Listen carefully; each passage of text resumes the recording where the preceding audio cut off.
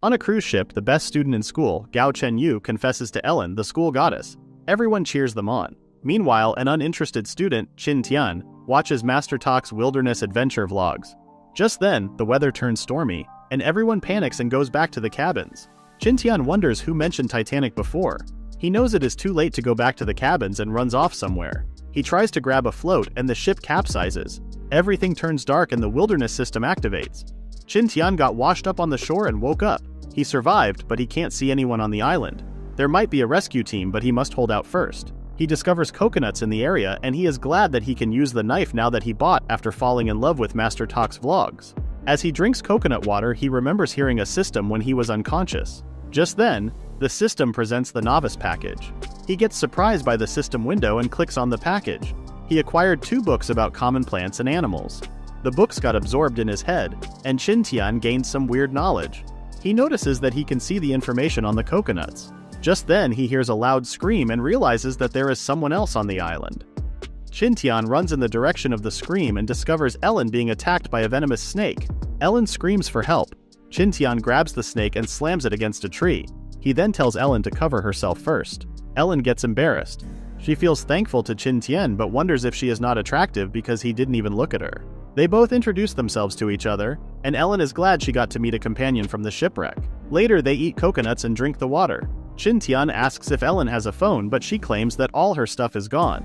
However, Ellen is optimistic that rescue teams will come. Qin Tian tells her first to prepare a fire to drive away insects and snakes.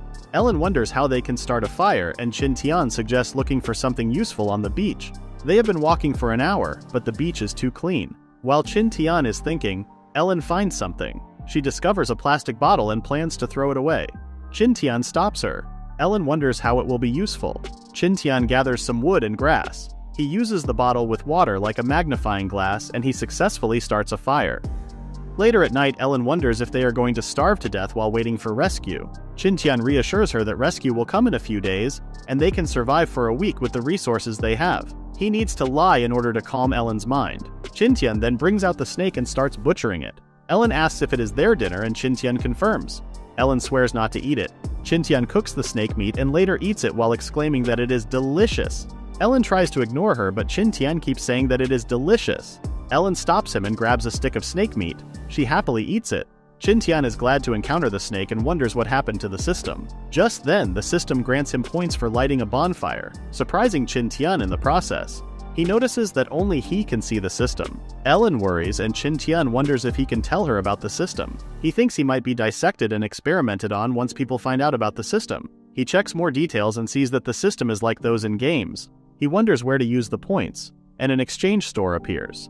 As he scrolls, he notices something that might be useful. Almost everything is expensive, and he doesn't have that many points yet.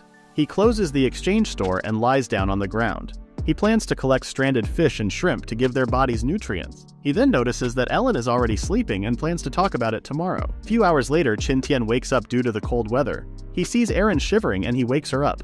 Qin Tian is glad that she's fine. Erin gets surprised and panics. Qin Tian tries to explain, but Erin keeps shouting about her misunderstandings. Qin Tian turns around and tells her to get near the fire to avoid freezing to death. Erin feels the coldness and gets near the fire. Qin Tian finds the temperature between day and night weird. The two only got thin clothes considering they were cruising near the equator. The shivering Qin Tian then suggests that Erin and she hug each other to survive the night. However, she disagrees. Even with the campfire, Erin still feels cold and almost numb. She worries about getting close to a boy. However, she sees Qin Tian, her savior, shivering. She stands up and tells Qin Tian to close his eyes. Qin Tian wonders why she is undressing, and Erin embarrassingly mentions the scenes she saw in movies. Qin Tian claims it only happens when you have thick clothes. They have thin clothes that are enough to transfer heat to each other. Qin Tian then wraps his arms around Erin and they find it warmer now. The next day, Erin wakes up and sees that it is already daybreak. She finds the scenery beautiful. Seeing that it is low tide, Qin Tian runs to find stranded crabs and shrimp. Despite Erin struggling to catch crabs, they manage to acquire breakfast. Later, Qin Tian starts preparing the crabs. Erin wonders why he throws away the carapace with meat and roe. Qin Tian explains that crabs are cold, which can make your stomach uncomfortable. While grilling their catch, Qin Tian suggests building a refuge in the forest. The beach is colder at night and they are at risk. Qin Tian also mentions that the forest has more resources. Before leaving for the forest, they need to have some water and leave a signal for help. They look up at some coconuts and Qin Tian removes his belt. He turns it into a bipedal rope and uses it to climb the tree. He tells Ellen to get away and starts plucking out the coconuts. He is glad the fresh coconuts got more water and pours it into the bottle they found. Qin Tian tells Ellen to throw away the coconuts she is carrying. Ellen finds it a waste and Qin Tian tells her that she will vomit if she drinks too much coconut water and has diarrhea. They left the beach with a help signal. The two traverse the forest and take a break afterward. While replenishing their liquids, Ellen asks Qin Tian why he keeps observing small bushes along the way. Qin Tian then mentions that the snake from yesterday usually lives in freshwater. Erin gets excited knowing that there is freshwater nearby. She wonders how they can find one, and Qin Tian points out a path free of grasses and branches. Ellen realizes that animals are like humans, so the animals might have taken the path to get water. As they continue traveling, Ellen asks if Qin Tian is a person who loves outside activities. Qin Tian claims he is someone who loves outside activities without practical experience. Just then, Ellen hears something. Qin Tian hears it too and drags Ellen somewhere. They find a free-flowing body of fresh water. Ellen gets excited and Qin Tian washes his face with the water. Ellen also picks up the water and Qin Tian stops her. The two later move a bit further and Ellen suggests taking refuge on the riverbank. However, Qin Tian reminds her that wild animals will bump into them. They find a flat area, and Qin Tian tells Erin to collect large leaves and branches while he finds wood for the campfire and tent building. Qin Tian finds some dried wood and quickly makes a campfire. He remembers passing by some trees that he can use for a tent. However, he only got a knife. He remembers something and goes to the riverbank to find a rock, which he turns into an axe later. He uses the stone axe to cut down a small tree. Later, he ties up the small trees he cut and returns to their refuge. Ellen greets him with some banana leaves she found. She claims there is a banana field near the riverbank. They now have materials, so they start constructing their tent. Qin Tian plans to make a one-sided tent. He sharpens a tree branch and sticks it to the ground. He finishes building the tent, but Ellen looks disappointed. Qin Tian claims it is helpful to expose the fire's warmth in their direction. Just then, the system rewards him points for building a trash tent. He laughs, seeing the system laugh at his work. Now that they have a tent, the next problem is food.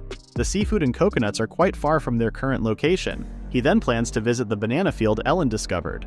However, their new problem is jungle mosquitoes that can cause fever if bitten too much. Ellen asks for help and Qin Tian attracts the mosquitoes with a whistle. He burns some leaves so he can smoke out the mosquitoes. Their condition is better now and Qin Tian suggests keeping watch on wild animals. However, Ellen is already fast asleep. She lays her down and decides to keep watch instead. He uses the time to make some rope using tree bark. Morning comes and Ellen wakes up from her refreshing sleep. She finds the rope Qin Tian made and the latter threatens her to do the night watch next. She apologizes and offers to do the night watch, but Qin Tian doesn't trust her after seeing that she can easily sleep while sitting. He then asks where the banana field is and she points out the direction. Qin Tian notices the nearby bushes and discovers raspberries. Ellen tastes them, but they are too sour. It seems like they are not ripe yet. They later find the banana field, and Qin Tian ties a rope to a rock. He throws it at the banana stalk and tries to pull it down. The banana tree breaks instead and falls on Qin Tian. He pulls out a banana and offers it to Ellen. Because Ellen refused, he peeled the banana and ate it himself. However, the banana is hard and Ellen mentions that it might be raw. Qin Tian claims that they can't eat it because it is a wild banana with huge seeds. Seeing as the tree hasn't gone into mutation, the bananas are inedible. Qin Tian then suggests eating meat instead. Ellen wonders what it is and Qin Tian shows the banana leaf with a worm. He claims that the banana worm has 6 times the protein content of a buffalo's meat. They return to their camp and they grill the worms. They ate them, and Ellen enjoyed them. She finds it more satisfying than the snake meat. She then discovers Qin Tian changing the bottle's shape. He claims it is for catching fish. He saw some fish in the stream and he can use the bottle to trap them. He explains how the trap works. The system awards him some points for creating the trap. Ellen wonders what to use now to drink water, and Qin Tian suggests using coconut shells. Ellen worries that the coconut shell will break when boiled. Qin Tian suggests using heated stones in it. He plans to leave the trap first before setting out to the seashore. They leave the trap with banana worms in a shady area. Ellen suddenly smells something and walks away while Qin Tian finds the smell familiar. Ellen finds something and they are bushes of mint. Qin Tian decides to get some to repel the mosquitoes in their camp. Ellen gets surprised by the new knowledge and starts collecting a bunch of them. After getting a lot of mints, they return to their camp and plan the mints around the camp. The two sat down, and Qin Tian told Ellen to take her time to rest. Qin Tian creates a stone hammer and gets system points. He realizes he can get more points by making survival tools. Ellen wonders why he is happy. Later, they discover the coconuts they left on the seashore have been opened. He notices how the coconuts are broken by a strong force not belonging to a human being. Ellen gets scared thinking it might be tigers, but Qin Tian confirms that they don't eat coconut. He sees a trail and thinks of other coconut-eating creatures present. Ellen remembers the coconut crabs. He points out the small trail that a crab can leave. They follow the trail and discover the coconut crab climbing another coconut tree. Ellen drools at the massive claws of the crab. They prepare to catch it, and Ellen notices that it has already come down. Ellen hurries, but Qin Tian tells her not to worry because it has nowhere to go. Ellen gets scared seeing Qin Tian's expression. Ellen can't believe a coconut crab can crack open the coconut like a banana. Qin Tian menacingly approaches it and grabs the opened coconut. The crab angrily opens another coconut, and Qin Tian grabs the coconut again. The crab gets mad and Ellen realizes Qin Tian's real motive. Qin Tian then easily ties down the coconut crab. They later walk back, but Ellen requests a break. She mentions that it is already the third day and there are still no rescue teams. Qin Tian gets worried. However, Ellen reassures herself that it might take them a week instead. She walks again, and Qin Tian also worries. They return to the stream and discover that their fish trap worked. He tells Ellen to return to the camp while he prepares the fish. He plans to place the trap again, and the system rewards him with points for catching fish. He already had enough points to buy something from the shop. He returns to the camp and discovers Ellen building a stove with rocks to cook the coconut crab. They cook the crab and eat it satisfyingly. Qin Tian goes to sleep first, and he will change to night watch with Ellen at midnight. Ellen nervously does her night watch and suddenly a hand taps her. Surprised, she tries to hit Qin Tian with the hammer. She claims that she hasn't called him yet. However, Qin Tian tells her to get some sleep already. Ellen goes to sleep and Qin Tian wants to use this chance to check the shop. But first, Qin Tian tries to boil water using a heated stone. However, the ashes make the water unclear. Still, boiling it will remove the bacteria, and the mint is also helpful to keep him awake. Just then, Ellen screams in her dream. She dreams of the rescue team rescuing them. It looks like she is really not a positive person at all. Qin Tian thinks Ellen hypnotized herself to get over the tragic accident. If no one comes within a few days, then she will despair. Qin Tian then checks the shop and discovers books that he can buy with his current points. He chooses the book about manufacturing tools, and the knowledge is immediately delivered to his head. Qin Tian quickly learns things, and he can use them to live on the island longer. He then notices the lucky wheel and gets a free spin for his first purchase. The wheel doesn't have a free space, and a prize is guaranteed.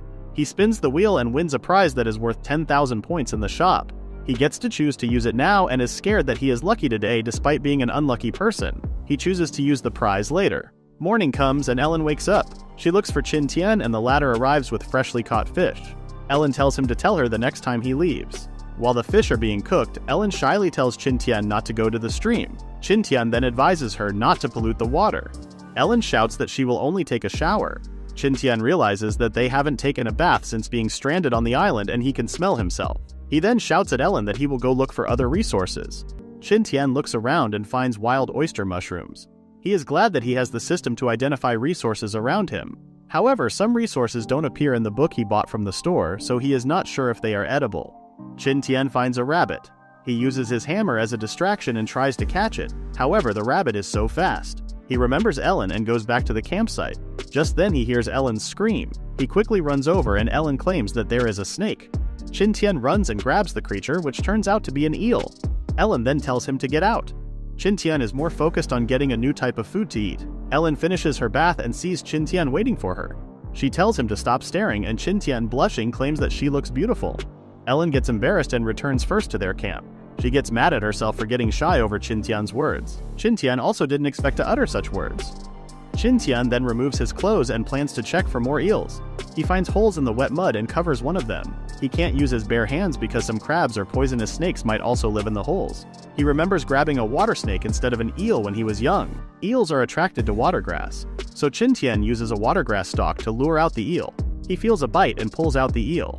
He later returns to the camp with more eels. Ellen worries that they can't do everything at once. Qin Tian suggests smoking the meat to preserve it. He smokes the eel so the meat can last for weeks or months. Ellen asks if she can help with anything because Qin Tian is the one who does almost everything. Qin Tian will teach Ellen how to make ropes out of tree bark so they can finish the windshield. He leaves Ellen to check the trap in the stream.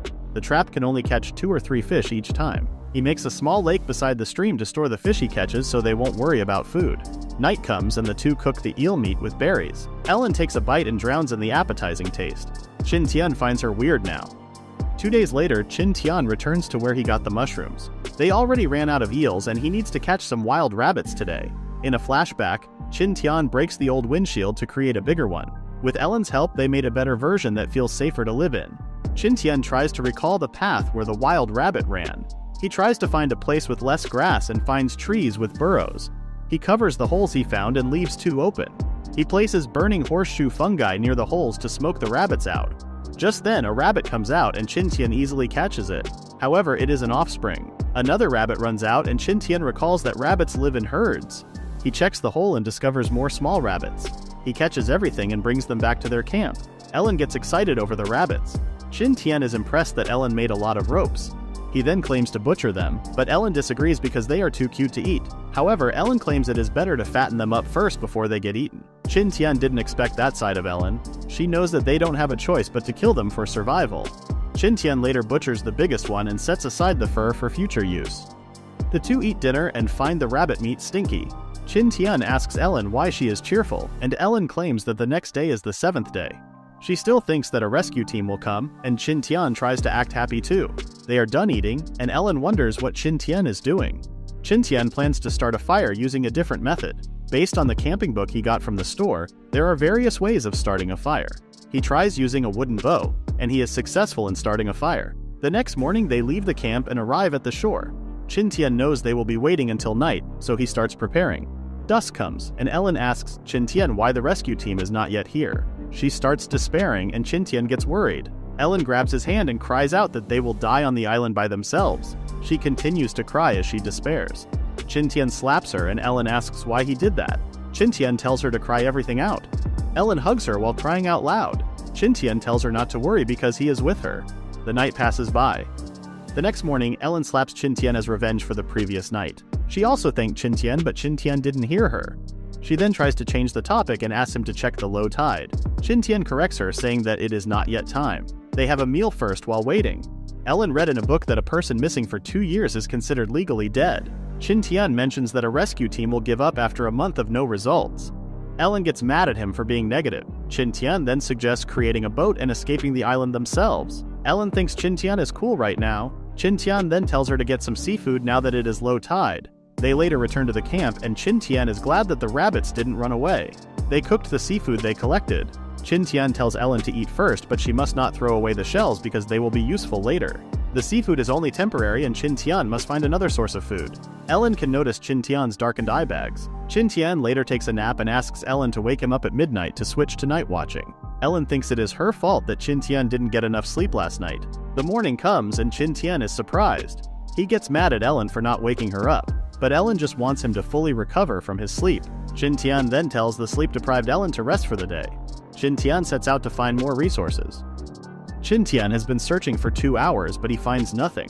He then decides to go to the shore instead to get seafood again. Just then, he notices something. He runs and comes across a bamboo forest. Bamboo is a multifunctional plant. Qin Tian has a hard time cutting down a bamboo tree.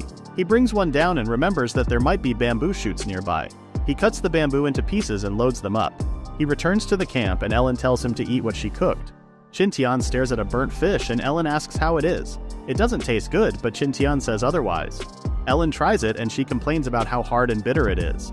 Ellen apologizes for wasting food and Qin Tian claims that it is still edible. Qin Tian tells her to eat the oysters instead, but Ellen keeps eating the burnt fish. The night deepens and Ellen asks what Qin Tian is doing with the bamboo. He plans to make a fish trap to replace the plastic bottle. Ellen then helps cut some bamboo to create water bottles. Qin Tian is glad that Ellen is willing to work and finish it on her own. Based on the survival book, Qin Tian creates a fish trap, and he gets points for it. Ellen shows what she made and Qin Tian compliments her work. She asks if Qin Tian has anything to do tomorrow, and she plans to go with him to help. Qin Tian is impressed with how Ellen changed and plans to make good use of her. The next day, the two go to the bamboo forest. Ellen finds the place next to the bamboo forest more suitable for a camp. However, Qin Tian points out that food is their priority right now. Ellen is tasked with looking for bamboo shoots and she finds a bunch of them. After she collected bundles of them, she discovered a herd of wild boars. She stays silent and runs over to Qin Tian. Qin Tian gets surprised, and Ellen points in the direction of the boars. Qin Tian grabs Ellen's hands and tells her to run and leave the place quickly.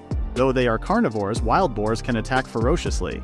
However, more wild boars appear on the side where they came out. Qin Tian signals Ellen to be quiet, but the wild boars smell them. The two then quickly ran away. However, the boars are fast. Ellen is tired, but she can't hold back Qin Tian. Ellen tells Qin Tian to go and leave her. Qin Tian gets mad at the movie cliché. He then faces the herd of boars and shouts out loud. The boars freeze in place, and Qin Tian continues making loud noises. It works well, and he throws his stone axe at the herd of boars. The herd runs away, and Qin Tian falls to the ground in relief. Ellen gets worried, and Qin Tian tells her that he is fine and they need to move now. Qin Tian notices a boar left alone and notices that it is wounded. A boar left alone will feel terrified and become more aggressive. Qin Tian throws his axe at the boar and baits it. He tells Ellen to go back to their camp. Qin Tian then activates his skill and he gets faster like a leopard. He gets far away, but the skill drains too much of his energy. He falls to the ground thinking that he escaped from the boar already. Just then, birds create a ruckus nearby. Qin Tian wonders if it is the boar, and yes, it is. Qin Tian gets surprised and climbs a nearby tree. As he feels lucky that the boar can't climb, the board starts striking the tree. Qin Tian grabs properly at the tree until the board gets tired and stops. As it walks away, Qin Tian remembers how precious pork is. He jumps off the tree and confronts the boar. The boar charges at him, which Qin Tian quickly dodges. The boar hits the tree, making it unconscious. Qin Tian finishes it off, but the boar had too much vitality. Qin Tian continues attacking it until it falls dead. He receives points for hunting the wild boar. The wild boar is too heavy, so he plans to get it back the next day after resting and recovering.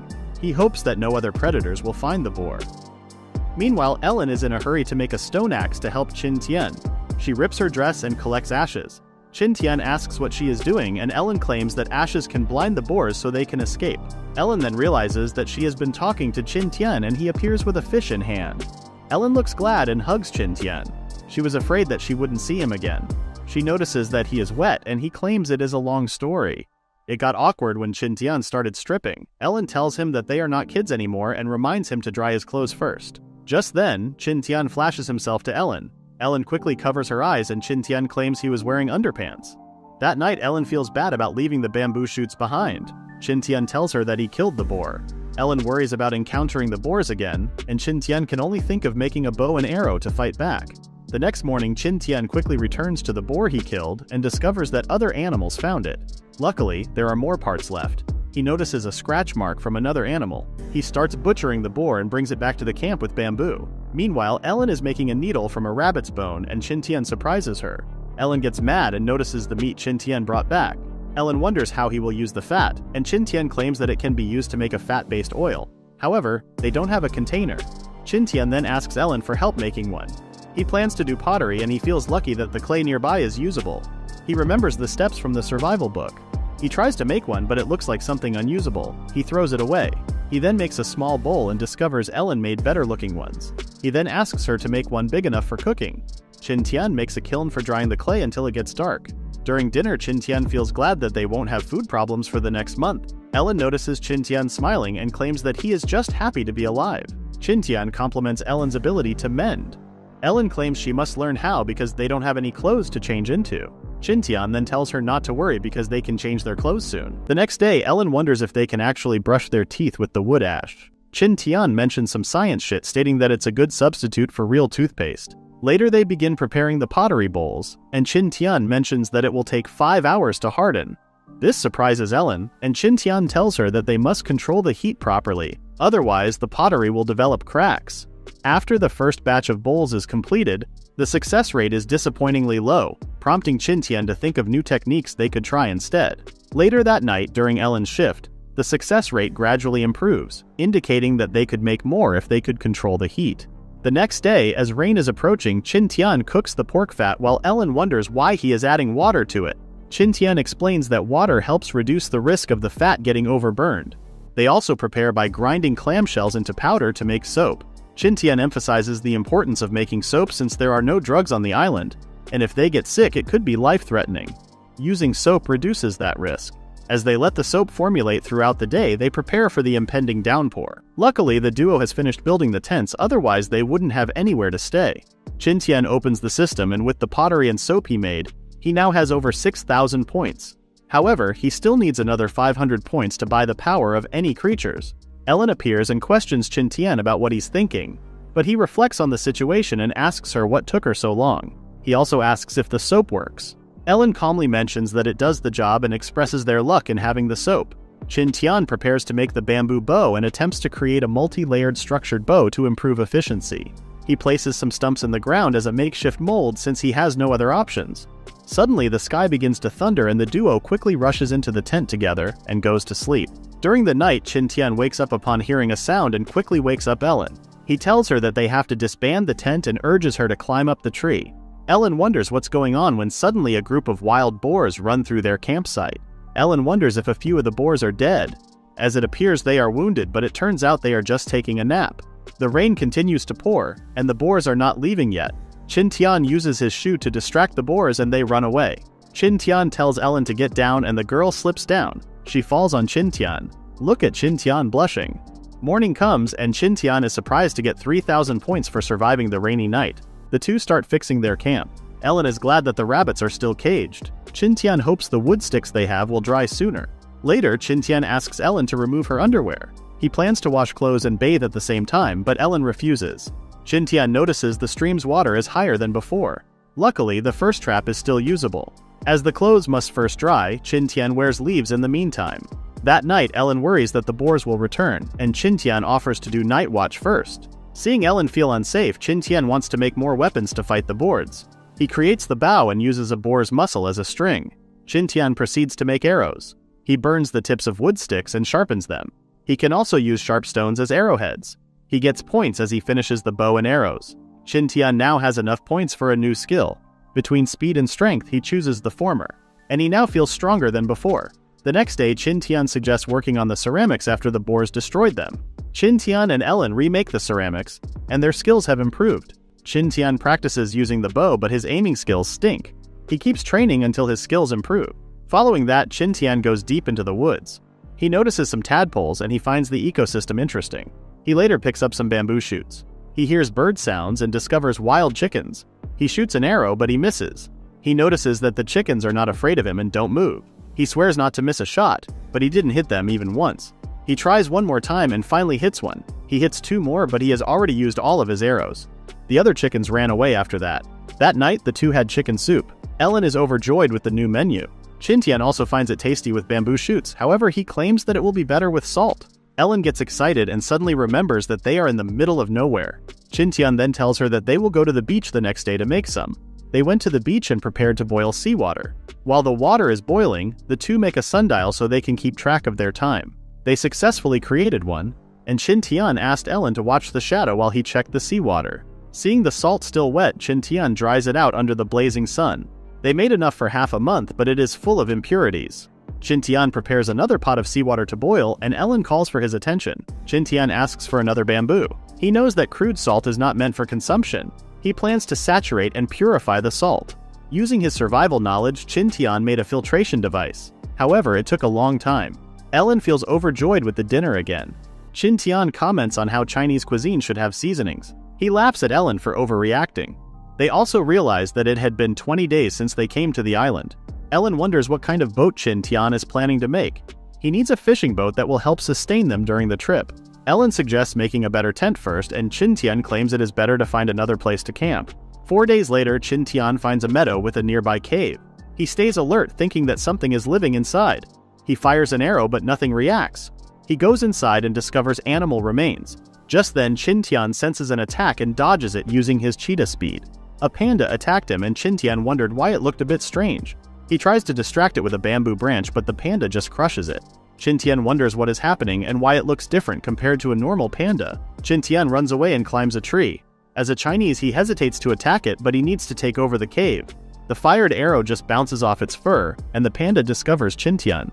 He quickly keeps his distance and uses a rock arrow this time. It works, but the panda is still fine despite the bleeding. It confronts a surprised Qin Tian. Qin Tian dodges its attack and runs away again. That night, Ellen suggests ignoring the panda and the cave and looking for another area to move to. Qin Tian plans to use his arrow belt's tie to make an arrowhead. They need a furnace to melt the iron, so they start to plan to make one. They created a wind fan and the two started blowing air into the furnace to melt the iron. They manage to melt the iron and Ellen falls out of fatigue. Qin Tian pours the melted iron into Ellen's molds and he immediately cools them down. That night, Qin Tian sharpens the arrowheads and hopes that they work. He puts it on the arrow and he is now confident in beating the panda. He tries to buy the animal encyclopedia, but the system offers a better option for a bargain. He buys books about animals and how to tame them. The books also give tips on how to fight different animals. However, Qin Tian finds them ridiculous. Ellen wakes up to see Qin Tian making breakfast. Ellen insists on seeing the panda, but Qin Tian refuses. Qin Tian can see that Ellen is getting used to living on the island. Later, Qin Tian goes back to the cave and fires arrows inside. He notices that the panda is not there. He climbs a tree to wait for it, and it appears after some time. The system shows that it is an ancient panda. It further explains that pandas started as carnivores, which humans domesticated until they turned into bamboo-loving pandas. In 2 months, Qin Tian can tame it. He plans to hurt it to the point that it can't find food by itself. Qin Tian injures it, retrieves the arrow, and runs away. He kept repeating the process for many days. On the 4th day, Qin Tian can't find the panda. It ambushed him, and Qin Tian noticed that the panda was learning. It breaks an arrow, and Qin Tian runs away. On the way back to the camp, Qin Tian discovers poison dart frogs. He now had a solution to his problem. He captures one and plans to use its toxin for his arrows. He goes back to the camp, and Ellen rushes to hug him. Qin Tian apologizes for making her worry, but Ellen denies being worried. Ellen notices the poison frog, and Qin Tian plans to use it against the panda. The next morning, Qin Tian heats the frog until bubbles form on its skin. Qin Tian applies the toxins to the arrowheads. Ellen gives him the grass balls he asked for, and she wonders what their uses are. Qin Tian claims they got their use. Qin Tian later returns to the cave. Seeing the footprints, he knows that the panda is inside. He burns the grass balls and throws them in the cave. The panda gets smoked out and roars. It chases Qin Tian, and the latter plans to tire the panda out. Inside the forest, the panda looks for Qin Tian. Qin Tian finds a chance and fires an arrow with the toxins. However, the stone arrowheads are ineffective. Qin Tian dodges the panda's attack. Qin Tian fires an iron arrow this time. The toxin should take effect soon. Qin Tian shoots again, and the panda attacks him. However, the panda falls. Qin Tian is glad that the toxins have already kicked in.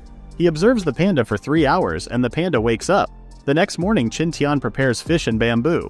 He goes to the cave and sees the exhausted panda. He inserts a bamboo shoot into a fish and throws it at the panda. The panda growls and notices the fish. It hastily eats, and Qin Tian shows it more food. It eats the remaining fish with bamboo shoots. Qin Tian wonders what name fits the panda. He notices how idiotic it is to relax knowing that it is poisoned. He then decides to call the panda Shanbi, which means dumbass. Night comes, and Qin Tian and Ellen eat dinner. Ellen finds out the name of the panda, and she gets worried about whether to compliment his naming sense or not. Ellen puts down her food and claims that she is not in the mood. Qin Tian guessed that it was that time of the month. Ellen tells him to be quiet. She claims it should have started days ago, but it is kind of late for her. It must be because of stress and a lack of rest. Qin Tian then thinks about making paper. However, making a good quality product needs a lot of processes. The next morning, Ellen wakes up due to the smell of urine. Qin Tian claims it is needed to make paper, and Ellen calls him crazy. Qin Tian asks Ellen to make square-shaped meshes, and they easily create some. Things suddenly go to chemistry class, and Ellen is impressed that Qin Tian is doing it on an isolated island. The two continue with more steps and processes to make sodium hydroxide. Ellen comments that it is better to work on it with electricity. Qin Tian claims it is possible with lightning strikes. The two later collected wild grasses to make paper. The grasses are soaked in sodium hydroxide for hours to obtain pure white cellulose. Qin Tian washes it next to the stream and washes it with clear water to get the paper powder. The powder is then put into the mesh frames. They dry the mesh with paper powder, and they successfully create paper. Qin Tian is glad that his bottom is not at ease with paper. Ellen says not to mention it during meals. She finds Qin Tian talented at making paper. Days later, Qin Tian sees Shanbi looking comfortable. It wakes up after smelling the food that Qin Tian brought. It looks tame now, and Qin Tian is feeding Shanbi. Domesticating Shanbi won't take long anymore. Qin Tian leaves Shanbi and walks along the stream. He finds wild gingers and brings them back to the camp. Ellen is experiencing cramps and claims that it didn't hurt like that before. She also had heating pads and a cup of yolk with red sugar to calm her cramps. Qin Tian then shows the ginger tea he just made. He claims he just accidentally discovered them, but Ellen can see proof that Qin Tian made an effort to do so. Ellen drinks warm ginger tea. The next day, Qin Tian visits Shanbi again. Shanbi now considers Qin Tian as a friend. A month later, she starts feeding Shanbi with pure bamboo shoots. Seeing Qin Tian's menacing aura, it accepts and eats the bamboo shoots. However, Shanbi is liking it. The system gives Qin Tian points for domesticating a panda. He gets an animal training seal that he can use on Shanbi. He applies the seal to Shanbi, and Qin Tian can now see Shanbi's status using the system. That night, Qin Tian tells Ellen that she can meet Shanbi now. He brings her to Shanbi the next day, and the two easily become friends. Shanbi also changed its diet to regular bamboo. Two later decide to leave the camp with Shanbi. They made a new camp in the field with the cave where Shanbi lives. Ellen enjoys looking at the starry night sky. Qin Tian tells her to continue watching while he sleeps, but Ellen suggests sleeping together because there's no need for night watch with Shanbi with them. Qin Tian gets surprised and asks Ellen to be his girlfriend. Ellen gets flustered as Qin Tian approaches her. Qin Tian teases her, and Ellen gets mad. The two do some cleanup before sleeping. The next day comes, and the two dig for nearby clay to make more ceramic. Qin Tian leaves with Shanbi to retrieve the fish traps in the stream. On the third day, they collect bamboo easily with Shanbi's help. However, the pet is distracted by eating. The fourth day comes and the two start to build a bamboo house kitchen. After a week, they have now finished the kitchen. All the effort is worth it because Qin Tian got so many points and bought a new book about plants. They go to the stream to take a break. Qin Tian is happy to see Ellen having fun now after some time. Ellen steps on something. She checks her foot and discovers a rock crystal. Qin Tian checks on it and claims that it is quartz, an ingredient in making glass. On closer inspection, it is of high purity. The two go upstream to look for more resources. They later discover a tree of honey locusts, and Qin Tian claims that the pulp is an ingredient in making shampoo. Ellen hopes they can make one. However, the tree is full of thorns, and Ellen doesn't want to put Qin Tian in danger. Qin Tian activates his power and jumps onto the tree. Ellen tells him not to put himself in danger for her. However, Qin Tian claims he is only procuring food, making Ellen embarrassed for overthinking. Qin Tian cuts some pulp and notices something from afar. He immediately goes down and asks Ellen if they can make shampoo now.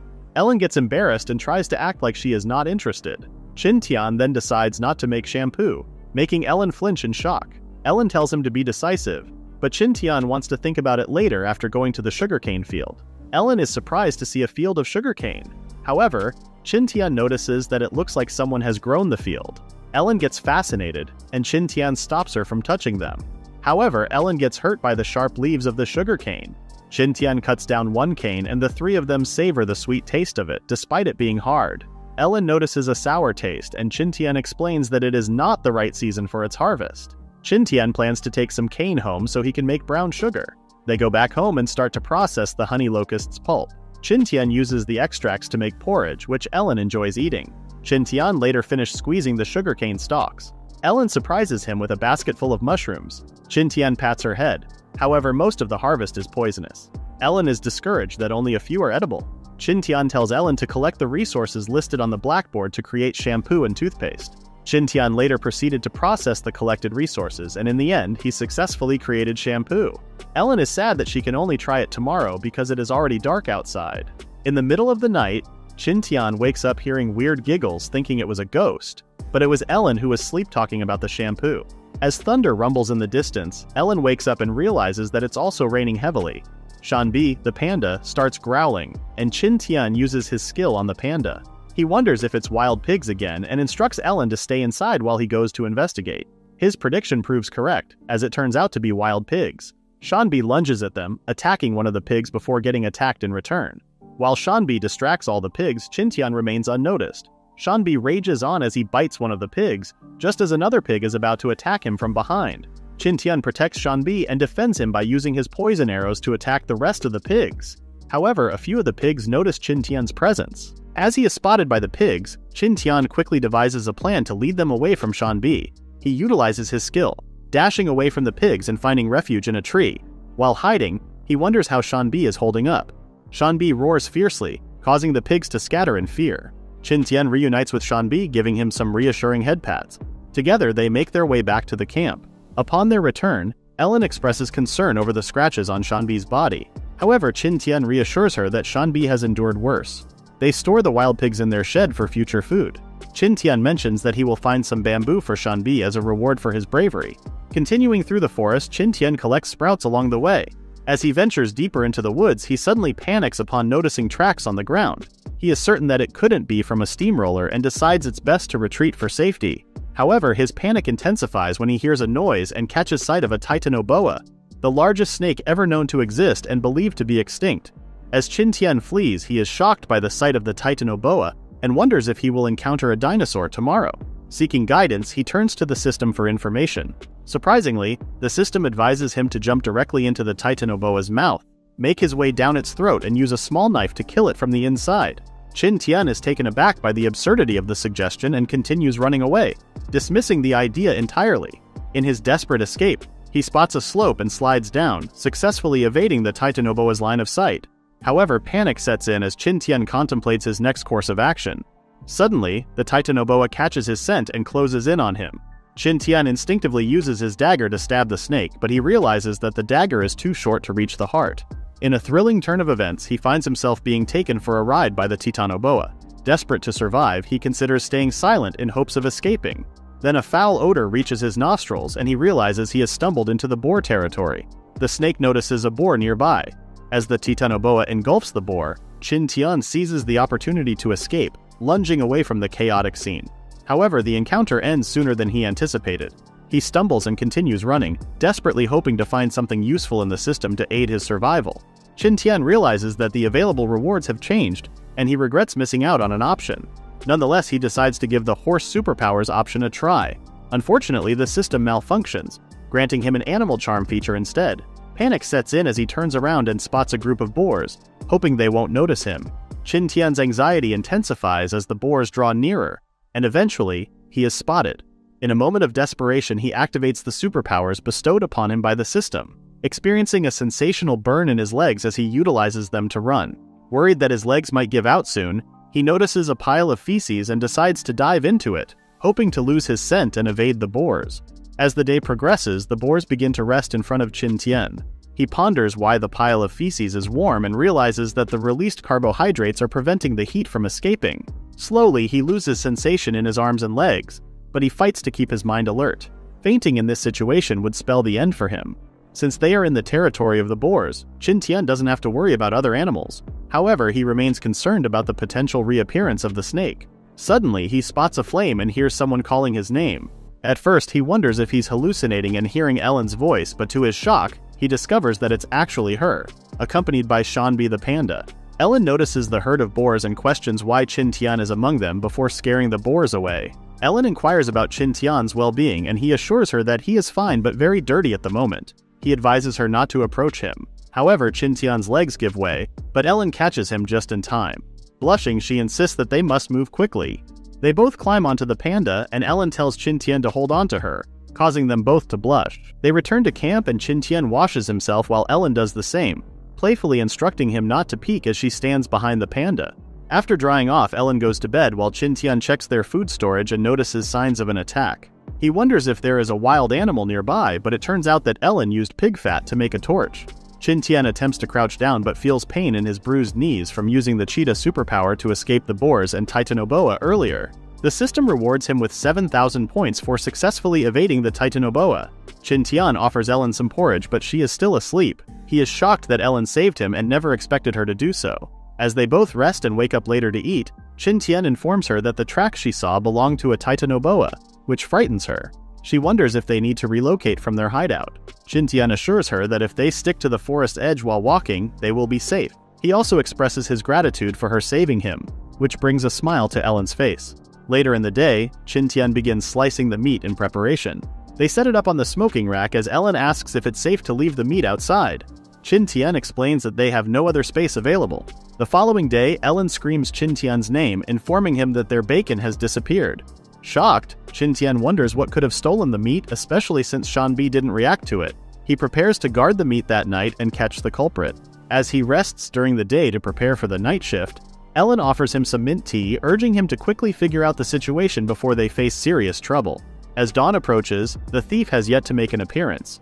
Suddenly, Qin Tian spots a golden eagle swooping down towards the meat. He attempts to protect the meat but is unsuccessful. Later in the day, Qin Tian informs Ellen that the thief is a golden eagle. He shares his plan to trap and tame the eagle, explaining that they need to keep things normal and hang the meat outside so the eagle won't suspect anything.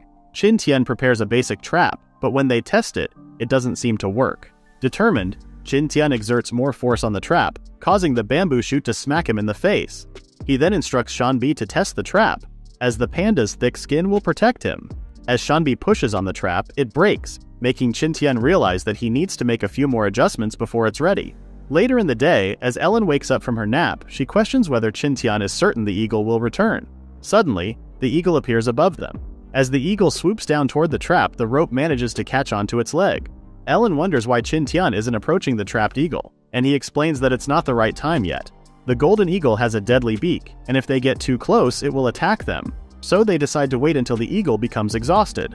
They discuss what to name it, and Qin Tian suggests the name Desert Eagle. The eagle looks like it doesn't like the name Sand Eagle. However, Qin Tian thinks otherwise.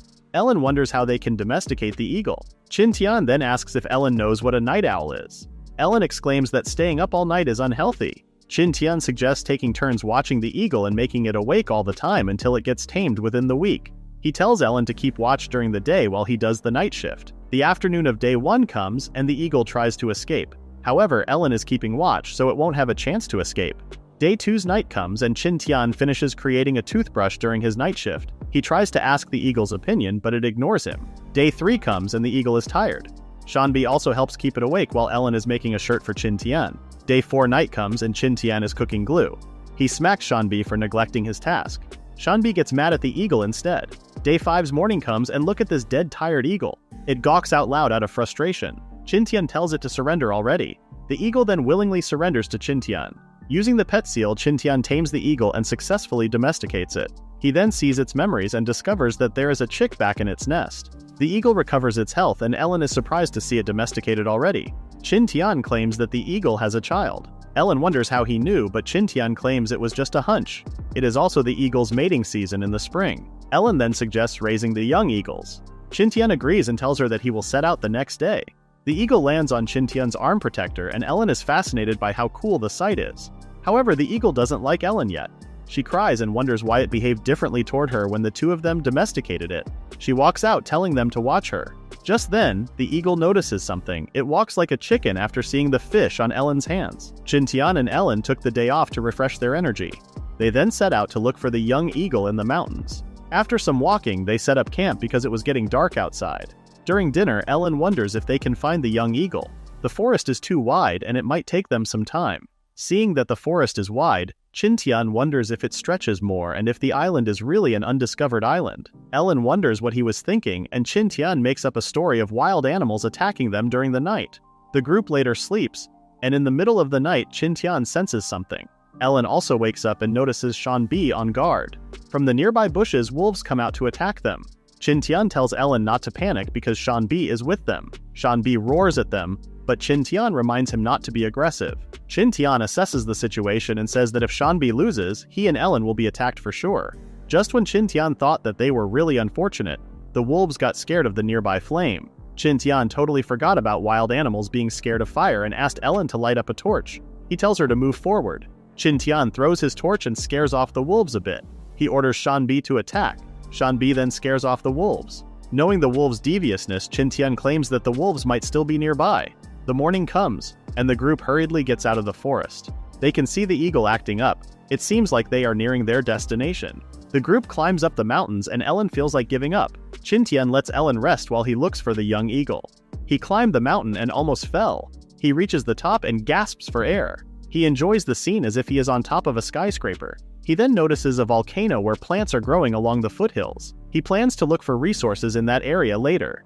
The eagle then gets his attention after Qin Tian forgets their initial purpose. Qin Tian then drops a rope on a steep hill to let the baby eagle perch on it. Using the pet seal, Qin Tian communicates with the eagle, and it relays the instructions to the baby eagle. Qin Tian was able to pull up the baby eagle. The two birds reunite. Qin Tian immediately grabs the bird and brings it down with him until they reach the bottom. He sighs as Qin Tian swears not to do some climbing again. He then looks for Ellen. Qin Tian discovers writings on the ground that Ellen left to look for resources. The weather gets bad and Ellen arrives while riding Shanbi. Qin Tian suggests moving fast because the weather might cause landslides. Just then, Ellen notices something. An airplane passes by. Qin Tian thinks something happened. Ellen panics because she heard an explosion, but Qin Tian tells her to calm down. Qin Tian wonders how an airplane comes to a deserted island. They come out of the forest and arrive at a dead end. Qin Tian suggests stopping first and planning what to do next. Qin Tian mentions how they don't have enough food if they go to the plane's crash site and get back to their campsite. Ellen then suggests replenishing in the camp first and returning. However, Qin Tian disagrees and claims one person will do. Ellen realizes that she can return to the camp alone, while Qin Tian will have enough food if he goes alone. Qin Tian worries, but Ellen is confident that she can go back alone. That night, Ellen plays with the baby eagle. She wonders what to name it. Qin Tian suggests an absurd name again. Ellen sweetly calls it Xiaobai, but names like Shanbi and Sand Eagle are better for Qin Tian. The next morning, Qin Tian discovers that Ellen procured some pine oil. He claims it can be useful for many things. Ellen tells him to take care. While alone, Qin Tian uses his superpower every hour, heading to the north. He suddenly arrives in a wetland and orders Sand Eagle to scout the area. He synchronizes his eyesight with that eagle and sees a body of water. He then prepares to head out and check. Qin Tian later arrives at a swamp. He tries to go around it, but the swamp covers a lot of the area. There are also a lot of mosquitoes in the area, making Qin Tian worried about infections. He also can't step into the swamp, seeing that it is unmoving, meaning it is an area for bacterial development. In the end, Qin Tian traversed the swamp. He starts running again to find the plane. He suddenly got caught in quicksand. He changes his position to limit the speed of drowning. He orders Sand Eagle to look for a branch. He brings out ropes and Sand Eagle starts dropping branches. Qin Tian asks for more and starts tying up the branches until he creates a frame of them. He forces himself to climb on the frame of the branches. It took him an hour to escape, and he decides to be more careful in this kind of swamp. He recalls the main character of a movie he has seen before. He disassembles the frame and chooses the driest branches. He bundles them and places each bundle on his feet. Seeing that it works on the swamp, Qin Tian starts moving again on top of the swamp. As he gets near the landing area, he wonders if there are crews on the plane. Meanwhile, on the plane, a blonde-haired woman wonders where she landed. She recalls encountering a storm, losing control, and getting stuck in the turbulence. She was lucky enough to adjust her landing route before crashing. She is glad enough not to have been injured after her accident. She thinks she is in South America because of the swamps. She wonders if someone is living in the area. She starts calling for anyone, but no one is answering. She realizes no one will live on this deserted island. Just when she decided to sleep for the night, she hears some rustling nearby. Not far away, Qin Tian is shouting and looking for someone. Thinking that the crew might be injured, Qin Tian is in a hurry to check on them. Just then, Sand Eagle sees a big white bird and Qin Tian asks her to lead him there. Qin Tian finally finds the aircraft and shouts out loud for anyone. He hopes nothing scary happened. Upon checking, he doesn't see any bleeding signs. The plane looks brand new, but it is an old model. Just then, Qin Tian hears someone shouting and sees the blonde-haired woman running away from something. She exclaims that there are crocodiles. Qin Tian can see some mugger crocodiles chasing her. He goes inside the plane and extends his arm. The woman grabs his hand and climbs the plane. They stumble down inside the cockpit and Qin Tian can't help but blush in front of a beauty with her cushions stuck on him. The crocodiles shake the plane with their tails and Qin Tian feels the woman's cushions again. They check the ground and see the crocodiles attacking the plane. Qin Tian wonders why they are so aggressive. He tries to attack them, but rock arrows are ineffective against their hides. Qin Tian then tries to target their eyes, but they are too small as a target. His attack just made the crocodile angry and it won't take long for the plane to get destroyed. Just then, Qin Tian uses the system. He got tons of points now and looks for a suitable power for the current situation. Just when he decided to buy the Sagittarius talent, the woman suggests burning the crocodiles. Seeing alcohol, Qin Tian stops her and claims that alcohol is extremely important. Qin Tian asks for the lighter and the woman willingly gives it away. Qin Tian then proceeds to buy a superpower. He activates it, but he can't feel anything compared to the cheetah skill. The crocodiles are getting rowdy again. Qin Tian applies pine oil to the arrowhead and lights it up. He uses his skill and it looks like he is in a FPS game. He also got a sight marker and a ruler. He adjusts his position and fires the arrow, hitting the crocodile's eye. Qin Tian continues shooting as the woman helps him with the arrows. He shoots the rest of the crocodiles and the beasts scamper away. The woman shouts that Qin Tian is her hero. Qin Tian introduces himself and asks for the woman's name. She introduces herself as Jessica Hathaway. She asks where they are. Qin Tian asks her to slow down because his English is not good. Jessica wonders what kind of Asian Qin Tian is and thinks he might be Chinese, but all she met before got long braids. Qin Tian if Jessica has a mobile phone, but Jessica only knows the telephone.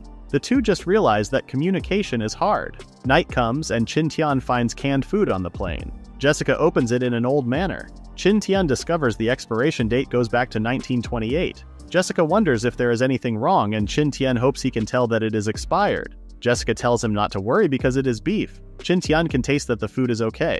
The two got full with a spoonful. Feeling tired, they retire for the night. The morning comes and Qin Tian notices Jessica boiling water. He can't believe she has a lot of things in her bag like Doraemon. Qin Tian brings out meat and suggests cooking pork soup. After their meal, the two try to converse, but a language barrier exists. Qin Tian can only show Jessica the rough mapping of the island. Qin Tian thought of having Ellen talk to Jessica, so he invited her to their camp. He feels bad leaving usable parts of the plan out. Just then, Jessica notices the sand eagle and panics. Qin Tian tells her not to worry because it is his pet. They start traveling but encounter thick smoke midday. Even Sand Eagle doesn't have any idea. Jessica then asks for a break. While Qin Tian wonders when the smoke will go away, Jessica falls unconscious. Qin Tian can also feel that he is getting tired. There might be something in the smoke. Qin Tian crawls toward Jessica. Jessica's symptoms are quite severe while Qin Tian can still move his hands. He grabs Jessica's lighter and rummages through her bag. A medicine box is among the things in the bag. However, Qin Tian can't read English. He then notices an electric box. He also brings out some other things along with his bamboo tube. Qin Tian connected everything and came up with an electrolysis apparatus. The oxygen produced from the process is then passed to Jessica through a tube. Jessica soon regains consciousness, and Qin Tian mentions that the smoke is methane. The two alternately use the oxygen tube as they traverse the methane fog. They see the endpoint and finally get out of it. They finally get to breathe fresh air. It is getting late and the two are still not fully recovered, so they set up camp. Meanwhile, at the camp, Ellen is having trouble with the raccoons. Fish for Xiaobai's meal is now less plentiful. Xiaobai chirps and Ellen gives it a fish. Ellen worries for Qin Tian and decides to look for him the next day. Just then Xiaobai chirps as it sees its parents. Seeing Sand Eagle, Qin Tian is back for sure. Ellen gets excited to see Qin Tian, but seeing Jessica surprises her more. Qin Tian wonders if Ellen misses him after 3 days. Qin Tian introduces Jessica to Ellen and asks her to communicate with the foreigner. The two immediately kick off a conversation in Chinese. The confused Qin Tian wonders why Jessica is speaking in Chinese now. Jessica blames Qin Tian for trying to speak in broken English and not revealing his nationality. We all agree that Qin Tian is at fault. That night, the three had a long discussion. The two Chinese learn that Jessica is a paleontologist who travels around the world. She heard of a nose-walking beast and immediately flew off toward the South Pacific. However, she encountered a storm and crashed on this island. It turns out Jessica is not from a rescue team. At least Qin Tian can now pinpoint their current location with Jessica's information, and they can start making a boat. Ellen wonders why Jessica is not worried about crashing on a deserted island. Well, the paleontologist's spirit is burning with passion and excitement. Her scary eyes are enough to cut open Shanbi and study him. Qin Tian asks this time if Jessica is not worried. She claims not because the two mention making a boat to escape the island, and the discovery of Haoneng cats and individuals on this island is one of the greatest discoveries of the 20th century. Ellen corrects her, saying that it is the 21st century. Jessica claims that would be 70 years ahead of them, and wonders if the Republic of China is using a different calendar. Qin Tian claims that it is now the People's Republic of China. Jessica wonders if it is a change of regime again. The two Chinese get offended. Jessica apologizes and asks to be corrected instead. Qin Tian then tells her about the establishment of the People's Republic of China in 1949. Jessica claims that it is still 1927. Qin Tian and Ellen are shocked. Qin Tian can see that Jessica is not lying, taking into account the old plane and the canned foods manufacturing date. Jessica then asks what year it is, and Qin Tian surprises her by telling her that it is 2020 for them. Jessica then elaborates on what happened until she encountered the storm. Ellen claims that they also encountered a storm. Qin Tian thinks the storm might be a passage of time and space. The topic of time travel is heavy for them because they won't know the way back. Knowing that there are prehistoric and dangerous animals out there, Qin Tian suggests focusing on protecting themselves and improving their quality of life. Jessica wonders if Shanbi can also time travel, but Qin Tian finds it impossible since he has also seen a Titan python. As a paleontologist, Jessica knows that such creatures should have lived in a different era and couldn't live in the forest's refreshing temperature and conditions. Ellen then explains that they have encountered 2 heavy rains, which can explain how a Titan python can live in the area. Qin Tian and Ellen just hope it won't come through their front door. Ellen then tells Qin Tian and Jessica to rest while she does the night watch. Jessica wants to make it clear if Qin Tian and Ellen are lovers. The two shyly deny, and Jessica asks if Ellen is pursuing Qin Tian because she is interested in sleeping in the same bed as Qin Tian, while Ellen also sleeps on a separate bed. Jessica claims she already likes Qin Tian after seeing his heroic acts during her rescue. Ellen is clearly jealous and frustrated. Qin Tian then tells Jessica to calm down and explains how everything should start purely with getting to know each other based on Chinese culture. Jessica then starts flirting with him. A flustered Qin Tian then retires for the night and encloses himself in a sleeping bag. Ellen feels glad but suddenly gets threatened by Jessica's stripping. She is surprised at how open Americans are. She then checks on something and sees Qin Tian watching everything. Jessica says hi to her audience. Ellen scolds Qin Tian while the pets know how their master should be punished. Morning comes and Ellen gives Qin Tian a humble breakfast. Jessica wonders if Qin Tian upset her, but Ellen is only teasing our poor boy. Jessica can see that Ellen also likes him. Jessica knows that Chinese people are polygamous and she offers the first wife seat and big room to Ellen. Jessica feels this is a bit tricky. Ellen goes to Qin Tian and asks for a big room. She gets flustered after saying that. The three later discuss their future plans. The first stage is they need to explore and learn about the whole island. With Qin Tian's talent, he made barricades against the feisty boars. He also intends to capture some boars and raise them in captivity to ensure food for winter. They also need more resources, especially iron, to create nails to hold the boat in place. The second stage is shipbuilding, which might take years to achieve. Jessica then brings out the contents of his bag to check if there is something useful. Ellen notices a dress and Jessica tells her to try it on. Jessica also has iron tools that are useful. The next day, Qin Tian checks the bamboo forest with Sean B. Just then, Sand Eagle discovers something. Jian arrives at the dunghill side and still can't believe he dove into it before. He tests it out and discovers soil nitrate. He collects some dung to make black powder in the future. He goes back to the camp where Jessica prepared a container for the nitrate soil. While preparing things, Qin Tian tells Ellen to guide Jessica around the camp. With a lot of nitrate soil prepared, Qin Tian starts cooking them, and the evaporated water and viscous nitrate start precipitating on the bottom. They filter out what is needed until they obtain potassium nitrate. It was a tiring day, so they had their fill first. After that, Qin Tian now obtains potassium nitrate, charcoal, and sulfur powders. He estimated the amount for each component and mixed them together. Ellen wonders what Qin Tian is doing. Qin Tian lights up the mixed powder and it explodes. They succeeded in making black powder. Jessica then suggests making a bomb immediately. They start preparing dried soil and dried bamboo for the bomb. Black powder is wrapped in a slightly damped paper, and Qin Tian starts making layers in the bamboo. Here is the anatomy of their homemade bomb. The girls are surprised at how Qin Tian can easily make a bomb. He laughs as he recalls the pranks that he was a part of when he was still a kid. Unbearable memories indeed. Soon after, Qin Tian tells the girls to back off, and he throws a lighted bomb outside of the camp area. It explodes and Qin Tian gains points for successfully creating a bomb. Seeing that the explosion is not powerful, they wonder how much black powder should be put into the bomb. Qin Tian claims he just needs a bomb that can scare off wild animals. Just in case, they later made more lethal bombs but were limited to only 3. Days later, the group starts cooking bricks in kilns. Seeing that it takes a day to dry one, they gave up. They then decided to use wood and bamboo instead. The summer heat arrives and it is getting into the hard-working Qin Tian. He takes a break and drinks some water. He realizes he hasn't moved the potassium nitrate for a while now. He then decides to use it to make ice.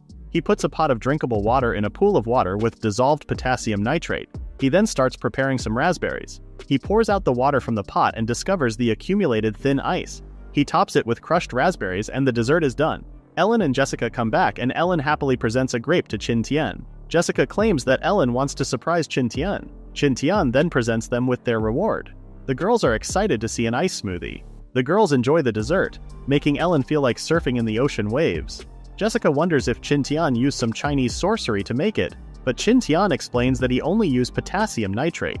Embarrassed by the compliment, Qin Tian suggests putting in some grapes too. However, the glutton is already eating the ice smoothie as it is. In order to make better ice, Qin Tian and Ellen make some pottery similar to a matryoshka doll. The new tools can be used to greatly improve the cooling, and creating the ice will be more efficient. Meanwhile, Jessica is focused on making wine using the grapes they foraged. They make sure to cover it in tight containers or it will turn into vinegar instead. Jessica then checks on what Qin Tian is doing. He claims he is making fan blades, not the fan itself. However, he claims that it will be automatic. He will put it on a long stick and the other end will be pushed by steam from boiling water. Ellen suggests adding a condenser and Qin Tian agrees. Midsummer arrived and the group managed to improve their steam-powered fan. They made it to reuse the water being condensed. They also created raspberry popsicles. Sean B also got addicted to it. Ellen worries for Xiaobai and Sand Eagle. Qin Tian suggests giving them iced water. A storm suddenly comes and Ellen is worried that the boars will topple down their incomplete fence. Qin Tian assures her that it will be different this time because they have the bombs. Rain continues pouring down and the boars come out of the forest. Jessica has wanted to see this scene since she heard about it. Ellen wants to help too. Qin Tian can't believe how much the rain pours. He starts shooting arrows at the rampaging boars. Seeing that the boars are divided, Qin Tian asks Sean B and Sand Eagle to take care of the ones on the left. The two pets start obliterating the boars. Qin Tian and Jessica start taking care of the boars on their side and find out that they are increasing. Ellen suddenly shouts to move away. She tells the other two to be careful as she tosses a bomb. The bomb lands in front of the boars, and the explosion is enough to make them panic. The boars on the other side are also escaping. Qin Tian doesn't want to let them get away and starts firing arrows again. Sean B and Sand Eagle are also doing their jobs very well. They come out victorious as the rest of the boars escape. Seeing that they killed a lot, Qin Tian knows that the boars can't reproduce for a while now. He needs to be careful, or they will lose their source of meat. With this amount of meat, they will have food for 6 months. The group then starts focusing on strengthening their fence during rainy days. During the 2 weeks of rain, they no longer worried about the boar raids. The island continues to experience the rainy season. Qin Tian wonders if the wine they brewed is now fine.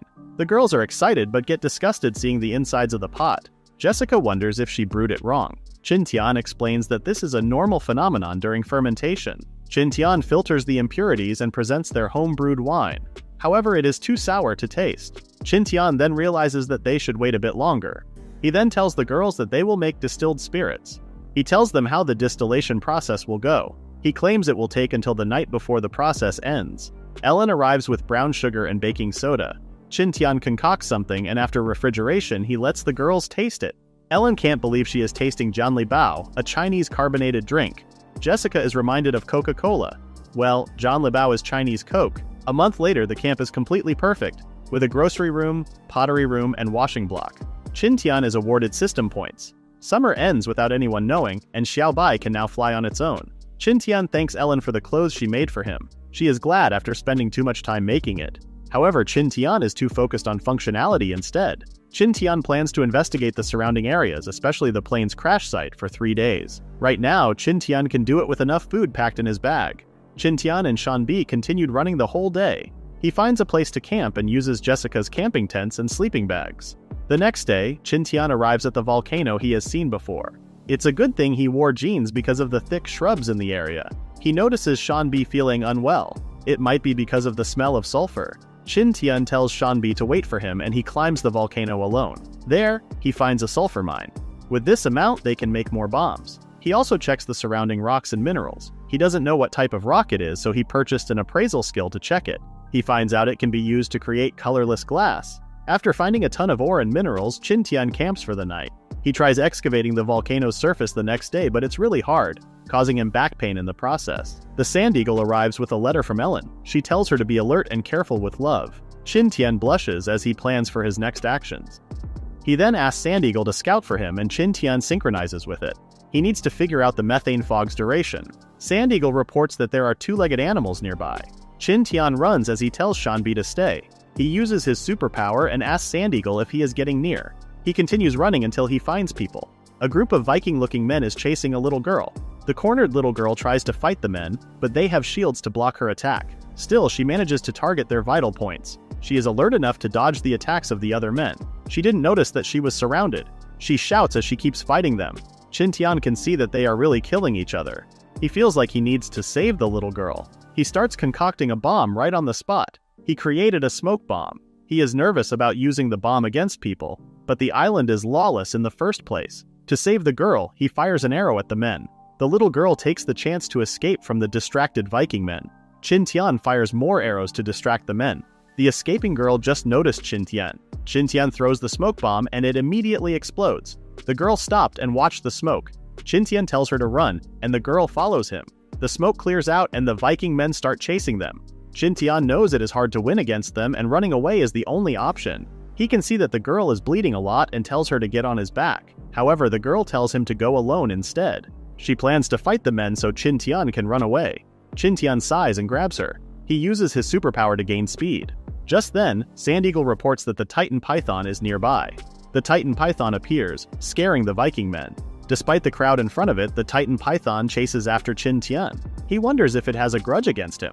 Qin Tian dodges its attack and the girl leaps on it. Qin Tian is impressed to see the girl maneuver on the python's slippery body. She stabs it and it makes the python hiss in pain. She falls from the python which starts attacking her. Qin Tian saves her using his superpower while throwing a bomb in its mouth.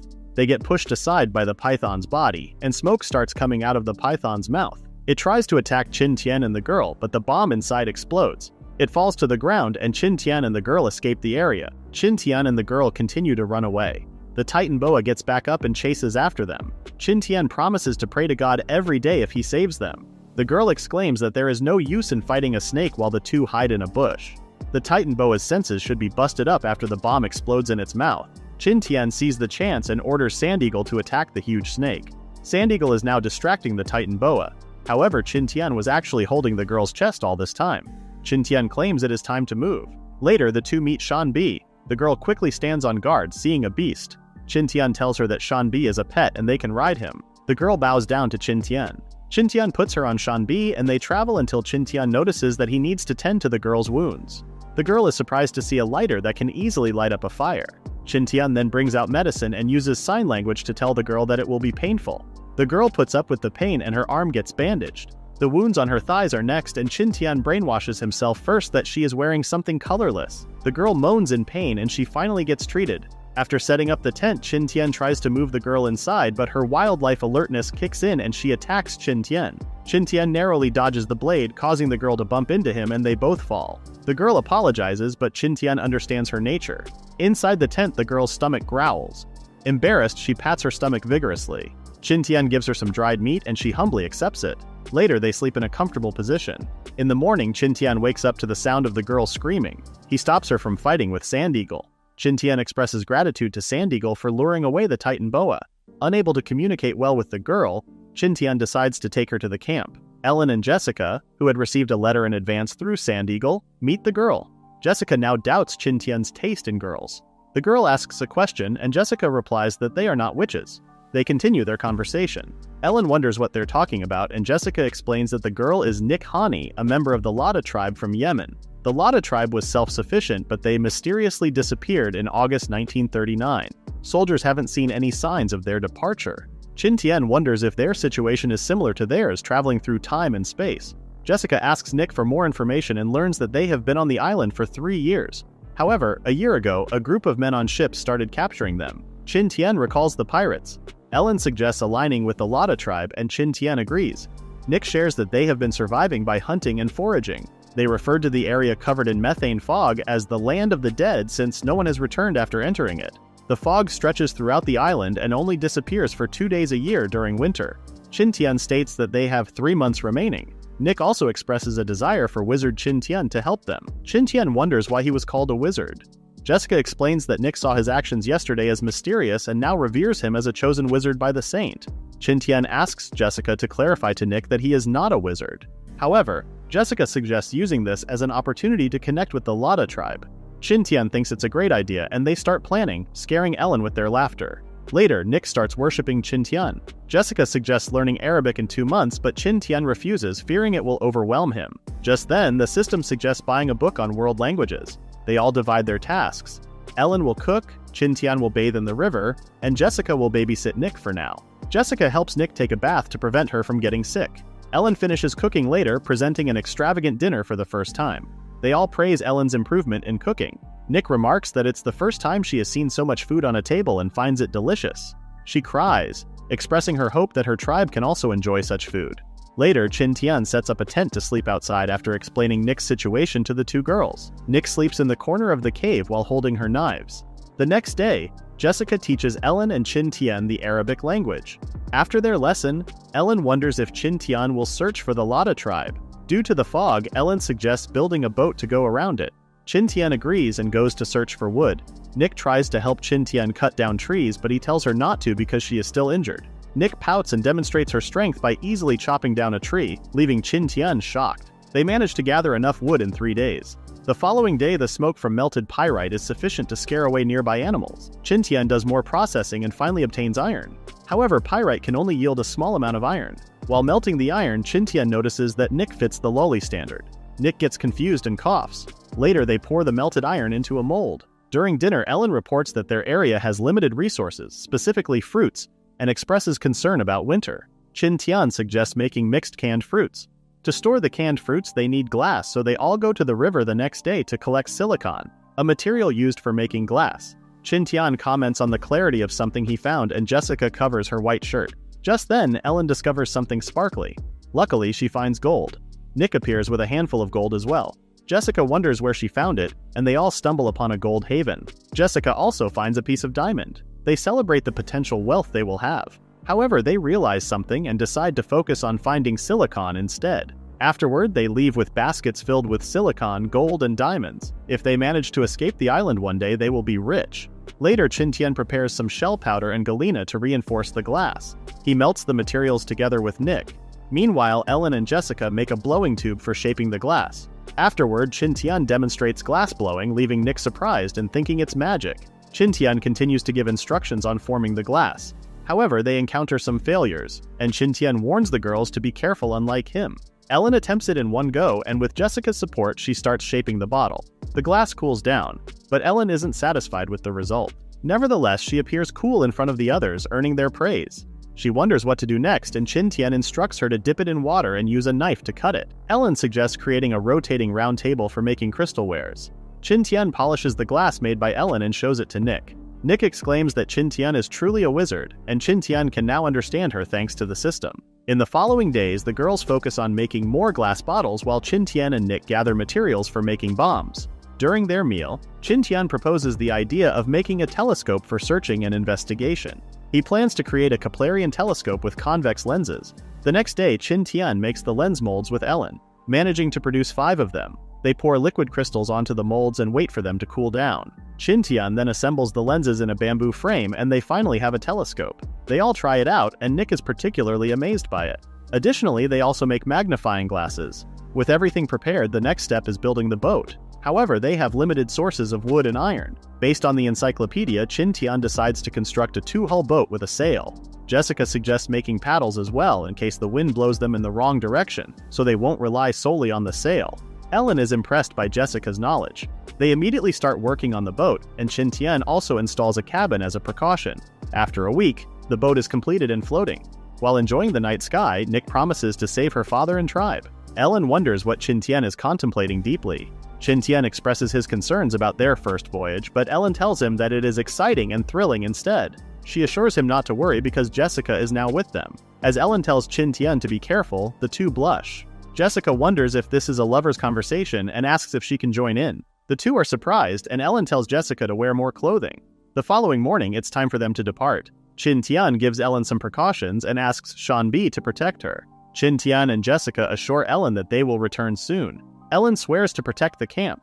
Meanwhile, Qin Tian is relieved that he doesn't get seasick. Nick is now ready to save her people with Qin Tian and Jessica. Jessica is the one who will navigate the boat, but her arrogance irritates Qin Tian. Noon arrives and the wind calms down, which continues into the afternoon. Paddling becomes the only solution, but they need to take occasional rests. Night falls and they are almost reaching the other side of the island. However, they still need another day to reach their destination. Jessica starts her night watch, but after 2 hours, Qin Tian wakes up. Jessica tells him to go back to sleep, but Qin Tian decides to stay awake and listen to Jessica's field of study. Jessica clings to him and tells the story of the Megalodon, the ancient king of the seas. Qin Tian gets scared and requests a different topic. Jessica suggests the Mosasaurus, but being at sea makes Qin Tian afraid of hearing about sea creatures. Jessica then suggests turtles, and Qin Tian agrees to that. Like a child, Jessica shares her knowledge about ancient creatures until morning comes. Nick shouts as she sees a coastline. They land and set up a camp for the night. Nick reveals that the pirates are also in the coastal area. The next day, they travel through the forest and vegetation until they reach the village. However, Nick suggests hiding first because she finds it strange that there are no guards at this time. Sand Eagle reports that there are many humans around. Qin Tian plans to scout the area first, but Nick starts running toward the village. Everyone was actually in a meeting to convince the elder to save Nick, who had gone missing. Suddenly, Nick appears and surprises everyone. She learns that the men, including her father, are also missing. The elder, Hamel, explains that they had been searching for Nick, who had been missing for days. Some men offer to search for the others who are missing, but Nick stops them. She then tells them that she crossed the deadly area and reached the other side of the island. She claims to have met the Mighty One. However, everyone considers her delusional and suggests that she rest from exhaustion. A man named Kata dismisses the idea of relying on a non-existent entity. Nick insists that the Mighty One exists, and Sand Eagle suddenly flies by. Panic ensues as Sand Eagle tries to scare them. Qin Tian makes his entrance with the help of Sand Eagle. Nick refers to him as the Mighty One, and everyone gathers around Qin Tian. Aware that they find him suspicious, Qin Tian decides to take action.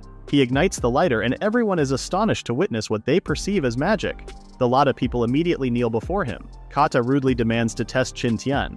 Nick exclaims how strong Qin Tian is, igniting Kata's fighting spirit. Qin Tian showcases his superpower and surprises Kata with his speed, leaving everyone in awe of his inhuman swiftness. A stunned Kata breaks into a cold sweat. Qin Tian declares that he will use only 2 fingers and instructs Kata to stand. Despite Kata's efforts, he is unable to move. Qin Tian smirks at him, and everyone is amazed to see their strongest warrior rendered weak before Qin Tian. Realizing that Kata cannot fight, Qin Tian removes his fingers from Kata's forehead. Kata springs up and glares at Qin Tian before ultimately leaving. Qin Tian is relieved that his plan worked. Elder Hamel requests Qin Tian to save their tribe, and Jessica suddenly appears. The elder refers to her as the Mighty Woman. Seeing Qin Tian's superpower, Jessica comments on the reality of the Chinese term hidden dragon, and claims that men keeping secrets are more attractive. The crowd cheers as the mighty Qin Tian offers his assistance.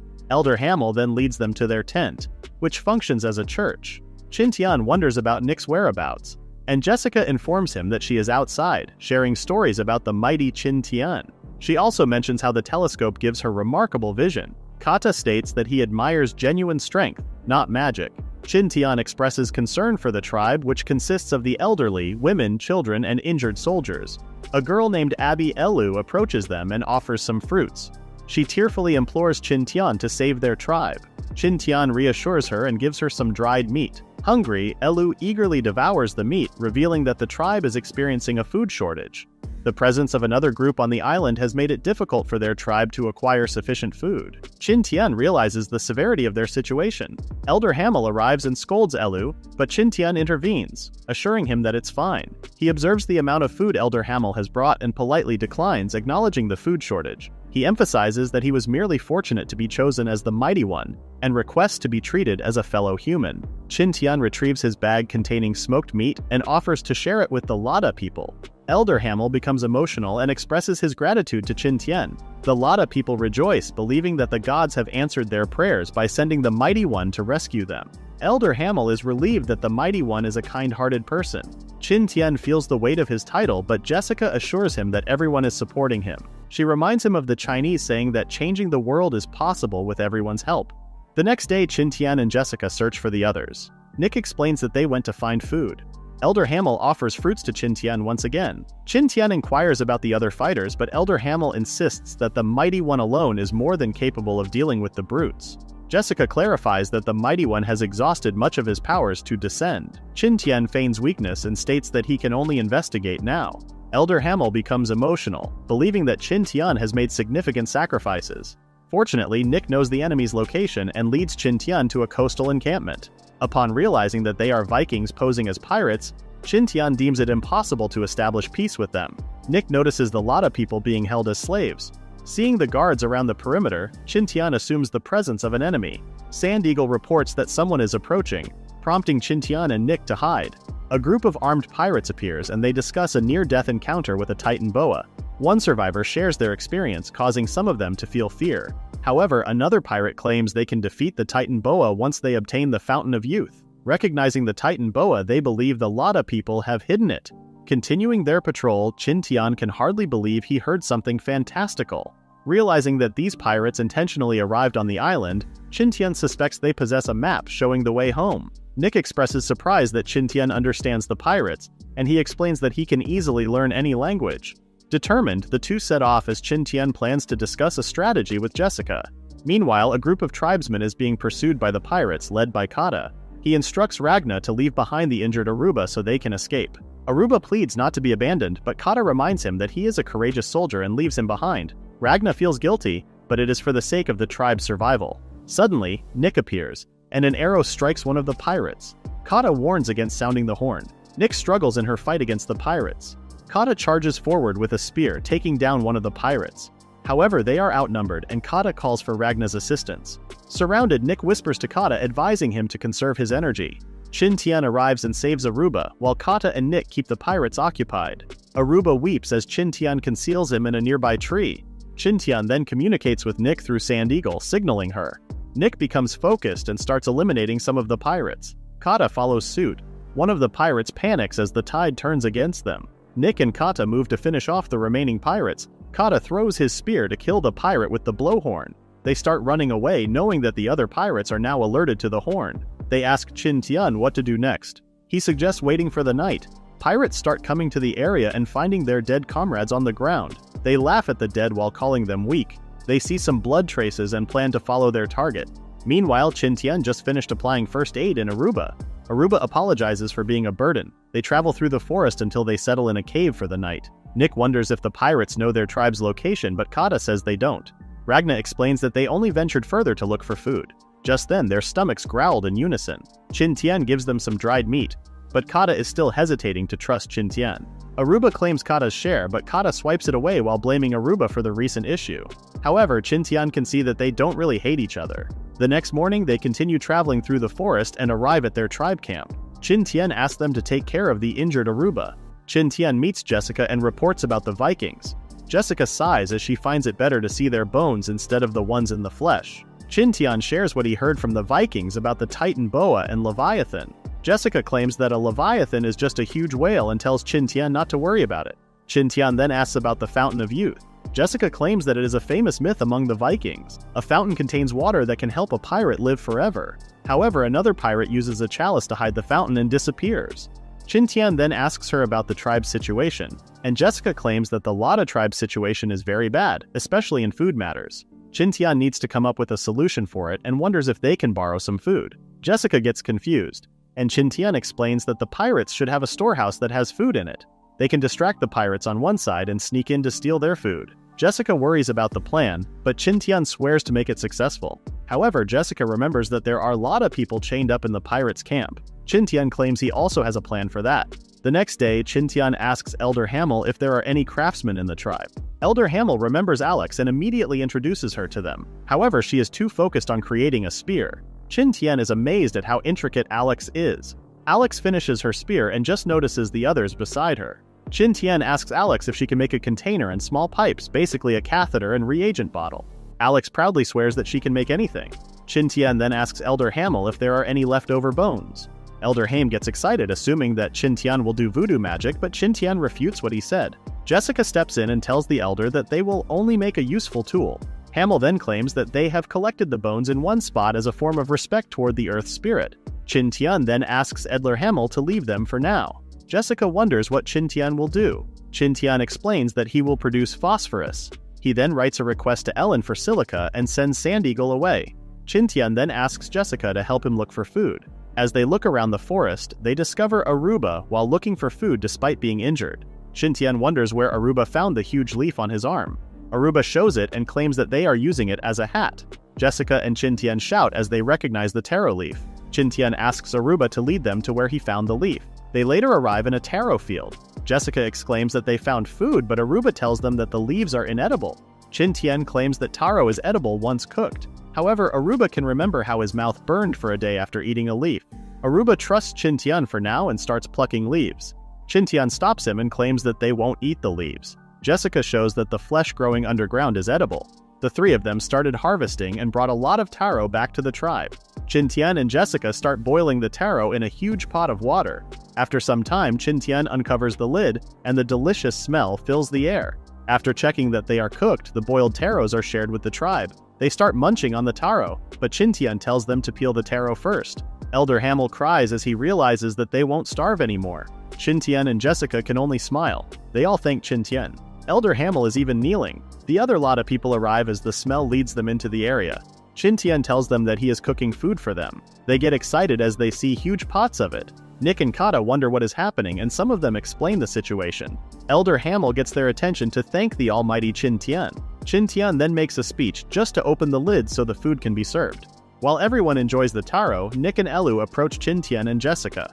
Elu gives Qin Tian a handmade necklace as thanks for saving their tribe. Ragna comments on how down-to-earth Qin Tian is, but Kata still can't accept him. After their community meal, Qin Tian announces that the food supply might run out soon. He suggests building a boat as soon as possible to leave the area and rescue the captivated Lada people. They soon go to the coast where Qin Tian and the others landed. Qin Tian then asks Alex for his request. Jessica is impressed by Alex's craftsmanship, but there is still not enough for Qin Tian's needs. Later, Qin Tian starts collecting seashells to ground them later and gain calcium hydroxide. Jessica boils seawater to acquire salt brine.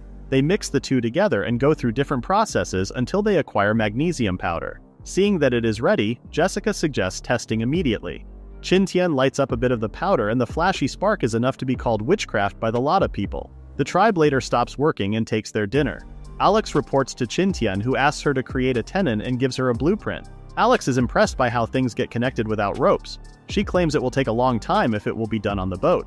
Jessica explains to Alex that it will knot the boat as a whole and marks the parts to focus on the blueprint. Alex claims that it will just take 3 days, and Qin Tian leaves the job to her. The next morning, Sand Eagle is back with a package. Qin Tian is glad to see new tools and commends Ellen's craftsmanship.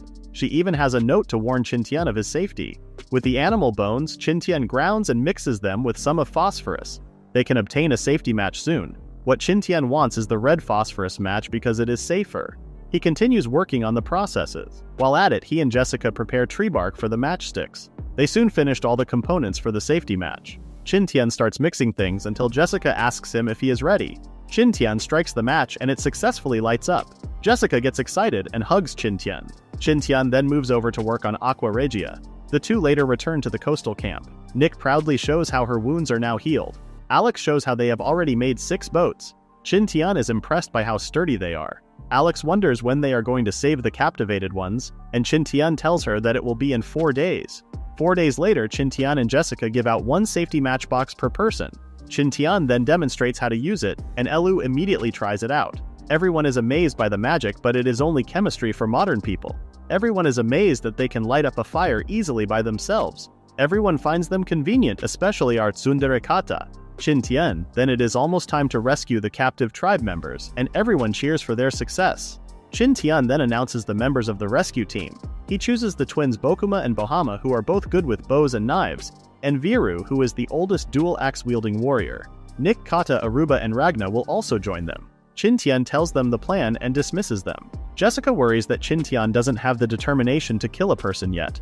She reminds him that even animals kill each other for survival and points out that the pirate's hands are already bloodied from killing people.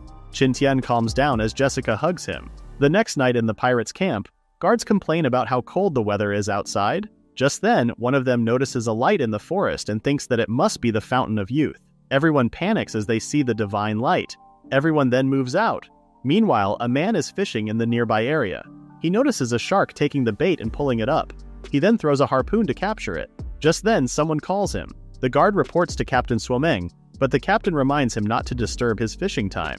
The guard then points at the diving light from the forest. Suomeng commends him and claims that a bright light will surely attract a lot of fish. Everyone runs toward the light to get the treasure and gain a reward from their captain. Suomeng wonders who will be the fish or catcher tonight. The pirates are surprised to see the light move. They continue chasing it. Meanwhile, Qin Tian can see that the pirates are following the flashlight. Seeing that they are leaving the camp, Qin Tian orders Bokuma and Bahama to stay behind and give them support when necessary. He, Nick, and Kata move toward the camp wall. Kata nimbly crosses over the tall wall. Nick follows Kata's move. Qin Tian didn't have a choice but to use his superpower. The three successfully infiltrated the camp and entered a room. They find Nick's father and other captured Lada people. Qin Tian tells Kata to stand guard as he makes the Aqua Regia. He uses it to easily melt the iron chains that lock the cages.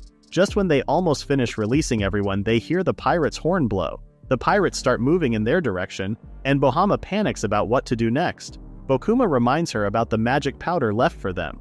The twins then start firing flame arrows at the pirates. The food warehouse gets caught on fire. Suomeng orders the others to put out the fire while he goes somewhere with other men. Just as he expected, he sees the Lada people escaping. Qin Tian can't believe there is someone smart among these brutes. Seeing their slow progress in escaping, Qin Tian lights up a bomb. He throws it toward the pirates and causes a huge explosion. Qin Tian tells everyone to hurry up. He hopes they can hold out before the pirates can catch them. A pirate suddenly flies toward them, and Kata immediately defends themselves. Suomeng appears and breaks Kata's spear.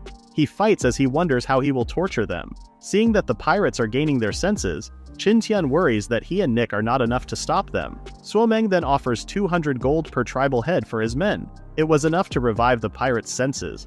Qin Tian throws another bomb, but a pirate with claws deflects it to the side. The clawed pirate tries to attack Qin Tian, but Nick blocks him in time. Nick asks Qin Tian to leave the pirates to her. More arrows from the twins rain down on the pirates. Their shields and clothes easily caught fire because of the substances Qin Tian added to the arrowheads. He also pulls his bow and shoots at the pirates to incapacitate them. They all became wary of him. A pirate tries to attack Qin Tian from behind, but Chief Frasong defends him. Qin Tian gets help to get over the wall. Chief Frasong shows how much of a fighter he is and easily fights the armed pirates with his bare hands. Qin Tian realizes that Chief Frasong doesn't need any help at all.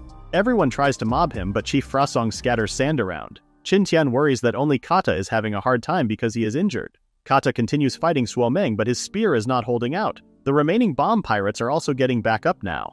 Qin Tian can see that it is time to go and light up another type of bomb. He throws it and orders his allies to close their eyes. It was a simple flash bomb enough to blind the pirates. He tells Nick, Kata, and Chief Frosong to hurry and escape. After they got over the wall, Qin Tian threw a smoke bomb to buy some time for their escape to the forest. Suomeng orders his men to hurry and follow the Lada people.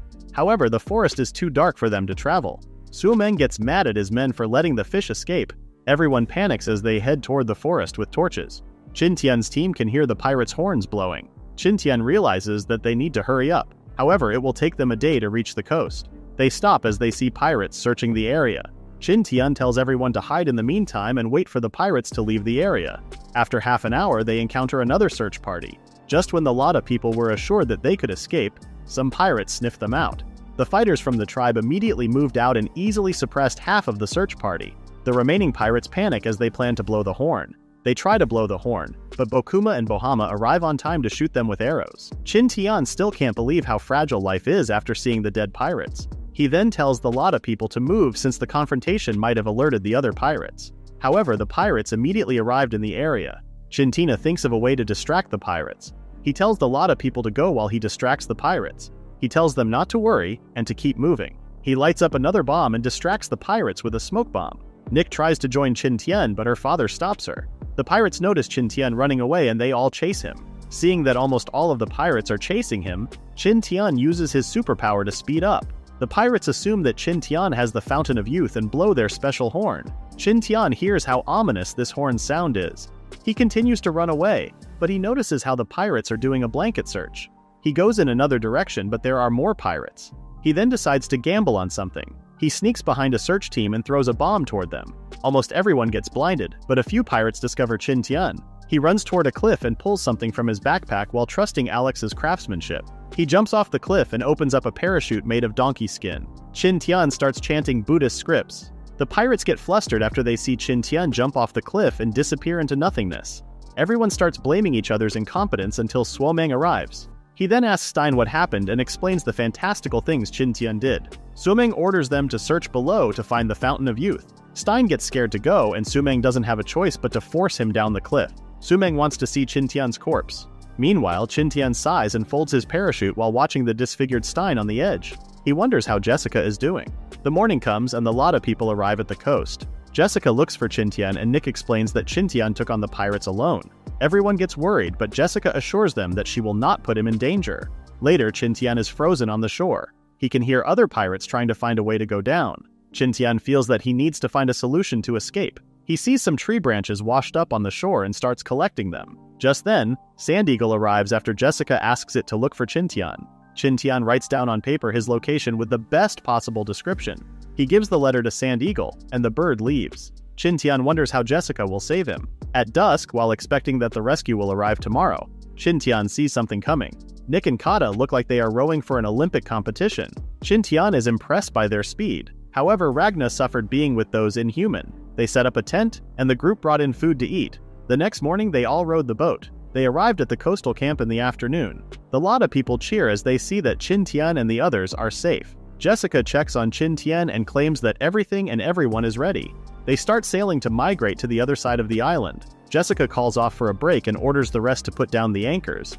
A tired Qin Tian slept throughout the night since they departed. He wakes up to the delicious smell of Jessica's cooking. Jessica asks what happened with the rescue and Qin Tian narrates everything while eating. Jessica is glad that her hero is back safely. The next morning, Suomeng finds the tribal village and orders his men to capture the Lada people. However, the huts are all empty and the village is technically deserted. Suomeng orders his men to look for them nearby. Meanwhile, Qin Tian, Jessica, and the Lada people arrive on the other side of the island. Qin Tian leads everyone to his campsite. The Lada people are scared after hearing a loud roar. Qin Tian assures them that it was his pet. Ellen comes out of the fence and greets them in Arabic. Everyone greets Ellen as the great mistress of the Mighty One, surprising her in the process. Qin Tian tells the Lada people to get inside, and he plans to explain everything to the confused Ellen later. Jessica offers to handle the tribe and suggests not making Ellen wait for him for too long. Qin Tian approaches Ellen and immediately receives a loving hug. Ellen cries as she mentions her worries for Qin Tian. Qin Tian apologizes and Ellen immediately turns around after getting embarrassed. That night, everyone feasts on the food prepared at the camp. Qin Tian and Ellen arrive after some time. Qin Tian realizes that they need to expand the base camp. Jessica wonders if the lovebirds' time is over and claims that it is her turn now. Qin Tian hugs Jessica and thanks her for everything. After their dinner, Ellen worries about where the Lada people will sleep. Qin Tian suggests letting the kids, women, and elderly sleep in the cave while the men camp outside in the meantime. After settling down, Qin Tian takes a bath to wash his tiredness away. Everyone gets to sleep well after knowing that some conflicts are over. Noon comes and Qin Tian just woke up. He discovers the girls embracing him in their sleep. He immediately wakes them up and receives different reactions. Qin Tian later leads a team to collect bamboo. Meanwhile, Jessica and her team go fishing. Other Lada people stayed with Ellen to help with various chores. The camp's development is still in progress. Ellen recalls the first time they set up a camp without other people. Jessica and her team return after harvesting a lot of food. That night, the Lada people danced around the campfire. Jessica pulls Ellen into the dance. Just then, Chief Frasong appears and asks if he can sit beside Qin Tian. Qin Tian notices how Chief Frasong speaks in English. Hamel wonders what they were talking about. Chief Frasong explains that they are using a special language blessed by the gods. Chief Frasong claims his English was learned from the British Army. He kneels and thanks Qin Tian, who makes it clear to him that he is not a mighty one. However, Qin Tian's actions in saving the tribe are enough for him to be called one. Qin Tian acts humble, and Chief Frasong asks for his future plans. The next day comes and Qin Tian discusses with everyone their housing problems. They were all divided into 3 teams. The first team is responsible for making bricks. The second team collects seashells. And the third team is responsible for clearing the trees around the camp. Jessica's team returns with the seashells. Chief Frasong wonders if T-shells can help in building a house. Qin Tian explains that they need it to make lime mortar. In the meantime, he asks them to crush the shells into powder. Afternoon comes and Qin Tian mixes sand and the powdered shells with water to make lime mortar. He then demonstrates how to use it with the bricks and makes a simple wall for the others to follow. One member claims that the wall is soft and Qin Tian exclaims that it will take time for it to harden. The next day, everyone was impressed to see the wall harden overnight. Kata attacks the wall and concludes that this kind of wall is enough to protect them. Elder Hamel moves forward and cries that they always experience cold weather in the desert. He can remember how harsh the winter was when they arrived on the island and everyone can deeply remember it. Qin Tian assures him that their winter this time is warm. Meanwhile, the pirates are still looking for the Lada tribe. Suomeng did recall the report about them going into the fog. Knowing that they haven't experienced winter on the island yet, Suomeng plans to give up for now. He orders his men to prepare for the winter. On another day, the Lada people are fascinated with glassmaking. As a craftsman, Alux is obviously fascinated by it. With Qin Tian's suggestion, Alux immediately tries out the process. She feels embarrassed by her first product, but it is actually better than Ellen and Qin Tian's first trial.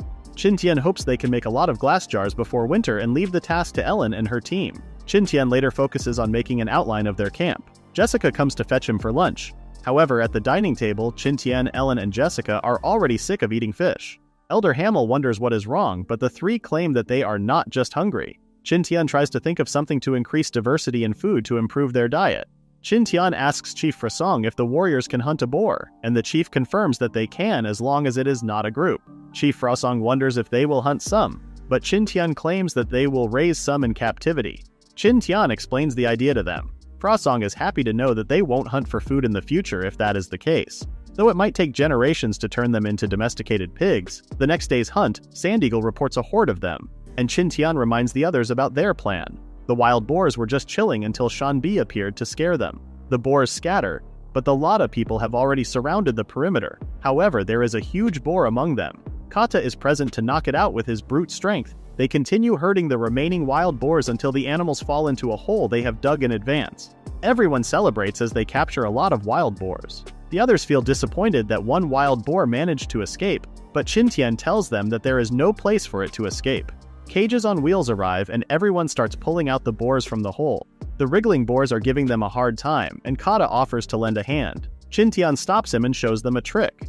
The boar calms down as Qin Tian covers its eyes with a piece of cloth. They have caged all the wild boars and surprised everyone back at the camp with their accomplished mission. Jessica asks Qin Tian to check something on the wall intended as a pig pen. The Lada people continue to capture more wild boars until they have captured 21 boars. After a few days, Sand Eagle reports that there are no wild boars anymore in the bamboo area. The camp is upgraded to some extent and the system rewards Qin Tian with some points. He wonders what talent he should buy next and gets confused about what to do. Ellen suddenly calls his attention and he is surprised to see a lot of glass bottles. Ellen and Alex are proud of the craftsmanship. Qin Tian then announces the start of making bottled fruits for the winter. It was a simple process of boiling peeled grapes and pineapples. They later sealed them into disinfected bottles and sterilized animal skin. The others wonder if they can really keep the fruits for several months. Qin Tian actually wants rock sugar added to them to make them taste better and be better preserved. He assures them about it and starts explaining about microbes. However, Aruba and Ragnar don't know the scientific term. The next day, Qin Tian reminds the others that the pirates can invade them after the winter season. They should improve their weapons to prepare to fight the pirates.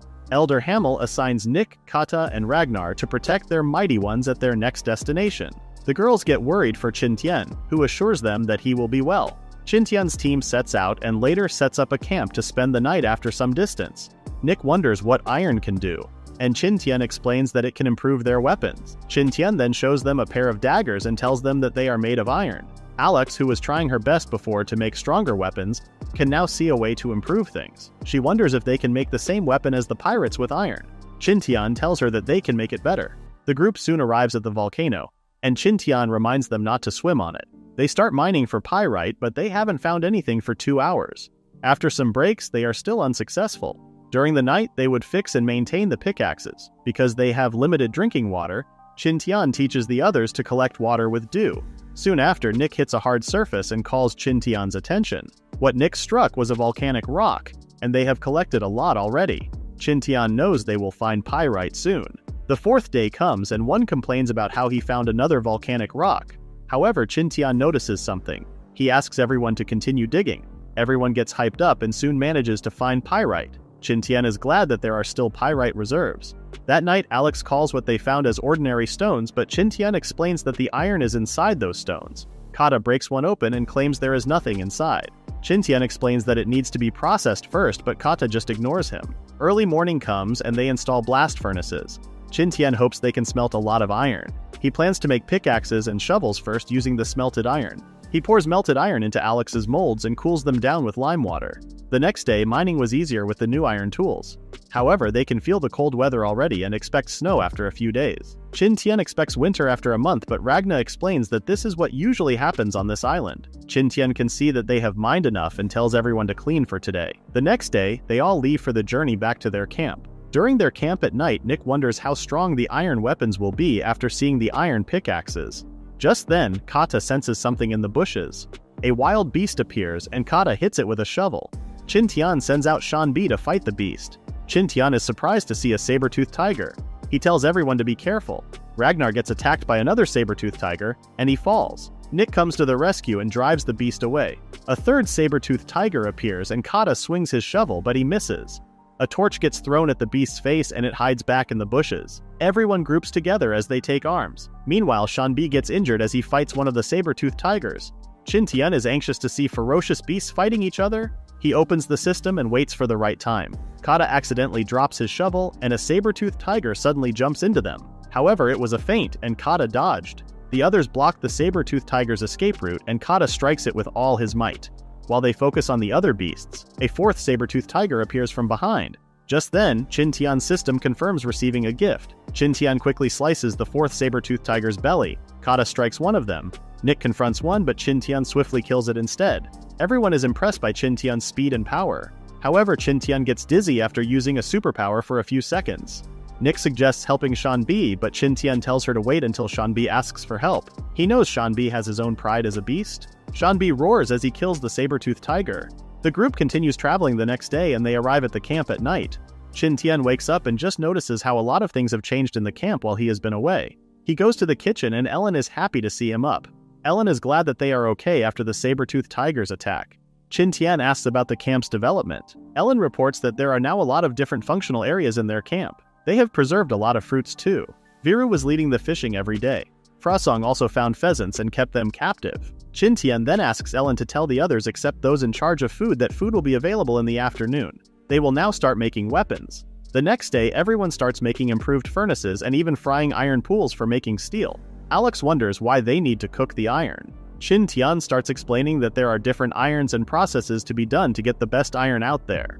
Qin Tian plans to get the best steel out there. They later manage to start smelting. Qin Tian tells everyone to be careful. Qin Tian plans to copy the process used during the Han Dynasty. While he works on steelmaking, the women are making scabbards and handles for the weapons and knives. They also process the fish maw to get isinglass, a sticky material that can be used as glue. They later manage to process pig iron. Ragnar starts hammering on the ingot to remove the impurities. He wonders how many strikes he should make. He gets depressed after hearing that he has to do it 100 more times. After some time, Qin Tian can see that the first product is okay. Alex gets excited that it is now time to make weapons. With the help of kata, Alex starts processing the iron until they form it into a blade. Qin Tian puts some soil on the blade and returns it to the furnace. Aruba wonders if soil can help, and Qin Tian explains how it will turn out hard and sharp. The finished product is done, and Alex presents it to Qin Tian. Qin Tian exclaims that they can take on the pirates now. Qin Tian then starts a duel to test the iron blade against the pirate's blade that they picked up before. Kata and Nick face each other. Nick moves first and the duel starts. Ellen gets worried, but Qin Tian and Jessica tell her not to worry. Everyone wonders who will win between the two. The two clash again and everyone hears a loud clang. Kata's sword, which is from the pirates, gets broken. Qin Tian applauds the two's performance. He then checks the two blades and thinks of making other weapons like an axe. The others praise Nick's skills and wonder if she can do well against Qin Tian. Qin Tian agrees and everyone gets excited. Elder Hamel gets worried, but Qin Tian also wants to try fighting Nick. After some rest, Nick faces off against Qin Tian. She menacingly attacks Qin Tian. Qin Tian activates his superpower and quickly reacts to Nick's attack.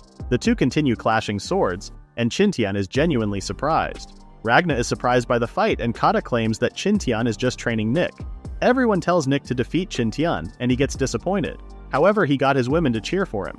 Qin Tian then realizes why swordsmen need to practice swinging 1,000 times. He then uses his superpower to attack Nick and blinks behind her. Nick instinctively reacts and throws his sword. Qin Tian dodges it and everyone is impressed. Everyone can't keep up with their speed. Qin Tian and Nick clash one more time. Their blades clash and everyone falls silent. Nick lost her blade and everyone praises Qin Tian's strength. Hamel asks when he will marry Nick. Everyone is surprised to hear about their wedding. Frosong gets excited to prepare for the grand wedding. Qin Tian asks what is happening. Frosong then explains that in their tribe, when a man challenges a woman in a duel and wins, that is considered a marriage proposal. Qin Tian then exclaims that she will consider Nick's feelings. Frosong claims that women in their tribe hope to serve their stronger husbands. Qin Tian asks to let it slide. The lot of people can't understand them since the two are speaking English. However, Jessica and a dejected Ellen can. Frosong wonders if Qin Tian doesn't find Nick cute enough. Nick understands that Qin Tian doesn't want her and offers to leave the tribe. Frosong tries to console her, but Nick has already decided to leave. Everyone panics as Nick gets abandoned and rejected by the Almighty. Jessica steps in and claims that Qin Tian is not unwilling but rather will marry one woman every 3 years. She further claims that they need to wait 2 more years for another marriage because Ellen was the first one. Jessica will be up next, and then Nick. She assures Nick that she is too cute to be rejected. Qin Tian doesn't have a choice but to go along with Jessica's script. The crowd disperses and Jessica asks for a reward. Qin Tian refuses because he wants to live a few more years. Look at that cute pouty Ellen. Qin Tian quickly retreats. Jessica tells him to live with them in the future, but Qin Tian refuses. After that, Alex has been making weapons for everyone. Others prepare for the incoming winter. And a few days later, snow starts falling and Qin Tian recalls some memories from when he was still a student. Nick gets up early and greets Qin Tian. They both watch the snowfall. The other girls got up and Jessica wondered if they were talking about love. The two get flustered and Jessica can't help but hug the cute Nick. The children wake up and play in the snow. Everyone works in their houses, but Qin Tian is not finding the motivation to do so. The cold water brings back his senses and Qin Tian continues working on the matchlock gun's blueprint. It is an ancient weapon, but it will be effective compared to bows. However, they lack some materials based on the system encyclopedia. Qin Tian plans to make some changes. He then gets out to check on the others and it is freezing outside. He goes to the townhouse and is greeted by thick smoke. His 2 girls come running to Qin Tian for a hug. Thinking it might be worse in December, Qin Tian plans to make charcoal. Aruba wonders what charcoal is, and Qin Tian explains it as something that they use to avoid smoke inside the house. He then checks on his pets and discovers them in hibernation. Seeing the pets accustomed to the weather, Qin Tian suggests focusing on themselves instead. The next morning, Qin Tian divides himself into 2 groups. One group is responsible for making charcoal kilns, and another group is responsible for chopping the wood into pieces. Soon after, they put the chopped wood into the charcoal kiln. Qin Tian expects them to be dry tomorrow. He then asks Alex to follow him. Ellen is surprised that the next project is a gun. Alex is surprised to know that it is far stronger than a bow and arrow. However, seeing the blueprints, Alex can't see the lethality in them. Qin Tian claims it is missing bullets and gunpowder. But first, Qin Tian wants Alex to make the musket. Jessica can't believe that they just leapt in age. Ellen then comments on how they need someone meticulous to help Alex. Everyone knows she's talking about herself. After checking most of the blueprint, Alex calls Qin Tian the god of craftsmen. Qin Tian tells her to study the rest later. The next day they check on the charcoal kilns. They bake it for more, and 10 minutes later they get the charcoal that they want. Qin Tian then tells them to test it out. They are glad to be warm without the smoke covering the room. Qin Tian advises them to still leave some openings on the doors or windows so they won't be poisoned by carbon monoxide. Everyone then stores the charcoal in the storehouse. Qin Tian can see that Ellen and Alex are serious about the new project. He plans to take it easy now. He goes out and calls Kata, Ragna, and Aruba. He cheerfully asks them to make beads together. The men start melting iron and form it into a cylindrical shape. The others wonder what the new objects are for. Qin Tian then pours melted iron into molds with small holes. After cooling down, the pellets are put into the cylindrical apparatus, and they all spin. Qin Tian explains that these are bullets for the muskets that are more powerful than a bow and arrow. Aruba and Ragna are happy to have a powerful weapon. Kata comments about easily killing the pirates next time and avenging their dead tribesmen. The atmosphere becomes dark. They collect the pellets, however, Qin Tian can see that they are not yet perfect. He then asks the others to continue making pellets. After some time, the laboratory was finished. Now that the camp is complete, the others wonder what to do next. Qin Tian then tells them to enjoy their free time and do anything they want. Everyone gets confused and asks for confirmation if they can do anything. Qin Tian affirms, and everyone celebrates. Qin Tian wants them to have time off for themselves while Ellen and Alex are still working on the musket. Also, to prepare their bodies for the upcoming battle, that night, howls were heard throughout the area.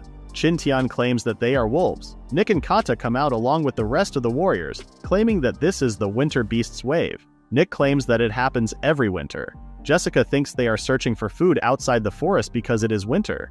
They only have a few soldiers and can face consequences. However, they can't just sit and wait for death. Qin Tian, Nick, and Kata plan to go out. Qin Tian tells the rest to keep the wolves away from the camp. The warriors then move out, nearing the source of the howlings. Just then, a louder howl was heard by the team. Qin Tian and the rest discover the wolves fighting the saber-toothed tigers. Everyone stops to watch the fight. The beasts then attack each other ferociously. A black wolf appears and starts ripping the flesh of the saber-toothed tigers. Everyone is impressed by the black wolf. They notice that some wolves are protecting something at the back. Seeing that the wolves are losing, Qin Tian orders the others to support them. While distracted by the arrows, the saber-toothed tigers are attacked by the wolves. They can see that the battle is almost over. The saber-toothed tigers continue to struggle until they notice a few wolf cubs at the back. Nick also notices them and Qin Tian jumps into the fight. A saber-toothed tiger targets the wolf cubs. However, the black wolf blocks it. The two beasts furiously fight each other. The black wolf gets gravely injured. More saber-toothed tigers try to help, but one of them gets killed by a spear. Qin Tian and the others start attacking the saber-toothed tigers. Kata is happy with his new iron spear. Qin Tian is glad that the spear he asked to be made suits Kata's battle style. The others are also satisfied with their new weapons. Seeing that the wolves won, Bokuma wonders what Qin Tian will do next. Qin Tian orders everyone to go back to their camp. Everyone picks up the dead saber-toothed tigers as the wolves still feel wary of them. Everyone praises how kind Qin Tian is. Qin Tian claims it is not to ruin the ecological balance. Kata tells them not to ask anymore or the earth spirit will get angry. Truth be told, Qin Tian was just worried about the wolf cubs. On top of a cliff, the black wolf watches Qin Tian's group go home. They finally get home and everyone greets them. Jessica is surprised to see saber-toothed tigers, but they are already dead. Qin Tian explains to everyone that there was a territorial war between beasts. Jessica can see why because of the scarcity of food during winter. Chief Farsong comments on how they don't need to go outside anymore because they have a lot of food already.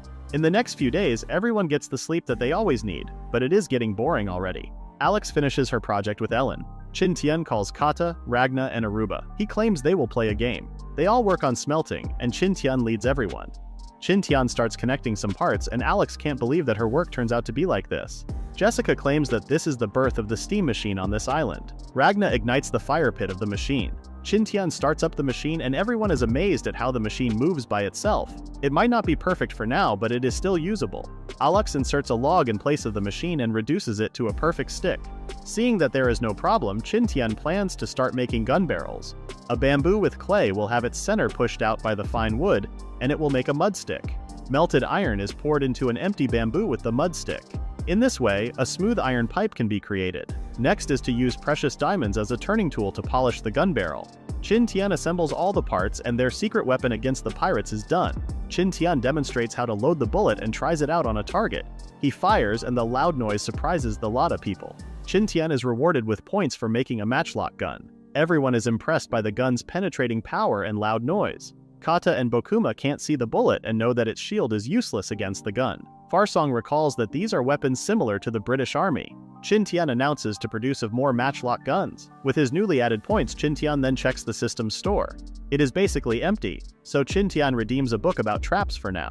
He receives what he has ordered and checks the information. He sees all kinds of outdoor traps and starts drawing them on prints. He is also hurrying the production of the matchlock guns to the point that no one leaves the camp. Jessica checks on Qin Tian. She wonders if she can help him, especially with his personal needs after seeing crumpled papers around. Jessica notices that Qin Tian is designing a trap.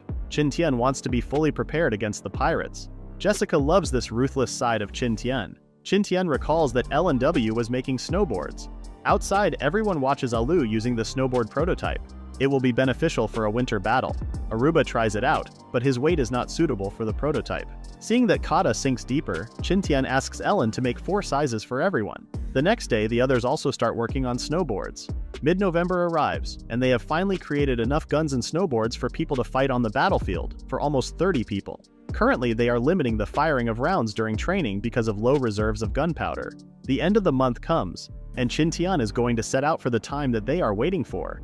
Ellen and Jessica worry for Qin Tian. Qin Tian hugs his worried wives and tells them not to worry. Qin Tian's team leaves the camp. This is the estimated time for the methane fog to disappear. It will be a fight to the death. After some time, Qin Tian's team finally arrives in front of the methane fog. Qin Tian orders everyone to rest and build the camp. After some rest, they start cutting down trees. They found a dry place to set up tents made of wooden frames and animal skin. They finally arranged the tents when the sky turned dark and they conducted a meeting. Qin Tian asks Kata's team to lay some sinking traps somewhere. Ragna's team will continue chopping trees but need to follow some special instructions. The others will follow Qin Tian to set up the dark bow trap. Morning comes and Qin Tian reminds them to prioritize safety first and whistles to notify others. Qin Tian's team finds a nice place to set up their trap. Qin Tian gathers his members and demonstrates how to set up the trap. Aruba wonders how it works. Qin Tian throws a rock on the rope and the fixed bow launches arrows. Everyone is impressed by it and Qin Tian asks them to do the same. The Lada people quickly understood how the trap works and successfully set them up in places that Qin Tian designated. Kata's group is struggling to dig holes. Ragna's team is sharpening trees to make thorns. Meanwhile, on the other side of the fog, the pirates complain about the number of mosquitoes in the area. They joke around until their team leader Larov tells them to disperse. He takes a pee break somewhere and notices that the fog is disappearing. Larov orders someone to report to Captain Salmonson. Back at the pirate camp, Salmonson receives the report from Larov that the mist is disappearing. Salmonson rewards them and orders them to assemble the whole crew for tomorrow. He is really obsessed with getting the Fountain of Youth.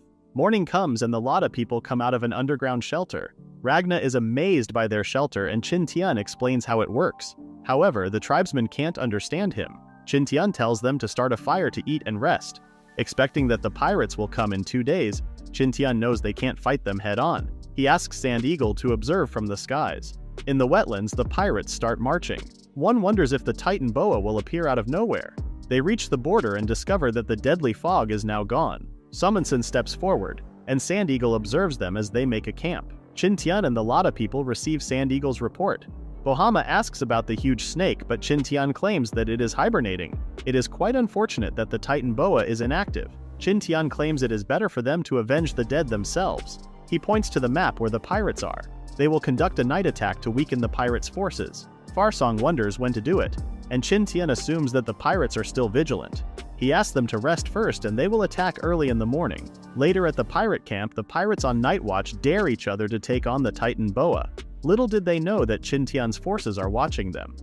Ragna sees a lot of guards and Qin Tian tells him not to worry. However, Ragna also notices that Qin Tian is tense. Ragna cheers him up by placing full trust in Qin Tian. Qin Tian smiles and tells them to get ready. The pirates standing guard notice flames in the woods. Just as someone realizes something is wrong, a bomb rolls toward them and explodes. The pirates panic, assuming that the god of thunder is angry. Qin Tian locks onto a pirate who acts as the captain. After some hesitation, he fires his gun and kills the pirate. The pirate wonders what just happened, seeing his comrades falling down one by one. Another pirate runs, claiming it is the curse of the devils. Grim menacingly looks at the shot pirate and slashes him. He discovers the iron pellet and declares that it is not a curse. Salmonson notices how the men in the east fell and realizes that the enemies are in the west. Just as Qin Tian is giving out orders to the Lada people, Kata notices something from the pirates' camp. Somensen is running towards them, asking for the Fountain of Youth. The other pirates now realize that it was the Lada people attacking them. Qin Tian knows how strong Somensen is and orders his team to retreat according to the plan. Somensen arrives and clashes blades with Qin Tian. The Lada people attack the pirates with arrows. Bokuma ordered the archers to aim for the pirates' legs. Frasong instructed the others to prepare for an ambush near the traps, while he and Kata supported Qin Tian. Kata joined the fight, but they were still no match for Somensen. Qin Tian asked Kata to cover for him, and he ran off somewhere. Somensen thought that Qin Tian had run away, but Qin Tian had only circled around the woods to attack him from the side. Kata also attacked from the front. Somensen smirked as he used his axe to redirect Kata's spear toward Qin Tian, but instead Kata blew Qin Tian away. Qin Tian could see how inhuman Somensen was. Just then a flash bomb exploded nearby. Rigord ordered everyone to cover their eyes, but some were still affected by the bombs. Frasong's team continued to run as the pirates chased them. Somensen sensed that something was wrong, and Qin Tian and Kata used this opportunity to retreat. Somensen chased after Qin Tian while demanding a greeting. Qin Tian apologized and greeted Somensen with a bomb. However, Somensen already knew how the bomb worked and leaped to dodge it. At the same time, he noticed some incoming arrows and managed to dodge them as well. Somensen got distracted and Qin Tian retreated with his team. Somensen's face grimaced. The pirates continue to chase Qin Tian and the Lada people. Seeing that the pirates are following them as expected, Qin Tian orders the Lada people not to fall behind. Somensen orders his men to continue the chase. Meanwhile, Nick and her team hide in the bushes as they watch the approaching mob. Qin Tian tells the others to be ready and alert. To maximize the use of traps, Qin Tian and the others spread out. Somensen orders his men to chase everyone without fail. Qin Tian feels glad that Somensen chased him. He can just use his superpower to outmaneuver the superhuman pirate. Qin Tian gets past the trap and checks back to see if it will work. Somensen wonders why the mouse has stopped running and he trips on the trap.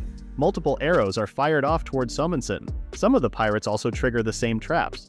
Another group of pirates chases Kata, but they fall into the pitfall trap. They immediately die due to the spikes. One survives and asks for mercy, but Bohama kills him. On the other hand, the trap was useless against Somensen, who realizes that they are being lured into traps. Qin Tian can't believe Somensen has deflected a dozen arrows. Just then, a horn sounds through the forest. Knowing that the Lada people have prepared traps in this dark forest, Somensen agrees to conduct a retreat. As Somensen leaves, Qin Tian realizes that the pirates are communicating using horns.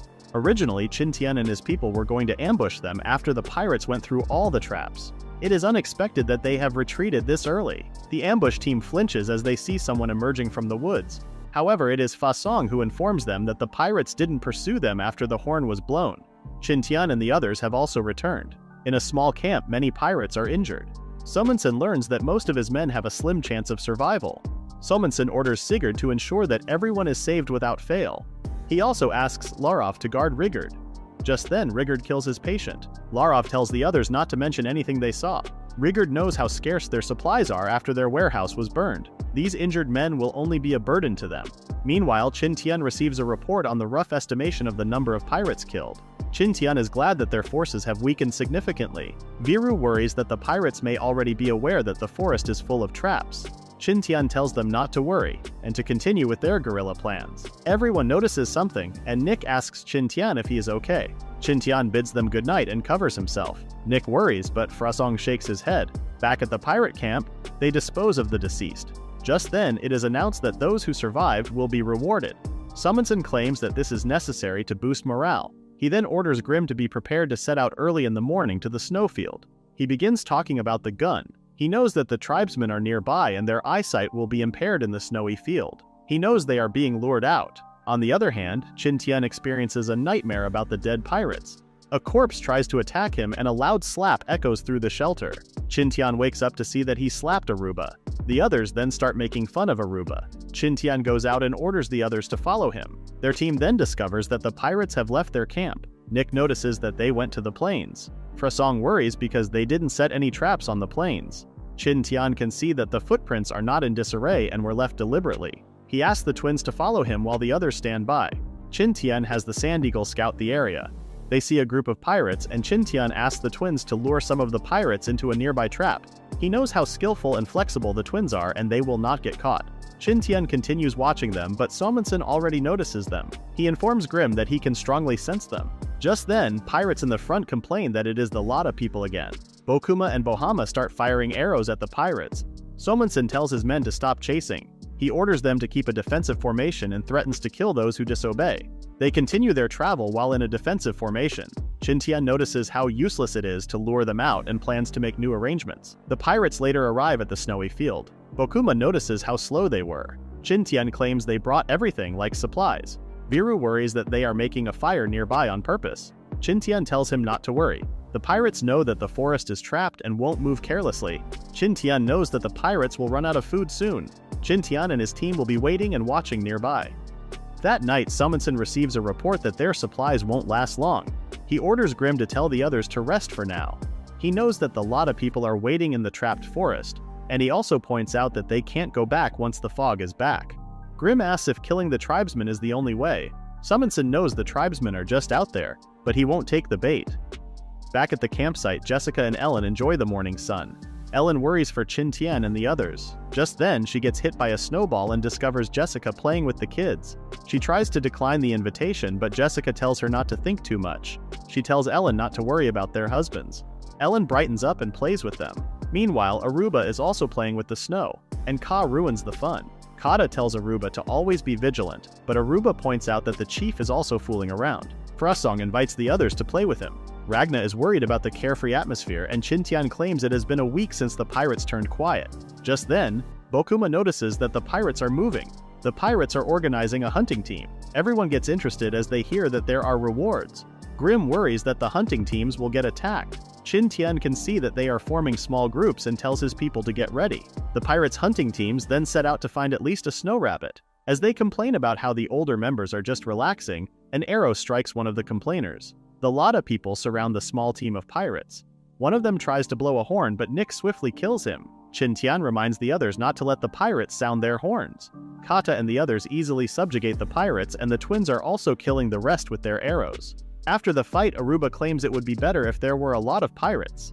Kata, who is busy burying bodies, tells Atuba that it would have been disadvantageous for them. Ragna comments on how the other pirates will notice that one of their teams hasn't returned yet.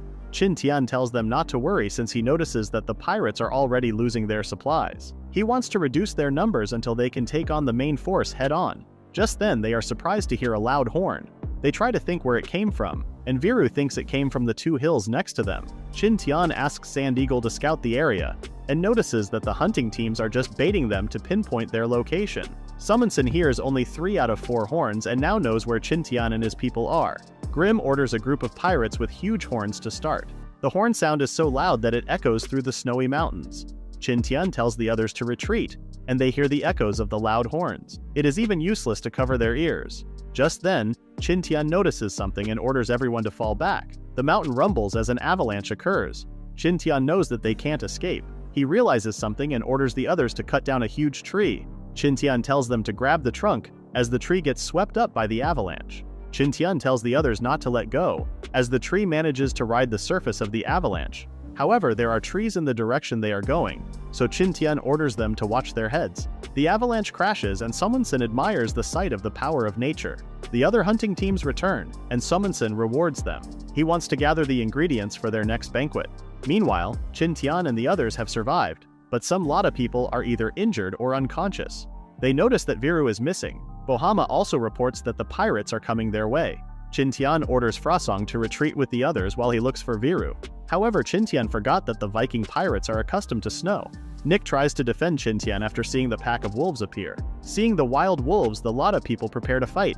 Qin Tian feels unlucky to be cornered by 2 enemies. However, the wolves show mercy. Nick and Kata try to fight the wolves, but Qin Tian stops them. Qin Tian stares at the black wolf acting as the leader. Later, the pirates are searching for the Lada people's dead bodies. Someone discovers blood nearby and Summonson rewards the pirate. Summonson notices wolf footprints among the blood trails. Grim thinks the wolves dragged the dead bodies, but Summonson still orders his men to give chase. Qin Tian and the others are aided by the wolves. Viru's life is also not in danger. Everyone is glad to hear the news and impressed that the wolves are following Qin Tian. Qin Tian claims that they are just returning the favor. The Lada people know that it was because of Qin Tian's kindness toward them. They soon arrive at their camp and lay down the injured. 5 of them have lost the ability to fight and they blame the sudden avalanche. Qin Tian explains that the pirates caused the avalanche. Kata wonders if the earth spirit helped them, but Qin Tian corrects him, saying it was the sound their loud horns made. Aruba wonders how the pirates found out about their location. Ragna realizes that it was the horns the hunting teams made. However, the others find it ruthless to use companions as bait. Frasong worries about the next plan, but Qin Tian tells him not to worry. The sky darkens and Summonson and the pirates notice separate traces. Summonson orders his men to spread out and look for the Lada people's bodies in teams.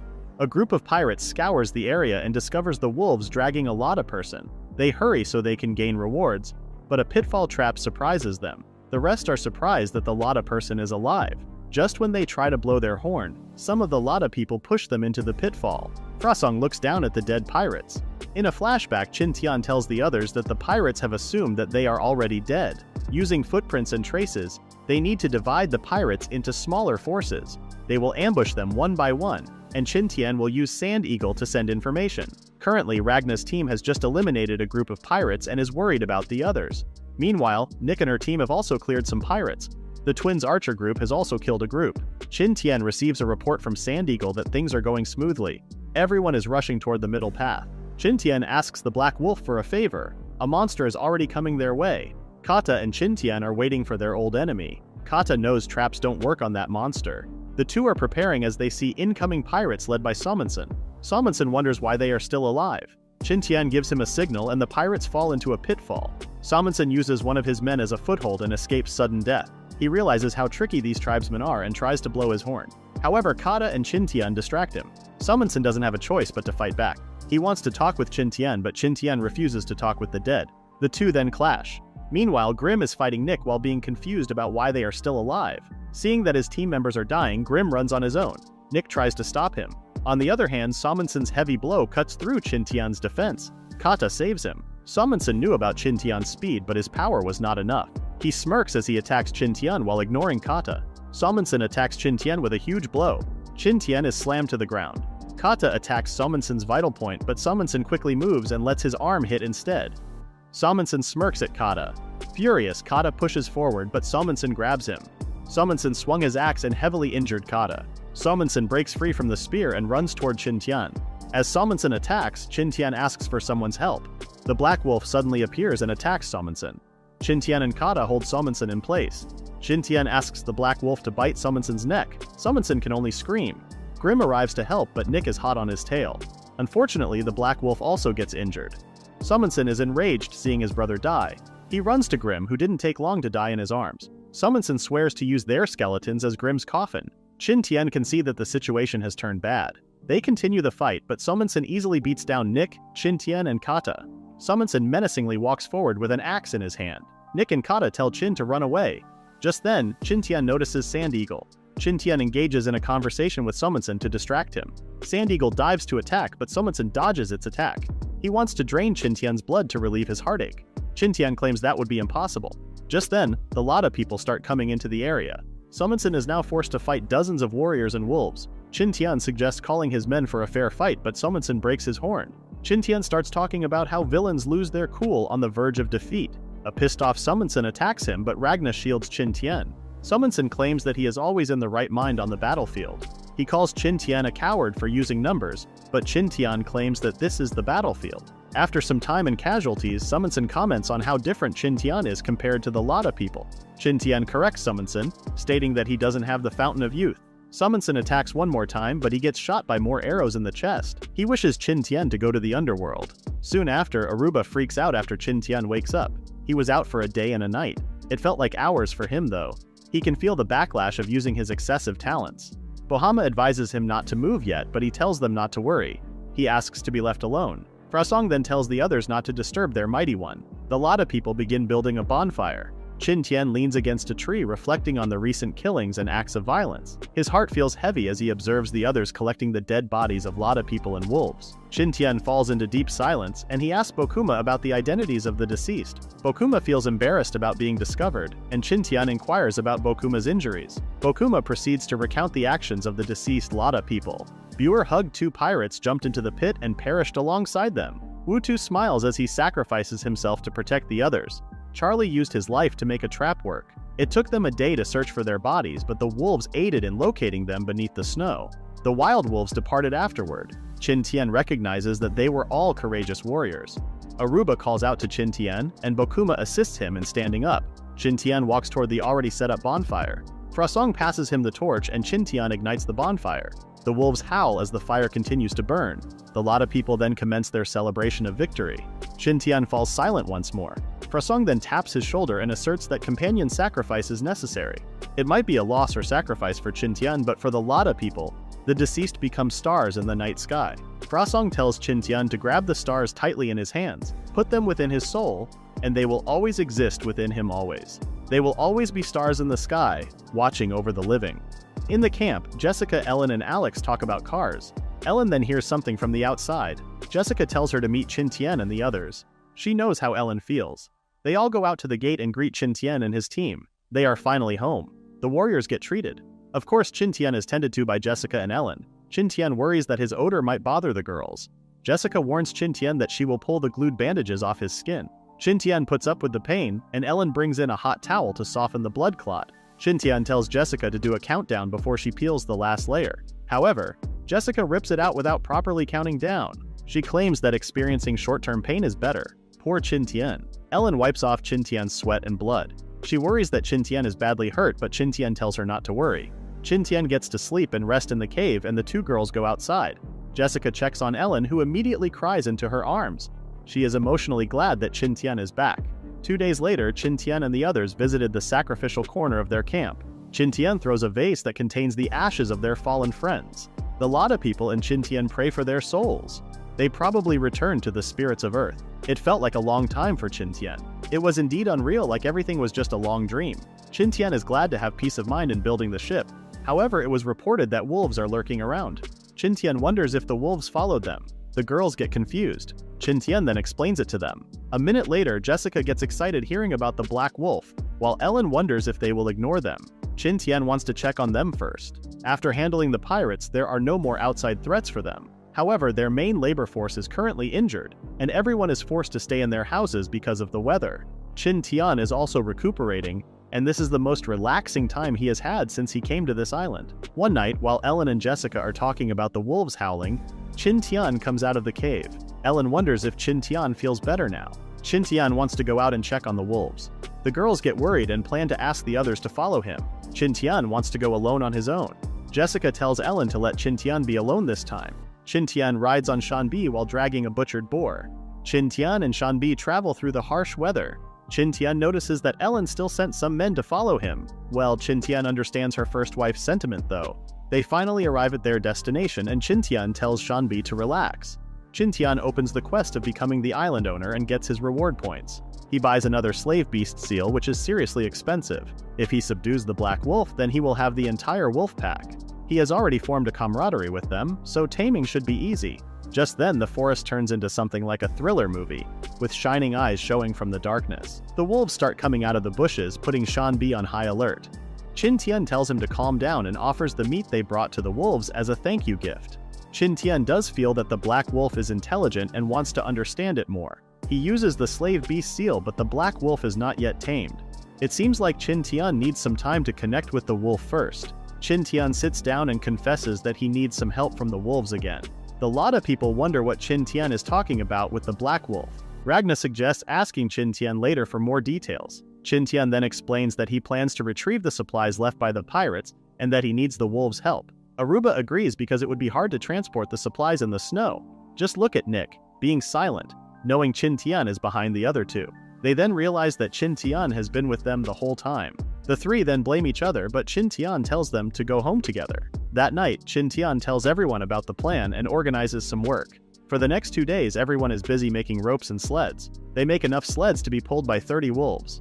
On the third day, the children wonder what sound Qin Tian just made. He tells them about the whistle and how it works. Alex is also present during their discussion. Ellen calls Qin Tian's attention because the wolves have just arrived. Ellen is amazed to see a black wolf, and Jessica explains that it is a result of crossbreeding, like domestic dogs in their timeline. Ellen wonders if there are domestic dogs on the island, but Jessica claims that it might be a natural mutation. Knowing how strange the island is, Ellen laughs and jokes that a golden and red wolf won't surprise her anymore. Qin Tian tries to convince the black wolf to be leashed, but it just slaps Qin Tian's hand. The black wolf is really acting tough, like a Giga-Chad. Just then, the children come to play with him, and Shan Bi can only laugh at him. Ellen wonders how long Qin Tian will be away again. With the wolves' help, he confirms that it will take 2 days at most. Qin Tian then sets out later on. The travel is smooth, with Aruba getting excited with their speed. Nick can notice that Qin Tian is still walking on eggshells while passing by the corpses of the pirates. He recalls Suomeng's words that Qin Tian would also go to the underworld. He raises his middle finger, making thoughts of Suomeng disappear from his head. Nick wonders if Qin Tian is alright because he looks tired. They then arrive at the lakeside to rest. The group then talks about the methane fog absence, which is unusually long this time. The Lada people start making speculations here and there. Qin Tian can also think of some possibilities, but their goal for now is to get to the pirates' camp before it gets dark. With the help of the wolves, the trip is quick, and they are able to travel smoothly on the snowfield. The Lada people didn't use the existing tents on the field and set up new ones. Their hatred for the pirates is really ingrained in their minds. Qin Tian orders them to look for things that might be useful. He goes to look for Suomeng's tent. He then finds a suspicious tent and discovers a huge box. Qin Tian opens the box and expensive gold and treasure are inside. However, Qin Tian had enough of them from the river nearby. He then finds some papers and reads them with surprise. The writings show how a son holds a deep hatred for his father. Qin Tian finds it interesting that a pirate loves writing diaries. The diary narrates how Suomeng encounters Westerners for the first time and gets greedy for their women and huge ships. Qin Tian concludes that the pirates are from the 8th century. Suomeng also narrates how he found the map that leads to the Fountain of Youth, which makes one immortal. His crew immediately sets out and later loses hundreds of crew members along the way. They also encounter Leviathan, the monstrous creature in the seas, along with a vicious storm. However, this made Suomeng excited because it meant that they were nearing his goal. After some time, they reached the mysterious island. They encounter indigenous people and start enslaving them. Qin Tian can see that Suomeng came to the island through a storm just like them. Just then, something catches Qin Tian's attention. Suomeng describes a ring that shows God's symbols and draws 2 characters that he can remember. Qin Tian then turns his attention to the treasure box after seeing Chinese characters in the diary. Qin Tian's group later harvested everything useful and left the pirates' camp burned. The trip back to the camp took much longer because of the spoils of war. They returned 2 days later to the camp. After the mission, Qin Tian keeps inviting the wolves to stay, but they leave after getting their reward. The girls are excited to see lamb meat and ale. Bokuma and the rest wonder where to put what they just unloaded. Qin Tian checks the contents and finds wheat, a greater treasure than gold on the island. Jessica is excited to smell the scent of wheat bread. The desert people wonder what it is, and Qin Tian claims that it is food.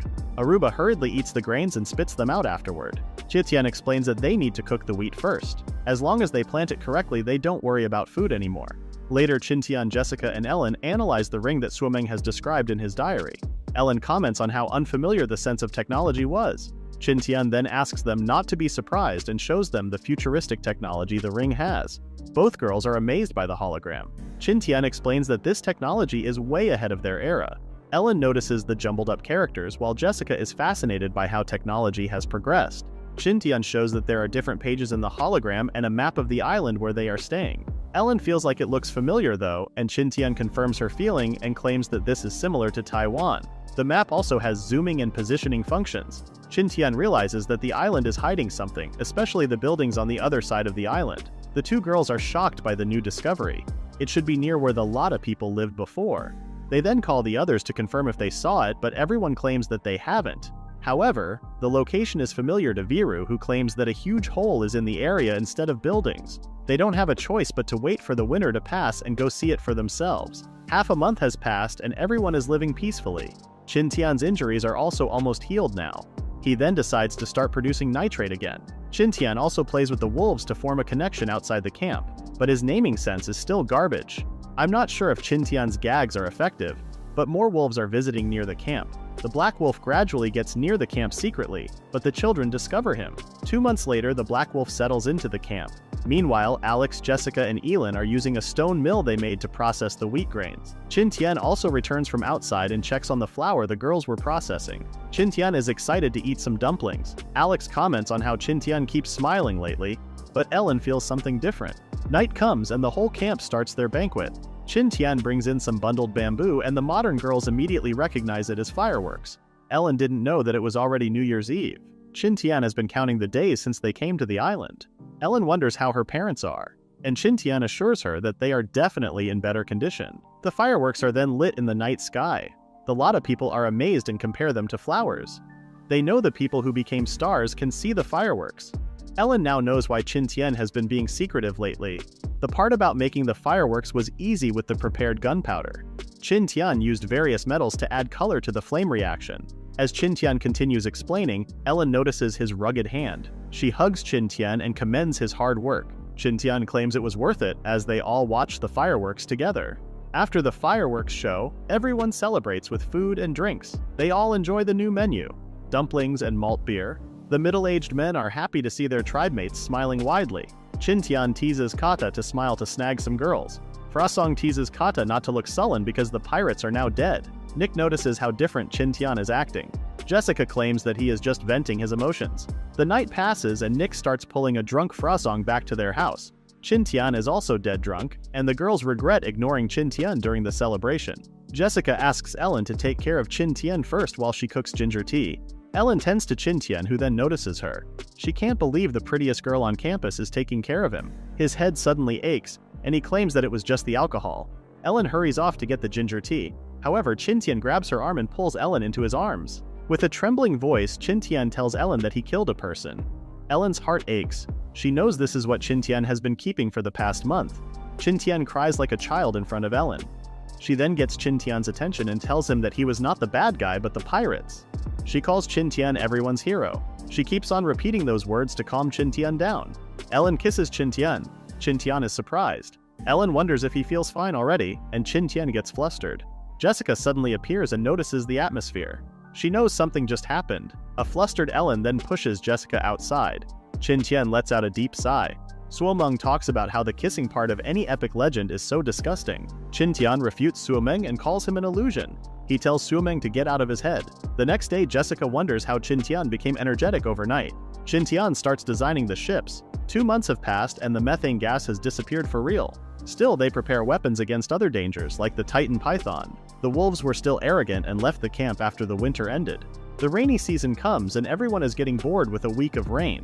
Ellen worries that the Titan Python's hibernation will end sooner than expected. Our archaeologist, however, wants to see it up close. Just then, Sand Eagle reports that something just appeared. Near the wetlands, a huge shadow looms over the crocodiles and attacks them. The Titan Python is back in town, but there are people sneaking on the sides. Just then, the Titan Python notices Qin Tian, who greets him. Qin Tian wonders if his old friend forgot about him, but the python immediately attacks him. The others appear to be throwing Molotov cocktails at the monster. The python wriggles in pain as it gets burned and hit by arrows. It then tries to escape, but the twins are there to blind it with their accurate shooting. Everyone then gangs up on the python until it dies, earning points for Qin Tian in the process. Everyone cheers as they hail Qin Tian's presence in the fight. Qin Tian notices how low the points are compared to when he escaped from it. It seems like getting help from others lessens the points earned. Jessica cries out to see the python dead. Aruba tries to take a bite, but Kata stops him out of curiosity. Qin Tian and the others then wish that it would rest in peace. Well, getting snacked on by the crocodiles is not peaceful. Qin Tian's group continues deep into the swamp to retrieve Jessica's plane. If there is a treasure on the island, it would be Jessica's plane. Even if it can't fly, the parts can be used as materials for other things. The Lada people are impressed to see the flying machine that they heard about before. Jessica confirms that it can't fly anymore, but the engine is not damaged. Qin Tian still decides to bring everything back home and do what they can later on. Bohama worries that they can't lift the plane, and Qin Tian confirms that the plane is indeed heavy. Just then, Kata and the gang manage to lift it up and move it to the trolley. Jessica comments on how strong the physique of the Lada people is compared to that of normal humans. Qin Tian just hopes they didn't drink anything weird. However, Kata accidentally snaps off the plane's wing. Noon comes, and Qin Tian manages to create a simple hoist with a pulley with the others. The others are impressed by how simple wheels can help pull up a huge heavy object. He tells everyone to pull it off with such complicated calculations. Question marks appear in their heads, but they still get fired up to do it.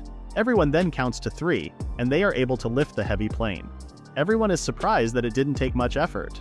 Qin Tian then tells his girls to go back to the camp with the plane, while he goes to check on the sinkhole the others had described. Qin Tian, Nick, Kata, and Ragna then travel back in the direction of the sinkhole. They encounter a lot of snakes, and they know there are still crocodiles around. They can't stay overnight in the marshlands. The group later arrives at the old village of the Lada people, where they stay for the night. The next day, they immediately set out and traveled until Qin Tian could hear the sounds of waves. Nick warns her that the sinkhole is just in front of them. They got out of the forest and Qin Tian finally saw the sinkhole. Ragna comments on how the hole makes the people who visit it feel insignificant. Just then, the ring shows a hologram of an arrow pointing in a certain direction. Qin Tian then asks the others if they know what is under the sinkhole. Nick wonders if Qin Tian wants to go down. Qin Tian can see, though, that it will be hard to go down or up in this sinkhole. Kata warns Qin Tian that the underwater currents are vicious. Qin Tian is surprised that he knows. Ragna explains that all their warriors have gone down as a test of the spirit of the earth. Kata then starts explaining their spiritual beliefs. They had to retrieve the stone marked and thrown by the patriarch under the water to pass the test. Qin Tian wonders how deep the water was, but the meatheads don't care about it as long as they get the stone. Ragna suggests asking Viru or the twins about it instead. The group then travels back to the camp but uses a different route with the help of the ring's map. They actually got back to the camp earlier than expected. Qin Tian didn't mind other matters for now and asked others to meet up with him instead. Bohama claims that the environment under the sinkhole was a bit special. It was clean and free of plants, and there is also a deeper hole inside. It was a black hole that Viru accidentally discovered. Qin Tian really needs to check the bottom of the sinkhole by himself. Qin Tian then asks Aruba about his findings, but the other explains that Aruba only lasted 3 minutes and was the first to the surface. Since then, Qin Tian has been busy making oxygen cylinders in preparation for diving into the sinkhole. It was difficult to make the cylinder. They just need to pour molten iron into a mold. However, the other intricate parts like the bottle mouth check valves and pumps are harder. The production is kind of cumbersome. After some time, they have successfully finished what they need to finish. Qin Tian had Aruba pump the air inside the oxygen tanks and feels confident about it. The girls worry about the pressure making the cylinder hotter. That is why Qin Tian placed it in ice water to cool down the cylinder and the air inside. Ragna's help was not enough, so Kata and Prasong also joined in to pump. Qin Tian tells them to rest, and another group will take over. After everything was prepared, Qin Tian and the rest set out for the sinkhole. They arrive at the sinkhole and they start preparing for the diving operation. 3 days later, all preparations are done. Qin Tian, Kata, and Ragna dive into the water. Qin Tian thought it would be too deep, but they already reached the bottom as soon as they dove. The ring continues emitting light and they all follow the direction it is pointing at. While looking at the unusual environment, Kata taps Qin Tian to stop. Qin Tian finds himself in front of the second hole that Viru has described before. Kata wonders if Qin Tian will go down. Qin Tian doesn't have a choice but to go down and check. He can feel the water pressure increasing as they go down into the dark waters. Just then, they discover a familiar building. Kata and Ragna find the place magical, but this is the building from the map. They approach the door and Qin Tian notices how tightly shut it is. Surprisingly, the ring emits a light toward the door, triggering something inside the building. The door opens and Ragna wonders if they will go inside. Qin Tian denies it because they might lose oxygen inside the building if it is submerged. They decide to go to the surface of the water first to plan things out. However, a man who is monitoring them from inside the building gets mad after he opens the door for them. He presses a button, and the three get sucked in by a water vortex. They are forced to get into the building and reach a water surface to breathe. Kata wonders if they are on the surface now, but Qin Tian claims that the sky and clouds are fake. Qin Tian plans to follow the direction the ring is pointing. It has been half an hour and they are still swimming. Just as they are feeling hungry, a shark appears to have them for lunch. Everyone panics and the man inside the building can't believe the experimented sharks are still alive. It was unlucky for them to meet the ancient megalodon shark. Qin Tian pulls his oxygen cylinder and releases the air toward the shark, making the water distract it for a while. Just as they try to escape, another shark joins the table. Qin Tian tells the others to open the cylinder's valve to maximum and hold it. They continue to propel on top of the water until they notice a glass wall. Qin Tian tells them to dive and look for an exit. They see some small cracks underwater and smash them more using the cylinders. The three are able to get through the crack.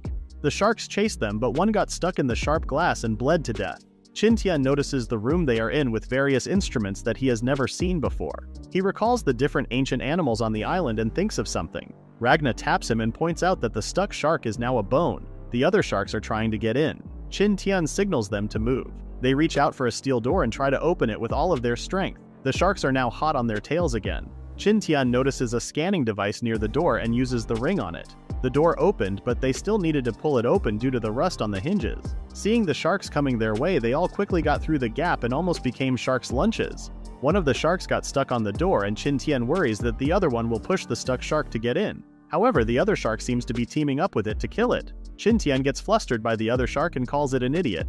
The stuck shark dies on the spot. However, the one outside is still lively. Qin Tian opens the door a bit to let out the dead shark. The other shark charged forward, but it got stuck on the door too. The shark was really dumb after all. The man observing them feels disappointed that the megalodons had low IQs despite being a successful experiment. The three then swim to look for a way out. However, they are already dead tired from the shark chase. As their bodies are getting cold, the three then make rafts from the pieces of wood they found. They spent a long time rowing and floating around the inside of the building, which looks like a maze. Just then, the ring lights up, and their raft gets lifted mid-air. Ragna wonders if this is one of Qin Tian's tricks. Qin Tian denies it as they fly through the hallways. They hold on for dear life as they are heading toward a closed door. The door opens and Qin Tian can see someone. The three crash inside a blue room and Qin Tian notices the ring breaking. A scientist confirms that the ring has already used up its energy. Kata and Ragna got alerted because they didn't notice the scientist's presence. The scientist tells them to calm down because there is not much time.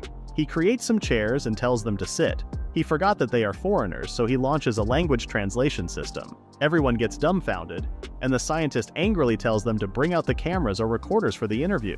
Qin Tian informs him that they have nothing because they got swept into the island due to a storm and lost contact with the outside world. The scientist can't believe what he just heard and goes blank. Qin Tian wonders if the scientist is okay and asks if they can get out. The scientist gets mad and forces them to watch something instead. The television shows scientists panicking in the laboratory. The same scientist starts recording something. He is called Zheng Feng from Baodao No. 2 Wufang Laboratory in the New Era year of 336. Qin Tian can't believe the dignified person on the TV is the same as the one in front of them. Zhang Feng on TV is trying to explain the situation to anyone watching it, whether they are from the future or the past. He explains that Earth has reached its maximum usage of resources and energy. It has been a new era, and humanity can travel freely through space and gather resources. However, it is still lacking. Because of that, they have opened the laboratories. They created a man-made island with the design of Taiwan. The main research of the laboratory is the eternal preposition of time for the scientific community. They managed to conduct research in three-dimensional space to solve the shortage of energy. However, accidents are bound to happen. Just when Zhang Feng starts talking pompously again, a foot pushes him aside. Another scientist tells him to run away too. Zhang Feng claims that there is nowhere to run because the whole island is already affected by the turbulence. Just then, Zhang Feng in the present shouts as he got the password wrong for something. Continuing on the recording, Zhang Feng and his friend calmly took a tea break while the others were panicking.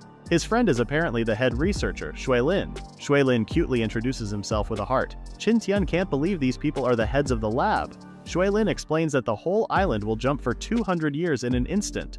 The whole island will disappear from its current timeline and disappear in the gap between time and space. However, because the time gap is extremely unstable, the island will appear irregularly in different places at different times and in different spaces, taking the missing ships in the Bermuda Triangle as an example. Shuilin expects that destined people will come to see this recording. Zhang Feng then asks if there is a way to escape their current crisis. Shuilin then shows them an escape capsule that can help them get out of the lab and can travel 500 kilometers per hour. Still, that is not enough to escape the turbulence.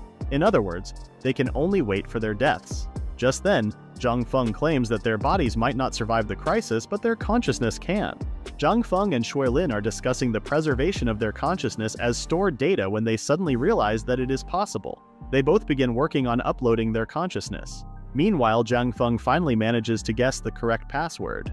He asks Shuilin how it feels to be reborn. Kata and Ragna believe that Shuilin is a god.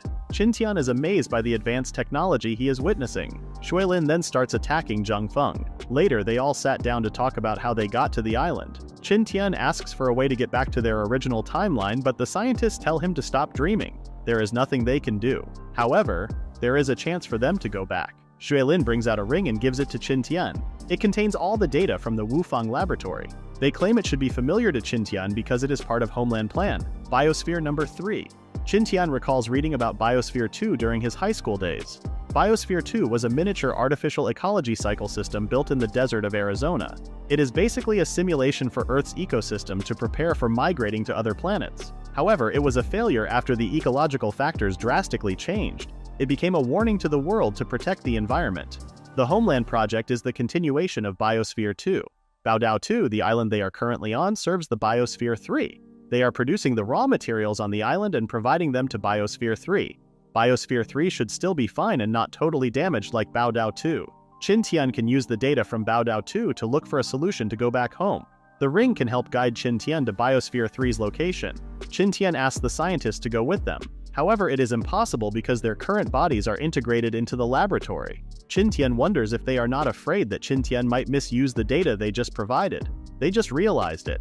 Still, they entrust Qin Tian with it as long as he promotes the progress of civilization. At that moment, a realization dawns on them that the lab's energy is nearly depleted and will collapse in an hour. Qin Tian becomes filled with panic, yet the scientists reassure him that the escape capsules can swiftly transport them to safety within a minute. However, Qin Tian harbors suspicions that these two individuals might seize control of their bodies upon laying down on the capsules. Zhang Feng then points a gun at Qin Tian's head. Shui Lin punches Zhang Feng and tells him not to joke around. He claims that if they harbored ill intentions, they should have done it from the beginning. He asks Qin Tian to bring the data to Biosphere 3.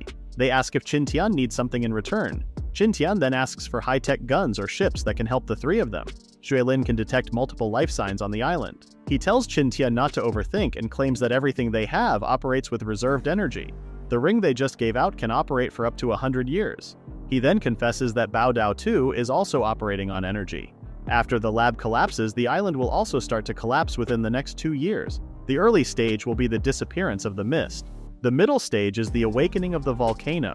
The last stage is the volcano's eruption, and its magma will cover Bao Dao 2 until it sinks. Qin Tian realizes that they have a year left to leave the island. Qin Tian then bids farewell to the scientists. The three get into their escape capsules. Zhang Feng hopes they didn't choose the wrong person. The two then start making their meal. They feel sad that they can't see the end of what they have started. The noodles are cooked, and the two enjoy the taste they knew a long time ago. The laboratory starts announcing the evacuation. They also regret not seeing their grandchildren. Zhang Feng suddenly gets serious and claims he needs to take a dump. 3 escape capsules come out of the building. However, the capsules are starting to decay. The capsules got destroyed and the 3 finally reach the surface. He tells everyone to go back up immediately. An explosion occurs in the laboratory, and it starts collapsing. The explosion starts making the water in the sinkhole turn into a vortex. Jessica wonders what happened below because the 3 were underwater for 20 minutes. Qin Tian realizes that time flows differently in the laboratory. Qin Tian tells them to move back home because they don't have much time. Qin Tian gained a lot of information on this excursion and tried his best to explain everything to everyone. The Lada people didn't really understand everything, but they knew for sure that they needed to build a big ship. The next day, Qin Tian sets out with a team to cut down cedar trees for shipbuilding. It only took half a month to gather the necessary wood for the ship. It would take time for the trees to sun-dry, and everyone resorted to forcefully drying them. Alex wonders if they are cooking the dried wood. Qin Tian explains that cooking them in brine will make the wood buoyant. Qin Tian later finds some rose flowers that can be processed into medicines. The children also helped him pick the flowers. Qin Tian goes to the land they are tilling and tells the others to take a break. Alex wonders what Qin Tian is doing, and Ellen claims he is making an acid-base indicator. Qin Tian quickly makes it and tests the soil nearby. They find out that the land they are reclaiming is alkaline. He explains that soil testing shows how the land can either help the plants grow or die. Ragna worries that their hard work will turn into nothing. Qin Tian tells him not to worry and that they can just sprinkle the right amount of sulfur. Sulfur can help turn alkaline soil into something suitable for wheat growth. Everyone worked on what Qin Tian instructed, and Aruba couldn't help but get excited. However, Qin Tian tells him to wait 3 days before they can plant the wheat. Everyone realizes that Aruba is excited to eat dumplings again. The modern trio discusses their yield and concludes that the harvest will be enough for everyone for a year. Everyone then dries the wheat seeds first and starts building the dock for their ship. After soaking the seeds in water for a day, Qin Tian and the others planted them on the field they had cultivated. They managed to finish planting in a field the size of 10 football fields. Qin Tian knows that everyone is tired, but he hopes that everyone can persevere. He gives them tasks to be done. Alex will work on the lathe that will help shape the wood. Jessica will lead the wood transport through the sea because the land path requires more manpower. The twins, Pokuma and Pohama, will be their escorts. Ellen will take charge of the camp's agriculture while Nick will lead the camp's security. Qin Tian will announce the members later and ask them to rest. After that, everyone starts getting busy, like working on irons and transporting bricks and wood. Even the children are helping. Just then, the elders came to check on them. The elders came after feeding the livestock.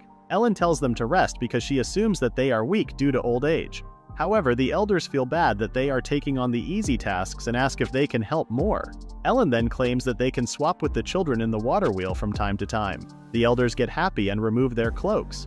They start pedaling on the water wheel with vigor and pure muscle strength. Despite being over 100 years old, they can sure pedal. They all work from dawn until the sky turns dark.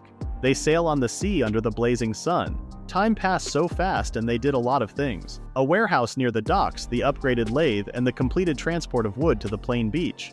When they return to their senses, everyone realizes that it is now summer. They all try whatever they can to survive the heat.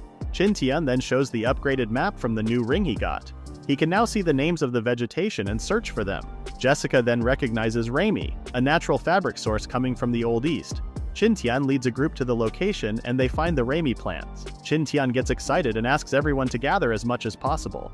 Days later, Aruba flaunts a new dress made of Rami hemp. They manage to find a source for making clothing instead of using anime skins or fur. They then process it by drying it and later spinning it in a machine. They also successfully created a spinning wheel. Qin Tian is amazed at how Ellen is proficient with it as soon as she touches it. The Lotta children are impressed with how the machine works. The output is more surprising for them though, and they find the cloth more comfortable. Ellen feels sad that they don't have dye to put colors on the clothes. Qin Tian informs them that he has already prepared some. He had Milan leaves soak in the water to get a green color. Ellen discovers that Qin Tian made more dyes from madder, comfrey, and gardenia. The girls get excited as they can now add more colors to the woven clothes.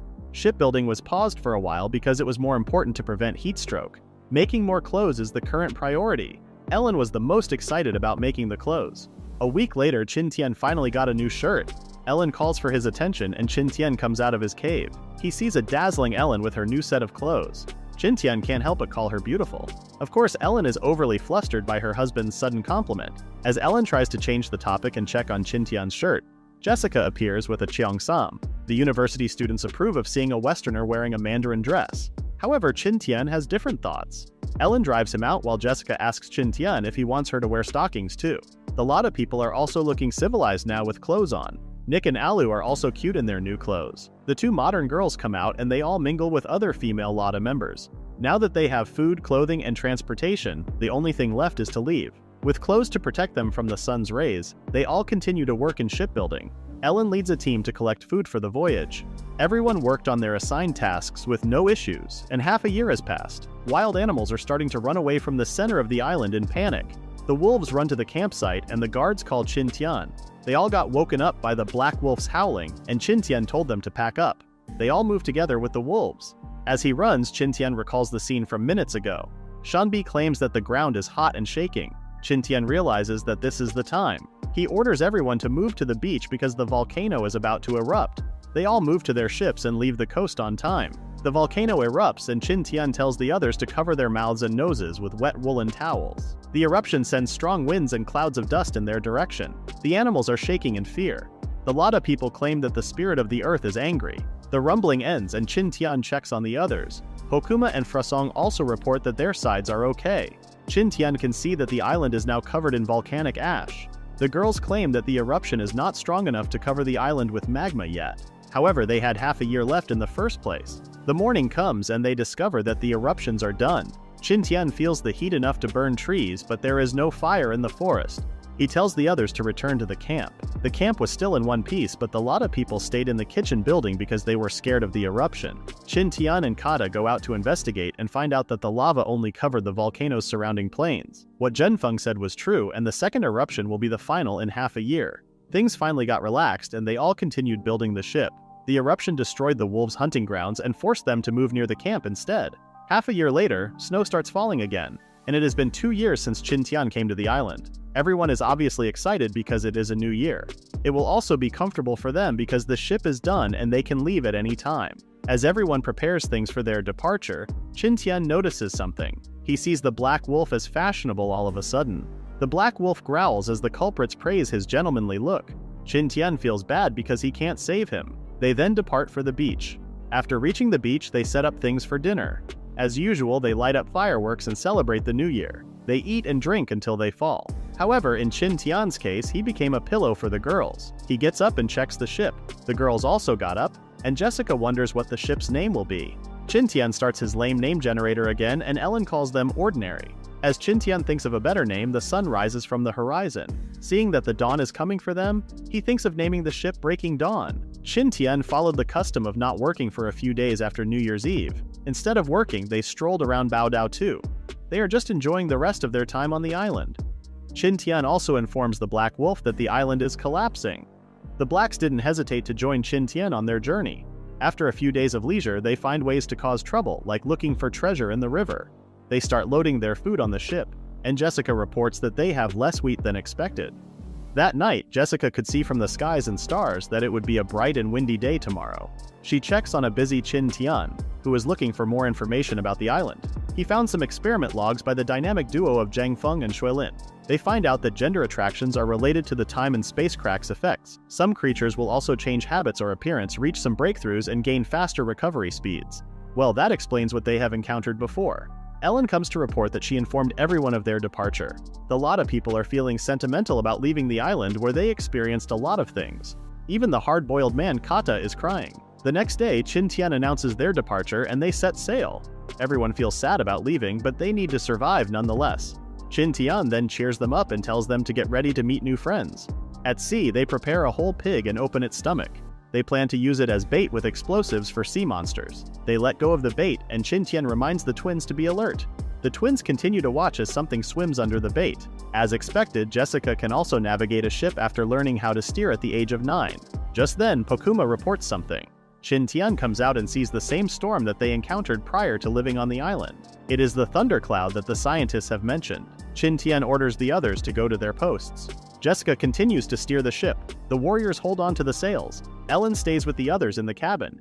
Alex and some others continue burning the steam. Just then, Pokuma reports that Leviathan has come. The sea monster has come for the bait. Ragna can't believe it waited for them to get tired. Qin Tian pulls up a fire arrow and shoots the fuse connected to the pig. They also prepare their ballista. The sea monster turns out to be a mosasaur from the late Cretaceous era. Everyone starts firing the ballista bolts and hurting the mosasaur. Everyone tries to reload bolts, but the monster dives back into the water. The others wonder what to do. Qin Tian asks Jessica to start the paddle wheel. Jessica then asks Alex to start, and Alex starts increasing the fire below.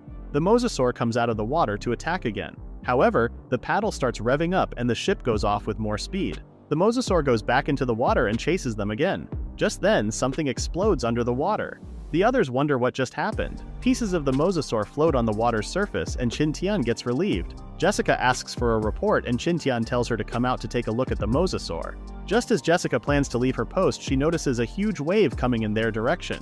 Everyone on board starts running toward the cabins. They increase the paddle wheel's power and also have other manual paddles. Qin Tian can't believe what he is seeing. He feels like Sun Wukong facing the Buddha's palm. They find the right timing and they rev up the ship's speed. They ride the huge wave and everyone is doing their best. The ship reaches the top of the wave and they safely get out of the predicament. Ellen thinks they have left Bao Dao 2's magnetic field. They successfully got out of the stormy part of the sea. The weather becomes calmer and everyone takes their time to rest after the tiring experience.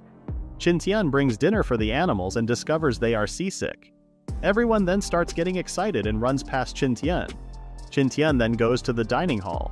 He eats with the others and enjoys the food with no worries compared to the past.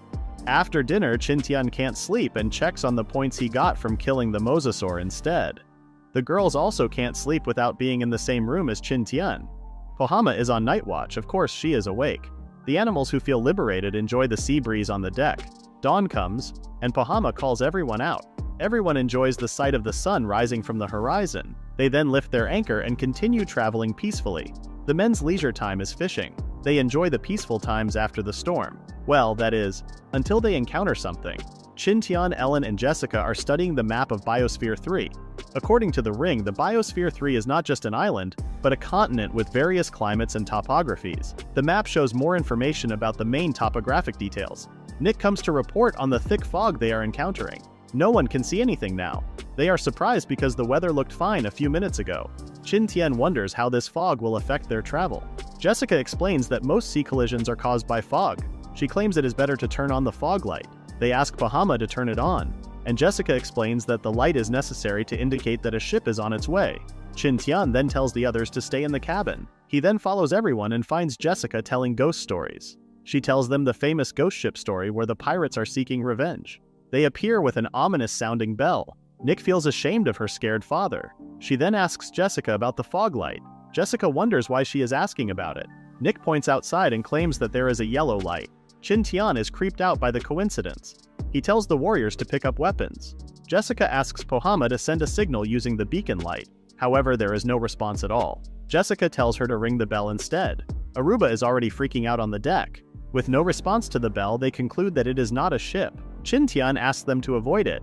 He wonders if it is really a ship and hopes that it is not something dangerous. Just then, Pohama shouts that there is a ship full of bows.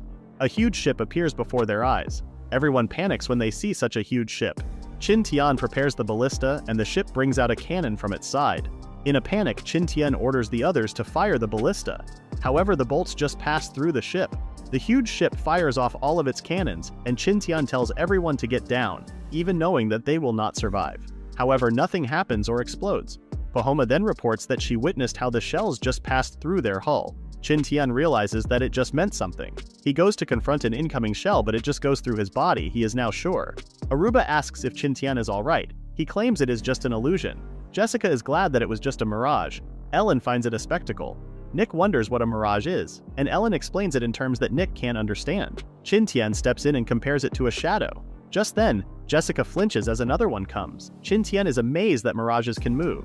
Jessica is embarrassed for acting surprised. They later get out of the thick fog and they are glad that the ghost ship is nowhere to be seen now. They continue traveling toward Biosphere 3 as they remember the fantastical moment they just experienced. They still encounter storms along the way, but Jessica is now experienced enough to navigate through one. It has been 2 months, and people are getting used to the sea, except for the seafood. Qin Tian can see that the Lada people are getting bored. He then decides to have rotational training for more Lada warriors. Freisong worries because he claims that not everyone is born a warrior. There are only Kata and a few others.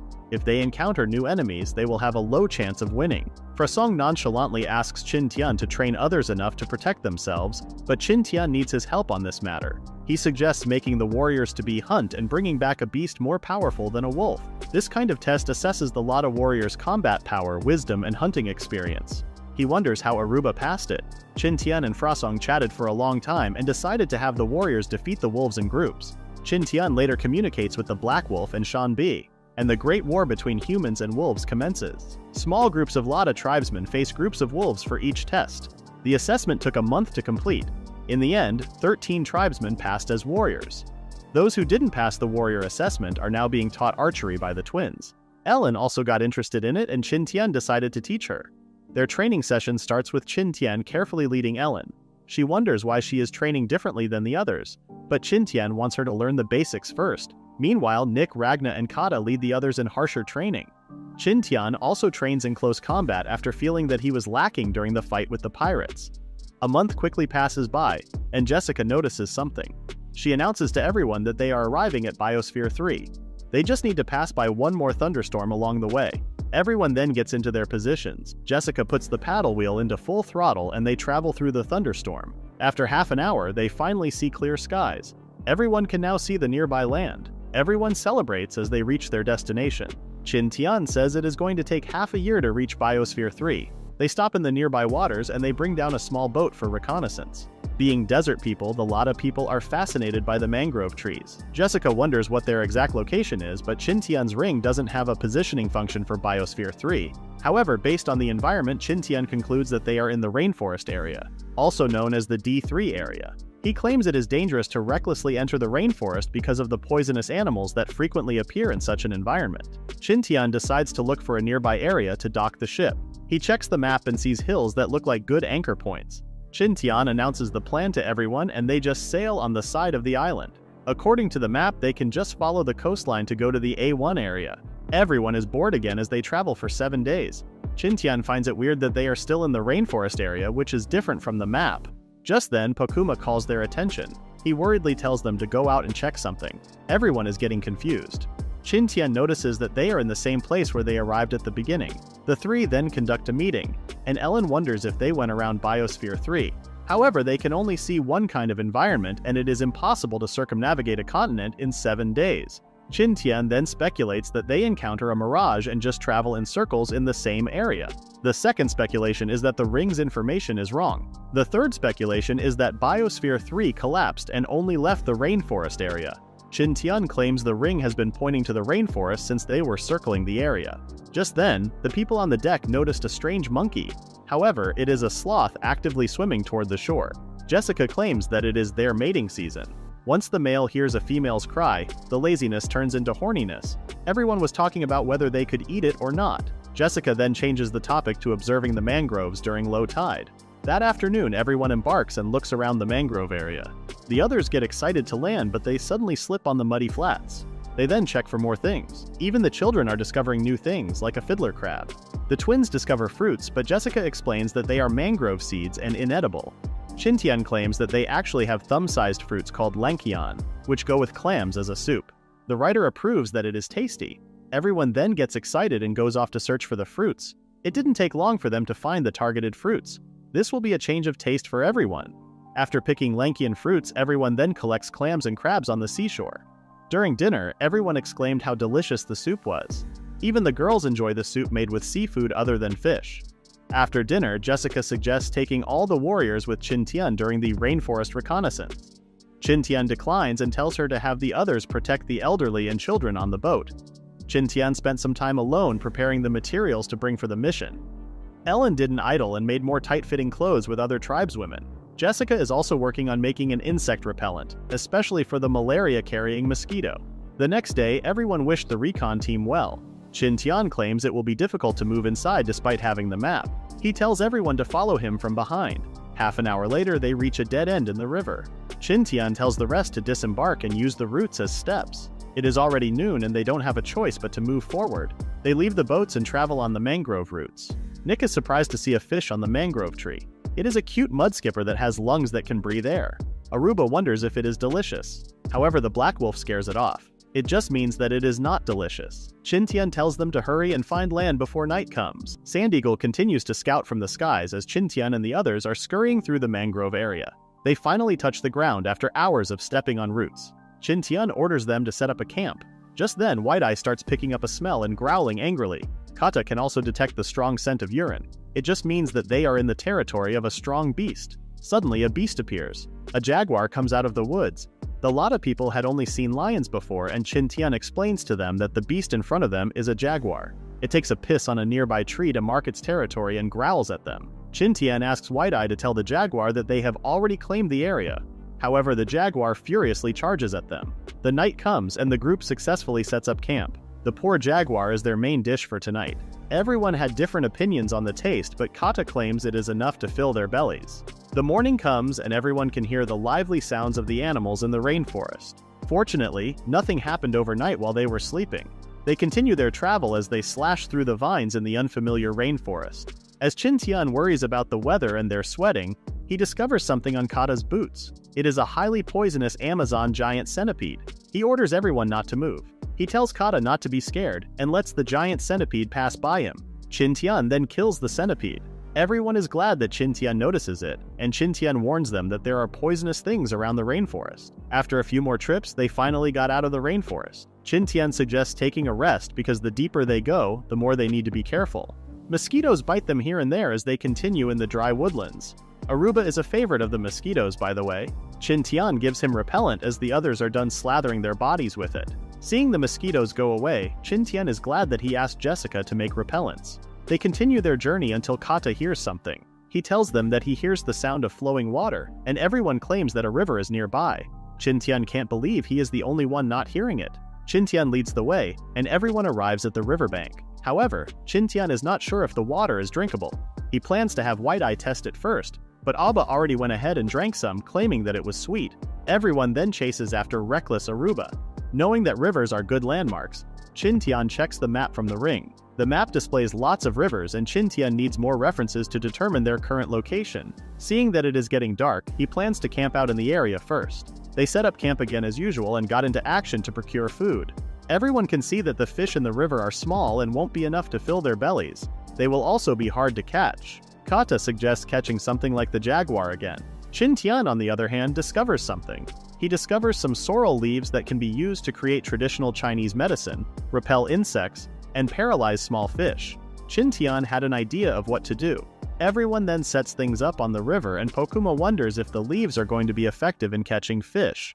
Qin Tian then put a lot of sorrel leaves in the water and the fish started floating on the surface of the water. The rocks they put in advance prevent the fish from being swept away by the current. Dinner for tonight is a grilled dish, and the lot of people can't get enough of the taste of the fish. They were actually tilapia, which wouldn't survive on the previous island. Still, Qin Tian can't believe how rich the resources are. Just then he notices something, and a person can be seen floating on the river. First, Qin Tian tells the scaredy cat Aruba not to freak out. Nick wonders what is wrong. Qin Tian points to the direction of the river and asks them if the shadow they can see is a person. Confirming that it is a person, Qin Tian runs first to save them. After some time, everyone observes the wounded person looking like a tribesman from an earlier civilization. Seeing the man's attire, Qin Tian can only think that this person came from a more advanced civilization than the Lada people. Kata notices how the injuries were inflicted by stone tools. Kata wonders what to do with the corpse, and Qin Tian tells him to dispose of it. Kata immediately throws it back into the water and prays for the person's soul. A typical Aboriginal water burial. After the dinner, everyone had a meeting and concluded that there are other tribes on Biosphere 3. Out of precaution, they started to have a night watch and take turns every 2 hours. The next morning, they all set out after eating small fish again for breakfast. After following the river, they reach an elevated area. Aruba notices how muddy the water is. Qin Tian recalls the vlog episode he watched about muddy water in a downstream area after a rain, and the survival host suggests going to higher ground to escape the torrent. Qin Tian orders everyone to get up the cliff. With a rope tied to a tree, they all start climbing the cliff. Aruba wonders why Qin Tian is in a hurry. Qin Tian did speculate something based on what he watched before. Just then, an earthquake occurs, and they all see water furiously flooding downstream. They then climbed in a hurry and barely escaped the torrent. They just realized how wide the river is. Pokuma notices something on the water, and it is an Amazonian anaconda. Aruba wonders if it is a small Titan python. Qin Tian explains that they are different. Pythons have obvious scales, while anacondas are slippery like loaches. Qin Tian tells them to be careful, but a lot of people are seeing the anaconda as dinner. The cute anaconda sees a tree branch and slithers on it. What welcomes it at the end of the branch are the foodies from the Lada tribe, who see it as a dinner. Another poor wild animal has fallen into the hands of the Lada people. They all discuss how to cook the anaconda, and Qin Tian can't help but feel bad. Qin Tian notices how the animals they have met so far are normal, different from the mutated and ancient ones back in Baidao 2. Anyway, he can't believe the others are really bringing the whole anaconda, weighing 225 kilograms. Because of the flood, the team didn't have a choice but to continue traveling in the rainforest. As the skies darken, they start clearing out an area to set up camp. Dinner for tonight is anaconda meat sprinkled with salt. Even sand eagles and white-eyed vultures enjoy the food. Just then, White-Eye notices something and growls toward the bushes. The sand eagle immediately reports that something is coming. Qin Tian tells the others in a hurry to put out the fire. After the fire is put out, they all hide in the bushes. What Sand Eagle described were more likely aboriginals. It would be worse if they were cannibals. Torches can be seen from afar, and 3 men who look like a patrolling squad appear. Qin Tian tells the others to wait. 2 hours later, they lit up the campfire again as they heated up the cold meat they left. Seeing the decorations on the men before, Qin Tian thinks that they are cannibals. Nick wonders if those men originated from their tribe because she understood their words. However, the others don't recognize them, and Aruba suggests asking Frusong later. Qin Tian asks for another confirmation if the men who passed by were speaking in Arabic, and Pokuma confirms it. Pokuma wonders if there is something wrong, and Qin Tian tells them that there is. Qin Tian clearly heard the men talking in Mandarin. Everyone then tries to figure out what is happening until Aruba's brain gets fried. Meanwhile, a person picks up a huge ant and lets it bite her thigh wound. She uses the ants to close her open wound. The woman pants as she looks over a village from afar. The next morning comes and Qin Tian's team finds a settlement. Kata wonders if the men from last night are from the village. However, Pokuma sees dead people using their telescope. Ragna now knows why the village is quiet, and Pokuma suggests leaving. Qin Tian agrees and tells them to go around the area. Just then, they hear a baby's cry echoing through the area. The others ask Qin Tian to look for it. Despite being worried, Qin Tian tells them to move in vigilantly. They can see traces of a fierce battle. They approach the house where the baby's voice can be heard. They get inside the house and discover that the baby has soiled itself and needs a change of diaper. Night comes, and the wounded woman from before approaches the village. She stops as she hears the Lada people being noisy over changing the baby's diapers. The woman finds their clothes unusual. The baby calms down beside White-Eye. The others notice how the village got looted, but Qin Tian decides to stay for the night. They are glad that they found the baby early on. However, Qin Tian worries about how to feed it when it gets hungry. Qin Tian's nightmare comes, and the baby cries out loud due to hunger. Aruba tries to feed it with a piece of meat, but Kata smacks him for being an idiot. Qin Tian lets it drink water for now, but it still cries out. Everyone continues to worry as someone sneaks around the area. The baby continuously cries as the woman outside tries to start a fire. Kata suggests knocking out the baby to make it fall silent, but then he notices the other houses burning. Qin Tian gets alerted, and they discover how the fire quickly spreads to the adjacent houses. They use their axes to bring down the nearby houses. Qin Tian finds it weird that the house suddenly caught fire. He knows that this is deliberately done, basically arson. The woman sneakily runs to get the baby, but Qin Tian discovers her. While holding the baby, the woman tries to slash Qin Tian, but Qin Tian manages to dodge her attack. Qin Tian just realized that the one who sneaked in is a woman. Qin Tian knocks her out after realizing that she is from the village. Qin Tian gets flustered as the baby starts fondling a melon. The fire soon dies out and everyone concludes that it was the woman who started the fire. Ragna wonders if she is the baby's mother, and Qin Tian agrees that she might be. The woman wakes up as Nick greets her. She starts going hysterical and calls them demons. Qin Tian asks her to calm down. The woman realizes that there are a lot of them, and if their goal was to hurt her, they should have done it earlier. The woman introduces her as Soram, and the baby is hers. Qin Tian then confirms if they can understand each other and comes to the conclusion that everyone in D3 can understand each other regardless of language. Qin Tian then asks Soram to sit down and have a conversation. However, Soram falls over because she is too tired and hungry. The morning comes and Soram finally takes a bite of food. Nick tells her to eat slowly. She thanks Qin Tian and the others. Qin Tian asks her what happened to the village. She then starts talking about what happened 3 days ago. The village was suddenly attacked by other tribes. The villages rose to put up a fight, but they were outnumbered and taken as prisoners to become slaves. Soram was given the opportunity to escape during the battle. Soram couldn't hold back her tears as she recalled what happened. Nick confirms that Soram fell asleep after crying too much. Qin Tian wonders if the Lada tribe can accept people from other tribes, but the others don't know about it. Kata confirms that this hasn't happened to them yet. Qin Tian suggests taking Soram back to their ship, Breaking Dawn. However, they need Soram's opinion about it too. For now, Qin Tian tells the others to sleep well for the night. Qin Tian initially planned to talk to Soram in the morning, but she is still sleeping due to fatigue. He then decides to leave Ragna and Nick behind while he and the others look for food to eat. The group aimlessly roams around the wilderness looking for food. A curious Aruba discovers a spider and calls out for Pokuma's attention. Pokuma gets mad at Aruba and kills the spider. Qin Tian notices that there are Joro spiders around and clearly remembers a collector buying these for a fortune. The group soon arrives at a coconut field and everyone gets excited. They check for coconut fruits, and Pokuma notices how they are different from the ones they usually know. Qin Tian explains that this type of coconut tree doesn't bear fruits, but the starch inside the trunks is edible. The others misunderstood him and started biting on the coconut trunks. The group cuts down one tree and Qin Tian shows them the edible starch. However, they need to filter out things first using water. The others are worried that they don't have water anymore and haven't seen any sources nearby. Qin Tian claims that there is a nearby source of water since Soram's tribe mates have cut down some of the trees before. They see 2 trails, with one showing signs of the trunks being dragged away. They soon reach the river and Aruba wonders if they can catch some fish. They then start extracting the starch from the trunk. They started chiseling the starch and also created some containers using the outer barks. They did some rubbing and then used a cloth to filter the starch liquid. They left it for some time until the starch gradually sank into the bottom of the container. Qin Tian explains that starch flour is basically the same as wheat flour. He then tells the others to start moving back to the village. Meanwhile, Soram wakes up and thanks Nick. However, Nick tells her to thank the Mighty One instead. She claims Qin Tian is the messenger of the Almighty. Qin Tian's group returns and Soram starts prostrating herself in front of Qin Tian while calling him a priest. As they cook the starch, Soram explains that the priests in their eyes are those who communicate with God and lead others. Qin Tian then asks Soram what she wants to do next. Soram wants to go to the city-state, much to Qin Tian's surprise. She claims she only heard from the elders that the city-state is a large tribe with huge stone houses. Corn and cocoa are abundant, and there are kings and nobles living there. During festivals or disasters, the king asks the priests to conduct a ceremony with offerings to seek blessings and protection for the people. Qin Tian falls silent upon hearing new information. The silence broke when the starch popped off. Soram didn't know they could cook the starch that way.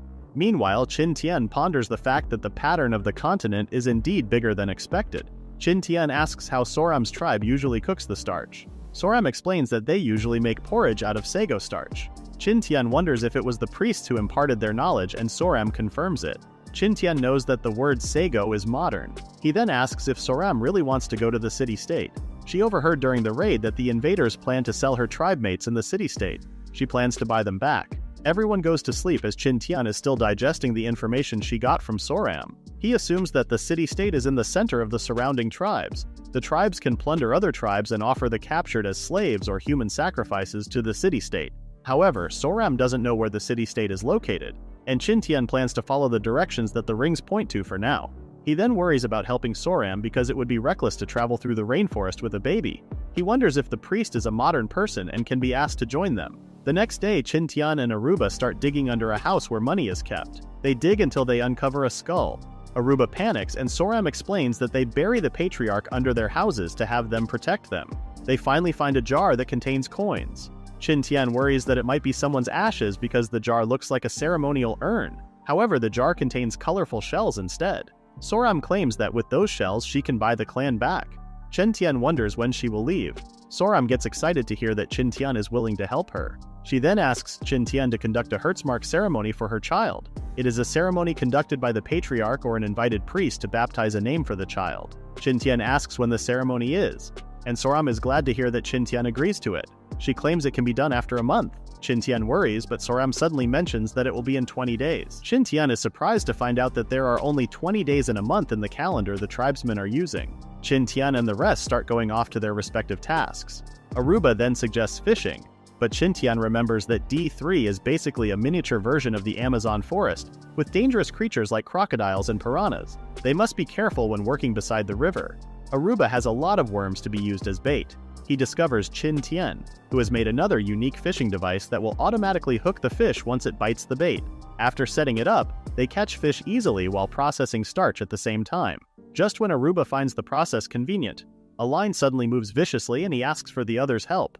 Qin Tian notices that it must be a big one for Aruba to struggle. Despite having Qin Tian's help, the two get pulled into the river by a strong force. Kata throws a spear, but it just bounces off the scales. The water splashes and an adult arapaima leaps out of the water. It is considered the biggest fish on the South American continent. Qin Tian knows it will be hard to pull it over once it goes back to the water. He asks Pokuma to aim for its head. Pokuma enters a state of concentration and hits the jaw of the arapaima with his arrow. The huge fish finally calms down in the water. After pulling it out of the water, they conclude that they have enough food for 3 days. Qin Tian pulls out the scales and explains to everyone that they are usable as armor, seeing that Kata's spear bounced off them. Pokuma now realizes why Qin Tian asks him to aim for the head. However, Qin Tian claims he was not sure in the first place if the head was the weakness. Pokuma can't believe that he was just asked to do a chance shot. That night, they feasted on the arapaima's meat. At the same time, Soram is busy with something and Nick asks what she is doing. She is using the arapaima's scales to make armor. They didn't worry about having meat for the next 3 days, but they still need to process the remaining starch for their next trip. Meanwhile, Soram and Nick are preparing things for the ceremony. Soon after, Priest Qin Tian leads the ceremony but finds the process troublesome. He just mumbles random numbers and alphabets as chants. A few minutes later, Soram presents her child to Qin Tian. Soram guides her on what to do, and Qin Tian lifts up the child and realizes something. He unconsciously shouts the name Simba. Qin Tian tries to calm himself after the absurd memory he just recalled. The others behind him also shouted the name Simba, thinking that it was a chant. Soram then asks Qin Tian to introduce 9 items to the child to determine his purpose in life. Qin Tian then starts to present various things to the child. He puts down the child and watches him crawl toward the items. Surprisingly, the child picks up everything. Qin Tian wonders what blessing to say because he only prepared a speech for each item. He suddenly gets an idea and claims that the earth contains everything, hence the child's name is Earth. Soram is glad that her child now has a name. Everyone is impressed by what they just witnessed, even though it felt like the Lion King for a moment. Night comes, and Qin Tian checks on Soram's injuries. They then show Soram the map of the continent they are on. Qin Tian then asks, "Where is the village located?" She points to something near a river. However, Qin Tian knows that the map is kind of hard to use without the positioning function. They then continue planning the path they are going to embark on. The group sets out the next morning and follows the path Soram's tribemates left. Qin Tian offers a set of clothes for Soram, but she finds her current attire comfortable. The group later encounters a dead end and decides to camp for the night instead. The next day comes and Qin Tian can't believe he collected a lot of water from dews overnight. Everyone also does the same while Earth is chilling with wide-eye. The group continues to travel and Aruba is complaining about the weather. Soram suddenly stops and feels the wind. She claims that it is about to rain. However, the others can see how sunny the sky is. Soram exclaims that it will be heavy rain. Qin Tian can trust Soram because she is a resident of this continent. He then orders the others to set up camp. After some time, the skies start rumbling and rain comes pouring down. Ragna is thankful that Soram gave them a warning. Nick wonders how Soram did it, and Soram claims that she just needs to listen to the rainforest. Qin Tian is really glad he listened to Soram. Seeing how the rain pours, the group realizes that it will go on for the whole day. It's a good thing that Jessica's tent has a bottom to keep the water away. The rain continues through the night, and all they can do is camp out for the rest of the day. The skies cleared up the next morning, but the rain came back just like Soram predicted. As the skies clear up again, the group continues to travel. However, their boots are too soaked from the rain. Ragna suggests taking them off, but Qin Tian denies his suggestion. Soram gives out a signal again and Qin Tian tells them to set up the tent. It starts raining again, but weaker compared to the beginning. This time they use an animal skin tent so they can put up a fire. Just then Aruba notices that Kata has 6 toes on his feet. Kata looks down and checks on his foot. Ragna and Pokuma claim that they have the same thing. Qin Tian scolds them for not telling him about it early on. Qin Tian then starts asking them for symptoms. Qin Tian worries that they might be fatal. He then opens up the system store and uses 2,000 points to buy a book about first aid in the wild. Qin Tian can feel the information entering his mind again after a long time. He finds the information that he needs in his head, and diagnoses the condition of the others as warts. The others are worried that they might die because of warts. Kata then starts leaving his will to Nick. Pokuma asks Aruba to take care of his twin sister Pohama. Ragna cries with a confused white eye. Qin Tian then tells them that a small problem won't kill them. The treatment is quite simple. Pour some hot water on the wart and cut it off with a knife. It won't even hurt when cut off. Kata wonders if it is done, but Qin Tian claims it might grow back again and they just need to cut it off. He presented another method using needles, but the others looked scared. Soram claims the rain is going to take a day, so everyone decides to rest for now. Qin Tian knows the cause of warts: long-term travel, friction, and the wet environment that let the bacteria breed on the wounds. Qin Tian tries to look for more books that can help their current situation, but I see something familiar in the store. Sheesh, other manhwas are uploaded on the system. Qin Tian is tempted to buy them. He quickly snaps out of it and continues to browse for something useful. He then finds an upgraded book about field crafts. Despite being expensive, Qin Tian buys the book and gains new knowledge. He then stands up and exclaims that there is a way. He then mixes lard with sodium hydroxide to make glycerin. He then mixes it with starch, baking soda, vinegar, and water to make degradable plastic. Soram is fascinated by the glass tube and Nick starts acting proud. Qin Tian continues mixing and the others are starting to wonder what he is doing. He claims he is making plastic that is waterproof. Half an hour later, they acquire waterproof boots. Aruba then offers to do the test. He then starts stepping on a puddle like a kid, and Kata punishes him for splattering water on him. Qin Tian is glad that they can protect the others from warts now and prevent them from redeveloping them. The rain boots were quite useful during their travels. It can even help them when they accidentally step on shallow puddles. The rain was really terrifying because it accumulated too much water in the forest. They even discover a shark in the river, which soon becomes a meal. Because of the climate, Qin Tian's group is traveling unnecessary distances. During their travels, they encounter avocado trees that bear fruits that are highly nutritious. Our foodie friend Aruba starts climbing to pick the fruits. However, he notices something from afar. He shouts back to the others below that he can see fire ahead. However, Soram claims it is not a flame. It is actually a colony of flying fire ants. They use their jaws to clamp human skin, which can cause blisters, burns, and even anaphylactic shock, with the risk of death. Qin Tian tells everyone to run away. While running, Aruba points out that it was just ants, but Qin Tian exclaims that this kind can kill people. Qin Tian realizes that they can't just run away from the colony. He brings out his lighter and asks the others to bring out the alcohol. They put alcohol in their mouths while holding torches. The fire ant colony comes and they spat out alcohol towards the fire torch. Unlocking fire breathing, I mean killing the fire ants in the process. However, there are still a lot of them. Qin Tian tells the others to cover their heads and get out. The fire ants start biting them. Just then, the Sand Eagle comes. Sand Eagle uses Gust. It is super effective. Qin Tian commends Sand Eagle. The fire ants target Sand Eagle this time. Qin Tian tells it to get away and throws the bottle of alcohol away. Pokuma shoots an arrow, breaking the bottle and causing an explosion. Qin Tian tells them to run. Qin Tian and the others run away from the fire ants. Qin Tian knows that fire ants don't have natural enemies. However, the system shows him Mahatma, a parasitic fly, and yellow dragonflies, which both prey on fire ants. The ring points out a direction, and they all run to it. They are getting near the yellow dragonflies' breeding grounds near the river. Qin Tian and Pokuma distract the fire ants again with small explosions. They finally arrive at the river, and Qin Tian tells them to hurry. Everyone dives into the water, and Qin Tian gives the fire ants the middle finger. The yellow dragonflies start to mobilize. They all preyed on the fire ants until nothing was left. Look at them burp. Everyone gets out of the water and checks on each other's condition. Qin Tian is glad that no one had allergic reactions. Soram and Nick appear and they regroup.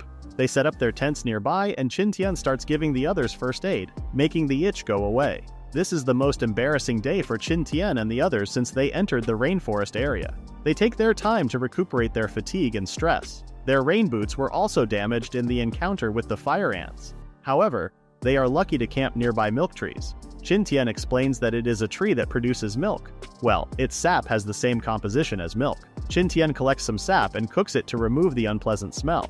The smell became more pleasant and everyone got to taste milk for the first time. Qin Tian feels amazed by nature after encountering sago palm trees and milk trees. Later that night, Qin Tian comes out of the tent to check on Soram, who is praying outside. He wonders if she is worried about the safety of her clan. She claims that there is a month left before the sacrificial ceremony. Qin Tian recalls that Soram did mention it before, and her clanmates might be the ones offering this time around. Qin Tian reminds her that it will be just a few days before they reach the city-state. However, Qin Tian's group doesn't know the exact location of the city-state. Hence, they can't estimate the distance that they are supposed to travel. Along the way, with the help of Sand Eagle, Qin Tian discovers other villages that range from small ones to larger ones. Qin Tian thinks the city-state is just nearby because of the villages gathering in its proximity. Still, Qin Tian and his group decided to avoid the villages to avoid unnecessary troubles. A few days later, Qin Tian's group discovers some traveling tribesmen. They think the path they are taking is toward the city-state. Just then, they hear something in the nearby woods.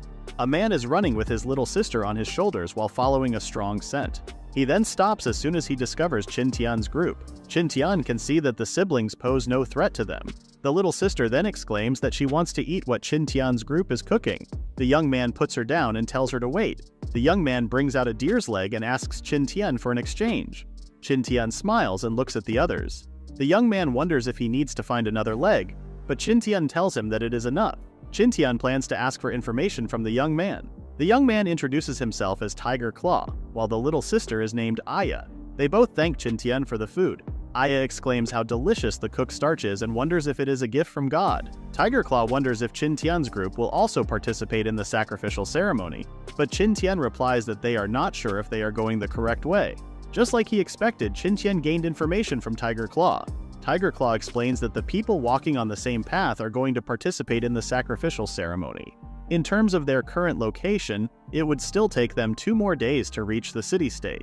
Tiger Claw tells them to take their time because there is still time before the ceremony of the priesthood starts. Tiger Claw then reminds Qin Tian about the entrance fee. Qin Tian wonders how the fee is calculated. Tiger Claw mentions that shells are the main currency used to buy products like cocoa beans, tobacco, and corn. Qin Tian wonders how much it is per person, and Tiger Claw tells him that it is 20 shells per person. Tiger Claw suggests trading their items for currency and offers to trade some for Qin Tian's food. First things first, Qin Tian wants to know if plundering happens in the city-state after knowing that looting between villages happens. Aya then cheerfully suggests killing the other party to gain more things. Tiger Claw tells the anxious Qin Tian that others normally target other small groups. Qin Tian wonders if the siblings are in danger. Aya exclaims that her brother is strong enough to take on 10 people by himself. Qin Tian then changes the topic and asks for the exchange of shells for food. The siblings then receive food from Qin Tian with extras. Qin Tian now worries if Soram can buy off her clanmates with her jar of shells. The two groups finished exchanging goods and shells and went their separate ways. Qin Tian and his group moved to look for another place to camp. He worries that the siblings are other tribes' scouts. Meanwhile, the siblings talk about how nice Qin Tian is. Tiger Claw hopes he won't participate in the holy ball sports after the gods bless them. Just then, Aya starts shivering. Tiger Claw stops walking and covers Aya with this thick cloak. They spent the night as the older brother warmed up his little sister. The next day, Qin Tian's group takes a road different from the main road. Qin Tian tells them to wait and see. He recalls Tiger Claw's warning that other tribesmen target people on the road. Suddenly, Qin Tian notices a glint in the woods. An arrow appears, and Qin Tian immediately has his superpower that speeds up his mind and movements. He knew that this kind of situation would come, and didn't expect the tribesmen to be smart enough for an ambush. Knowing that they are nearing the city-state, this kind of ambush is a normal occurrence. Qin Tian can also see another party waiting for the result of the scuffle. However, it is a pity that they chose the wrong target. Qin Tian, Kata, and Ragna quickly fought back and overpowered the tribesmen. Their modernized swords are enough to scare the tribesmen. However, the tribesmen are proud of their numbers compared to Qin Tian's group. Aruba now knows how the pirates felt when they were at an advantage with their weapons. Qin Tian is now worried about the enemy's numbers. They have just come out. A spear suddenly appeared between the two forces. Tiger Claw comes running with Aya on his shoulder. The other tribesmen freaked out after seeing Tiger Claw and bounced out of the scene. However, the strong man that the others are scared of tripped on a random rock. Aya skillfully jumps off of her brother and greets Qin Tian's group. Tiger Claw asks for their well-being, but it seems like he needs to check on himself first. Qin Tian helps Tiger Claw get up and mentions how the coincidence is so great that it looks like the siblings knew their location. Tiger Claw immediately spouts random stories and reasons for helping Qin Tian's group. The siblings even mention how God guided them to meet again. They suggest traveling and eating good food together. Qin Tian accepted their suggestion, and the way to the city-state was now easier with the siblings. Qin Tian's group can't believe seeing a sudden number of people. Pokuma wonders why the others are distancing themselves, and Tiger Claw mentions their clothes, saying that only nobles can afford to buy them. They then decide to sell their clothes and blend in with the people. On the other hand, they are all glad that they don't need to stay in the muddy forest anymore, and the skies show that the weather is good for the next few days. That night, everyone camped out. Tiger Claw expresses his shock as he discovers that Qin Tian's group has refined salt. He mentions how they only got it by simply drying salt water. Just then, they notice a sudden commotion behind them. People got their hands tied on their backs, and a menacing man shouted his order to stop. Tiger Claw explains that they are city-state soldiers that ransack human sacrifices and offerings from nearby villages. Qin Tian asks about the siblings' village, but Aya claims that they are strong enough to kill the soldiers. Qin Tian expresses his worry about the soldiers' retribution, but the little girl explains that the city-state won't know as long as they kill everyone. Soram suddenly jolts up to check on the prisoners. Qin Tian lends her his telescope. Soram checks on them and shakes her head, meaning it is not her clanmates. Later on, the siblings enjoyed using the telescopes for stargazing. It was interesting enough for Aya to trade her brother for one. They continue traveling the next day and see conflicts along the road. Everyone ignores these conflicts, including the city-state soldiers. After walking for 3 days, they finally see a huge structure, more than enough to know that it is already the city-state. Nick is genuinely surprised, unlike Ragna and Kata, who have already seen the laboratory before. Qin Tian asks Sand Eagle to survey the area and borrows its sight. Qin Tian is surprised by what he sees. Mayan pyramids appear before his eyes and he can't believe it. Qin Tian asks if the siblings are Mayan people, but they claim they are corn people. Qin Tian can't be mistaken for thinking that these are Mayan pyramids. He does recall that the Native Americans cultivated corn way before others. Tiger Claw wonders if there is something wrong. Qin Tian shakes his head and asks to keep going. Qin Tian asks Tiger Claw if he knows about the 5th Maya prophecy, but the latter doesn't know about it. It seems like these people were also brought to the island by the time and space storms. Qin Tian can see that people are paying the gate fees with crops and such. He can also see a moat, which is quite unusual for Mayans. He wonders if some people have attempted to jump over those moats, which is doable. The siblings get flustered and mention that God is watching all the time. Just then, they see someone get in without paying, and Tiger Claw explains that the person is a resident of the city-state and always brings a special identification card. Qin Tian wonders how to become a resident, but Tiger Claw claims that there is no way. He further explains that one day the gods descended on a random village and imparted wisdom until it became a city-state. As they get further inside the gates, they see other people getting banned from entry. Afterward, Qin Tian's group sees wide farmland full of flames. Qin Tian discovers that slaves are being used to collect the fallen leaves and corn stalks and burn them to be used as fertilizer. After 10 more minutes, they can now see low-rise buildings. Based on Tiger Claw's explanation, the city-state is divided into 3 parts: the farmlands, the residential areas, and the temple in the center of the city-state. They arrive at the market and things are lively. Tiger Claw wonders where they will go, and Qin Tian wonders where they can see slaves. Aya calls him disgusting, but Qin Tian explains that he is only curious to see Tiger Claw point in a direction where slaves are being sold. A visibly strong man is currently being put on auction, and everyone bids on their cocoa beans and shells. Soram lets out a deep sigh. Aya soon learns that they are looking for Soram's clan, which has been captured. The siblings just found out the reason why Qin Tian and the others came to the city-state. Soram thanks Qin Tian for bringing her to the city-state and swears to repay Qin Tian in the future. Qin Tian also thanked her for leading them to the city-state, which was their main goal in the first place. Qin Tian wants to explore the Mayan structures, but he needs to help Soram look for her clan first. The siblings offer their help to look around. It seems like giving them discounts before made the siblings feel gratitude toward Qin Tian. The city-state is wide and it already turns dusk, searching for Soram's clan. Everyone gets hungry after walking around, and Tiger Claw wonders if Aya wants to eat her favorite. A man wearing a business smile sells hot cocoa. There are also other things to eat at the food stalls. Qin Tian hears the price of the hot cocoa, but he worries that the siblings already used it during their transaction with Qin Tian. Aya claims that is the reason her brother is helping people get paid now. Tiger Claw shouts and tells Qin Tian to help themselves, but Qin Tian wants to pay for their food themselves. Just then, the merchant wonders if Qin Tian owns the Golden Eagle.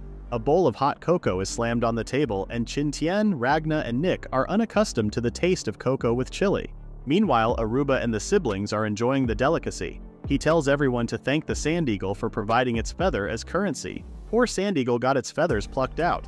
Night comes and it is camp time again. Qin Tian recalls the rumors that the Mayan civilization was built with the help of aliens. Aya suddenly feels hot, and Tiger Claw starts taking out some of the fire. Tiger Claw quickly leaves with Aya and tells Qin Tian's group not to worry. Tiger Claw easily jumps over the moat with ease. Despite warning Qin Tian during the morning, Aya continuously feels hot. Tiger Claw then jumps into a river while holding onto Aya. Poor Sand Eagle became their piggy bank again for the next morning's meal.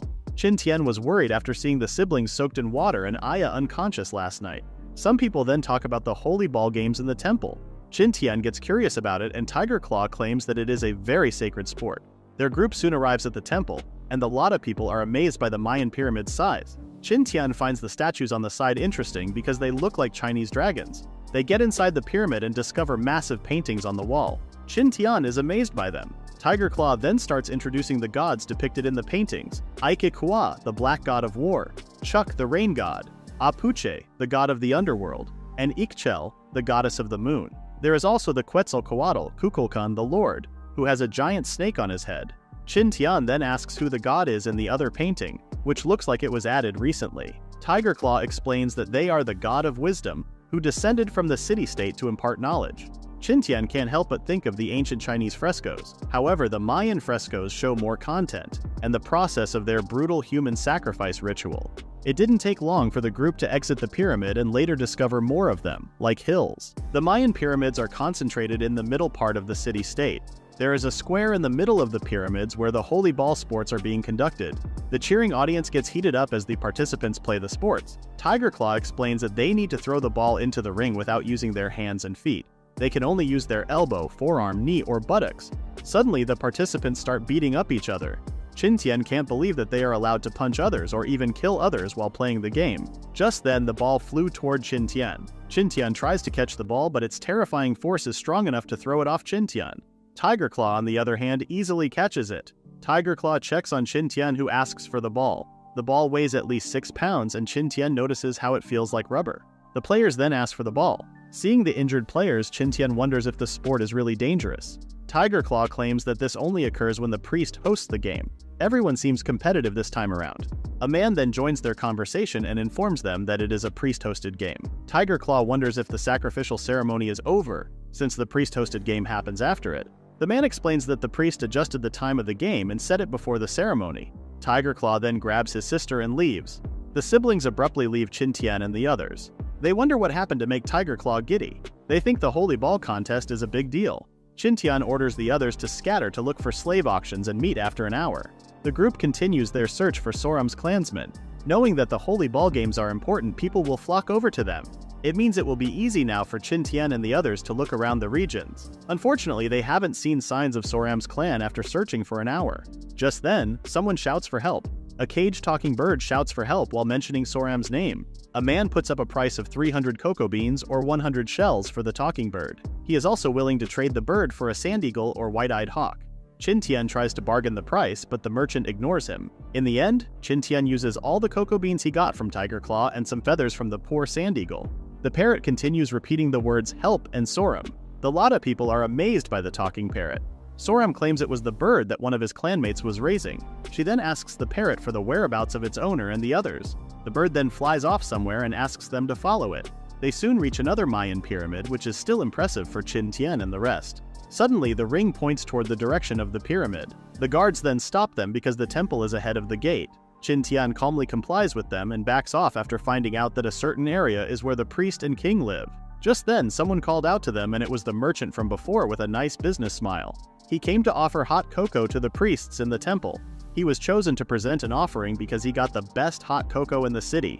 The guards then shout at them, and Qin Tian leaves as the merchant gets escorted inside the gates.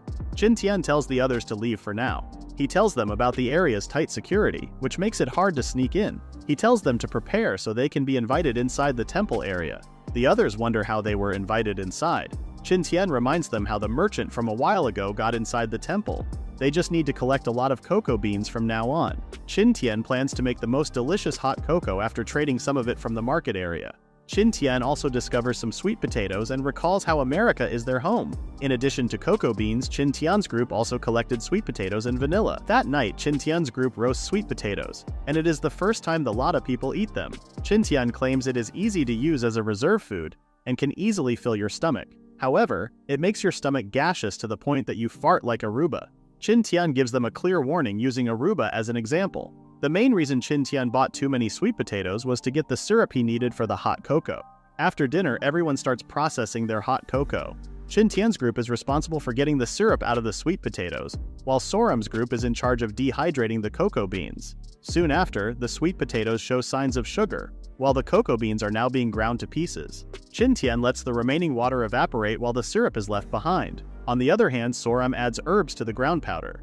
After some time, all their ingredients are done. Everyone then starts cooking hot cocoa in a large pot, and Qin Tian adds syrup to add sweetness to the bitterness, milk to enhance the drink's smoothness when drunk, and finally, vanilla to enhance the flavor of the hot cocoa. Everyone takes a sip of the improvised hot cocoa, and you can see on their faces that Qin Tian was successful in making a unique hot cocoa. With Qin Tian's taste test, he realizes he needs to add more syrup to it. Pokuma wonders if honey can also enhance the hot cocoa's sweetness. Qin Tian explains that honey becomes sour at a certain temperature, which is not suitable for a hot drink like hot cocoa. The next morning, a peculiar scent covered the market's food stall area. Qin Tian shouts and advertises their hot cocoa as the best in the city-state.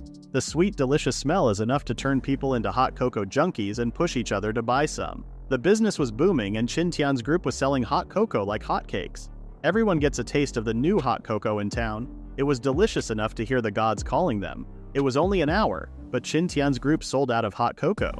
They also got a lot of cocoa beans as payment for today's sale. Seeing that they are selling is pretty rewarding for Qin Tian and the others, but collecting currency is not their goal. They just need to get famous and reach the ears of the priests. Qin Tian's group sold their hot cocoa in various parts of the city-state, and Qin Tian expected that they would get the attention of the priests in less than a week. He wonders what is happening now with the holy ball. Everyone cheers hard as players attack someone who's wearing a haystack on the field. The punch was ineffective, and the haystack man easily flipped over his attackers. The attacker wondered what had happened as he punched the haystack. Qin Tian and Kata are impressed by the haystack man and even mention how that haystack man is stronger than Summonson. Just then, a kid calls out to Qin Tian and asks if he can work for them in exchange for hot cocoa. Qin Tian then hands out a large bowl of free hot cocoa to the kid. The kid hurriedly gulps down the hot cocoa, making Qin Tian flustered, and he asks the kid to put down his basket first. Qin Tian notices the contents of the basket. The stones are calcium carbide, which is a material for the production of acetylene and calcium cyanamide. Qin Tian asks if he can take a look at the stones. He then throws one into a bowl of water and the water starts boiling. Qin Tian asks the others to step back as he places fire on it. The bowl explodes as the calcium carbide reacts with the flame. This confirms that it is a real calcium carbide. Knowing that this material shouldn't exist in nature, Qin Tian asks the kid where he got it. On the outskirts of the city-state, the kid leads Qin Tian to the nearby forest. The kid claims that the place they're going is cursed. He mentions how lightning struck the temple and everyone in it turned crazy. Qin Tian wonders why the kid is not scared despite the rumors. The kid claims that the priests have already driven away the evil gods in it. They then arrive at an abandoned Mayan pyramid. The kid tells Qin Tian not to worry about offending the gods because the temple is now abandoned. They enter the pyramid, and Qin Tian notices the cracks in the walls. The walls were also melted by the lightning from the stories. The kid then points out the rubble where he got the calcium carbide. Qin Tian notices a lot of charcoal, quicklime, limestones, and of course calcium carbide. Qin Tian wonders how these byproducts came about. He can only think of the electrical traces on the walls, but mere lightning is not enough to produce the necessary heat and charge. Qin Tian then notices a different-looking piece of rock. He feels like he's already seen this rock before and knows that the Mayans can't produce such a rock. Qin Tian then plans to check out the other nearby temples. Qin Tian then wonders why the kid is collecting limestone. The kid explains that the limestones are used to build temples, and Qin Tian realizes that the kid is selling them. Qin Tian thanks the kid for leading the way and promises to pay him later. The kid declines, as he has already received a bowl of hot cocoa. Based on the kid's appearance and clothing, Qin Tian realizes that the kid is one of those poor commoners of the city-state. Later, Qin Tian discovers a shelf and wonders what was originally placed on it. The kid claims it was all limestone before he took them away. Qin Tian's hunches are now right. The kid wonders what Qin Tian is looking for, and he claims that he is looking for something strange, like a shiny stone. They get on top of the pyramid, and Qin Tian notices the tiles on the rooftop. He can see that they look like solar panels. He then decides to check on the other temples. Afternoon comes and Qin Tian thanks the kid for showing him around. The kid went home and Aruba got worried that the stone would explode in the jar. Qin Tian tells him not to worry as long as it doesn't come into contact with fire. It was a shame that Qin Tian only gained calcium carbide during his excursion. However, he is more worried about the temple roof, which clearly resembles solar panels. He had checked the other temples and discovered that not all of them got solar panels. Some of them got ruined. He notices how it was deliberately broken by someone.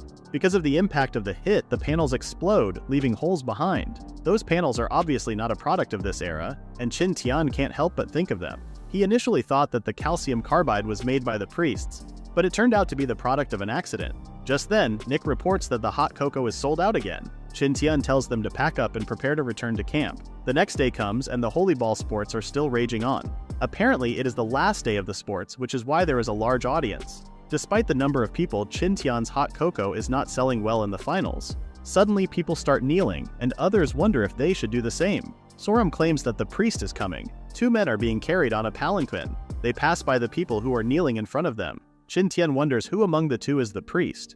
He can't deduce because no one looks like a learned person. They can't hear what the thinner man is talking about on top of the pyramid. On the other hand, the man feels great looking down on people like ants. Everyone celebrates as he announces the start of the Holy Ball Sports Finals. The two men sit down as they watch the games. The thinner man discovers the haystack warrior bulldozing through the other players. He wants to take the man as his own.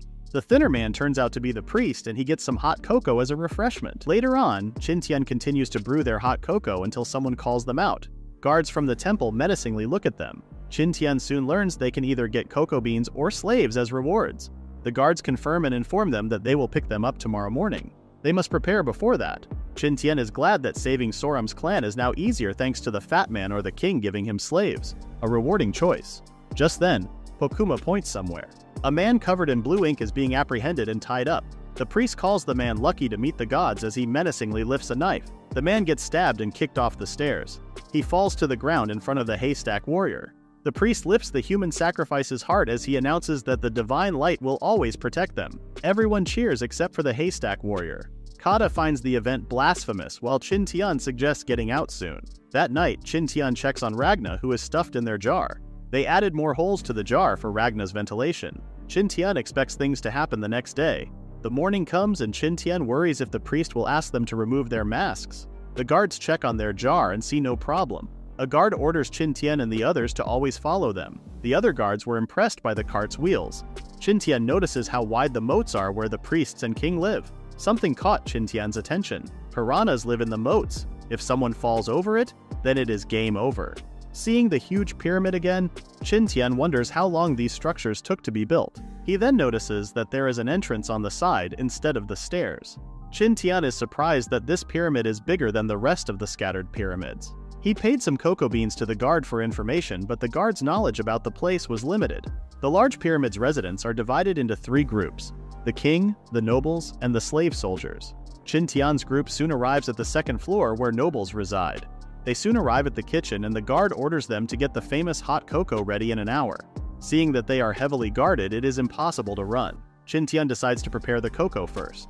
Soram is amazed to see the smoke being ventilated. Qin Tian explains how the chimney works. However, the principle of building it is not simple, and some unknown forces are working behind the scenes in the city-state.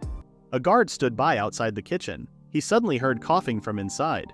He checked if there was a fire, but Soram claimed that the firewood suddenly went out. While the guards were helping to solve the crisis, Qin Tian sneaked out of the kitchen. Ragna, who was inside the huge jar, replaced Qin Tian. However, the guards noticed how he got a different height compared to before. Just then, the parrot distracted the guards by flying away, but Soram told them that it would return on its own. Qin Tian was glad that their plan had worked. He sensed the urgency because he only had an hour to move around.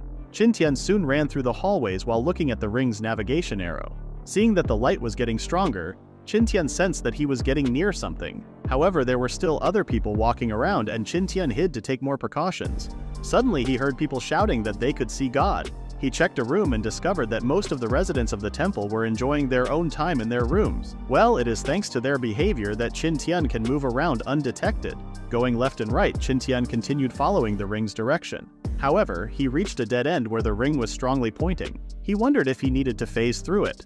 Meanwhile, the guards are fascinated that the parrot really came back on its own. Just then, smoke started coming out of the kitchen again. The guards checked on them again while Qin Tian sneaked back inside. They hid Ragna during the commotion and joined Soram in apologizing to the guards. The guards got mad and warned them not to repeat the same mistake. Qin Tian found nothing when he roamed around outside. He got stressed after seeing the ring point into a wall. Thinking that it was the same as the adventure video games, Qin Tian thought that the arrow might be pointing somewhere behind the wall. However, Qin Tian ran around it, but the ring still pointed in the wall's direction. After calming down, Qin Tian realized that there might really be something on the other side of the wall. He thought of destroying the wall, but the covert operation that they started is the priority for now. They finished the hot cocoa. Qin Tian is sad that he can't confirm if the priest is Mayan. It was a pity that his group was left behind in the kitchen. The guards soon returned and gave them the rewards that the priest had provided. Of course, Qin Tian chose slaves as the reward so they could rescue Soram's clanmates. Soon after, Qin Tian's group is escorted back to the outside of the temple.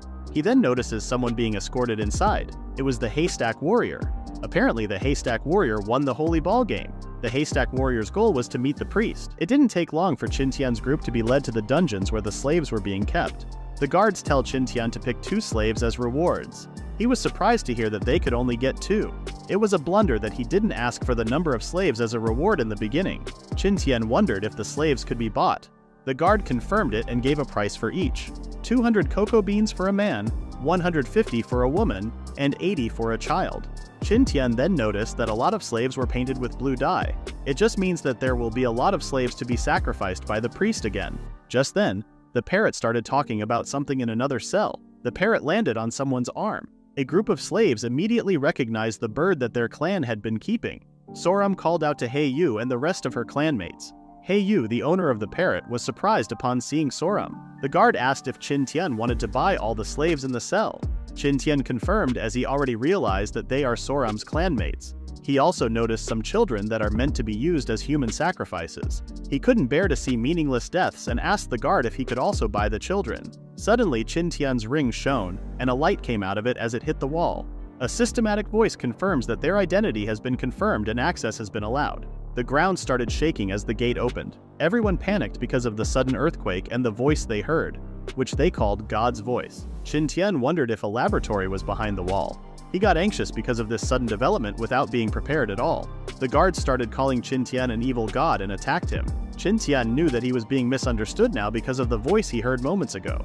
Qin Tian then fights back in self-defense to knock out the guard. Kata and Ragna also defend themselves against the guards, who are calling them evil. However, the gate failed to open and the system rebooted. Qin Tian ordered Soram to get out of the cells with her clanmates.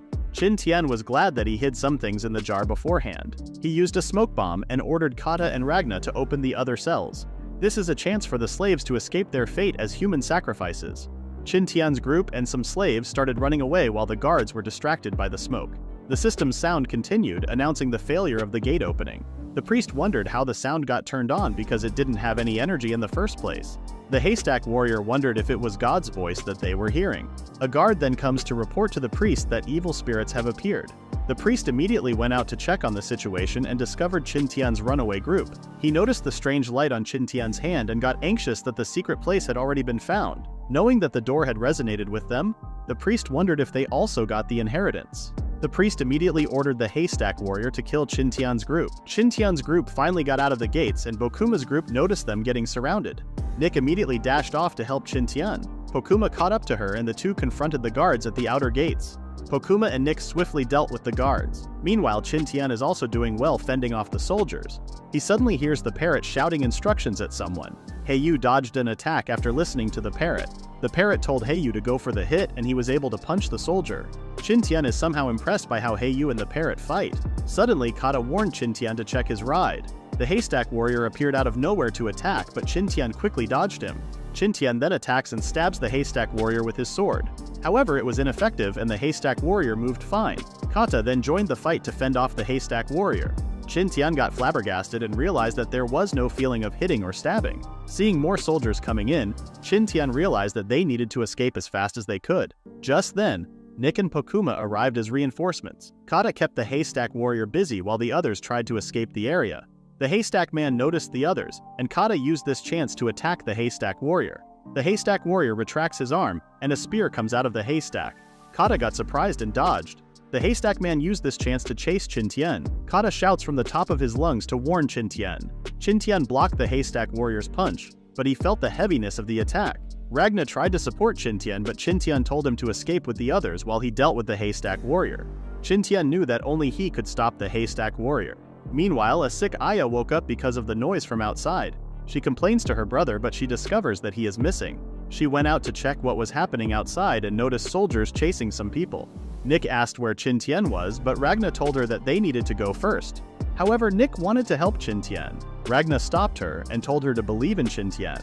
Meanwhile, Qin Tian and Kata were fighting against the haystack warrior. After fighting for a long time, Qin Tian realized that the haystack man was using the haystack to cover his posture. In that way, his enemy would get confused. However, his haystack cloak can only confuse stabbing attacks. Qin Tian used his power to surprise the haystack warrior with his speed. Qin Tian managed to slash the haystack man and blood spurted. The haystack man backed off quickly, and Qin Tian was amazed by his nimbleness. The haystack man then got serious and brought out a weapon. Qin Tian orders Kata to find a way to disarm the haystack warrior. They need to hurry and help the others being chased by the soldiers. Qin Tian and Kata then surround the haystack warrior. Qin Tian easily destroyed the stone spear. The haystack warrior tried to counter with a punch, but Kata was behind him. The three quickly made a distance from each other. They then gritted their teeth for one more clash. However, a familiar voice intervened in the fight, shouting at her brother. Everyone was surprised to hear and see Aya, who was out of the house after running. Hearing her call the haystack man her brother means only one thing. Aya then asks her brother what he is doing, and the haystack man tries to make up a reason. Aya wonders if Hu Zhao is doing this for her. However, Aya disliked the fact that Hu Zhao was hurting their friends. Qin Tian and Kata now fully realize that the haystack warrior was Hu Zhao all along. Qin Tian tells Kata that this is their opportunity to run away. Just then, Hu Zhao menacingly turned toward their direction and dashed past them. Using the stick part of his spear, he knocks out a soldier. Hu Zhao finally removes his haystack coat. He cried a river as he felt really bad for hurting his friends. Aya suddenly felt dizzy and fell unconscious. In the temple, the priest hastily ordered everyone to kill Hu Zhao and Qin Tian. He needed them to die. However, Hu Zhao easily overpowered the soldiers by himself. Hu Zhao then tells them that he will help them get out, despite being unqualified as their friend. The trio, along with Aya, continues to run away while fighting the soldiers. They got near the outer gate and threw the soldiers toward the river full of piranhas. More soldiers caught up to them and fired some improvised arrows. Hu Zhao noticed the attack and used his haystack coat to fend off the arrows. The group ran toward the rainforest and immediately got away from the sight of the soldiers. Qin Tian can see that it is only a matter of time before he gets away from the soldiers in the dense forest.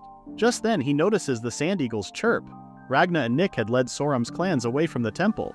Soram kept telling Heiyu and the others how magnanimous Qin Tian is. Nick notices Qin Tian coming with the Kata, Hu Zhao, and Aya. Hu Zhao kneeled to the ground and Qin Tian got worried. He claims that it was his punishment for betraying his friends. He did use his body to defend himself against the multiple soldiers. Aya then calls her brother's attention and reminds him about their promise. Hu Zhao has brought their friends to a safer place. He fulfilled his promise to Aya. Qin Tian notices Aya's visible symptoms and asks the siblings for more symptoms so he can save her. Hu Zhao panics and wonders if they need a sacrifice. Qin Tian tells him to calm down, and Hu Zhao does his best to calm down Aya. He then shares how Aya feels cold despite being near a fire. She will also become very hot, and her breath will be the same. Those two cases will alternate from time to time. Qin Tian deeply wonders what Aya's real condition is since the symptoms are too common. Hu Zhao mentions how Aya must have offended the gods for the mosquitoes to attack her relentlessly before. Qin Tian then confirms one more time that Aya was attacked by mosquitoes. Qin Tian tells Hu Zhao not to believe in the gods' punishment since Aya has malaria instead. Everyone wonders what malaria is, and Qin Tian explains that it is a disease. Hu Zhao then asks if Aya will be cured since it is a disease instead of a curse. Qin Tian then checks his knowledge database on first aid in the wild. He then finds the section that contains information about malaria. Qin Tian also finds a method for treating it. He quickly asks Hu Zhao to help Aya get up. Qin Tian doesn't have anything right, so she decided to use acupuncture for now. He then goes to apply pressure to Aya's acupuncture points. Aya suddenly became a bit better. However, what Qin Tian did was only to ease her pain for now. He exclaims that they need a special medicine to treat her. Soon after, Qin Tian found a lot of medicinal materials on the map projected by the ring. He then discovers the cinchona trees that are native to America. Quinine and artemisinin, which are extracted from its bark, are used to treat malaria. The map immediately points out the place where cinchona trees are growing. Since this is an emergency, Qin Tian, Kata, and White Eye will set out soon to find the medicinal materials. He reminds the others to hide and be careful. Ragna wishes them luck and safety.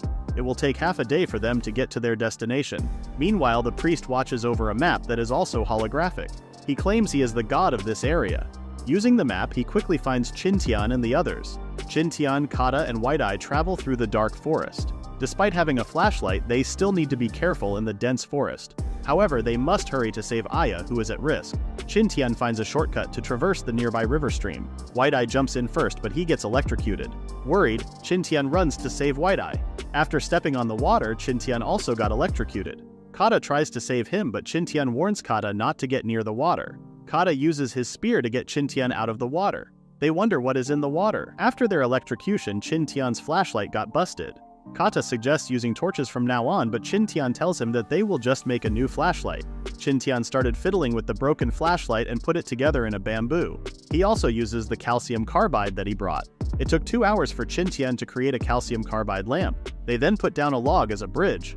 They then cross the river, and Qin Tian now realizes that the electrocution was caused by the electric eel, which was mostly distributed in the Amazon River. It's a good thing that they didn't get directly in touch with them. The morning comes, and they finally arrive at their destination. Kata then starts to gather the bark while Qin Tian starts to work on something. Qin Tian prepares his materials and the recipe he got from his knowledge database. Qin Tian starts processing the acetic acid using the substances he currently has. He prepares a setup and now he can finally make quinine. Actually, the bark needs to be dried first. However, they are in a hurry. Qin Tian uses ethyl acetate to forcefully extract what he needs from the bark.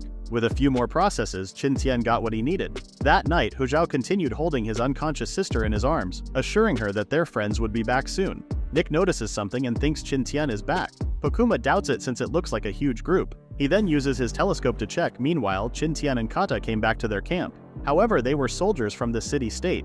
The soldiers then discover them. The two then decided to kill the soldiers so their location wouldn't be exposed. The soldiers are also out for blood since the priest promised them rewards. Just then, someone appears from the tree branches above. The man plummeted 2 soldiers to the ground. Qin Tian and Kata recognized him from Soram's clan and they joined him to fight the soldiers. It didn't take long for them to finish off the soldiers. Heiyu and the parrot lead Qin Tian and Kata to the new location of the camp. Heiyu tells them that the soldiers discovered them 3 hours ago. In a flashback, Pokuma discovers that the approaching group is composed of city-state soldiers. Aruba panics because Qin Tian is not with them. Ragna asks him to get away with the others as he stalls the soldiers with smoke bombs. Hu Zhao and Heiyu also want to help Ragna. Pokuma notices that they have not been found out yet and that they need to get out as soon as possible. End of the flashback, and Heiyu tells Qin Tian that he stayed back to escort Qin Tian and Kata in case they appeared. The parrot suddenly informs them that they have arrived. Still, Qin Tian wonders how the soldiers easily find their rough location. Pokuma then sees that Qin Tian and the others are back. Hu Zhao is happy because Aya can now be treated. Soon after, Qin Tian administers the drug to Aya and hopes that Aya will wake up by the next day. Hu Zhao loudly expresses his thanks. Qin Tian hopes the medicine works after they did their best to get it. Qin Tian then orders the others to put out the bonfire. Qin Tian leans on a tree since he hasn't rested since yesterday. Just then, his ring flashes. Surprised, Qin Tian hopes it won't act weird like during the time in the dungeons. Suddenly, a woman's voice calls out for Zheng Feng. Qin Tian hasn't seen the ring glow like this before. He also wonders who the woman was. A holographic message then appears and shows that a user named Chewbacca is asking for communication. Suddenly, the system shows that it is being hacked. A woman's voice resounds with a scream and a hologram appears. A beautiful woman wearing a modern lab outfit appears out of nowhere. Qin Tian gets surprised and wonders if she is Wang Yichu. The Lada people were surprised that a woman appeared from Qin Tian's ring. Soram and her clan are also in shock. The woman then notices something and looks around the area, looking confused. She can see that Zheng Feng is nowhere to be found. The woman then asked about their identities, how they got the ring, and the whereabouts of the 2 idiots. Qin Tian can see how charismatic this Wanisan is. Qin Tian asks her to introduce herself before imposing such questions. Qin Tian is irritated that the woman started grilling them. The woman looks at them and sighs. She claims that they won't understand because they are from a different era. She asks them to listen carefully so they understand the situation. Qin Tian kept a poker face and assured them that they wouldn't interrupt her. The woman introduced her as Yichu, the director of Zone D3. She wonders if these people have gotten in contact with the 2 idiots since they got the ring. Her appearance was unexpected, but this was a good piece of news for Qin Tian. Qin Tian held back from asking questions since he promised not to interrupt her. After Yichu discussed everything, Qin Tian explained that he met Zhang Feng and Shu Lin. The two continue talking while the others are confused about what they are talking about. However, Ragna notices some torches and warns the others that the city-state soldiers are coming. Qin Tian wonders how they are found so easily. Yichu then explains that the priest's ring is connected to the laboratory and can see everything in D3. She tells them not to worry later since she tweaked the system a bit, and the priest won't find them later. The soldiers only discover the fire that has been put out lately. They are confident in their ability to chase down Qin Tian's group since they know that their priest is communicating with the gods. They left the area while Qin Tian and the others were hiding nearby. Yichu claims that her bait is working. She can see the priest being confident while looking at the map. Qin Tian suggests revoking the priest's access to the ring's functions. Yichu explains that it will cause some difficulties. Qin Tian is amazed that Yichu can easily lure away the enemies and realizes that she expected things to happen like this. Yichu then calls it a day and tells Qin Tian to continue their discussion in her laboratory. Qin Tian exclaims that Yichu should solve this issue since this is her territory. Yichu refuses to help and leaves. Qin Tian's head is hurting due to the information overload. Qin Tian then notices how the others are looking at him. Hu Zhao and Soram's clan starts exclaiming how they want to follow Qin Tian since he is friends with the goddess. Well, Yichu does look like a goddess to the Mayans and Qin Tian plans to keep it like that for now. It took Qin Tian an hour to calm down the Mayans. It was their first time to see such technological power. Qin Tian also managed to think through everything and summarized what Yichu discussed with them. First, the D3 lab is in the priest's temple. Second, the D3 lab can open a space-time portal that can send people back to their original timeline. Third, Yichu won't appear again until they reach the D3 lab. Add fourth, the priest had a genetic potion similar to a super soldier serum just like Captain America. So the priest is Captain Mayan? Qin Tian then plans to figure out how to reach the D3 lab. But first, he needs a good sleep since he hadn't closed his eyes for 2 days. Qin Tian slept through the morning and only woke up in the afternoon. He then starts planning how to infiltrate the D3 lab as he recalls where the guards are stationed. It will turn dark soon and he can use this chance to infiltrate the temple. Later, some tribesmen camping around the city-state are captured. Qin Tian and the others can see that the security got tighter. Qin Tian, Kata, and Nick sneakily jump over the moat while the guards are busy capturing others. The three then arrive at the abandoned temples. Qin Tian explains that no one approached them since they call it a cursed area. It will be easier for them to use the area as a place to hide. They climbed the abandoned pyramid and used it as a lookout. Qin Tian notices that the temple is lit up on one side while the other side is dark and quiet. Qin Tian's group continues to monitor the soldiers' movements. Despite Yichu luring others away, there are still a lot of soldiers patrolling around the temple. The spaces between the bridges are the only place where there are no soldiers. The priest must have believed that no one could cross the area. Qin Tian's team can cross the river instead and he decides to make a raft. Soon after, a raft is thrown into the water infested by piranhas. Qin Tian and the others climb down the cliff, however their raft starts making thumping sounds. The vicious piranhas are eating through the wood. Everyone gets shocked and immediately climbs back on the cliff. It seems like the piranhas have mutated. Using a raft is impossible for now. Qin Tian decides to call it a day for now. The next morning, Qin Tian continued to check things out on the map. He recalls seeing rubber trees and notices from the map that it is not that far away. However, collecting latex is too much work and the others are not in the condition to do labor. Just then, Aya wakes up and asks for food from her brother. Hu Zhao exclaims that Aya is now awake. Qin Tian then checks on Aya, who is busy munching food. Qin Tian confirms that Aya is getting better. However, she needs to continue taking the medicine to get better. Hu Zhao cries after learning that Aya is getting well now and lifts her like Simba. Now that the biggest problem is solved, Qin Tian can work on the rubber trees. Rubber trees typically grow in tropical forests. It is the most important industrial raw material. Aruba is amazed to see the tree leak something akin to milk. Qin Tian reminds the foodie that latex is not food. Qin Tian tells Hu Zhao not to help them and to take care of Aya instead. Hu Zhao insists on helping since it is his friend's business. Hu Zhao then wonders what Qin Tian is going to use the latex for. Qin Tian explains that he needs it to catch a fish that can knock out a crocodile. Kata wonders if Qin Tian is talking about the electric eels and Qin Tian confirms it. Qin Tian plans to use the electric eels to knock out the vicious piranhas so they can cross the river. To catch the electric eel, they need an insulating material like rubber. For now, Qin Tian can produce natural rubber instead of synthetic rubber. To make natural rubber, Qin Tian needs formic acid. He starts making formic acid using oxalic acid and his leftover glycerin. He continues to work on the chemistry processes that we won't explain further. While cooking, Qin Tian wonders how much latex they can collect. The afternoon comes, and Qin Tian starts mixing the latex with formic acid. Nick hands over gloves made from animal skin. They felt like the smell was familiar. Qin Tian reminds them about the red fire ants, which produce the same formic acid. Qin Tian then starts applying the natural latex to the gloves and some cloaks. He hopes things will turn out well the next day. The morning comes and the natural rubber has been dried out. Everyone is amazed at how the formic acid quickly coagulates the latex, which takes 2 days on its own. Kata is amazed that it feels like he is touching plastic. Qin Tian explains that the two are basically the same and brings out his battery. He turns it on and he finds the rubber glove making successful. He gains some points for it. Later at the river with electric eels, Qin Tian reaches out for an electric eel and tosses it toward Kata. Aruba can see that they look like harmless mudfish, but Pokuma warns Qin Tian that they are quite dangerous. Curiosity got into Aruba's head and reached for the electric eel. Of course, he gets electrocuted. While Aruba is unconscious, Qin Tian explains that the infiltration team will be composed of him and Kata while Ragna, Nick, Pokuma, and Aruba wait from the outside. Qin Tian leaves the rest of the group to Ragna's care. He asks Pokuma to watch over the reckless Aruba.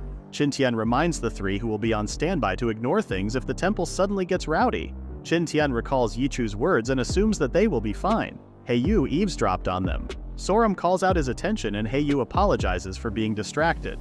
Qin Tian then approaches them. Soram is surprised to know that Qin Tian is leaving. However, Soram already swore her allegiance to Qin Tian and plans to say goodbye to her clan.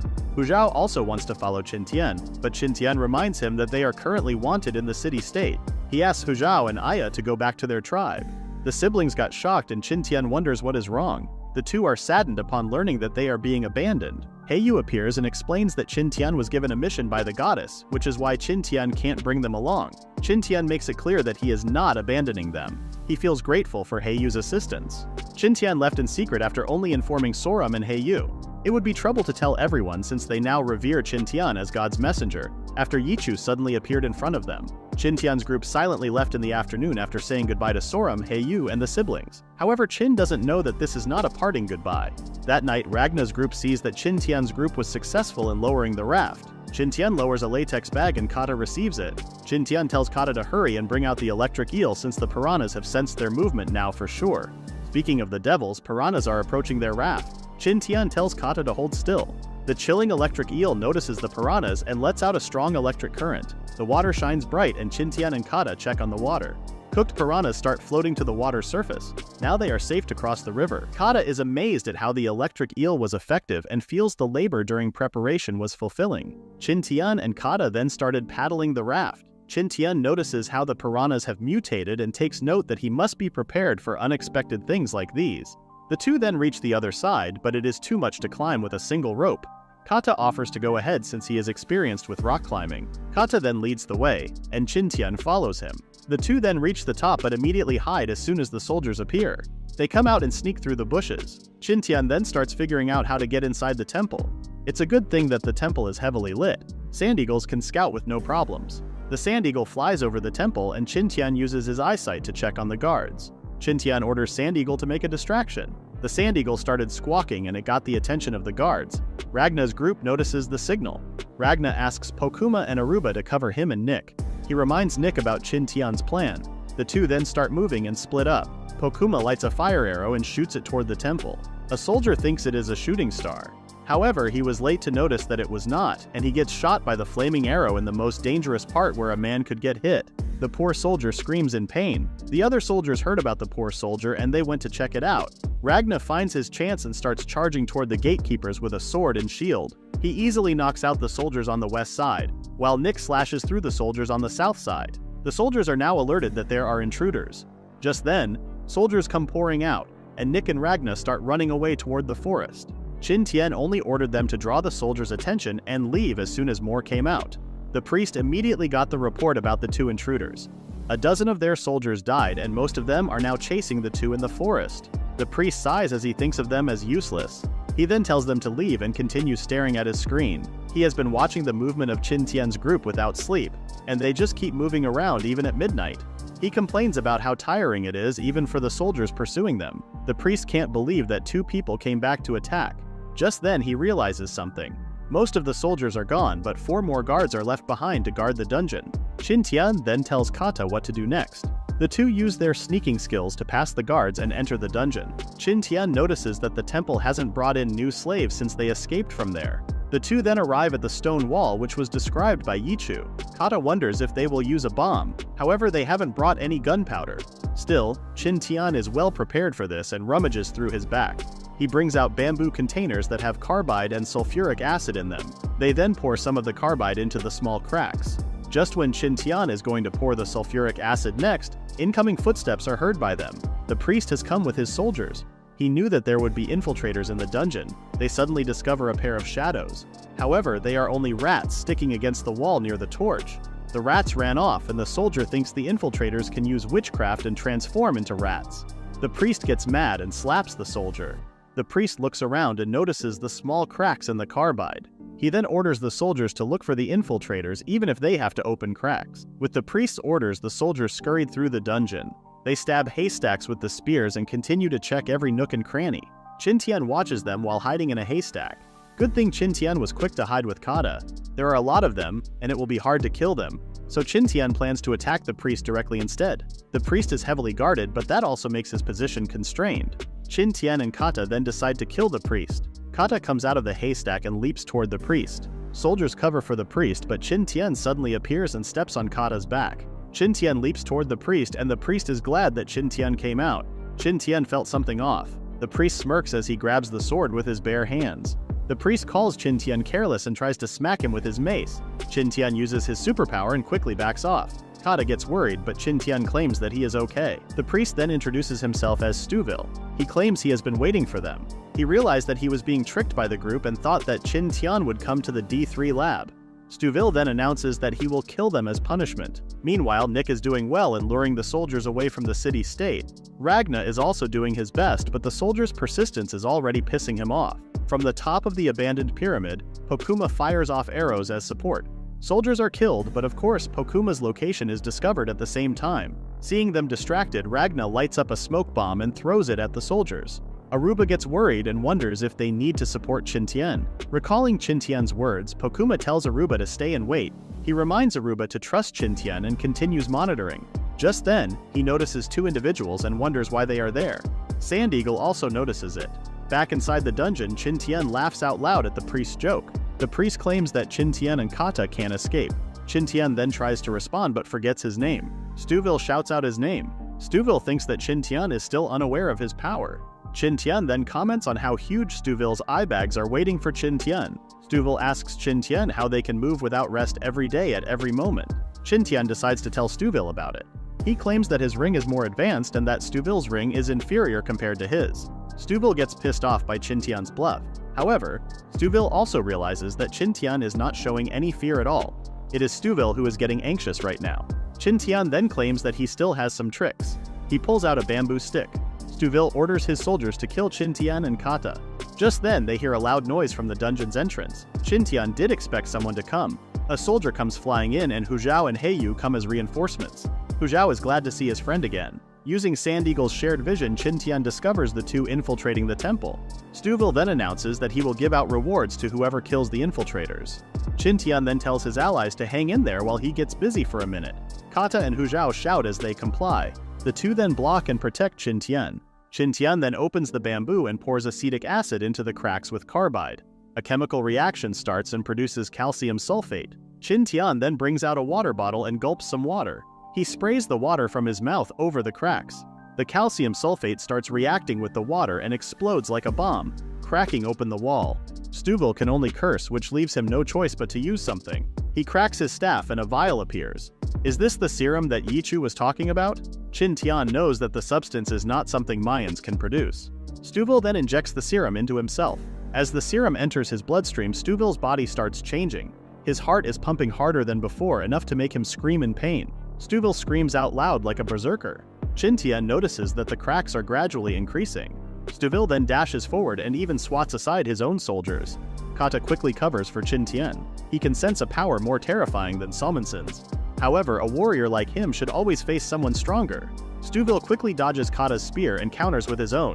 The impact was so strong that it sent Kata flying. Kata can feel the numbness in his hands after defending Stuville's strike. Stuville attacks one more time and Kata blocks. He almost cracked his skull open. Stuville overpowers Kata.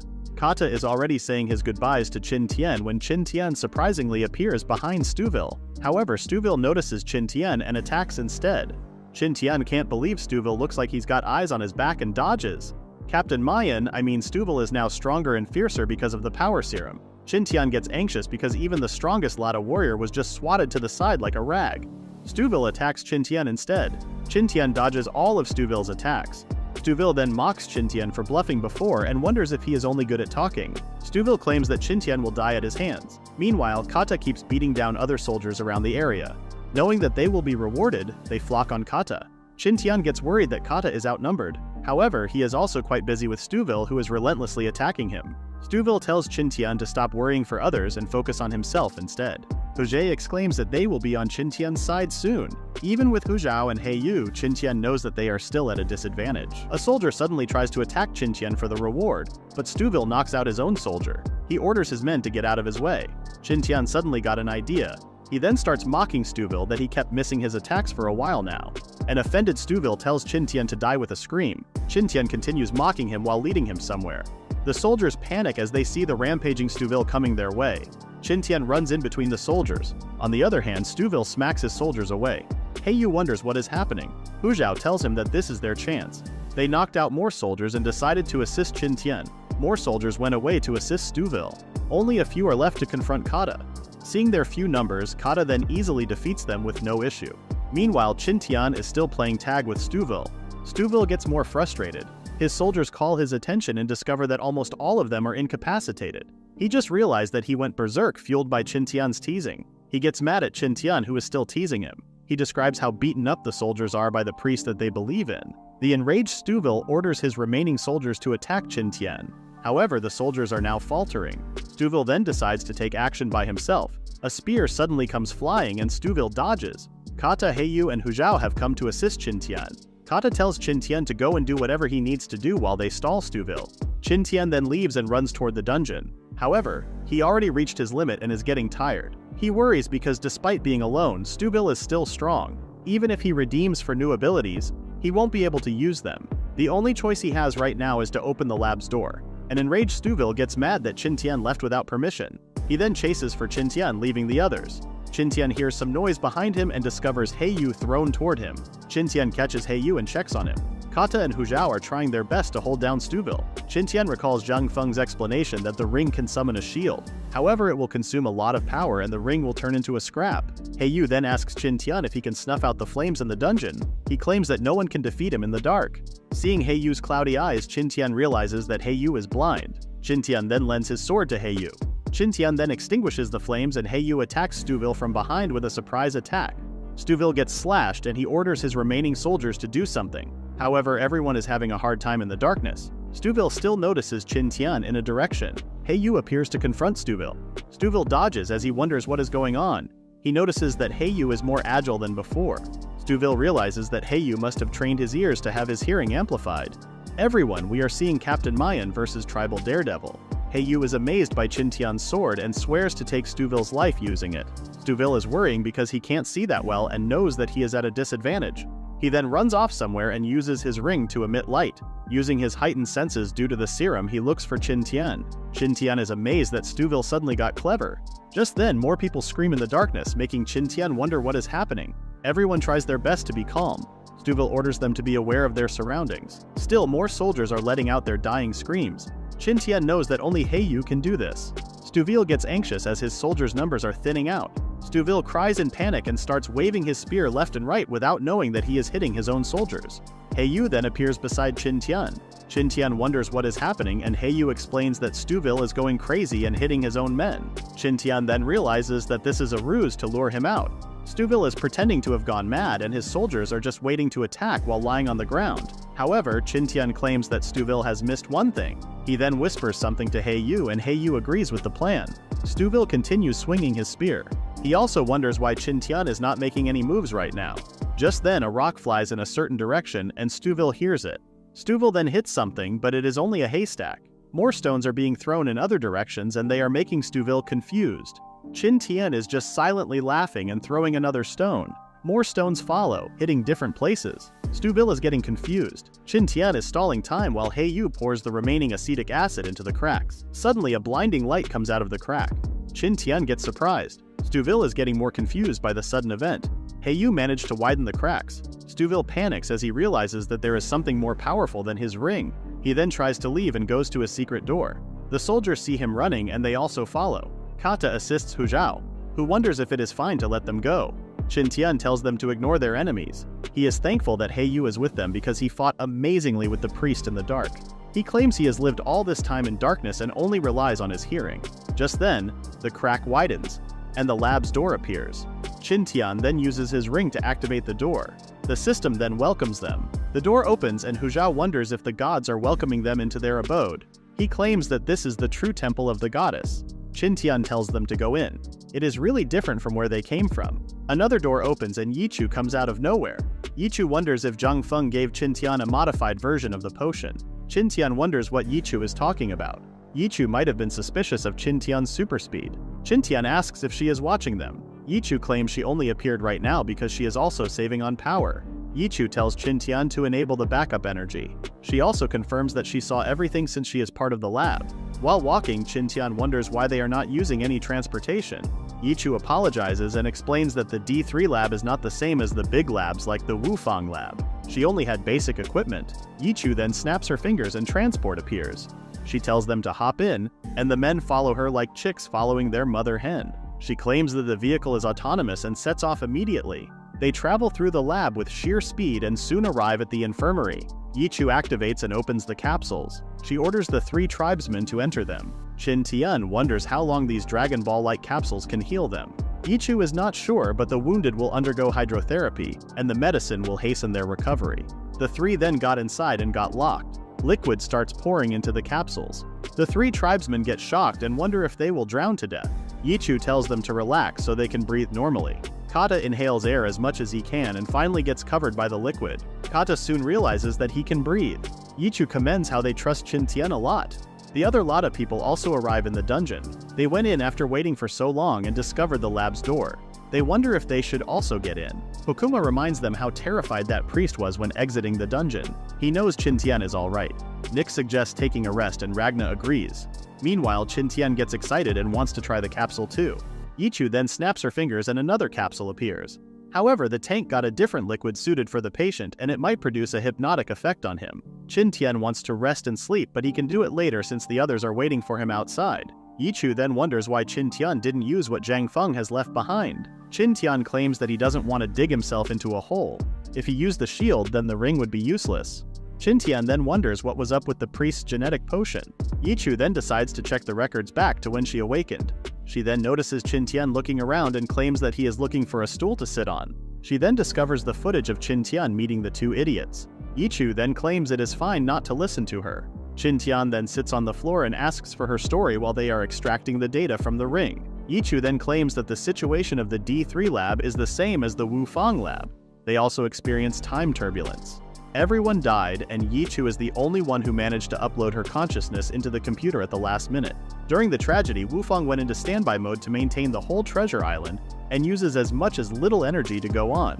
On the other hand, D3 was not affected much by the time turbulence and didn't use much energy compared to Wufang, and the dome was also taken with it.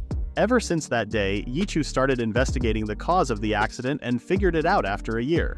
She started reverse engineering the data recorded and ultimately discovered the way to return to the original world. The process was indeed long, and it took Yichu nearly 60 years to figure a way to open the cracks in space-time. Qin Tian gets excited that there is a way home. Yichu did mention it the first time they met. Qin Tian felt the beat-up he experienced was useless since the ring was not significant. However, Yichu explains that she needed invaluable data from the ring for the scientific development of their country. Of course, it is not important for the young Qin Tian. Qin Tian then claims that he is obligated to contribute to his country and he feels honored. Qin Tian then asks what happened next. Yichu then tells him that the D3 lab went to standby mode. She discovered that the D3 lab doesn't have enough energy to open the portal between 2 timelines. It was a certain amount way beyond anyone's imagination. She then mentions how Qin Tian's group is from the 21st century, but Qin Tian claims that there are some from the 20th century. Yichu then mentions that a different timeline needs a different amount of energy. Qin Tian then complains because he knows Yichu can produce energy on her own, like sending out robots to build nuclear reactors or something. Suddenly, they discover the Mayans banging on the lab's door. Qin Tian is so relaxed that he is inside the fortified lab. Qin Tian then asks Yichu to continue. Before shutting down the lab, Yichu programmed it to reactivate once someone arrives at the lab. She also sent out a drone to find human beings, but it never found anyone. Suddenly the lab activates after 100 years. Yichu knows that it is an outsider since the lab personnel were wiped out. She soon finds out that the detected humans were Mayans from ancient times. At first, Yichu intended not to interfere with their lives. However, the mutated beasts and plans imposed dangers on them. She appeared before them using the drone as a projector, and she suddenly got revered as a god. She then established a subordinate supervisor relationship with them, and she provided the knowledge that they needed. Qin Tian got surprised that the Mayans' technology was from Yichu. Soon after, she ordered them to create solar panels, and since then the lab was hibernating to save energy. At that time, the Mayans continued developing cultural knowledge based on what she taught them. The Mayan pyramids were their one product since they needed a high place for the solar panels. This is a shocking discovery for Qin Tian, but the sacrifice ritual was not an idea from Yichu. Qin Tian then wonders why the panels were destroyed. Yichu explains that the Mayan civilization has reached a new height with a growing population. She woke up for the second time and selected some of them as her students. She made clear that she was not a god, but they still revere her. She imparted them a ring after she taught them everything. It was meant to protect her students, whom she left the task to spread civilization. Her students' predecessors then soon called themselves priests and held the responsibility for advancement for hundreds of years. However, a scheming one has appeared. Qin Tian wonders if it is the one from outside. Now that Qin Tian mentioned it, Yichu activates something and the door outside stars shining. A laser beam shoots out and hits Stuville's head. Seeing that Stuville has fallen dead, the soldiers run away knowing that they have offended the goddess. Yichu claims he abused his authority and it is better for him to die. Qin Tian feels like he is also being warned. Qin Tian wonders who the priest Yichu was talking about. She mentions it was Black Soil and mentions how the Mayans use simple words as names. She recalls how ambitious Black Soil was and made a plan to take over the Mayan kingdom. He went to assassinate the other priests and used Yichu's name to control things behind the scene through the king. It was the start of the age of theocracy, and Black Soil's family ruled the Mayan civilization through different civilizations. Qin Tian wonders why there is still a king if Black Soil is already claiming the place as his own. Yichu explains that Black Soil wanted a shield in case of natural disasters, sacrificing the king. They also went ahead to destroy the solar panels and surround the main temple with boulders to prevent any treacherous factors. The time that Yichu woke up again, she found herself trapped and didn't have a choice but to lock down the lab for good. She saved some energy in case of an emergency, like when she appeared for the first time in front of Qin Tian. Just then, the system suddenly lets out an alarm. Qin Tian gets surprised to see the king with other citizens apologizing to Yichu. They continue to beg for mercy. The soldiers went to the king after the real ruler was killed. Qin Tian wonders what the goddess will do. Yichu claims it is better to lie since Black Soil's line is already wiped out. She then reappears before the Mayans and mentions Stuville's arrogance. She then forgives them since they acknowledge their mistake. The king then starts praising Yichu. Qin Tian can't help but recall how he also used his position to gain the trust of the Lada people as God's messenger. However, his fake identity is making sense now, and he plans to lead them further in the future. Yichu then uses this chance to push the responsibility to Qin Tian by appointing him as her divine incarnation. Suddenly, the capsules started opening. Heiyu, Kata, and Huzhao can't believe that they got better in such a short span of time. However, long-term issues like Heiyu's impairment were not cured. Qin Tian then interrogates Huzhao and Heiyu. Heiyu claims that he overheard the plan and told Huzhao about it. They were just observing at first, but soon jumped in after sensing that Qin Tian was in danger. Qin Tian then thanks them and everyone laughs as Huzhao exclaims that they are friends. Yichu then comes back because the calculation report is done. She claims that it is both good and bad. They can open the portal, but it would only be up to the Mayan period. Yichu further exclaims that the lab has only enough energy for up to 100 years, and they can only manage to open the portal to the Mayan period. Qin Tian claims it is a good thing while looking disheartened. Huzhao tells him not to give up, and Qin Tian realizes that he still has them. Qin Tian then wonders if they can put back the solar panels and replace human force with robots. Yichu agrees, but it will still take a long time to accumulate energy. She is afraid that Qin Tian will die of old age before that. Qin Tian gets depressed again. He suddenly remembers the dome Yichu mentioned before. Yichu explains that the dome lab was the central lab in Biosphere 3. It serves as a solar core, which is an emergency energy source for the lab. If Qin Tian can find it, then they will have enough energy to send Qin Tian to his timeline. Qin Tian is glad that he now has a chance to get back home. He then wonders if Yichu didn't mention it on purpose from the start. Qin Tian realizes how much of a teaser Yichu is. Qin Tian then wonders how to get there. The broken ring he got from Zheng Feng should have led them there, but it pointed in the D3 lab's directions instead. Yichu then claims that there is no problem with the ring. but with Biosphere 3 itself. After the accident, the Dome Lab was swept up somewhere after the Biosphere 3's continental plates shattered. Zhang Feng from Treasure Island 2 didn't know that and only set up the only coordinates they knew, the D3 lab. That was the reason Qin Tian and his team encountered a confusing situation. Yichu claims that the initial problem is solved since she added the Dome Lab's coordinates to the ring. She also added another ring that can bring out a shield, so Qin Tian won't worry about erasing the data in Zhang Feng's ring. Qin Tian then wonders if there are still genetic potions so he can train super soldiers. Yichu then shows a projection of the dead Stuville with a shriveled body. She then sets the corpse on fire and it turns to nothing. She mentions the side effects. Qin Tian then confesses that he didn't get a potion from Zhang Feng, but he made a breakthrough instead after getting through the space-time turbulence. Yichu suddenly gets near Qin Tian and scans him. She discovers that Qin Tian has mutated due to the space-time storm. She discovers that Qin Tian has surpassed 99.9% of humanity from his era. Yichu now wants to do a full checkup on Qin Tian, but the latter refuses. Yichu then shares the information that there are other potions out there. One can increase one's maximum lifespan, and Yichu recommends it for Qin Tian. Qin Tian thanks her and asks for it, but she doesn't have it. She claims he might find it at the Dome Lab. Qin Tian feels sad that he can't take anything from D3. Yichu then tells him that Qin Tian can use the capsules anytime he wants. However, Qin Tian knows that Yichu is after his body to be examined. Qin Tian then claims that he wants to get excused now. Yichu escorts them back outside using the speedy transport from before. After a minute, they arrived outside, and the speed was still too much for everyone. The farewell was too abrupt, but there is one more thing Qin Tian needs to handle. The Mayans, who are referring to him now as their priest. Nick and Pakuma come out of hiding and Qin Tian asks if they are alright. Nick assures them that they are okay except for scratches from sharp leaves. Qin Tian knew they were hungry and invited them for a meal. Meanwhile, back at the daybreak, the lot of people are living comfortably while waiting for Qin Tian and the rest. The elders wonder where Ellen and Jessica went. In the mangrove area, a pheasant bird is being admired by Jessica, who is sketching its appearance. Jessica claims that this is a musk pheasant that is endemic to tropical rainforests. It looks like ancient dinosaurs, which is why Jessica is researching it. However, Ellen complains about how stinky the area is. It is normal since musk pheasants are known for their strong odor. Just then, a familiar eagle appears and the musk pheasant got alerted. It dives into the water and Jessica can't help but get mad at Sand Eagle. Sand Eagle gets anxious as it delivers a piece of paper to Ellen. The two girls read Qin Tian's letter and learn about what happened with their Mayan expedition. Back in the Mayan city-state, everyone helped themselves to some delicious meat. Qin Tian then suggests making a toast. However, the others don't know the concept. Qin Tian teaches them how to do it. A female servant appears informing Qin Tian that they have roasted lamb meat. Qin Tian expresses his gratitude to the king and swears to grant blessings to their kingdom. The female servant is ecstatic to hear that. Night comes and Qin Tian wants to resign for the day and check things tomorrow instead. Suddenly, the ring glows and Yichu comes out scolding Qin Tian for being late. She then shares the news that she is done building the space-time portal. Qin Tian is surprised that it was built so fast after assuming that it will take months. Instead of sleeping, Qin Tian runs off to meet Yichu. While riding the transport, Qin Tian still can't believe that the portal was done overnight. He then enters the lab and discovers Yichu in a bikini while chilling on the beach. God damn that body.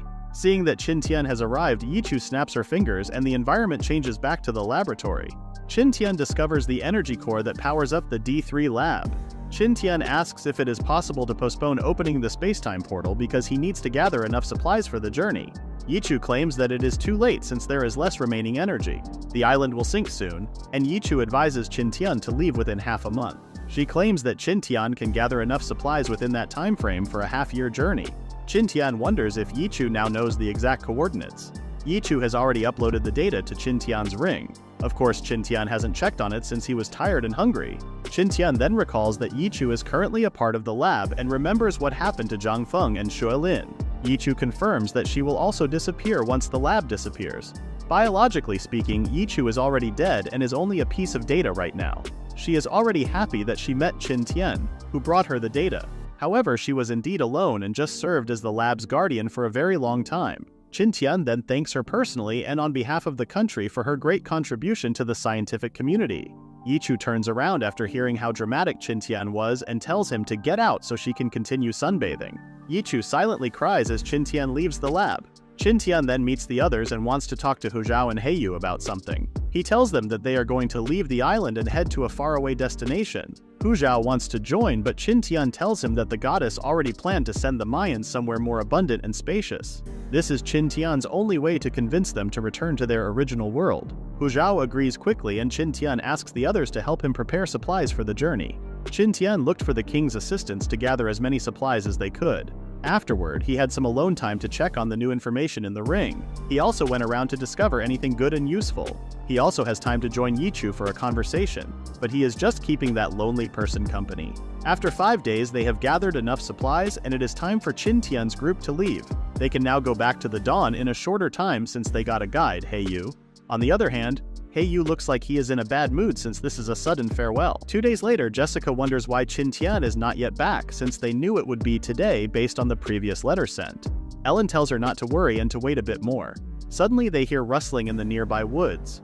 Someone hanging on the coconut tree exclaims that Qin Tian and the others have arrived. The group then comes out of the thick woods. Ellen and Jessica immediately jump into the arms of Qin Tian, asking him if they missed them. Qin Tian exclaims that he did. Soon after, Qin Tian presents the Mayans with an Angry Bird plushie as a present. Aya calls it ugly, but Soram says otherwise. Qin Tian wants to give it to Earth as a farewell present. He then tells Aya not to forget a kind big brother like him, but Aya claims Qin Tian is an uncle. Ellen and Jessica give Qin Tian some time to say his farewells to the Mayans. It didn't take long, and a lot of people are done loading up the supplies on the ship. Qin Tian then moves to ride the boat. The Mayans hope they see Qin Tian again, but only if fate brings them together. Qin Tian waves his hand for his last farewell. He knows they won't meet again and is glad to have met them. That night, everyone had a welcome back party on the Daybreak's deck. The wives are now forcing their husbands to eat more food since it is visible that Qin Tian hasn't eaten well lately. However, Qin Tian only shared their tough journey and didn't include the indulgent experiences they had. He tries to silence Nick about it. Ellen and Jessica insist on giving Qin Tian leisure time, but Qin Tian backs off for now, claiming that he doesn't deserve it. Later in his room, Qin Tian checks the list of supplies he got from the Mayans. He plans to sort them out, but he resigns in the middle since he is tired and sleepy. Sometime after, the Daybreak encounters a raging storm. Qin Tian tells the others not to worry since they have experienced this kind of situation before. The Daybreak continues to travel through the stormy sea with Qin Tian's leadership and Jessica's maneuvering skills. They manage to survive and get away from the storm quickly since everyone was prepared this time around. Kata then wonders why Qin Tian called everyone on the deck.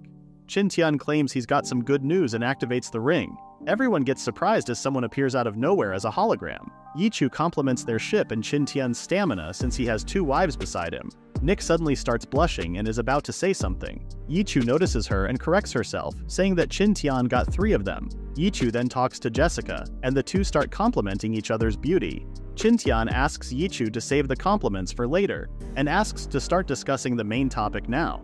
The spotlight is on Yichu and she then shows something to everyone. She shows footage of the Mayan city-state. Qin Tian asked her before to show them how the space-time portal would open and send the Mayans back home. Just then, the city-state starts rumbling and everyone gets shocked. The Mayans are also panicking, but they recall the king announcing that the goddess would help them transfer to lands with more food and resources. The main Mayan temple then lights up and the space-time portal opens. A bright light shoots out into the sky. The Mayans wonder if the goddess is angry. Suddenly, some of them also started lighting up. One by one, the Mayans are getting sucked into the sky. Everyone is pulled into the space-time portal until no one is left in the city-state. The skies turn back to normal as the city-state became abandoned.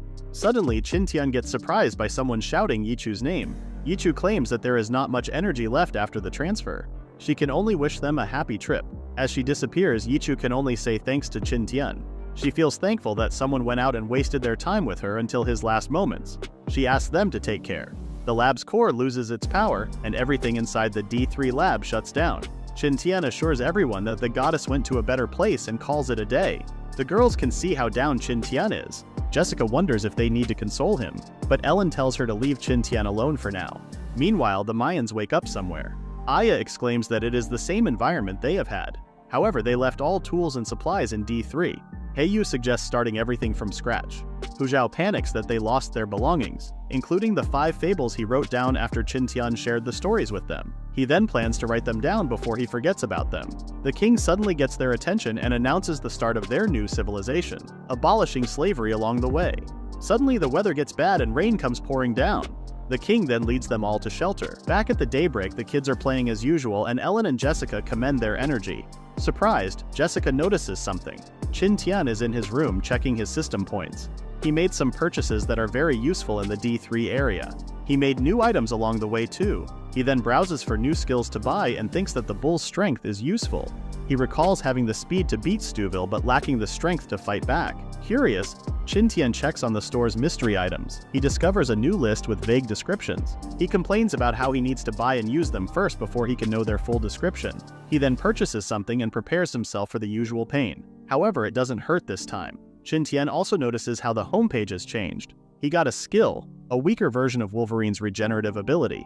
He also gains a skill that increases his agility while holding his breath. Qin Tian also has a poison tolerance skills. Qin Tian really went on a shopping spree and lost most of his points. He also checks the 2 rings he got. The 2 rings can be used for communications. He names the one with data the Pentagon and the one with a shield the D3 ring. Just then, the ship violently shakes, and Qin Tian wonders what is happening. Jessica announces over the intercom that they are on a highway and will sail faster. Curious about the highway thing, Qin Tian comes out and asks Jessica about it. Ellen tells him to take a look. Qin Tian then checks the sea and discovers a whirlpool. Jessica explains that this one is an ocean current that forms when the water current is fast. Qin Tian then recalls the geography class he had about ocean water movements, and realizes that the daybreak is moving fast because of it. Ellen hopes that it will lead them to the A1 zone, and Jessica claims that it will be up to their luck. Feeling that the wind is too strong, Qin Tian tells the girls to get inside the cabin. Ellen now realizes why the Mayan and Chinese civilizations share some similarities. The Mayans from the D3 area passed their knowledge to the Mayans in the Americas, which resulted in the Classic period. The Mayan civilization was divided into 3 periods: the pre-Classic, Classic, and post-Classic periods. The Classic period was the most glorious time of the Mayan civilization, and it happened overnight. Archaeologists had a lot of theories, like how the Mayans came from outer space or were backed by aliens because of the modern-looking murals and artifacts. As an archaeologist, Jessica feels pumped up knowing this revelation. The reason they were adept at astronomy is because their teacher is a top researcher from the future. Jessica then wonders why their calendars are different. Qin Tian explains that they used Yichu's calendar from her era when planets experienced a significant change in position. That is why the Mayans' calendar was similar to that of their era. Meanwhile, Pokuma notices something from afar. A ship is approaching them. Pokuma immediately reported it to Qin Tian. Jessica claims that they have seen the ship before. She claims that it was the ghost ship that they had encountered before. Everyone is amazed by its structure and weapons for the second time. However, Pokuma claims that he can see the ship clearly this time because there is no mist around, especially the black flag with a skeleton on it. Qin Tian checks on the ship himself and realizes that it is a pirate ship. Qin Tian thinks that things are different this time and orders the others to go back inside the cabins. He orders Kata and the others to be on high alert and start the paddle wheel. Qin Tian has the feeling of avoiding them at all costs. Just then he notices the pirate ship bring out paddles to speed up. The ship is clearly after them. Nick comments on how the people on the ship have fair skin unlike them. Qin Tian checks on the ship and discovers pirates checking on them too. Qin Tian can see that they look like an army with a noble aura. Meanwhile, the pirates are amazed at the daybreak's speed and movement while assuming that it is only a ghost ship. The bearded man, Schwartz, comments on how the spirits move and calls them lowly. The mustached man, Captain Chadley, warns Schwartz to watch his mouth or they will get back on him. Schwartz laughs and asks Chadley not to joke around. He claims that the Daybreak's crossbows are inferior to their cannons. Chadley reminds him not to be aggressive since the ship might be a treasure ship. They are glad that they are free at sea to bring offerings to their king. Schwartz complains that they lack women on board. Qin Tian can clearly see that they are speaking in English and realizes that the ship is real. He is sure that they saw the Daybreak before at the same time they encountered each other's mirages. They must not know that the Daybreak is not a ghost ship. Qin Tian decides to speed up. Just then, Schwartz got bored chasing the Daybreak and tossed his bottle toward it. The bottle almost hit Qin Tian and crashed on the deck. The pirates were surprised that the ship was solid. Qin Tian orders everyone to stay alert. He orders the others to put the paddle wheel on full power. The others load up the ballista and use this chance to strike first. Schwartz fully realizes that the Daybreak was real all along and gets excited to see women on board. He orders his men to speed up and the pirate ship chases the Daybreak. Nick wonders how they can easily catch up to them. Qin Tian explains that they had more manpower. Schwartz gets frustrated that Daybreak is faster. Chadley then orders his men to launch the chain and obtain wealth and women from the Daybreak. Qin Tian wonders what is happening. Chadley's men prepare ballistas, and Chadley orders them to fire them. Hook chains are launched from the pirate ship and they lodge on the Daybreak's rear. Schwartz laughs and orders the men to get on the chains and prepare muskets to cover. The twins start firing arrows at the pirates and take down some of them. Schwartz asks the musketeers to hurry. Qin Tian orders the others to take cover. Everyone runs toward the cabin and the pirates start firing their muskets. It's a good thing that there is a distance. The bullet's firepower can't fully penetrate the wooden wall. Qin Tian then tells the others to use the pirates' reloading time as their chance to fight back. Kata and Nick will fend off the ones on chains. The twins, Ragna and Aruba, will look for a higher place to kill the musketeers. However, Qin Tian notices that there is only a 2-second gap between the shots. He then realizes that the pirates are using a rotation system. The others are getting worried about the pirates on the chain. Qin Tian is getting anxious since they are outnumbered and under heavy fire. Kata offers to buy them some time, but Qin Tian tells them to wait for his signal. Everyone got worried that Qin Tian was going alone outside. They don't want Qin Tian to be hurt. Just then, Qin Tian uses his ring, and the others think that Qin Tian is using his wizard power. A shield appears and blocks the incoming bullets. Qin Tian is lucky that it works. He then tells the others to stay behind him and wait for his orders to counterattack. Kata, Nick, and the others start their counterattack. Kata and Nick are truly exceptional when it comes to close-quarter combat. The twins are also good at marksmanship. The pirates then start panicking after seeing their comrades die. Qin Tian knows that the daybreak is at a disadvantage, but they must use this chance to injure or kill as many as they can. Qin Tian orders the others to hit the pirates hard. Chadley can't believe that they are not scared of bullets and assumes that they are indeed ghosts. Schwartz is also in disbelief and decides to use the big guns. The pirates then prepare their cannons. Qin Tian tells the others to hide behind him.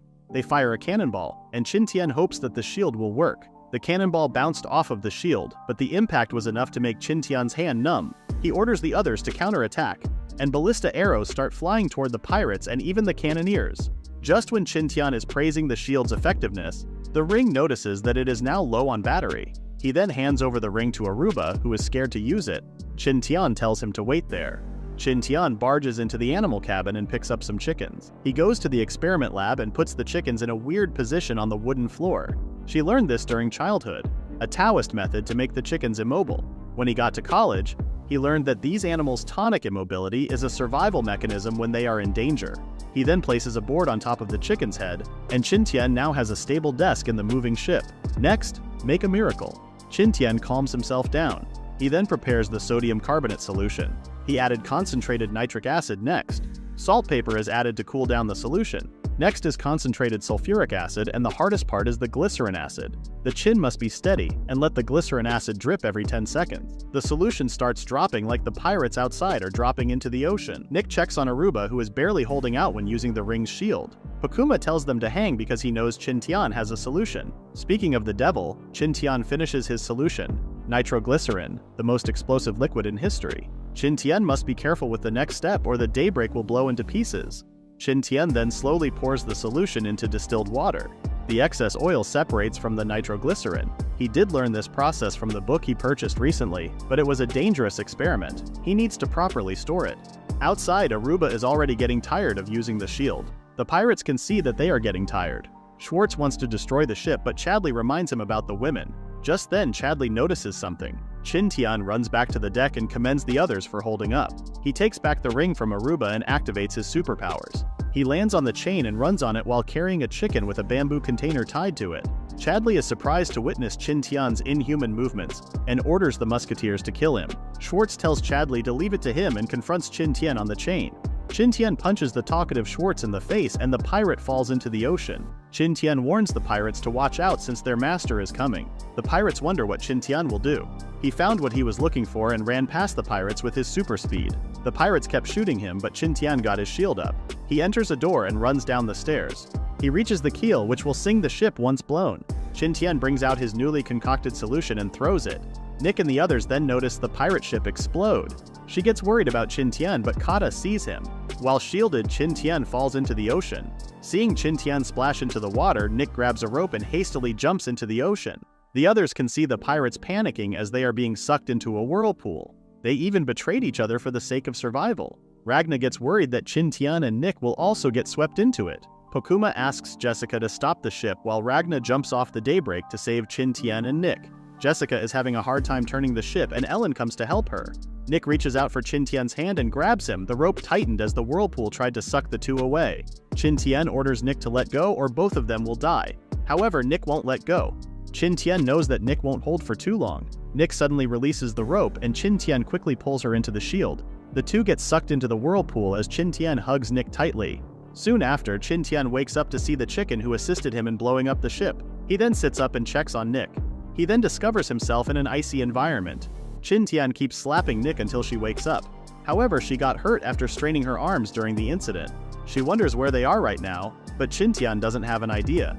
Just then, the ring beeps, and it should be Ellen calling. Ellen and Jessica appear on the screen and are glad that Qin Tian and Nick are well. The screen starts buzzing and Qin Tian discovers that the ring is low on battery.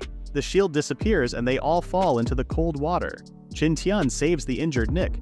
He also notices that the chicken got frozen. He grabs the chicken and runs off somewhere while dragging Nick. He needs to take action soon, or the cold environment will chill them. This region must be the polar environment and the middle must be the mountainous forest. However, Qin Tian doesn't know when they can reach it, especially with Nick, who is injured. Nick suddenly falls flat to the ground and Qin Tian carries her off somewhere. He tells her not to fall asleep and he starts digging for a snow cave. After some time, he orders Nick to get in. They take a quick breather, then start digging again. Nick finds it interesting that it is warm inside even though they are on ice. She also wonders what the pit is for in the middle. Qin Tian explains that it conducts the sinking cold air. The carbon dioxide they breathe out then makes the air around them warm. Nick confesses that she doesn't understand, but she is feeling hot now and starts stripping off her clothes. Qin Tian realizes that Nick has hypothermia and tells her not to move. Undressing means that they are freezing to death. Experts say that the blood vessels in the limbs will shrink to maintain blood flow during the cold. Qin Tian tries to hold the struggling Nick who wants to strip off her clothes. Luckily, Qin Tian brought a lighter, and it still works despite falling into the water. Qin Tian undresses and warms up Nick with the lighter's flame and his body heat. Suddenly, Nick starts moving in her sleep and hugs Qin Tian. Qin Tian gets flustered and swears to the reader that he didn't take off his clothes for perverted moments. He explains that wet clothes will only freeze and bring down their temperature. It is better to take them off. Qin Tian needs to persevere in this do-or-die situation. However, something else is also reacting to this situation. Nick wakes up while panting. Qin Tian tries to explain something, but Nick shuts him up with a kiss. Qin Tian didn't even put up resistance against Nick's advances. After the long kiss, Qin Tian tries to keep his sanity. He holds Nick tighter and Nick soundly falls asleep.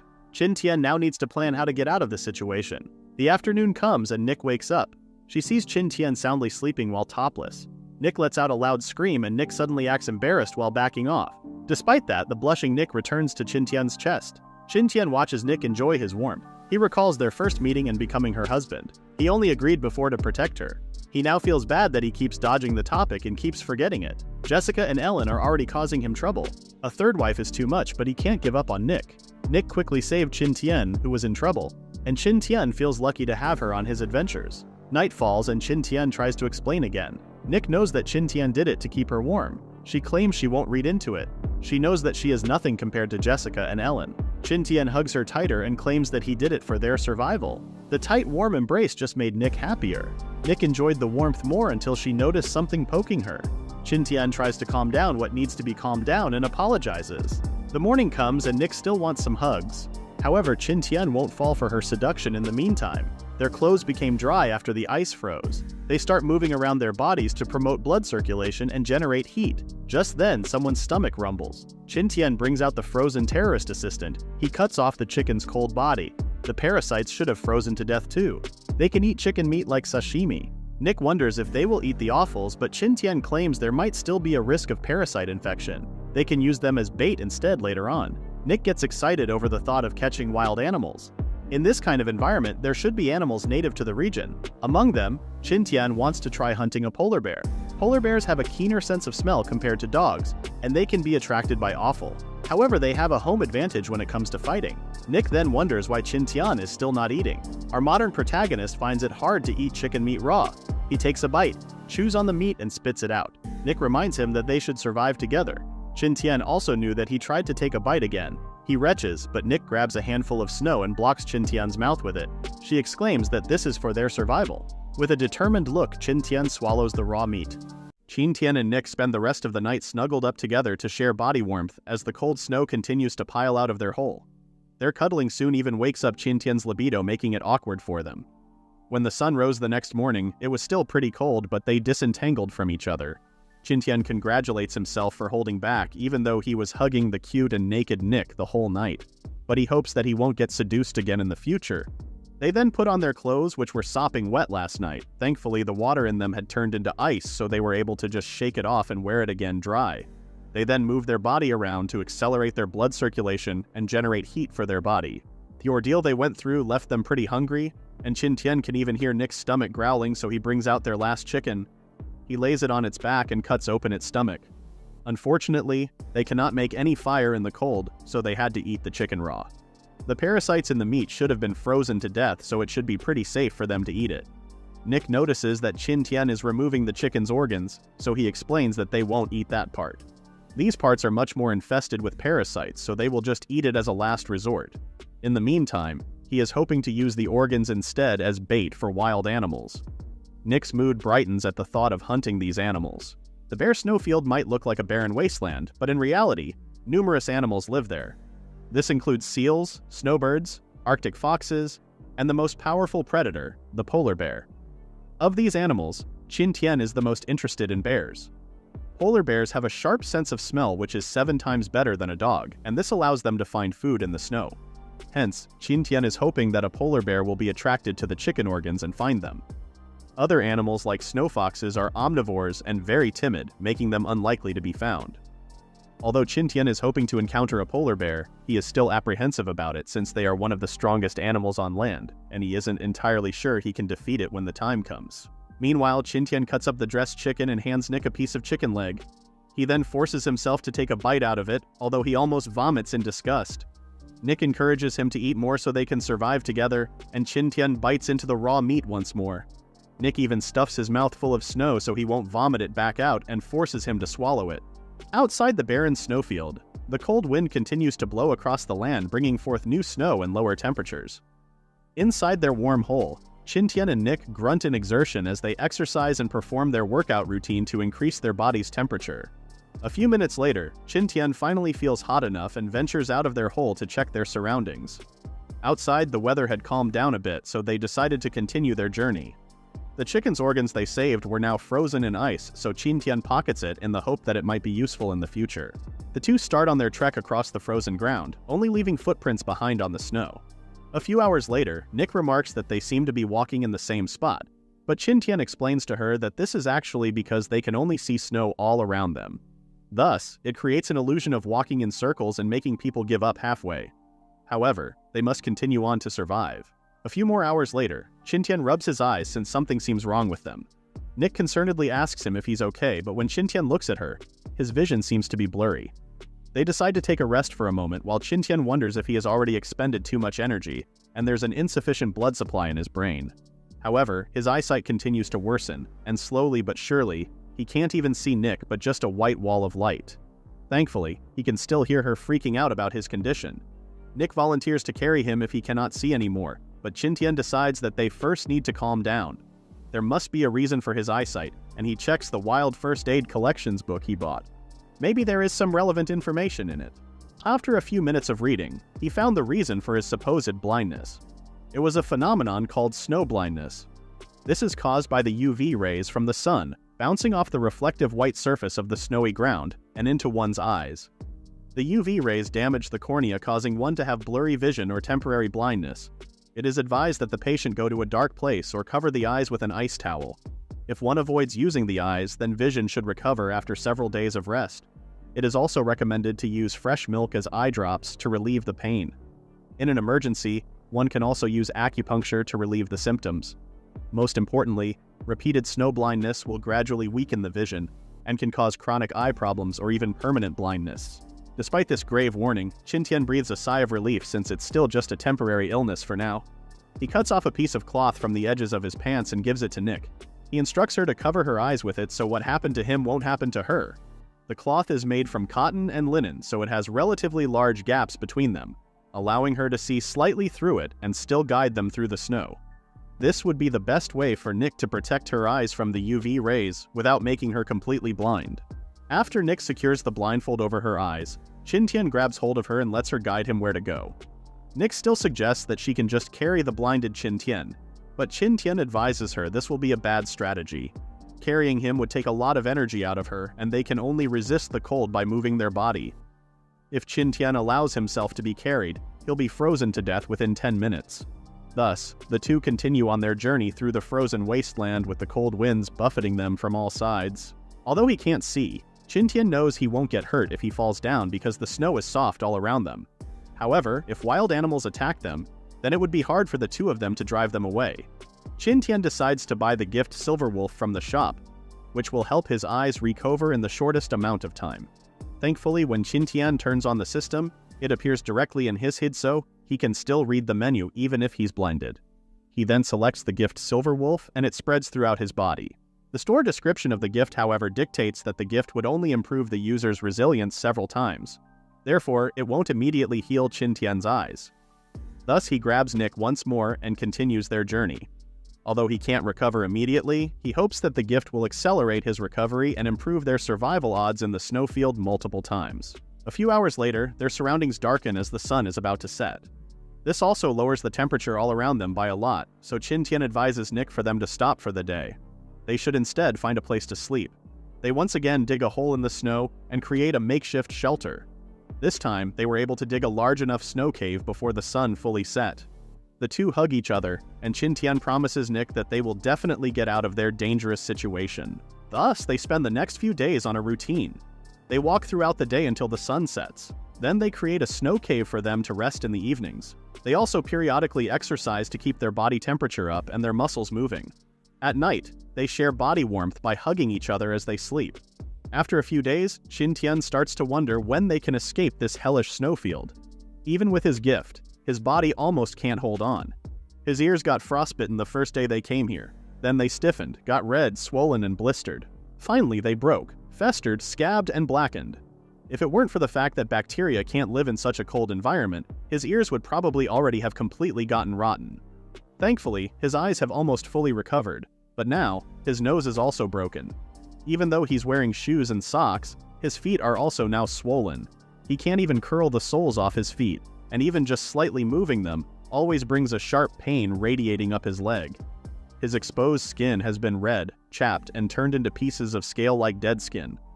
This dead skin is now starting to fall off when touched. Even the clothes-covered part of his body is now also starting to swell up. Of course, these are just the surface problems that they can see.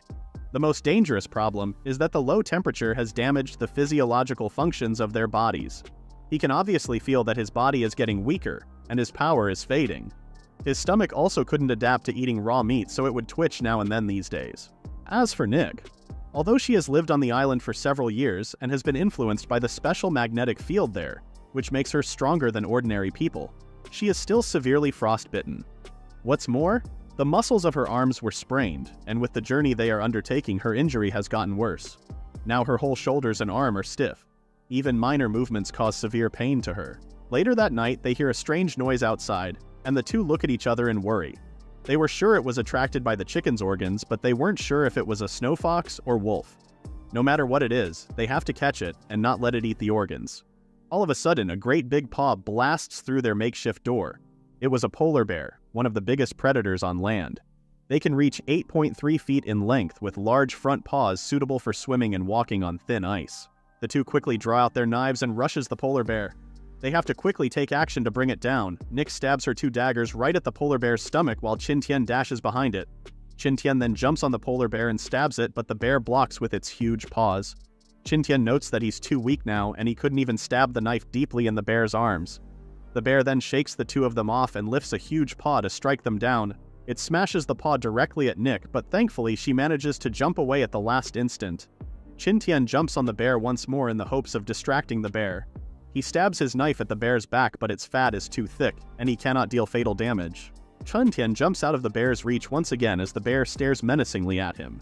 Thankfully, the fight was now starting to warm up Qin Tian's cold body, and the pain in his eyes was relieved a lot. Before the polar bear can make a move, Qin Tian throws a snowball in its eye, momentarily obscuring its vision. They then took this chance to run away. Qin Tian realizes that if it weren't for his gift, he would have been defeated at the beginning of the fight.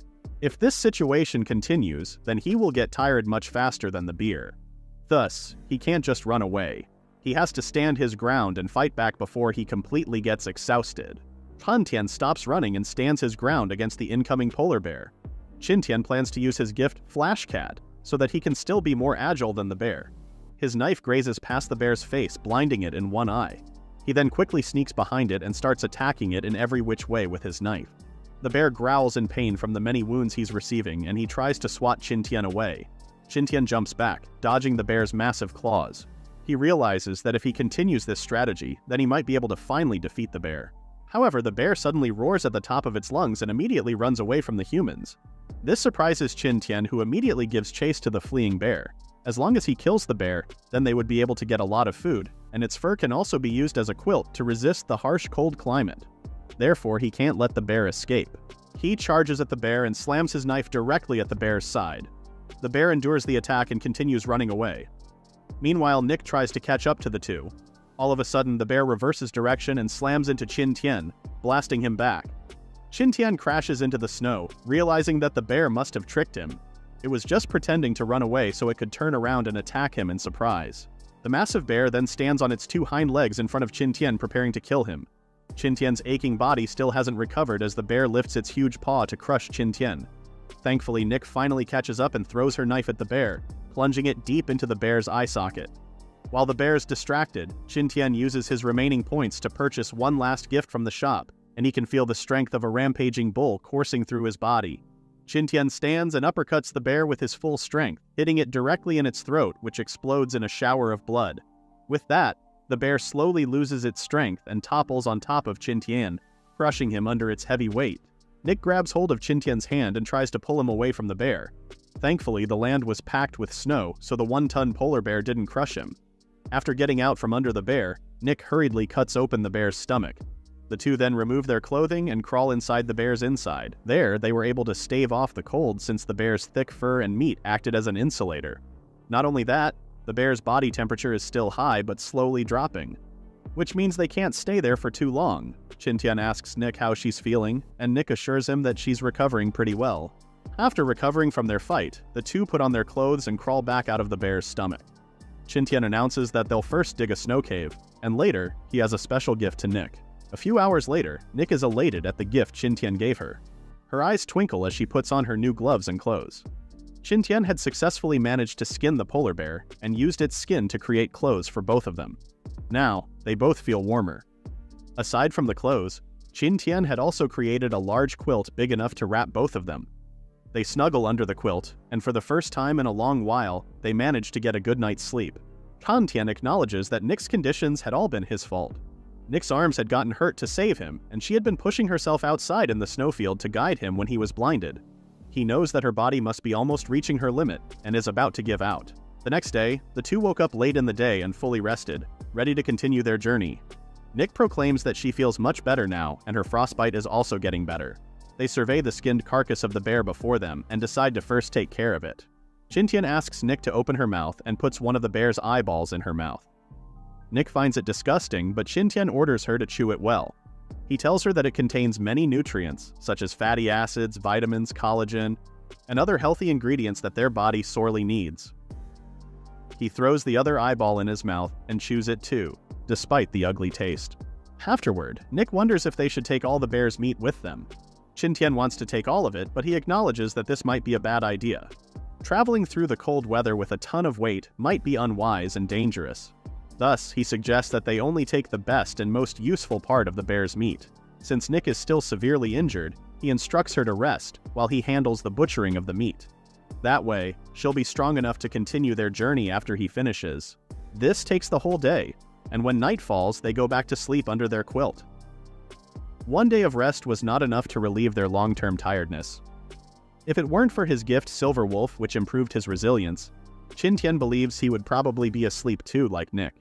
However, he has to stay awake and keep watch. Instead of sleeping, he opens his character screen and assesses his progress. To fight the polar bear, he purchased the gift Tough Ox with 11,000 points. Thanks to it, he got the strength to pierce the polar bear's throat even though he was exhausted. He worries that his points are draining rapidly, but he checks the mystery gift items in the shop. Inside, different experience packs were presented before him, including a snowfield experience pack, a snow mountain experience pack, and a snow forest experience pack. His eyes widen upon seeing these gifts, and not only that, he is surprised to learn that it only costs 1,000 points to buy one. With it, he would probably save a lot of time. However, he soon realizes that unlike before where knowledge he buys from the store is in one set, this snow experience pack seems to have been divided into 3 purchases, so in reality, it wasn't actually cheap but expensive. He doesn't have a choice, however, and he is forced to buy the 3 experience packs, because the knowledge they contain can save his life. Qin Tian purchases the 3 packs and the knowledge instantly gets transferred into his brain. Ideas and techniques immediately spring into Qin Tian's mind on how to improve their situation. For example, their current habitat of a snow cave can still be improved. If he changes the ceiling into an arch-like form, the cave would be more stable. He should also set more than one entrance into the cave so that in case wild animals like polar bears come charging into their residence, they wouldn't be trapped inside. Not only that, their cave is in reality also a bad location. The snow he used was formed from falling snow, which is way weaker than snow piled by wind, which is heavy and dense. If only he didn't need to save some points for emergencies, Qin Tian would have bought all the experience packs in the store. The knowledge they contain truly is priceless, and one cannot learn simply by reading. With the new expertise he gained from the store, Qin Tian feels more confident that they can survive their current ordeal. According to the experience pack, it would be best not to use an igloo or an ice cave for more than 7 days because it might collapse. That means they can still rest there for a while and leave after a week.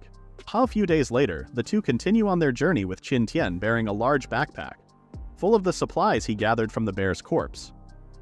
After a few hours of walking, he notices that the wind seems to be getting weaker and weaker, as if they are getting closer to the center of the field. Unfortunately, their progress is also grinding to a snail's pace because the snow is now knee-deep, making it difficult for them to walk. Qin Tian wants to create a sled, but he cannot see anything in the horizon that may be used as materials. Thus, they can only walk slowly. 2 days later, Nick notices something on the horizon. She points it to Qin Tian and asks him if he can also see a tree, or if is it just another illusion. It would be a bad sign if they were starting to see hallucinations. Thankfully, Qin Tian also manages to spot a weird silhouette in the distance, and he urges Nick to hurry so that they can examine it. As they come nearer the object, they finally see that it is indeed a tree. Nick is disappointed that the tree is dead with just its trunk remaining. But Qin Tian happily hugs her and announces that they finally made it. Qin Tian caresses the rough wood of the tree and informs Nick that its presence means they have finally entered the forest at the center of the snowfield in Area E7. A few more days of walking and they would finally see living trees, not the dead ones that litter their surroundings. With this good news elevating their mood, Qin Tian decides that they should get some rest first. Qin Tian volunteers to gather some wood so they can finally make some fire, and he advises Nick to rest.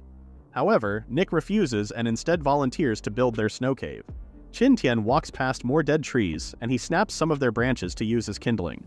He notices that the trees have been dead for a long time, so the water inside the wood must have been completely lost. This would make the wood crisp, which makes the best fuel for fires. When he returns to Nick, she has also finished carving out a pretty large ice cave in the snow. They then proceed to cut the wood into smaller chips. Lastly, Qin Tian uses his spent lighter and opens it with his knife. He plans to use the cotton wick inside it as an ignition since it was soaked in kerosene.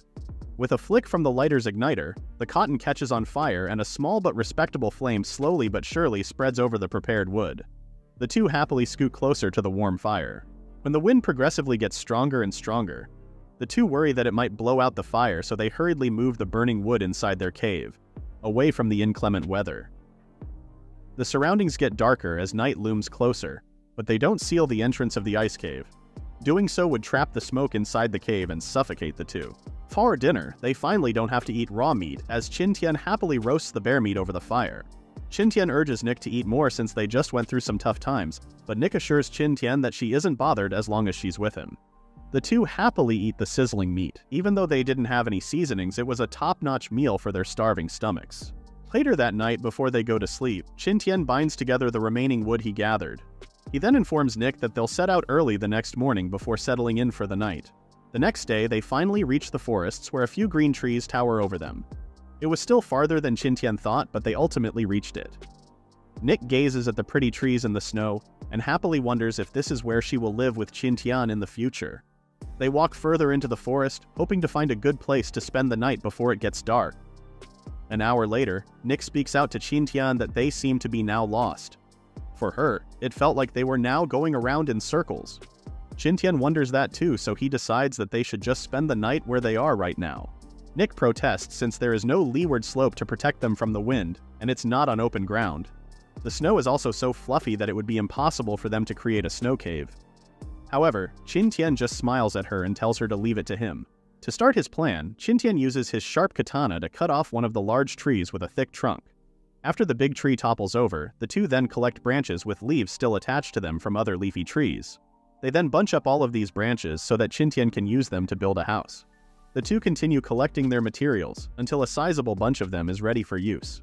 Afterward, they secure the needed materials. Nick ties up the big trunk of the tree to prevent it from rolling away, and then the two lay the collected branches spreadward over one side of the trunk, creating a wall of leaves. Lastly, Qin Tian fills the gaps between the leaves with snow so that the wind cannot blow in from behind and carry away their body heat. The improvised lean-to actually reminds Qin Tian of the very first camp he built back on their island. The only difference is now he's in RS7, and the one stranded with him is not Yellen but Nick. The thought of Yellen makes Nick wonder how the others might be doing right now. When Qin Tian and Nick are warming themselves up in front of the fire, Nick notices that her nose feels itchy. Upon touching it, she learns that it's full of blood. Nick is about to tell Qin Tian about it, but she notices that his nose is bleeding too. However, Qin Tian assuages her worries and tells her that it's normal. After their bodies become warmer, their body's blood rate accelerates back to normal. The capillaries in their noses, which are originally contracted and fragile due to cold, wouldn't be able to handle this new blood rate, so it would rupture and cause a nosebleed. Their noses bleed because they couldn't adapt in time. To fix it, Qin Tian splashes some snow onto his face to cool down his nose, thus slowing down its blood rate. Nick was about to follow his lead, but she noticed that her arms hurt when she tried to move them. Before she can hurt herself even further, Qin Tian helps her and cools her nose down for her. He instructs Nick to not move and instead get some rest. They have been tense the past few days, so they need to relax. As Nick goes to sleep, Qin Tian holds her tight to keep him warm. He then decides to take watch for the whole night. They haven't really encountered any other beasts except for the polar bear they fought and killed, but Qin Tian is worried that the forest isn't totally safe. There might be fatal risks hiding in the dark, so someone has to keep an eye out. The chance of encountering something dangerous might be small, but once it happens, it can be life-threatening, so he cannot let his guard down. He stares at the crackling fire and readies himself for a long night. A few hours later, Qin Tian shakes himself awake. He scolds himself for just staring blankly at the fire and falling asleep. He has to keep his mind busy so he won't fall asleep. Thus, he decides to think about their future instead. Before the ring's energy ran out, Qin Tian managed to have a video call with Yellen. However, they don't know how big their new world is. Even if Yellen and the others know that they are alive, it would be too foolish to hope that they might be able to get there. Qin Tian remembers how the two of them were swept away by an ocean current that went back and forth between the two areas. If there were no other factors with the current they encountered, then Yellen and the others could follow it and find them. However, if there were any other factors, or if the two of them drifted to their place not because of the current, then the others would have no way of finding them, and they are all on their own. They cannot rely on anyone else. Either way, Qin Tian realizes that it would be impossible for him and Nick to escape their surroundings in the near future. Therefore, he needs to make a plan for living in the cold for a long time. Currently, they can get water by melting snow, and they also have enough food for a while thanks to the bear's meat. Their greatest problem is how to keep themselves warm in a low-temperature environment. The woodshed they currently have does help them keep warm, but it's too small for them, making it impossible to stretch their bodies or have a good rest. Not only that, it also isn't very solid, and any large beast can easily destroy it. Most importantly, Qin Tian recognizes that, despite the cold, it is still summer in their current area. When autumn comes, it will be colder, and that's why he has to build a house that would protect them from colder winter winds and wild beasts before that time comes. For food and clothes, Qin Tian acknowledges that he needs to find a way to hunt animals. Otherwise, they may have a fire and a house, but they would still freeze and starve to death. As the hours pass, their fire dies out and Qin Tian can see the surroundings getting brighter. The sun is rising, signaling the start of a new day. Nick wakes up and asks Qin Tian if it's morning already, but he tells her it's still dawn and she should get some more sleep.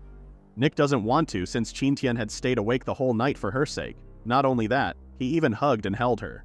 Nick tries to stand up, but her whole body still aches when she moves. Qin Tian hurriedly stops her and helps her. He suspects that her motion is restricted because of the strain. That would also explain why she would become stiff when she tries to move. To fix it, Qin Tian warns her that he will take off her clothes. The surprised Nick blushes confusingly at his statement. Qin Tian had to convince Nick that he didn't mean anything by what he said, and that he only wanted to massage her so that she would recover faster. He had learned about how strain can make someone's body stiff and aching from the wild first aid collections. It was recommended that one treat this condition with drugs, but since it's hard to find any right now, Qin Tian can only give Nick a massage to relieve her pain and accelerate her recovery. In the case of shoulder strain, the massage therapy recommended is through acupressure, basically pressing down on the body's meridians and then swiveling her shoulders. After he gives her a massage, he instructs Nick to go lie down and rest. Nick tries to apologize for being a burden on him, but he assures her that she is not a burden. If not for her, he would have probably frozen to death on the snow when he became blind a few days ago. She also saved him during that fight with the polar bear. He lets Nick know how important she is to him, so what she needs to do is to rest and recover soon. Nick flushed in embarrassment and covered herself up with her bearskin blanket. Meanwhile, Qin Tian eats some roasted meat for breakfast to start his day. For today, he was planning to start building a house that can keep them warm and defend against beasts. But there's another thing that he first needs to do. He cuts up a round piece of wood and uses both red-hot coals and his knife to carve it into 2 makeshift wooden drinking glasses. He then puts some snow in it and places it near the fire to melt it and make water. They haven't actually had any water to drink in days. The melted snow quenches their thirst, but Nick wishes that the water be hotter so it can actually warm up their body. Nick tells her that it can be done, but it would take a lot of effort. He could put a stone in the fire and throw it into the water to heat it up. But all he could find around them were more trees and snow. There was no stone in sight. He can also put the wooden cup in the snow directly, since the water inside wouldn't burn it. But over time, this would turn the cup into charcoal, causing it to crack and be poisonous. After putting Nick back in bed, Qin Tian leaves their camp to start the day. He worries that he might walk too far from their camp and Nick may run into danger. Looking around, Qin Tian feels like he is missing something, but he couldn't figure out what it might be. Thus, he decided to open up the system shop and learn more using the experience packs.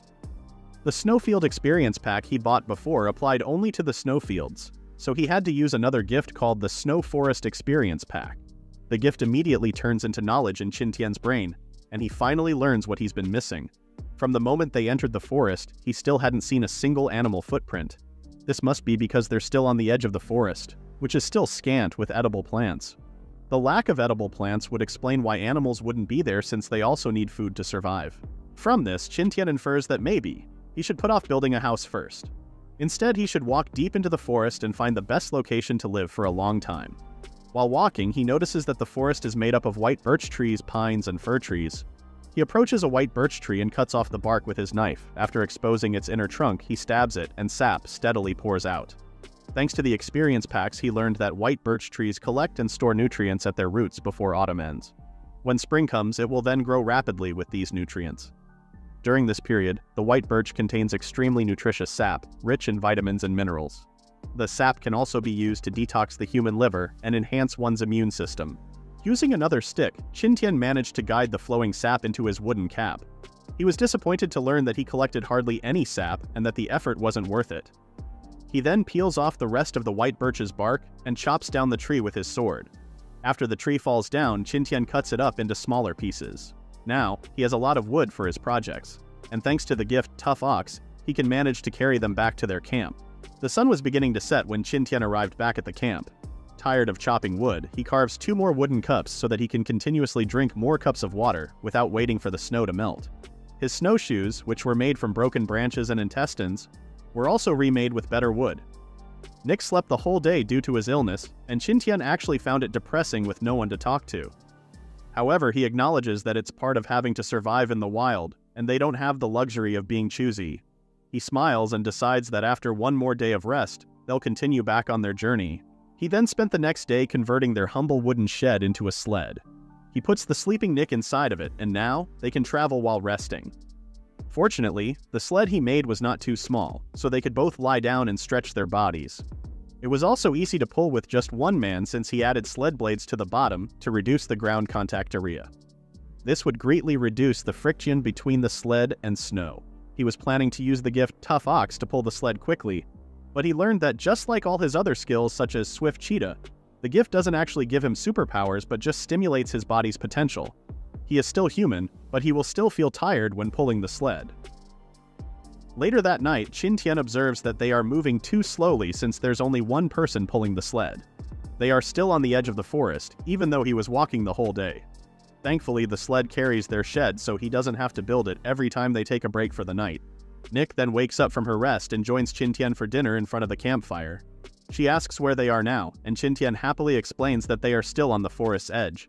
She tries to volunteer to take turns pulling the shed, but Qin Tian hurriedly shuts down her ideas. A few minutes later, Qin Tian's stomach starts to rumble, and he hurriedly goes to the forest to relieve himself. After a while, he returns feeling much better. Nick hands him some roasted meat to eat, but his stomach abruptly starts groaning again. He hurriedly goes back to the forest while telling Nick to eat first without him. 1 hour later, Qin Tian sits back beside Nick with a relieved expression on his face. Nick hands him some water to drink while Qin Tian ponders why his stomach seems to have turned on him. He must have eaten something bad, so he wonders if it's the chicken or polar bear meat that disagrees with his stomach. However, he realizes that his stomach should have ached days ago if the meats were the problem, but it only started now. Aside from the meat, water is the only other thing he had consumed, so what could have caused it? He then remembers something from the experience packs. If water is nowhere to be found, people can melt snow into water and drink it. But this would be dangerous for long periods of time. Water lacks minerals the body needs, so even if people boil it to kill bacteria, it can still cause abdominal distension or diarrhea. Qin Tian spits out the water, making Nick ask him what the problem is. Nick tells her what he just remembered and concludes that they should drink as little snow water as possible. If needed, they can use the pine leaves to create some tea before drinking it. Nick reminds him that they don't have stones to boil the water and make tea, but thankfully, Qin Tian has another idea. He puts his sword in the flames of their campfire and waits for it to get hot. He then dips it into their cups of water, making it boil.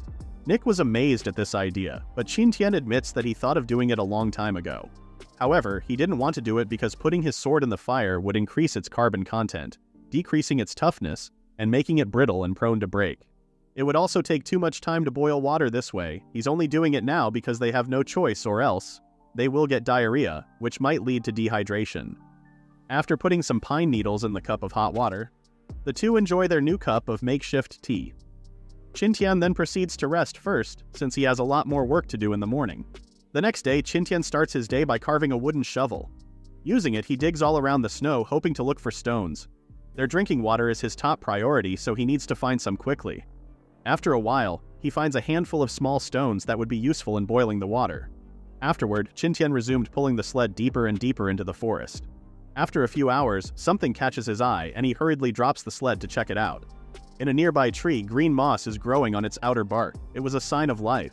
As Qin Tian pulls the sled throughout their journey, he notices that the mosses on the trees are getting bigger and bigger.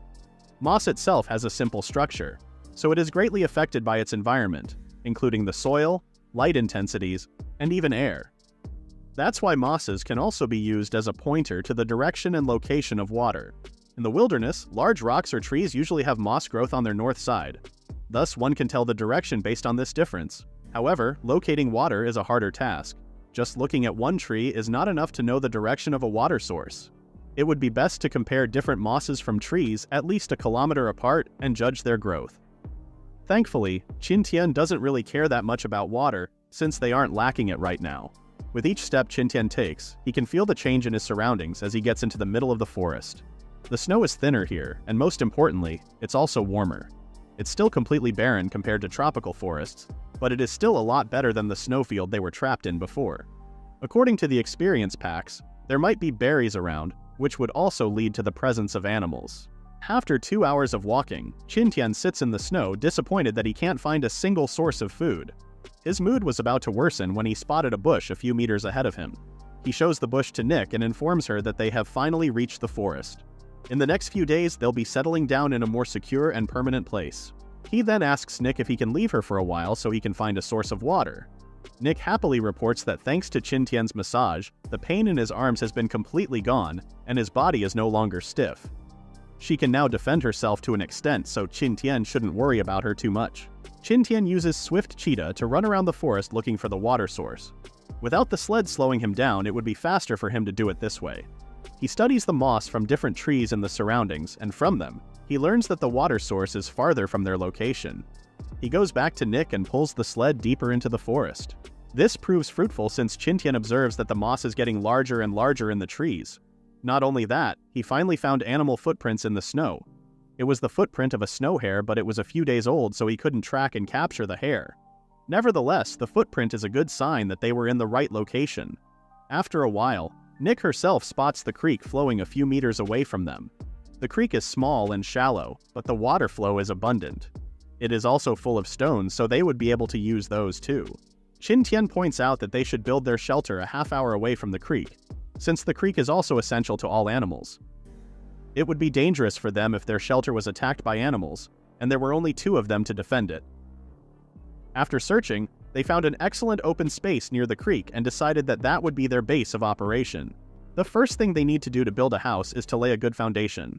However, they have no tools to use to dig, and they can't make steel tools, so Qin Tian would have to make stone ones.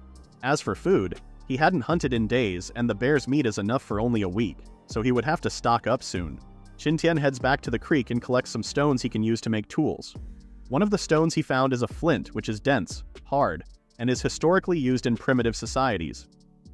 Back at their camp, he found Nick cooking dinner, so Qin Tian started polishing the stones into axes and hoes. The next day, Qin Tian leaves once more to gather more materials, while Nick, feeling guilty from resting all day, wants to help. She decides to polish the stones Qin Tian collected since polishing doesn't require her soldiers to move too much. Meanwhile, Qin Tian spent the day tracking down animals. He found another fresh trail left by snow hares, which meant that this place was a regular trail for them. It would be too time-consuming to follow the footprints all the way to their nest, and the nest might even be empty, so he just decides to create a trap. First, he made a tripwire using a piece of stick, and then laid down a net under it. If the tripwire is activated, a tree branch above would pull the net shut, capturing any animals that might be on top of it. He then hid the trap under a fine layer of snow. It only took him 10 minutes to set the trap up, so he decided to continue searching for other materials. Qin Tian's search was rewarded with some oyster mushrooms growing in the bark of a tree. Luckily, the mushrooms were not only edible, but are also rich in protein, essential amino acids, and carbohydrates. Looking at all the mushrooms around him, Qin Tian was reminded that it had been a long time since they had eaten something other than roasted meat. He uses the remainder of the net and some bearskin to create a makeshift bag and gather more mushrooms. He wishes that he could use the other furs as bags, but they need them to keep out the cold from their shed. He decides that he should just get more furs later so that he can create some bags. Meanwhile, his mouth is already watering at the thought of mushroom soup for dinner. After walking around some more, Qin Tian also spots some acorns on the bottom of a tree. He could tell squirrels have been through the tree, so he rigs another trap using some tree branch, and the pine cone as bait. If a squirrel tries to get the pine cone, the trap would activate and the branch would pin the squirrel into the trunk. Qin Tian can see that the day is still early, so he puts down his bag of mushrooms and decides to create another trap he learned from the experience pack. He pulls out his spade and digs a pretty large hole in the ground. Using some pointy pieces of wood that he sharpened with a knife, he made a pitfall trap, which he hid with some snow and a small piece of meat as bait. After his fruitful trap-making day, Qin Tian heads back to the camp with his mushrooms. He was surprised to see the rows of tools Nick made. Nick didn't sleep without Qin Tian there to keep watch, so after Qin Tian commended her for the stone tools, she went back to sleep. Meanwhile, he starts cooking dinner using the stones he collected to boil water and make soup. An hour later, the enticing aroma awakens Nick, and they enjoy the soup made of some mushrooms and meat. Qin Tian laments that they don't have any salt to season the soup with, but it was still their best meal to date. Their stock of mushrooms is good enough for one more day, and their meat is also running out, so Qin Tian hopes that he catches some animals soon. He set up many traps, but it depends on luck whether prey would fall into them. Nick realizes that it would be foolish to rely on only hunting as their source of food. If he wants to start a farm, he would need to build a greenhouse, and that would also take too long. Thus, he decides that they might need to rely on aquatic animals as a reliable source of food, so they would need to search for larger bodies of water soon. Nick falls asleep in front of the fire, so Qin Tian carries her back to their shed. Their bleak situation is annoying Qin Tian since autumn is fast approaching in 2 months.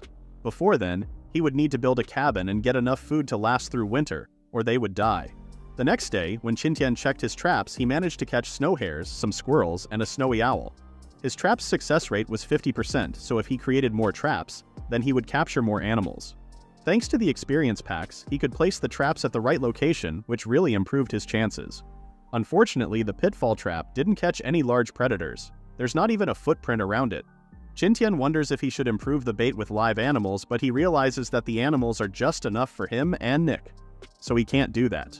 He then creates a few more traps and heads back to their camp where Nick is grinding their stone tools.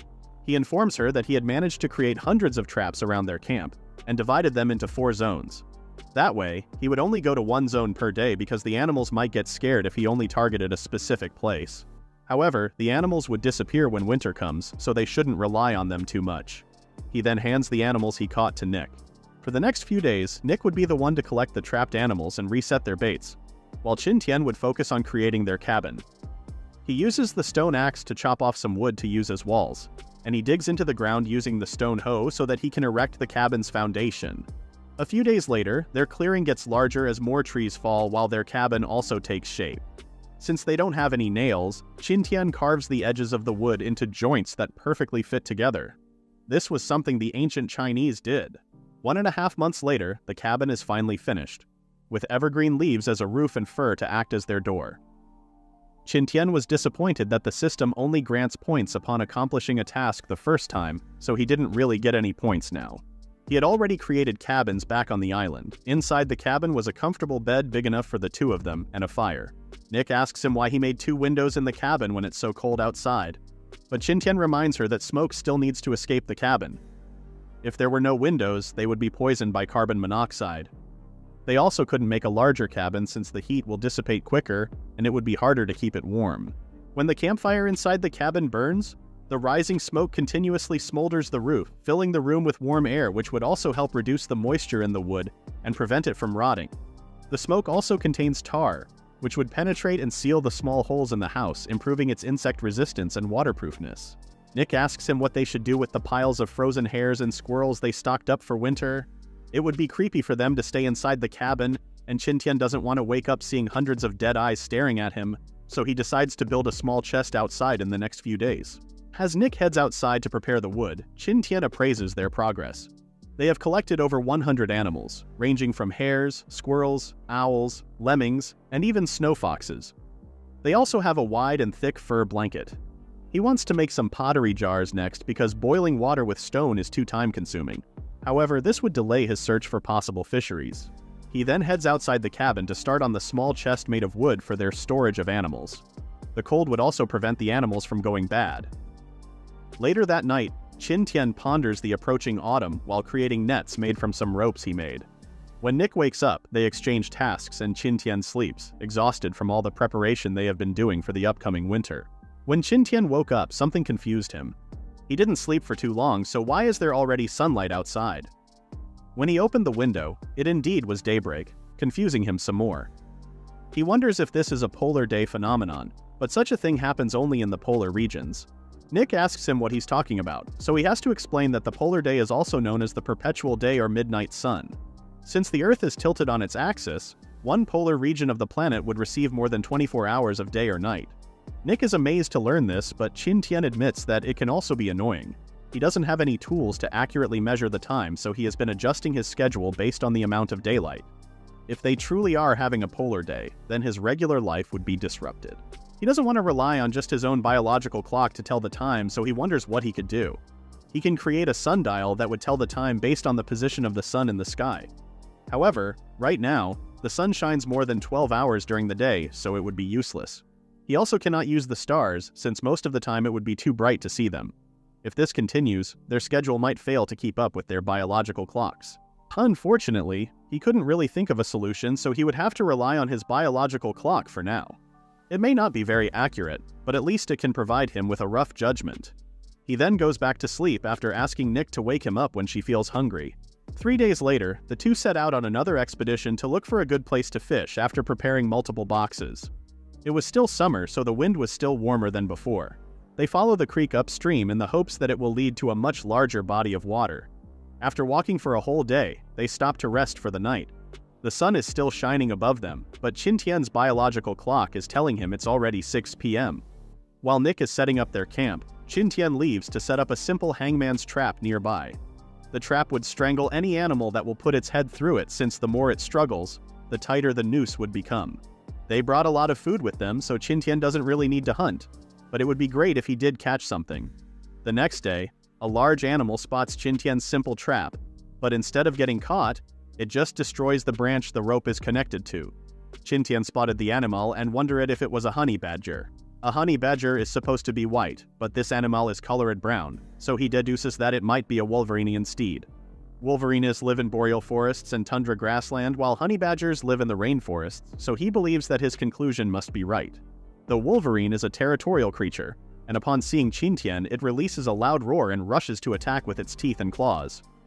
In the wilds, the wolverine curls its body to minimize the damage caused by the teeth of other animals, but against Qin Tian's sharp knife, this strategy doesn't really work. After killing the animals, he goes back to Nick and continues their journey. A few hours later, Nick spots a large river ahead of them, and the two drop their sled to quickly check it out. To their amazement, it wasn't only a large river, but a river heading directly into a group of mountains. After the time they spent on the empty snowfield and in the monotonous forests, the snow mountain made them want to go climb it for a simple look. Qin Tian also hopes that just like the mountains back on the island, there might be iron ores in the mountains which they can use to create metal tools. With a new destination on the horizon, the two excitedly decide to check it out. Looking at the towering mountain before them, Qin Tian notices something strange. Recalling the map he saw of Zone E7, the mountain area is in the center of the map. A large forest then surrounds the mountain area with the snowfield surrounding the forest. On the map, the forest was much larger than the snowfield, and yet it took them almost a week to cross the snowfield, but just a few days to travel through the forest and reach the mountain area. He does admit that they were traveling slowly through the snowfield, because they didn't have the sled, but it still doesn't make sense. Nick notices his troubled face, but Qin Tian doesn't want to worry her. So instead, they continue following the river. A little while later, they spot what they are looking for, a fish. Qin Tian recognizes the fish as an Arctic char, a fish that usually lives in the polar regions of Europe and America. Arctic chars usually travel in rivers through the year, spending summer in the sea but retreating back to rivers in the autumn. This makes Qin Tian realize that more fish should be upstream of the river, and they hurriedly pull their sled. After a day of pulling, they finally reach their destination, and a beautiful pond opens up before them. Strangely, they hear some trees being felled, and they quickly check if someone is there. However, Nick sees a strange large mouse gnawing on the fallen tree. Qin Tian explains to her that it's not a mouse but a beaver. The beaver starts running away upon seeing them, leaving Nick to wonder what beaver meat tastes like. Meanwhile, Qin Tian studies the fallen tree and the way it was cut up. The tree wasn't hollowed by insects, nor was it forcibly broken by external forces like strong wind. That must mean that the beaver from earlier had gnawed through solid wood to bring the tree down. Beavers usually have 4 huge and hard front teeth, and they can easily gnaw through a tree as thick as a human's head within just 2 hours. Nick is getting more and more astounded by beavers the more she hears about them. This was further intensified when Qin Tian guessed that the pond before them could have evolved from woodland after beavers built dams. They truly are the master architects of nature. Qin Tian was knowledgeable about them thanks to the system, but he was still shocked to see the beaver's capabilities with his own eyes. The pond before them looks huge, but the largest dam built by beavers back on Earth was more than 850 meters, so it still makes sense. Beavers are also herbivores, mainly eating tree branches and bark. That would mean they don't have to share the fish in the pond with the beavers. The fish in the lake are so plentiful that it should be enough for 2 humans to survive through the winter. He tells Nick the good news, and that they don't even have to set traps for wild animals. Instead, they can just relax and focus on catching the fish. A few minutes later, they started fishing by using spears made by Qin Tian. After they catch a sizable amount, they roast them in a fire and happily eat their new meal.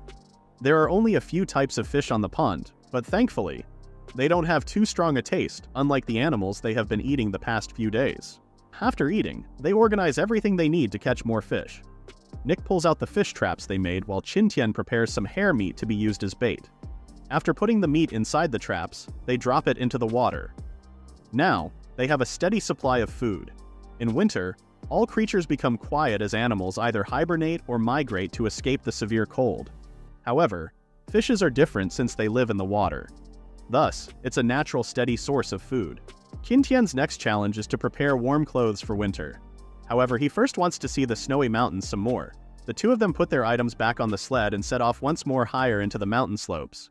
As they climb the mountains, Nick stops as she notices some weird animal hair hanging from the trees. Qin Tian recognizes the hair as reindeer hair that must have fallen during the seasonal changes. That means they might be able to get warmer furs for the winter. According to the Snow Forest Experience collections, reindeer migrate 8 months of the year to find food and escape the cold. There might be a chance that they wouldn't be able to find the reindeer herd, but Qin Tian couldn't let go of this chance. After 2 days of tracking, the two finally found the herd consisting of at least 200 reindeer. Qin Tian could easily capture one of them using his gift, Swift Cheetah, but that would frighten the other reindeer and drive them away. Instead, he tells Nick that they should retreat in the meantime and prepare themselves. Then, They can dig a trap near the herd so that the reindeer would run into it one by one. After 3 days of preparation, they are ready to enact their plan. Qin Tian quickly jumps out of the bushes, yelling at the top of his lungs and waving his stone axe. Upon seeing him, the reindeer obviously get frightened and run for their lives. Qin Tian manages to catch up to one of them, and with one swing of his axe, the reindeer falls to the ground dead. Meanwhile, another reindeer distracts Qin Tian due to its strange behavior. Despite him being so close, the reindeer wasn't running away. The reindeer then suddenly grunts in exertion before running away, leaving behind a newly born reindeer fawn. On the other side of the clearing, the pitfall trap they created was activated, and 7 reindeer got caught in it. However, this wasn't enough for Nick, and she quickly charged at the herd of reindeer. Using her dual knives, she manages to take down a couple more of them, but the majority manages to escape. She hurriedly goes to report to Qin Tian, but she finds him nursing a baby reindeer fawn. Qin Tian informs her that the fawn was choking on the amniotic fluid, and he hands the fawn to her for a while. Meanwhile, Qin Tian approaches one of the trees around them and peels off its bark. After fashioning the bark into a pipe and lighting it on fire, Qin Tian blows the smoke into the fawn's face. The smoke causes the fawn to cough, and it manages to cough out the amniotic fluid it was choking on. This was a technique Qin Tian saw one of the elders use back in the village to save a calf. Nick asks him if they should keep it, and Qin Tian agrees. Reindeers are mammals, meaning they would need milk to feed it. However, Qin Tian has no idea where to get some. Since reindeer live in such an extreme environment, they grow up extremely fast. It will only take a day for the baby reindeer to learn how to stand, run, and search for food. This fast growth might mean it won't need milk to grow, but Qin Tian's instinct says that newborns are very weak and must drink milk. Not knowing what to do, they decide to just light a bonfire to provide warmth for the baby reindeer while they deal with the other reindeer corpses. Nick pets the reindeer fawn sleeping on her lap, while Qin Tian collects the 16 reindeer they managed to kill. They are more than enough to provide all the fur they need for winter. However, transporting them back to their camp might be a problem since each adult reindeer weighs about 440 pounds. In the meantime, he decides to just clean them all up and deal with the issue later. He goes back to Nick, who is gushing over the cuteness of the baby reindeer. Qin Tian switches with Nick and warms up the baby reindeer near the bonfire. He wonders what he should name it, but he realizes that it might even be too early to give it a name. After all, he's not sure it would even survive. He tries to check if the reindeer is still even alive, and thankfully, he can feel its weak breath with his fingers. He starts petting the baby reindeer, while telling it that it needs to grow up since he needs someone to pull their sled just like Santa Claus's sled. The next day, the baby reindeer is alive and well as it shakingly tries to learn how to walk. Qin Tian wonders if it might run away, but surprisingly, the reindeer instead scoots over closer to him. The reindeer sniffs all over him, making Qin Tian suspect that it might be looking for breast milk. Qin Tian sadly informs the inquisitive reindeer that he doesn't have any breast milk. However, he opens his hand and offers him some moss he collected earlier. If the baby reindeer doesn't eat it, then he has no idea what to do then. Thankfully, the reindeer starts eating the moss after giving it some cursory sniff. Nick exits the shed after resting, and she is happy to learn that the baby reindeer can now stand up and even walk. She giggles as the reindeer licks her face, showing its affection for her. Qin Tian guesses that the reindeer might have remembered her smell. Nick did help in saving the reindeer's life by cleaning up the amniotic fluid. The two then switch tasks as Qin Tian enters their shed to rest, while Nick continues taking care of and feeding the reindeer. As Qin Tian lies down on their bed of furs, he starts thinking of what they should do next. They now have the necessary supplies to create warm clothes for winter. Should they head to the snow mountains some more, or should they return back to the cabin? In the end, Qin Tian decides that they should head back to the cabin. They were just planning to establish some fisheries, but they ended up taking a massive detour just to get reindeer fur. In addition, the materials they have gathered are increasing, and it's becoming more difficult for them to move it. As for the reindeer meat, Qin Tian wonders if he should even try to bring it back to their camp. At first, he was thinking of transporting them several times, but there's no need for that now. They already found a fishery, so there's no problem with their food supply. It would just end up tiring them out. Maybe he should just bring back the reindeer's furs and tendons. That way, they can just get some fish from the fisheries for their winter supply, and their load would be much lighter. However, the baby reindeer is also a problem. He would need to keep it away from the corpses of the others, since it might suffer from trauma if it sees them. After all, it can still recognize its own kind. The next day, Qin Tian leads the baby reindeer away from their camp while Nick gets rid of all the reindeer meat. A few days later, they are back at the pond and the reindeer can now easily run and jump around. They pulled the traps they left behind in the water, and it was loaded with fish. The large harvest gladdens Qin Tian, and they quickly clean the fish and prepare it for transport. While working, Nick asks Qin Tian if he thought of a name yet for their new companion. Qin Tian agrees that they should probably name the reindeer since it's already growing so fast. Barring any accidents, it would surely grow into an adult reindeer. Qin Tian stares fondly at the cute reindeer and decides to name it Horn after the cute horns on its forehead. 1 week later, they were back at their main base and Qin Tian had spent the past few days creating a small wooden shed for Horn. It was even placed right by their cabin's window so they could keep an eye on it. Reindeers typically have thick fur so they can survive winter. But since Horn is still a child, they usually cuddle with their parents to stay warm. However, Horn isn't with his kind, so they decide to keep him with them inside their cabin for now. A few nights later, Qin Tian is trying to sleep next to Nick, but the freezing cold seems to have intensified, making him shiver terribly.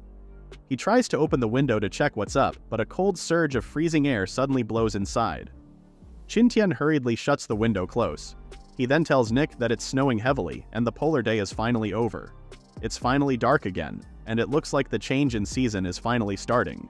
They would have to deal with the snow as soon as possible, and their trip to the snow mountain is cancelled. Winter is definitely not a time for travel since they can run into a snowstorm outside and bury themselves if they aren't careful. They then go back to sleep since they would probably have a very busy day ahead. The next morning, they found their whole camp covered with snow. They wouldn't have been able to push open the door, but thankfully, Qin Tian thought ahead and designed it to open inward.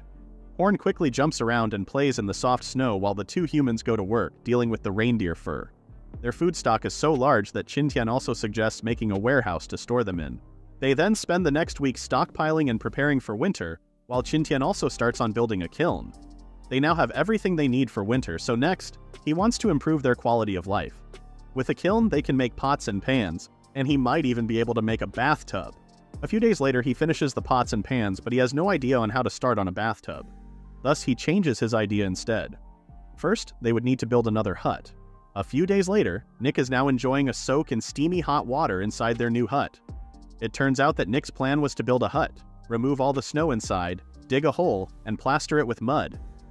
He then burned some firewood inside the mud-plastered hole, which solidified the mud into an improvised bathtub. After her bath, she sees Qin Tian heading out again to check on their traps. He told her that even though they have lots of fish, it would be tiring to eat it all the time, so they should try other foods too.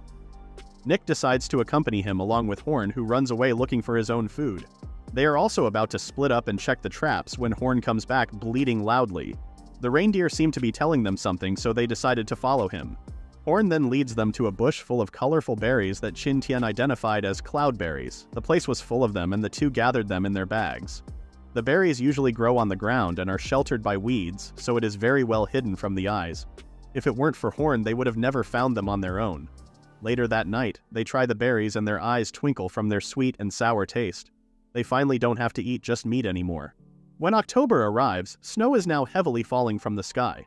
Nick and Qin Tian are wearing more and more fur on their bodies, but they know that it's still not the middle of winter. For today, they have decided to go out and look for seal oil. They head out of the forest and back into the snowfield in the hopes of hunting some seal in the ice sheets. They also brought Horn with them to pull their sled through the snow. For shelter, Nick volunteers to create an igloo in the snow. Nick was doubtful that the soft snow could even hold up an igloo, but she was proven wrong when the snow blocks proved hard enough when she tried to make one. Qin Tian explains that it's because although the freshly fallen snow is soft, the way it gets accumulated through time makes it denser under the effect of gravity. Except for the fluffy snow on the surface, the deeper snow has accumulated for years and has been compacted by gravity. Cutting snow blocks and stacking them up actually reminds Qin Tian of his childhood. They also cannot work continuously since they have to be careful not to sweat. Sweating would get their clothes wet, and when this freezes, the clothes wouldn't keep them warm anymore. Therefore, they have to stop working when they feel hot enough to sweat. After 2 hours, their igloo is finally finished. They also made a separate snow cave for Horn to sleep in. Inside the igloo, Nick wonders if other people are living there like them. Qin Tian replies that although he's not sure, someone probably lived there before. He recalls how Huang Yiqiu informed him that there was a laboratory in each zone in Biosphere 3. That means there must have been a laboratory here in the past, even though the researchers might already be dead. If they can find the laboratory, they might be able to get help and contact the others. Thus, Qin Tian decides to start searching for it after winter. After eating some meat, they go to sleep inside the igloo. The next day, they finally reach the ice sheets, and on the horizon resting under the bright sun are a group of seals. It looks like their journey wasn't in vain. Despite the heavy snow falling on top of their heads, Qin Tian and Nick start stacking ice blocks to create their house. When Nick asks him if they are going to stay there for a while, Qin Tian informs her that they will probably just stay for a few days. However, seals are extremely vigilant, so they would need to still make some preparations. Aside from their own igloo, they could also build a big house for their reindeer, Horn. In response, Horn bleats his appreciation for their efforts. As the sky darkens above them, the snow continues to fall harder. Thankfully, they managed to finish the igloo before it got fully dark. After creating a fire, Nick wrapped herself up in her sleeping bag and went to sleep. Meanwhile, Qin Tian watches over her through the night. Although the snowstorm is heavy and there is little chance of polar bears coming out, they still need to stay vigilant. In the meantime, he can think about how to catch those seals. The next day brings forth a bright day, and wildlife fills the surroundings. Birds catch fish from the sea while the seals frolic in the snow. Nick wonders why, despite seeing so many prey before her, she doesn't feel excited. Instead, she stands in awe and feels that life in nature is so wonderful and diverse. She feels so calm and comfortable. Even so, they still must continue with their plans. They still are a part of nature after all. Qin Tian charges at the animals with his axe drawn and his skills in full effect. The speed bonus he gained in the past is still proving useful even now as he quickly dashes through the snow. He was getting closer and closer until the seal finally noticed him and cried out a warning. They all start moving towards the water, but fortunately for Qin Tian, they weren't moving fast, and he could easily catch up. However, they start diving into the waters in just a few seconds. Qin Tian was shocked, and even Nick asked him what happened. It turns out that the seals didn't even have to run to the waters. Instead, they gnaw through the thick blocks of ice underneath them and create holes in the ice. Even with their knives, it would take them too much time to dig through the half-meter block of ice. But the seals gnawed through them without any tools in just a few seconds. Normally, seals would resurface to breathe, but they are too frightened now, so they probably won't pop out anytime soon. In the meantime, Qin Tian calls over Horn to start their other plans. Horn could only carry a few things with him, and since they would need a lot of space to bring the seals back, they did not bring much food with them.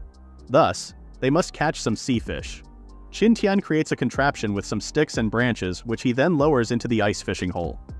Nick inquires as to what the purpose of the branches might be, so Qin Tian explains to her that they are there to prevent the ice hole from freezing, while the middle part has a hook and bait to catch fishes. Since they still have daylight left, Qin Tian decides that they should search around some more, in the hopes that they might see other groups of seals. He also used this chance to teach Nick more about their surroundings. For example, an ice ridge is a long, narrow pile of broken ice that forms when two pieces of ice collide. Ice ridges lead straight to the sea, and seals are often seen on these ridges. Nick also asks him why they did not capture the walruses on the ice sheet when there's many of them. However, Qin Tian points out that the walruses were on the edge of the floating ice. There was no way they could catch them because they could easily jump or roll over into the sea. They should just focus on searching for ice ridges and hope that they have seals. After a while, Nick points to a nearby moving ice block and asks if that is an example of the ice ridge Qin Tian was talking about. They excitedly search the surroundings, but unfortunately, that ice ridge is a newly formed one. Its structure is still too unstable, so there will be no seals on it for now. Since they have walked for a long time, they decide to go back to their igloo and start anew tomorrow. Thanks to Nick's contraption, they managed to catch a pretty big fish that would be enough for them for at least 5 or 6 days. Qin Tian advises Nick to go eat and rest, while he thinks up new plans to catch the seals. The next day, they venture out again in the hopes of catching their prey. They could probably stay in the ice sheets indefinitely thanks to their animal furs and igloos as shelter. They can also hunt fish for food. However, Horn needs mosses and lichen for food. These are abundant in the snowfield, but none in the ice sheets. Although both places are heavily covered by snow, the snowfield still has soil underneath it where plants can grow, while there are only solid blocks of ice under the ice sheets. Thus, they can only probably stay here for 10 to 15 days before they must go back to feed Horn. Nick was concerned that the seals might not show because it was heavily snowing, and few animals usually go out. However, Qin Tian was confident. Last night, he spent 1,000 points to purchase the Ice Sheet Experience Pack, so he knows that seals would be in the ice sheets even under this weather. Thankfully, they finally managed to spot some seals after a while. This time, Qin Tian has a new plan, and he orders Nick to stay behind with Horn. To start hunting the seals, Qin Tian first laid out his animal furs on the ground. He then lies down on top of it and wraps it around himself. Using his feet, he slowly but surely pushes himself nearer to the seal. His hope was his low posture and slow movement would not spook the seal and scare it away. Thankfully, the seal just looks at him curiously. He learned this method from the Ice Sheet Experience Pack, and it looks like he's already getting back his money's worth. Even Nick, who was watching from afar, is amazed at his method, and she wonders if it's because Qin Tian currently looks like a seal himself. When Qin Tian is near enough to the seal, he abruptly stands up with his weapons drawn. The seal immediately tries to run away, but Qin Tian is already too close. He jumps into the seal just as the seal dives into a nearby ice hole. Qin Tian's spear follows the seal and stabs through its tail, staining the waters red with blood. He then pulls on the rope attached to the spear and flings the seal back into the ice. The seal is still alive and tries to run away, but Qin Tian quickly ends its struggles with his knife. Nick runs toward him, congratulating him for successfully hunting the seal. She was amazed at how fat the seal was, which Qin Tian was also glad to see. The fatter the seal is, the more it has for them to collect. He was worried that it wouldn't be fat enough. They then start dissecting the seal right on that very spot. After a few hours, they had moved the resources they got from the seal into a couple of large clay pots they brought from the sled. Thanks to the Ice Sheet Experience Pack, their seal hunting is succeeding. Now they must continue their success. The sun is at its apex, signifying that it's still noon, so the two split up and hunt seals on their own. Nick copies Qin Tian's method and starts pushing with her feet while lying down on the ice while wrapped in animal furs. She discovered that it was still so cold that she couldn't feel her fingers. Qin Tian did this method earlier in the morning when it was even colder, but he didn't quit, so Nick pushed herself to continue. Meanwhile, the seal she's targeting is just yawning in the open, oblivious to the human getting closer to it. After a few minutes, Nick jumps up near the seal and charges right at it. However, the seal was quicker than her and was able to dive into an ice hole before she could throw her spear. She laments how slow she is compared to Qin Tian, and she couldn't catch up to the seal at all. It looks like she must look for another method of hunting. Nick then decides that she's just going to do it her way. She'll be waiting by the ice hole, and if a seal swims near it or shows up, she'll pierce it with her spear. This might look like a dumb plan, but her stillness was so good that a seal slowly swims its way nearer to the ice hole. She then quickly pierces the seal and captures her prey. Later that night, she tells Qin Tian everything she experienced while hunting. Most of the seals were too timid, and even when she was able to get 30 or 40 meters near them, they all rushed into the ice holes and escaped. She then tells him how she waited by the ice hole. But after one whole afternoon of waiting, she only captured one seal. Qin Tian agrees that hunting seals isn't an easy job. However, they still managed to catch some of them. Compared to yesterday when they didn't get any, it was still an improvement. They then roasted some seal meat in the fire for dinner and went to sleep. On the fourth day, they once again captured a seal each. On the fifth day, their techniques are getting better, leading them to be able to capture 2 seals each. On the sixth day, only Nick managed to capture 1. But on the 7th day, they both didn't capture any. Qin Tian wonders if they might have hunted them too frequently, that the seals are now choosing to hide under the water or in icebergs farther in the sea. Nick agrees with his guess, since after all, seals are smart compared to other animals. Luckily, they still captured at least 10 seals in the last few days, which Nick surmised was enough for them to survive the harsh winter. Nick also points out that Horn is running out of food, so it might be wise if they go back to the snowfield. Qin Tian agrees with her suggestion, and they spend their last night in the ice sheet. During the night, Qin Tian notices that the wind outside seems to be quieter than usual. However, this is better for him, since without the noise, he could hear the movement outside more clearly. He then notices that something seems to be happening with their clay pots full of seal oil. Qin Tian carefully lifted the cover of the clay pot, and he found that the seal oil seemed to be shining like gold. This was good news for him. He quickly wakes up Nick, who finds the smell of the oil so good that she immediately gets up. A few minutes later, they are now eating some fish dipped in the oil. Nick found out that the oil seemed to be warming her up. Qin Tian explains to him that it looks like the solidified seal oil has melted and become shiny oil under the high temperature of the campfire. Nick also understood why Qin Tian was insistent they find the seals. In this frozen oil, eating the oil can effectively keep out the cold and maintain their body temperature. After eating their fill, Qin Tian invites Nick to go for a walk. Outside the igloo, they appreciate the beautiful night sky and full moon. Qin Tian also wonders how Yellen and the others are doing. The next day they start their trek back to their base. Qin Tian knows that if the sky is clear and cloudless at night, then the following day should be a clear day. The moon was so bright and there weren't many stars last night, so they should have no problems today with the weather. When the afternoon rolls around, Qin Tian suggests that they stop since they must build an igloo for the night. Qin Tian starts creating the foundation of the igloo while Nick handles creating the snow bricks. After a while, Qin Tian notices that Nick has stopped giving him new snow bricks. He asks her if she's doing fine, but Nick doesn't answer. He quickly heads over to the hole in the snow where Nick was cutting up the ice, and he finds her there with a solemn look on her face. He wonders if she found anything, but Nick reveals that she found seawater when she was cutting the snow bricks just now. She suddenly heard a sound under her feet. When she carefully listened to it, she realized that it was the sound of the tide ebbing. Nick was surprised by this since there is snow all around, so how could there be a sea under them? He goes down the hole and listens to the ground, and just like Nick had said, he also hears water splashing around. He immediately takes his knife and stabs it into the ice. Using that, he determined that the snow should be less than half a meter thick left. The two dug around until they finally hit the ice. They were amazed that they were still under the ice sheet even though they had already traveled more than a dozen kilometers today. Nevertheless, Qin Tian tells Nick that it seems the ice sheet wants to give them one last gift before they leave. Since they can hear the waves crashing across the ice block, then there should be a beach underneath them. He then decides that they should first finish the igloo before digging through the hole in the ice block and gathering their gift. At midnight, Qin Tian wakes Nick up and informs her that they are now going back to the ice hole. Inside, they should find their gift in the form of blue mussels. He expounds to her how blue mussels have meat that contains a variety of vitamins that the body needs. Although they had cloudberries to supplement their vitamin needs, they didn't have many of them, so it was a good thing they found another source of vitamins. Nick then asks him why they must wait until midnight to gather the blue mussels, when they had already finished creating the ice hole earlier. Qin Tian explains to her that when the full moon is in its apex, the tidal range will reach its maximum, so they would have plenty of time to move under the ice sheet. Just like he predicted, the water underneath the ice hole starts receding and reveals a sandy beach underneath. Without timing tools like clocks or watches, they can't know how much time has passed or calculate the ebb and flow of the tide. Thus, they can only rely on the sound of the waves and keep their ears sharp while gathering the mussels. The ice may also be thick above them, but there is still the possibility of collapse since there's no seawater underneath supporting its weight. If they hear ice shattering, they should escape while they can. Collecting blue mussels under the ice may look easy, but it is very risky.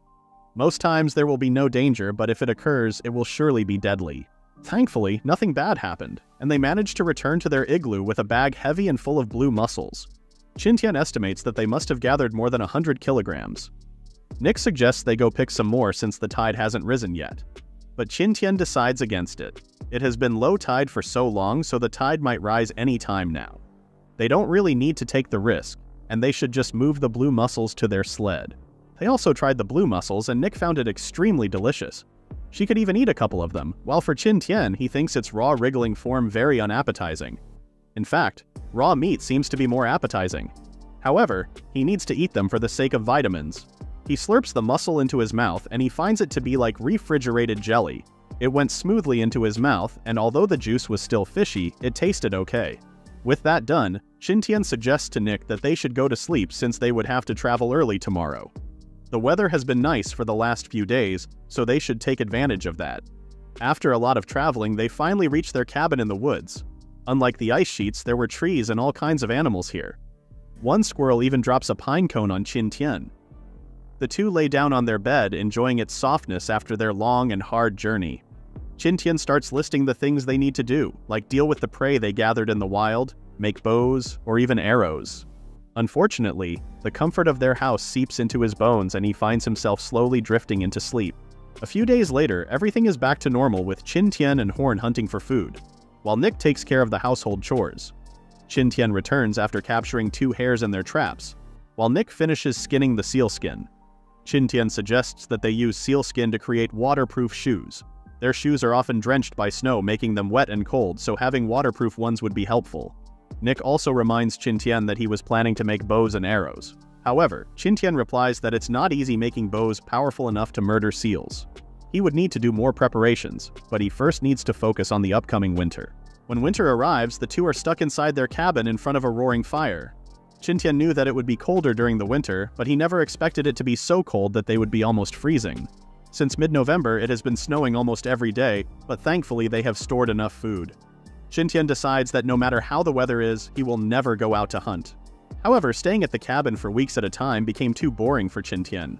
They decide to go on walks outside. The snow makes the visibility poor, so they still just go around the cabin for the sake of safety. When it gets too cold, Qin Tian runs back home.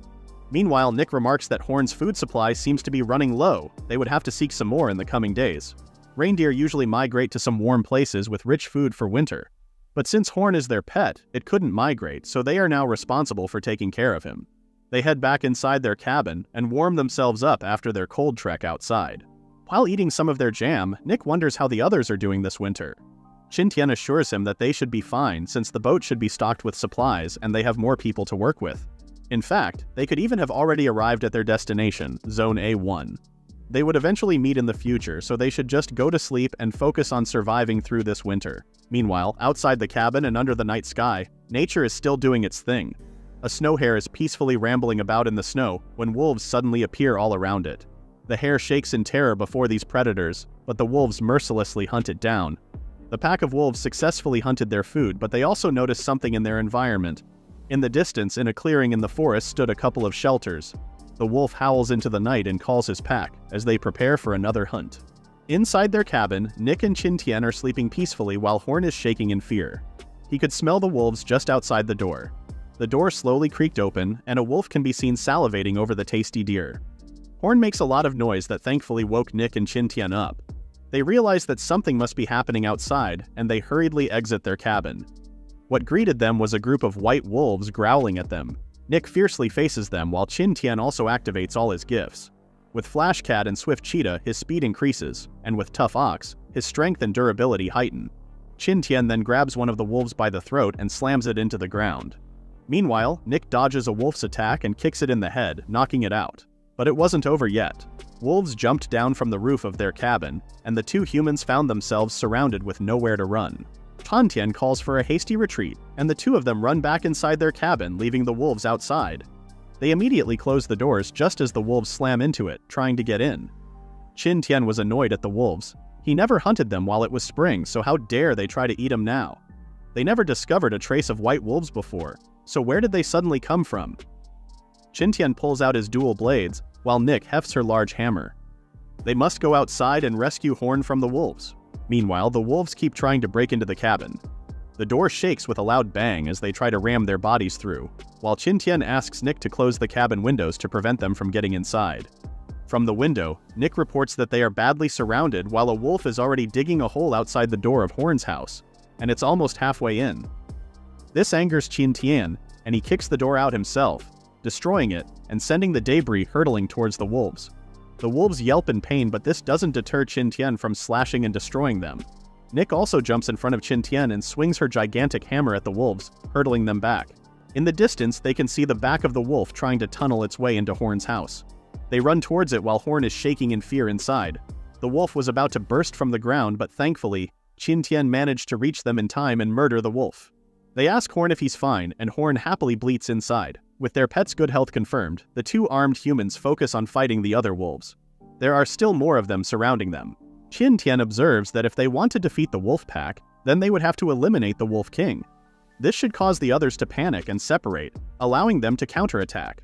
However, all the wolves look almost the same, especially in the darkness of night. It's too difficult to find out which one is the Wolf King. He laments that his pet wolf, White Eye, wasn't with them. If he was, then this wolf pack would be a tremendous boon to them. Normally, there are two types of fights between wolves. First, there is a group fight, while another is a fight between wolf kings. Since White Eye was the leader of his own pack, if he could have defeated the Wolf King here, then they would have been able to get this wolf pack and their territory too. He could hear the Wolf King howling his orders, but there were so many he couldn't see which specific one was howling. The wolves then started attacking them, so they had no choice but to fight back each and every wolf attacker. Unbeknownst to Qin Tian, the Wolf King stalks behind the other wolves and abruptly pounces on Qin Tian. Qin Tian falls over backward and the other wolves immediately rush in and start biting him all over.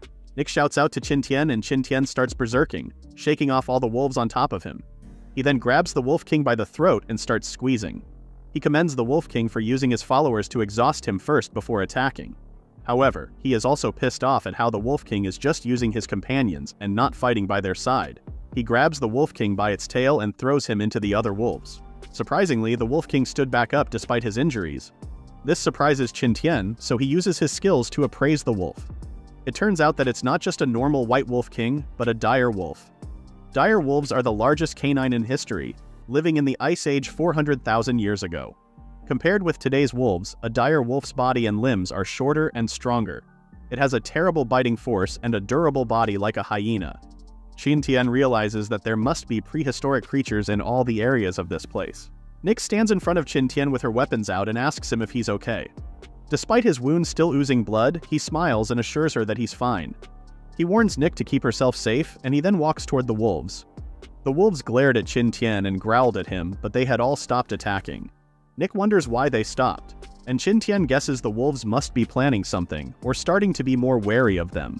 One of the wolves abruptly howls into the air, and the others immediately turn around and run away from the two humans. Qin Tian was relieved to see them go because his wounds were causing him a lot of pain. If the wolf pack hadn't retreated, then he really didn't know how it would end up. After checking up on Horn, Nick helps him go back inside their cabin. She lays Qin Tian down on their bed and offers him a hot drink. She knows that he was badly injured, but she has no idea what to do. Thankfully, Qin Tian instructs her to first tie his thighs with animal tendons to stop the bleeding. Next, she should bandage the wounds on his shoulders with his shirt, not the hide. Qin Tian wasn't sure if his skill, Silver Wolf, would enhance his immunity, but he couldn't risk his wounds getting infected. He asks Nick to use her method to stop the bleeding. Nick was apprehensive, but she quickly took a burning wood from their campfire. She then lets Qin Tian bite on some cloth, and then uses the burning wood to cauterize his wounds. The wounds sizzled and closed under the intense heat, and the night air was filled with Qin Tian's cries of pain. The next day, Qin Tian was left on bed rest while Nick took care of him. She leaves to heat up some fish and smoked meat for him while Qin Tian tries to assess his physical condition. He could barely close his fist, and any movement he made sent a sharp pang of pain striking him. He has no strength at all, and it looks like he would have to stay still for the foreseeable future. Truthfully, he wanted to go out and destroy all the wolves. Due to them, they had suffered such great loss.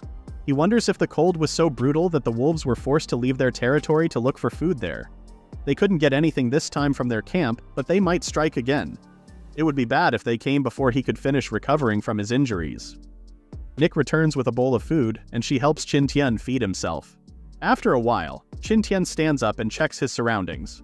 Strangely enough, he felt a warm sensation spreading around his wounds while he was eating. It must be his skill, Silver Wolf, working. He was surprised because his skill wasn't that strong in healing him when he was injured by the polar bear in the past. It must be because they now have plenty of food like fish and meat to help in his recovery. He gives Nick his empty bowl and asks for more meat to eat. A few hours later, Qin Tian wakes up again from his bed rest asking for Nick to bring him some food. Nick was surprised since Qin Tian had just eaten his large meal 2 hours ago. This also surprises Qin Tian, so he asks her to prepare more food since it looks like he may be hungry soon after his meals. Without meat, he became weak again. Luckily, they have stored enough food so they can eat without worries. Qin Tian eats the smoked meat Nick brought him, and as expected, the effect of his gift was enhanced. In other words, if he has enough energy, his gift Silver Wolf can be fully used. He was starving and feeling ill when they fought the polar bear, so he never noticed it before. In summary, his gift was like an engine, running slow or even stopping when he had insufficient power. In the past, his gift must have been using the energy inside him to cure his wounds, which was why he always felt weak and stumbled down on the ground a lot. When he got Silver Wolf, he thought the function of it didn't match the name, but after this incident, he finally understood why it had that name. With this speed of recovery, he might be able to regain his full health in under a month. He was sure that he could take down the Wolf King again the next time they met. Of course, he still needs to rest before all those things can happen. Meanwhile, outside, Nick buries the corpses of the wolves they murdered under the snow. She noticed that the wolf fur seemed to be good, so she decided to harvest them too. She moves the corpses in good condition into their warehouse, and she plans to deal with them when she has more time. However, she was surprised when she opened their warehouse. Nick immediately runs to Qin Tian and reports the bad news. All the meat in the warehouse had disappeared. The two put on their cloaks and investigated the warehouse. Behind some of their clay pots, they discover a tunnel under the ground leading outside. It seems that while they were fighting against the wolves, another group of wolves had dug a hole and stole their food. That would explain why the wolves were just encircling them but did not dare attack them. Obviously, the wolves knew that some of them would die if they attacked, so they chose to just do a trick instead. Now, it would be tough for them to get through winter. They did get 12 white wolf meat, which would support them for a while. The next sunny day, Qin Tian suggests that they go back to the lake again. Given the current situation, even the wolves can't find food in the woods. If they are having trouble, then the two humans would find it hard to hunt and trap animals too. They can only get something to eat in their fishery, but before they set off, they first must prepare their materials. 1 week later, they had finally finished fixing the door, prepared a stock of Horn's food, and even put a plan on the floor of Horn's cabin. They then attach Horn to their sled and start the journey towards the lake. Qin Tian was worried about the worsening weather, so after a while, Nick suggested they take a break. However, Qin Tian points out that the longer they stay outside, the bigger the chance they might run into danger. As such, they should just continue traveling. The earlier they get to the lake, the sooner they can come back. After walking for just 2 hours, the parts of their skin that are exposed already hurt so much because of the cold wind.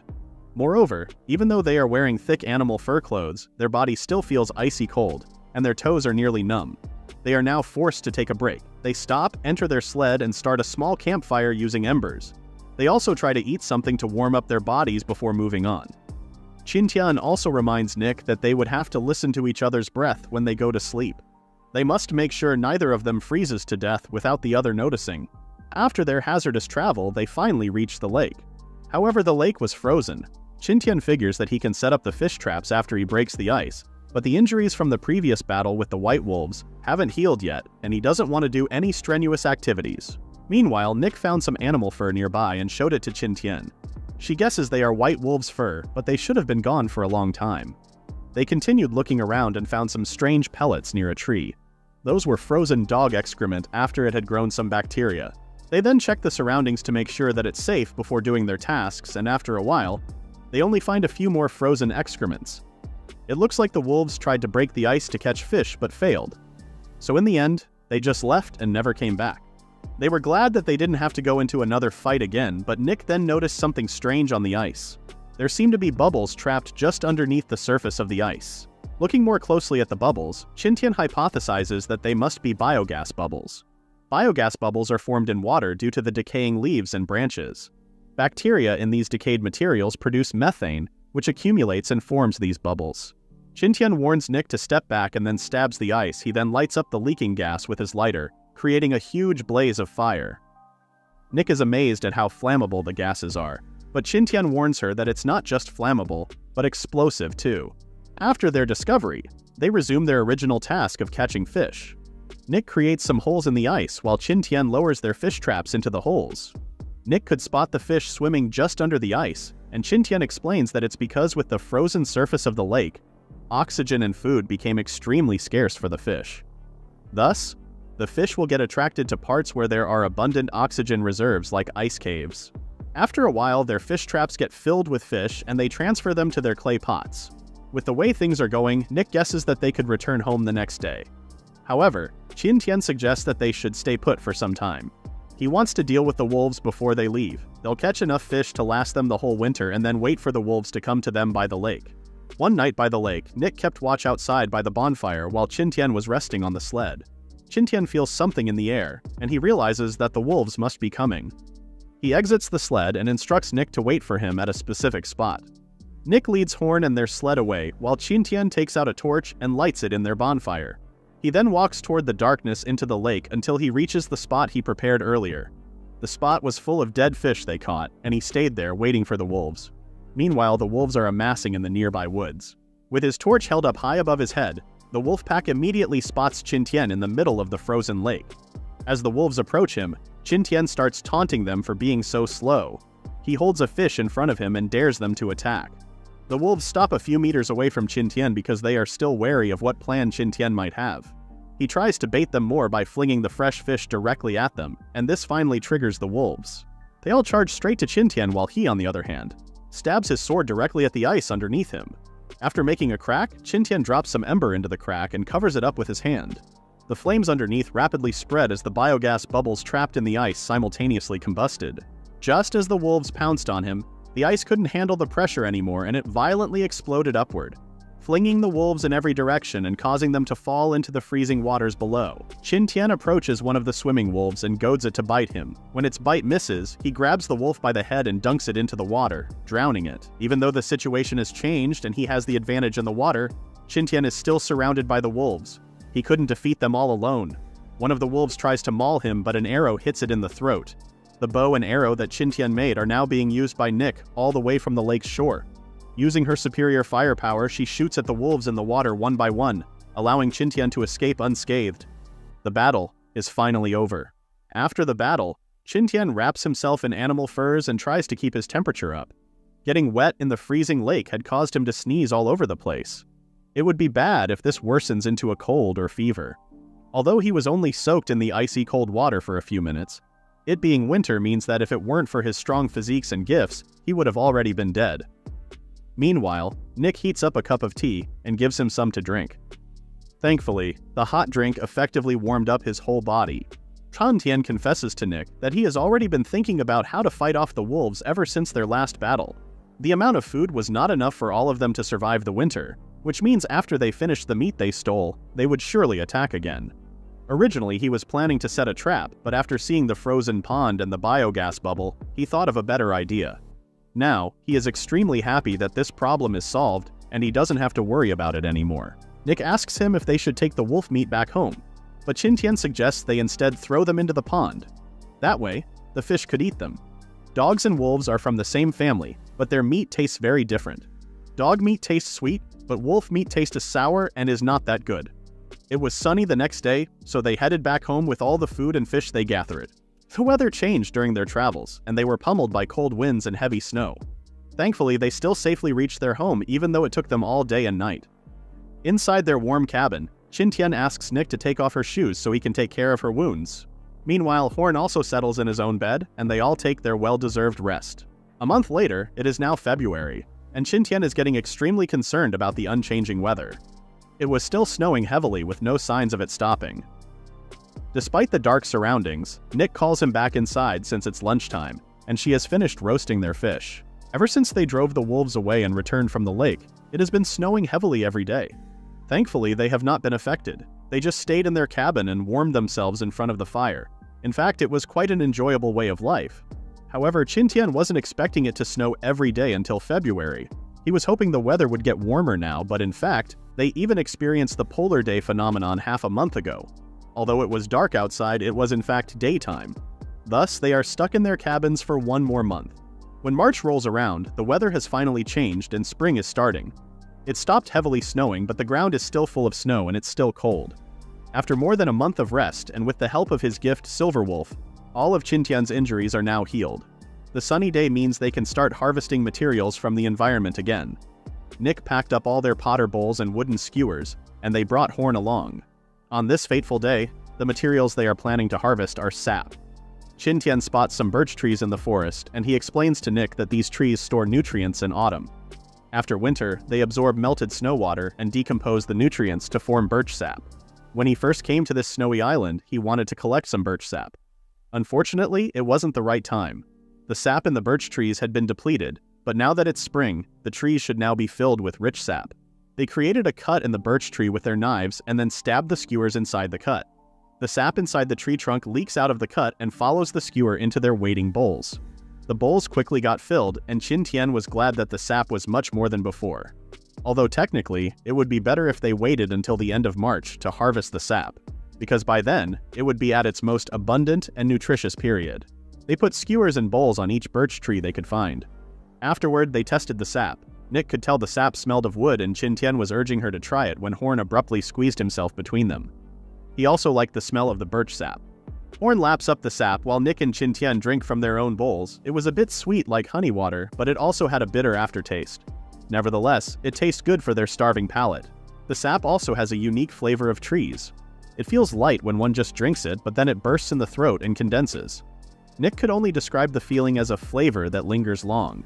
They decide to fill up a dozen more jars so they can drink the yummy sap whenever they want. Best idea is Qin Tian also wants to use it for other purposes. When they return to their cabins, Qin Tian puts the birch sap in a pot with a cover and hangs it above the fire to boil it. When Nick asks him what he's doing, he explains that he wants to collect the yeast in the air. To avoid failure, he and Nick made 100 jars of boiled sap. That way he should at least get one successful product no matter how unlucky he is. After a month, they are now ready to see the results of their boiled sap.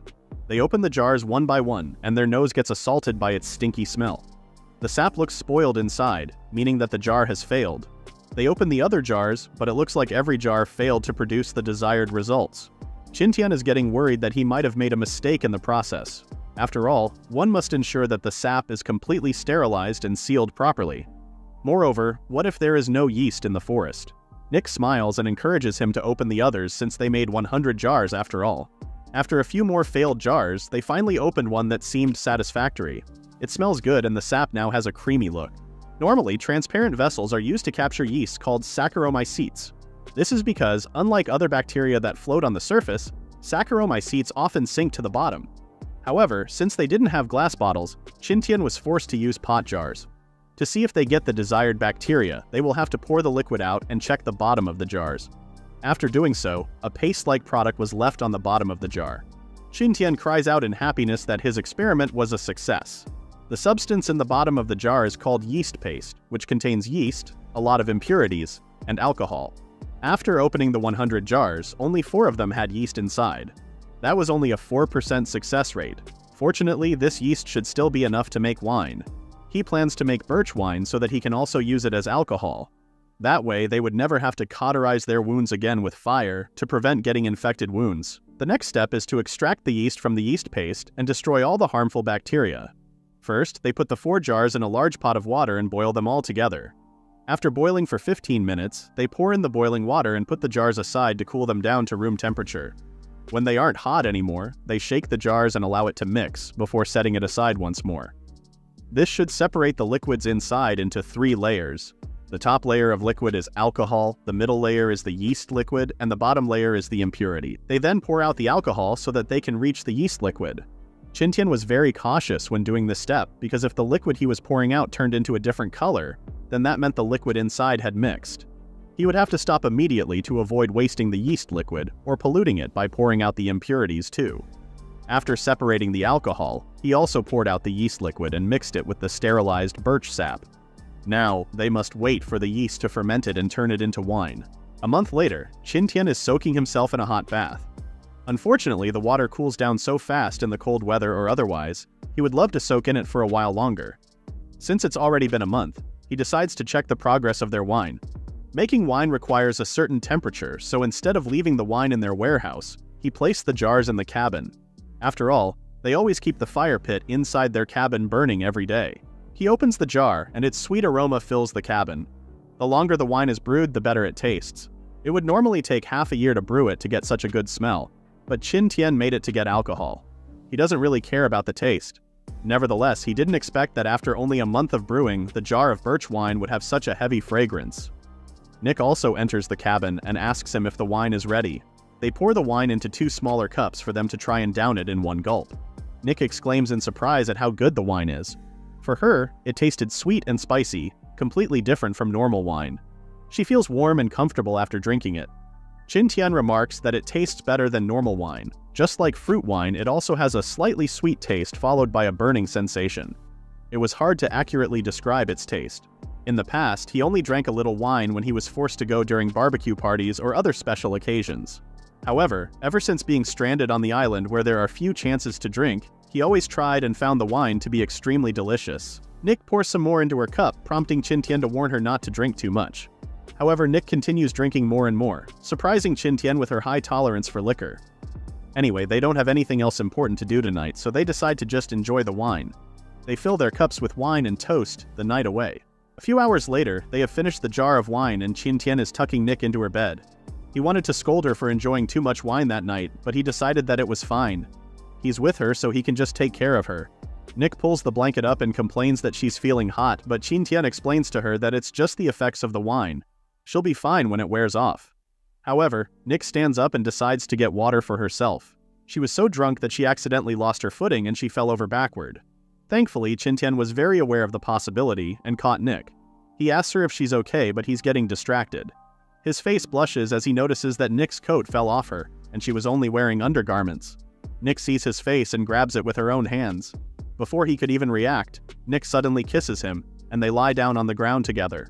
The ice explodes in a huge explosion and it quickly melts, creating a flood of water. Thankfully, the water is contained in the ravine and flows, creating a river.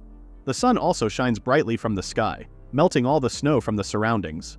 Spring has truly come. In the ground, new trees and plants are also starting to sprout. Sunlight streams inside Qin Tian's cabin, and he wakes up seeing the wonderful day. However, something is different. Nick is soundly sleeping beside him. He caresses her face, and she wakes up. Nick's face reddens as she remembers what happened last night. Nick buries her face into Qin Tian's chest and asks him if he regrets what happened last night. Qin Tian smiles and answers that he will never regret it. He had a drink last night, but he was still sober. Thus, they decide to take a bath to start their new day. A month later, early in May, Horn is now growing into a strong and powerful reindeer. He can now run so fast even though both Qin Tian and Nick are riding the sled. At their current speed, they would be able to reach the wetland in just 2 days. If they continue, they will also reach the snowy mountains in a few more. Nick asks him if he really believes they can find iron ore in the mountain. Qin Tian replies that he's not sure, but they must take the chance. Horn and their sled slice a path through the snow right toward the mountains. After just 4 days, they are already at the foot of the mountains. Nick wants to start finding the iron ore already, but Qin Tian reminds her that they aren't in a hurry. It's already getting dark, so it would be inconvenient to climb the mountains now. Instead, they should find a relatively flat place to spend the night. There is no vegetation in the mountains, and stones are everywhere. Qin Tian hoped that iron ore would exist among these rocks. Nevertheless, they can take their time. After a few days, they start exploring the rocky areas of the mountains. Nick spots a lot of stones protruding from the ground, but when she points it to Qin Tian tells her that it has no iron ore inside. Thanks to the gift Wild Minerals collections, Qin Tian can tell whether there is iron ore inside different rocks at just a glance. This saves them a lot of time in checking the surroundings. The Snow Mountain range is so big that even when they can exclude the areas without iron ore quickly, it will still take a lot of time to search through the surroundings. He's not even sure if there is iron ore on that mountain, but he needs to search the area no matter how long it might take. If they want to leave this snowy island, they will need to build a ship. However, shipbuilding requires iron. If they fail to find any metal here, he and Nick might have to stay here for the rest of their lives. After a while, Nick prompts him to sit and get some rest. They have already been searching for a week, so she's concerned about how stressed Qin Tian is getting. Qin Tian agrees with her and decides to go for a walk. Instead of searching for ore, they would just get some fresh air or set some traps to capture food. They head to a nearby forested area where the two start constructing traps on the ground. They finished quite fast, and it's still early, so Qin Tian suggests they just walk around. He remembers an adage that says, when you are looking for something, the more you want it, the less likely you are going to find it. Thus, maybe they will just stumble into the iron ore if they just wander around without actively searching for it. Suddenly, a howl reverberates through the forest. Horn bites Qin Tian's cloak in fear, but he doesn't run away. This earns him praise from the two for overcoming his trauma of being attacked by wolves. Meanwhile, Nick asks Qin Tian if the howl could be a polar bear. Qin Tian agrees with Nick's guess since he was very familiar with that sound from his past experiences with polar bears. The animal should not even be far from their location. They were looking for iron ores, not polar bears, but since polar bears are what they found, he was willing to take them. Nick and Qin Tian draw their weapons and rush towards the source of the howl. Another howl echoes around the forest, which makes Qin Tian wonder if there are wolves around the area. However, Nick thinks that the sound is a bit different from wolves. The polar bear then finally shows up and is running straight at them. Even though it was huge, Qin Tian orders Nick to stay behind and take care of Horn. It was time for him to get a new fur blanket. Unlike in their past fight with a polar bear way back when they were still on the ice sheet, Qin Tian is now prepared. He doesn't lack food and clothes, and he's also not ill. A polar bear was a measly foe for him, and was not even a threat. He activates his gift, Tough Ox, and grabs his weapons with renewed force. With the polar bear he's hunting now, he would probably be able to make a new mattress from all that fur. His old one was made with multiple hides, which feels too rough to move on due to the threads connecting them together. Qin Tian leaps into the air and descends on the polar bear with a vicious cross attack. The bear's blood spurts everywhere and it crashes into the snow. Nick was amazed at how strong Qin Tian is now. She asks him if there was a problem with the polar bear, and Qin Tian replies that the polar bear was already injured before it even attacked them. Looking at the polar bear's corpse before them, none of its injuries were caused by Qin Tian except for those found in its neck and abdomen. Looking more closely at it, Nick observes that the corpse has a lot of finger-sized bloody wounds. It was obviously hurt by different kinds of weapons.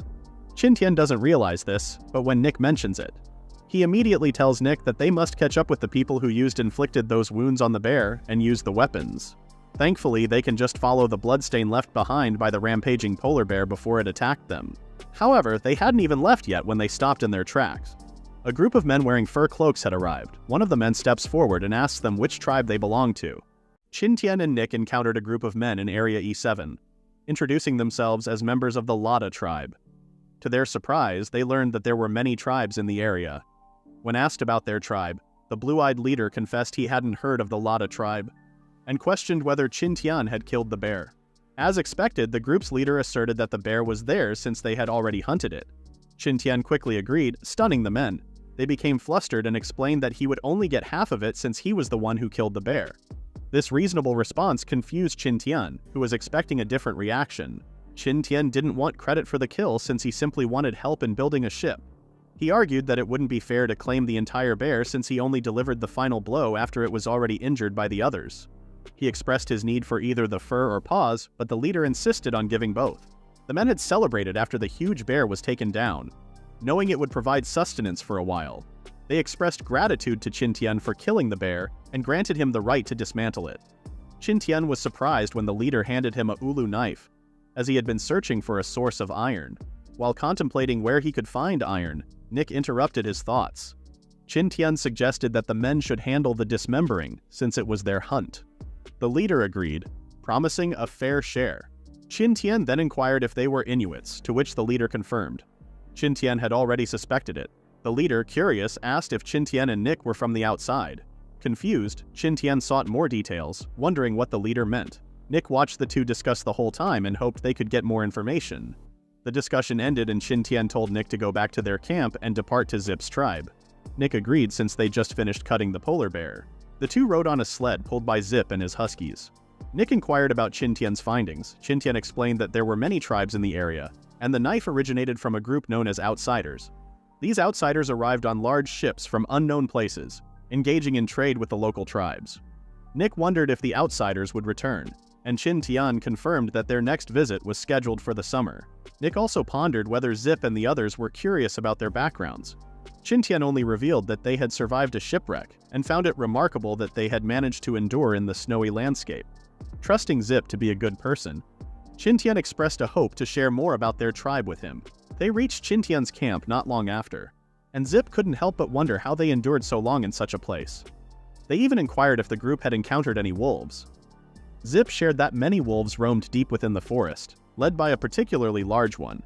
Concerned, he urged Qin Tian to leave the area quickly. To everyone's surprise, Qin Tian admitted to encountering the wolves and revealed that they had even killed 2 of them. The Inuit men were taken aback, and Qin Tian provided proof in the form of a necklace made from wolf fangs. Nick assured them that everything was packed, prompting Qin Tian to decide to share more details with Zip along the journey. Shortly afterward, the group sled through the snow-covered field, with Horn now pulling Qin Tian's transport sled. Nick updated Qin Tian that they were leaving the forest. Zip added that there was only one forest in the area, and suggested that beings other than humans inhabited it. As they conversed, Nick spotted a settlement, and Zip declared that they were back. The other Inuits came out of their igloos to check on Zip's group and see how their harvest went. Zip then introduced Qin Tian to his tribe members. However, there was no immediate response. After a moment, the kids started talking to Qin Tian, and the adults joined in, expressing joy at having a guest after a long time. Qin Tian and Nick felt the sincerity of their hospitality. Qin Tian soon realized that Nick couldn't understand the Inuits because they spoke a different language. Thanks to his language skills, Qin Tian was able to communicate with them, unlike Nick, who spoke Arabic. Nick mentioned that she could somewhat understand the kids, making Qin Tian think that their languages might have something in common. That night, Zip allowed the 2 visitors to stay in an empty igloo, and Zip's father also paid them a visit. He wanted to discuss the wolves that Qin Tian had hunted, and was pleased that they could now hunt in that area. Zip apologized for his father's interruption, explaining that many of their people had been killed by wolves when they first arrived in the area. This left Qin Tian wondering about the significance of Zip's words. 30 years ago, their tribe, residing in Anjakuni, went through an unusual weather event. Strong winds and a sudden storm hit. Zip's father went outside to check the weather, but a sudden gust of wind knocked them unconscious. When they awoke, they found themselves in an unfamiliar place completely different from Anjakuni. Zip thought it was a believable story, but then Qin Tian reminded him that Zip mentioned coming from outside. Zip realized the implication, and Qin Tian confirmed they, too, experienced something similar to Zip's father. They felt a connection, but Qin Tian clarified that they originated from a different place. Reflecting on Elan's story about a village disappearing near Anjakuni Lake in 1930, Qin Tian pieced together that it was Zip and the others who vanished.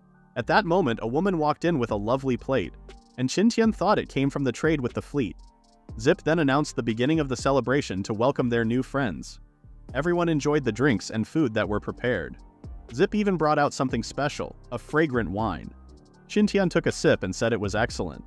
Despite Qin Tian always assuming the Inuits were primitive, it turned out to be the opposite, likely due to the visiting fleet. Later, Zip opened the sewn-up belly of a seal. A foul smell made Qin Tian and Nick uneasy. From the seal's belly, Zip pulled out a puffin. It was a pickled puffin placed in the seal's belly with seal oil and left in the permafrost for 2 to 3 years before being served. Qin Tian felt uneasy, finding it worse than canned herring. Zip and the other Inuits then invited Qin Tian to try it, putting our protagonist on the spot. Qin Tian said he was already full, disappointing Zip.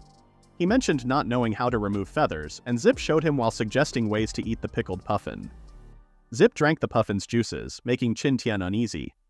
Encouraged by Zip, Qin Tian took a sip, imagining the internal organs turning into liquid after many years.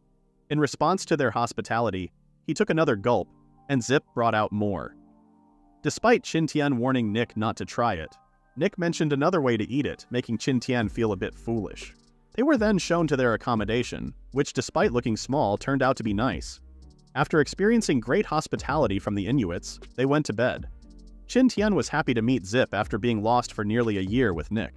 He was grateful for the opportunity to communicate with others. The next morning, the two went outside, and the Inuits happily welcomed them. Qin Tian wanted to check on Horn and gave it some food. Zip also invited them for breakfast and said sorry for not having many types of food. Everyone then started talking about narwhal hunting and the things they would trade. Qin Tian suddenly got curious about narwhals, and one of the Inuits explained that their horns and oil were precious products. Qin Tian remembered from his wild animal collections that narwhals did exist, but only populated the Arctic area. Since narwhal meat was extremely rare, they hunted every summer, and Zip invited Qin Tian to go with them. They soon went outside, and Qin Tian and Nick discovered kayaks made from seal skin. The others wished Zip and the other men luck, and they all set out using sleds. Zip then explained that it took them 2 days to reach the seaside, and the fleet would stay until autumn. Soon the sky started to get dark, and Zip suggested camping for the day. The following day, everyone started their journey anew. Qin Tian was amazed to find snow-covered mountains. Soon they arrived at the seaside, where seagulls and puffins were plentiful. Zip pointed out the docks where the fleet usually docked, but Qin Tian's attention was drawn elsewhere. In the distance, penguins were huddled together. Zip had a surprised expression when he found out that Qin Tian did not know about penguins. However, Qin Tian was even more puzzled upon seeing polar bears and penguins coexisting in the same area. He knew they usually inhabit opposite polar regions. Curious, Qin Tian inquired about the fleet's schedule, to which Zip responded that there wasn't a fixed schedule as long as it was summer. Zip suggested sending Qin Tian and Nick back to the village. Wondering if Zip and the others were going narwhal hunting, Qin Tian expressed interest in joining. Zip proposed staying with them to help with the hunt, and Qin Tian enthusiastically agreed, eager to witness narwhals and meet the fleet. Suddenly, Nick appeared and informed them of a good location to set up igloos. The pair had previously discovered mosses that served as Horn's food source. Zip then called everyone for breakfast. He also fed his huskies with yakum, which were dried organs and bones, so the doggos would always have strength. Qin Tian found the mutual relationship between humans and dogs amazing. Qin Tian and Nick later went to the seaside to spot some narwhals. Animals that were at the top of the food chain rarely appeared, but according to Zip, they would show up during summer. However, Qin Tian's eyes were already hurting from looking at the water's surface reflecting the sunlight.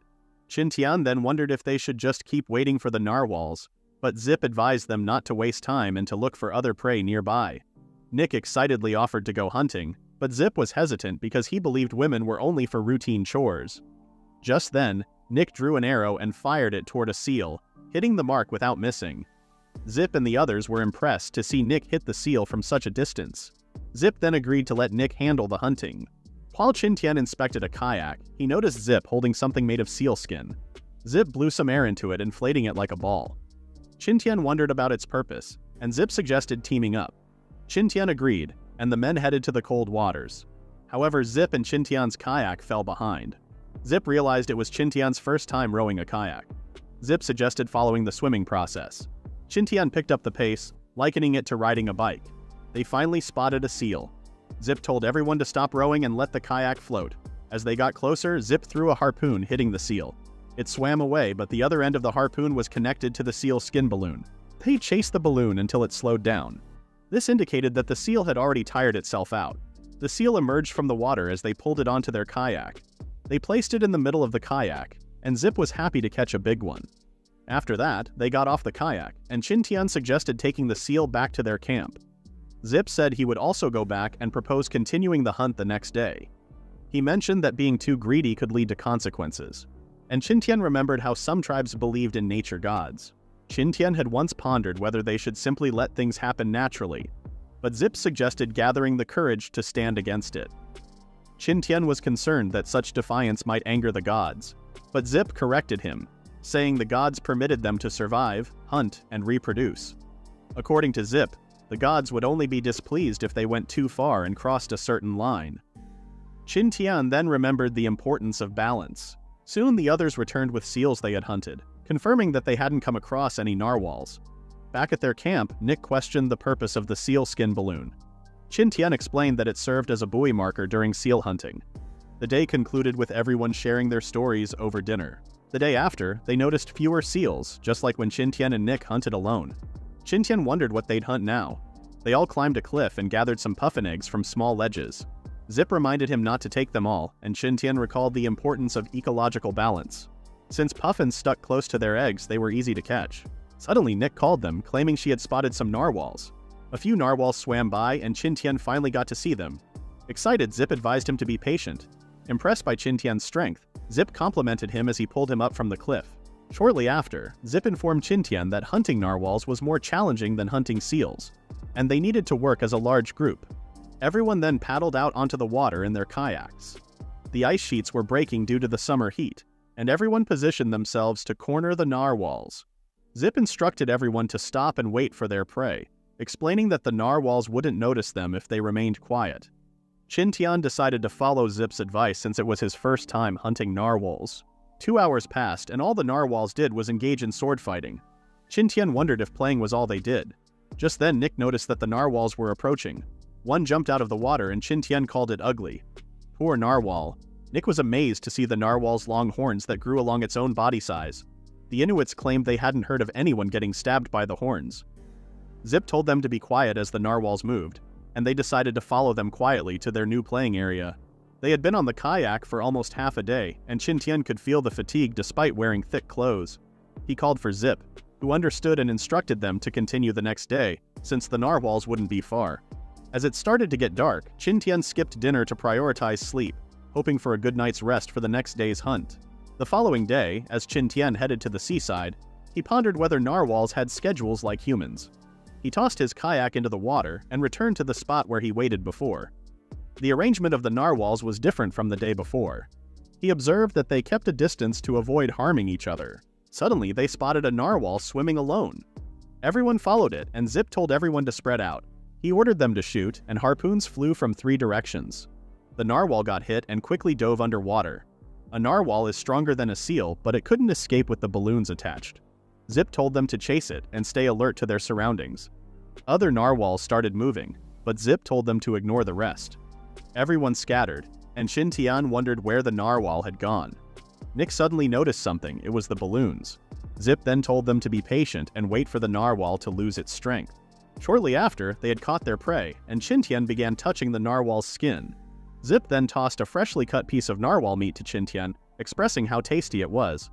Qin Tian took a bite and savored the delicious raw meat.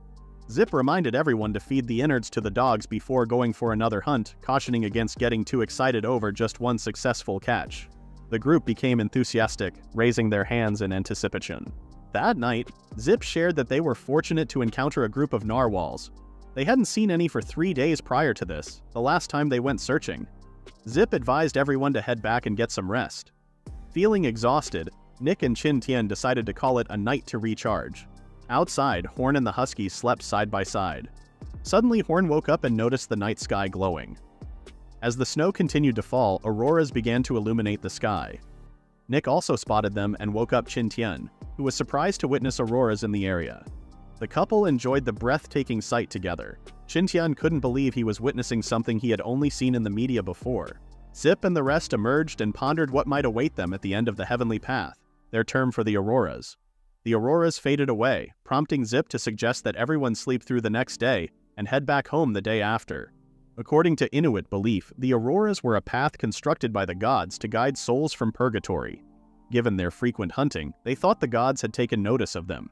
Qin Tian, for the time being, embraced their beliefs and decided to take a break, as he hadn't had much private time with Nick lately. 2 days earlier, the hunting group returned to the Inuit settlement. The people who greeted them were delighted to see the results of the hunt, which turned out to be a significant harvest for just half a month of hunting. Zip then put aside the narwhal horns and promised to share the earnings with Qin Tian when the fleet arrived. He introduced his wife, Usak, who was skilled at cutting the narwhal horns. Qin Tian handed over the task to her. He was reminded to arrive early for the celebration and distribution of the harvest. They explained that the food would be divided for banquets, reserves, family shares, and the hard-working hunters. Everyone decided to take a break, and Nick invited Qin Tian to rest with them. That night, everyone gathered in the huge igloo. Families enjoyed the meat the hunters had caught. Zip approached Qin Tian, expressing his intention to bring narwhal meat. However, Qin Tian preferred seal meat. Zip agreed, thanking Qin Tian for his assistance. Qin Tian then spoke with Zip's father, the eldest among them, asking if he had seen any strange buildings or temples in the area. Zip's father couldn't recall seeing any, and others shared the same sentiment. Qin Tian sighed, realizing he had to wait for the fleet to arrive in 2 weeks. He hoped to find the laboratory during that time to recharge the ring. Zip had asked about how the building looked so he could check with the other tribes. Qin Tian just said they were memorable. After Zip brought it up, Qin Tian learned that the Inuits were trading with nearby tribes. He hoped those tribes had seen what he was searching for. Out of the blue, a few Inuits began teasing a woman named Irina because she was leaving. Zip clarified to Qin Tian that Irina was getting married. Qin Tian wondered if the groom had come from another tribe, and Zip confirmed that they always married people from different tribes. Qin Tian then understood that they were avoiding the risks of inbreeding, and since their population was small, marrying individuals from other tribes was the solution. They explained to Qin Tian that Irina had agreed to join them by the seaside, and they had made this arrangement a year ago. Irina had met Tiran, a kind young man and a skilled hunter, 3 years earlier. Zip burst into laughter as he remembered Tiran, who wasn't great at expressing love. Tiran used to make excuses to trade items with them just to spend time with Irina. It dawned on Qin Tian that the seaside was also a place for blind dates, where people could meet and connect during the trading day with the fleet. Usak had given Irina a ring she discovered around the heavenly stele. Nick suddenly noticed the ring's appearance and informed Qin Tian about it. Qin Tian took a close look at the ring Irina held. Awkwardly approaching them, he wondered if he could inspect the ring and promised to be careful with it. The couple began analyzing it. The ring looked scratched and old, and Qin Tian hoped it would still work. Despite his efforts to elicit a response, nothing happened. Qin Tian then inquired about where they found the ring and assured them not to misunderstand, because he also had a similar ring.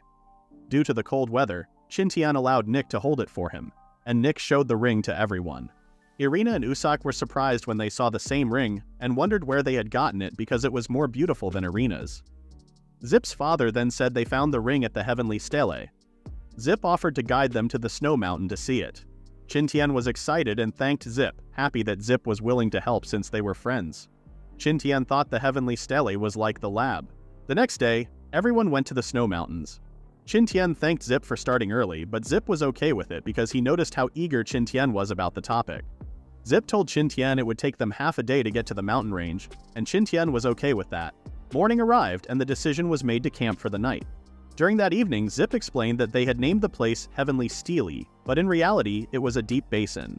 Qin Tian pondered why it had such a name, and Zip clarified that at the basin's bottom, there were stones with inscriptions they couldn't decipher.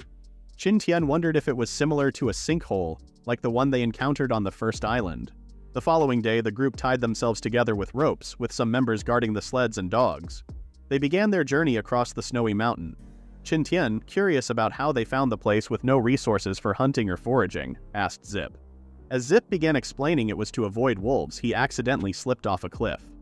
Fortunately, he was connected by a rope to the others, and with everyone's effort, they pulled him back, eliciting a sigh of relief from Zip. Despite the danger, Qin Tian suggested they go back, but Zip refused, emphasizing that those who gave up halfway would be abandoned by the gods, and urged Qin Tian to focus on the path. After 2 hours of challenging travel, they finally reached their destination, a vast basin at the peak of the snow mountain. Upon spotting the basin and the unusual weather-defying nature's rules, Qin Tian thought there must have been an accident in the nearby laboratory. Zip gestured towards the stone inscriptions in a certain direction. Everyone descended into the basin and touched it down on its surface. Qin Tian was amazed to find numerous plants, speculating that an accident might have caused rocks to break and the soil to become fertile. The Inuits were once more impressed by the warmth inside the basin. They had been searching for a stone with inscriptions, and Nick quickly located one. Qin Tian approached it, confirming that the basin was indeed Area E7. As he examined it, he read the following information. The ecological balance in the area could be maintained without the need for energy. However, significant ecological changes could occur, rendering years of efforts futile and driving the inscription's author to contemplate suicide.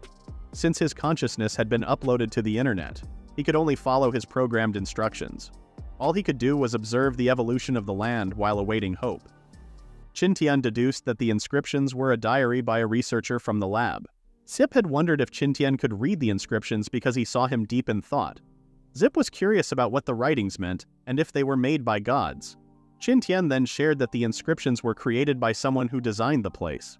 The Inuits thought of them as gods since they were creators. Even though Qin Tian didn't know the names of the creators, he wanted the researchers to be acknowledged. Qin Tian went on to explain to the Inuits that one of the writings mentioned how beautiful the place was. The Inuits, taking this as a sign from the gods, looked up at the sky and expressed gratitude for the gods creating such a beautiful place. They discovered an additional stone tablet, and the Inuits felt thrilled to learn the message. According to the inscription on the stone tablet, the study revealed that the laboratory had begun to crumble into dust. The lab's structure was expected to endure for hundreds of years. The researcher then chose to inform everyone about the happenings in Area E7 and utilized a laser to carve words onto stones. Another entry stated that erosion was triggering the imminent collapse of E7. The researcher wondered how people would react upon encountering the inscriptions on the stones. In the second month after the lab was lost, the natural balance of the area got messed up, kind of like what happened to Biosphere 3. The person who wrote in the diary was similar to Professors Yu and Wang, but different because he stuck around for hundreds of years until the lab ran out of energy. Sadly, no one ever showed up. After a while, the scientist woke up and saved his thoughts and the little energy left onto a ring, so it wouldn't disappear once he left the lab. When the lab ran out of energy, the environment in Area E7 got all messed up. But strangely, over time, plants and animals started thriving there. Qin Tian couldn't believe that the scientist waited all alone for hundreds of years. He found the last stone tablet with many words. The collapse of the lab had happened hundreds of years ago, and he had already used up the energy from the ring. It was sufficient for him to write his final diary. He began to complain about the cancellation of the solar module plan, crucial for emergencies, and the design of the ring. Feeling sadness knowing he would soon disappear, he was still glad to have witnessed the evolution of an artificial island. He had expected Area E7 to collapse, but it didn't. Based on their analogies, he concluded that humans could indeed collaborate with nature when constructing land. The lab provided the material, and nature transformed it into habitable land. Just as he began explaining his conclusion, the diary abruptly ended. Qin Tian thought that the ring had run out of energy, and the researcher had passed away. It seemed impossible for him to visit the lab and meet its researchers. Nick wondered if Qin Tian needed more stone tablets to read, but he told her to gather everyone. Qin Tian then told the Inuits about how the snowy Area E7 came to be, but referred to the researchers as gods. The Inuits were surprised by this revelation, and Nick found the gods impressive. As usual, the Inuits found it hard to believe that gods were performing miracles on Earth. Qin Tian understood that the researchers wanted to return home, but Area E7 had become their home. However, they were anxious because no one would come and discover what they had worked for. Qin Tian reassured the deceased researchers that someone had seen all their hard work and thanked them for their efforts. In the end, he was able to meet them in another way. Feeling sorry that they had worked hard in a challenging environment, Qin Tian then told the others that they should return. They had left the snow-covered mountains, and Zip couldn't help but wonder how far they were from Qin Tian's house. However, our main character had a different destination in mind initially. Eventually, they reached a large pond that amazed Zip. Qin Tian urged him to take a closer look, revealing an abundance of fish, enough to sustain the Inuits through the winter. Upon reaching Qin Tian's and Nick's home, the Inuits were astonished to see a different kind of house. Their surprise grew as they found Horn's house to be better than their own. The real shock came when they saw a plentiful supply of food and drinks stored in the warehouse. Qin Tian claimed to have made them himself and generously offered them to the Inuits for dinner. That very night, everyone praised how much food Qin Tian had gathered. Qin Tian explained it was because they were in a forest with plenty of resources. The Inuits were happily sipping wine made from birch sap. Qin Tian then suggested that the Inuits should relocate to the forest, and Zip agreed due to the abundant resources.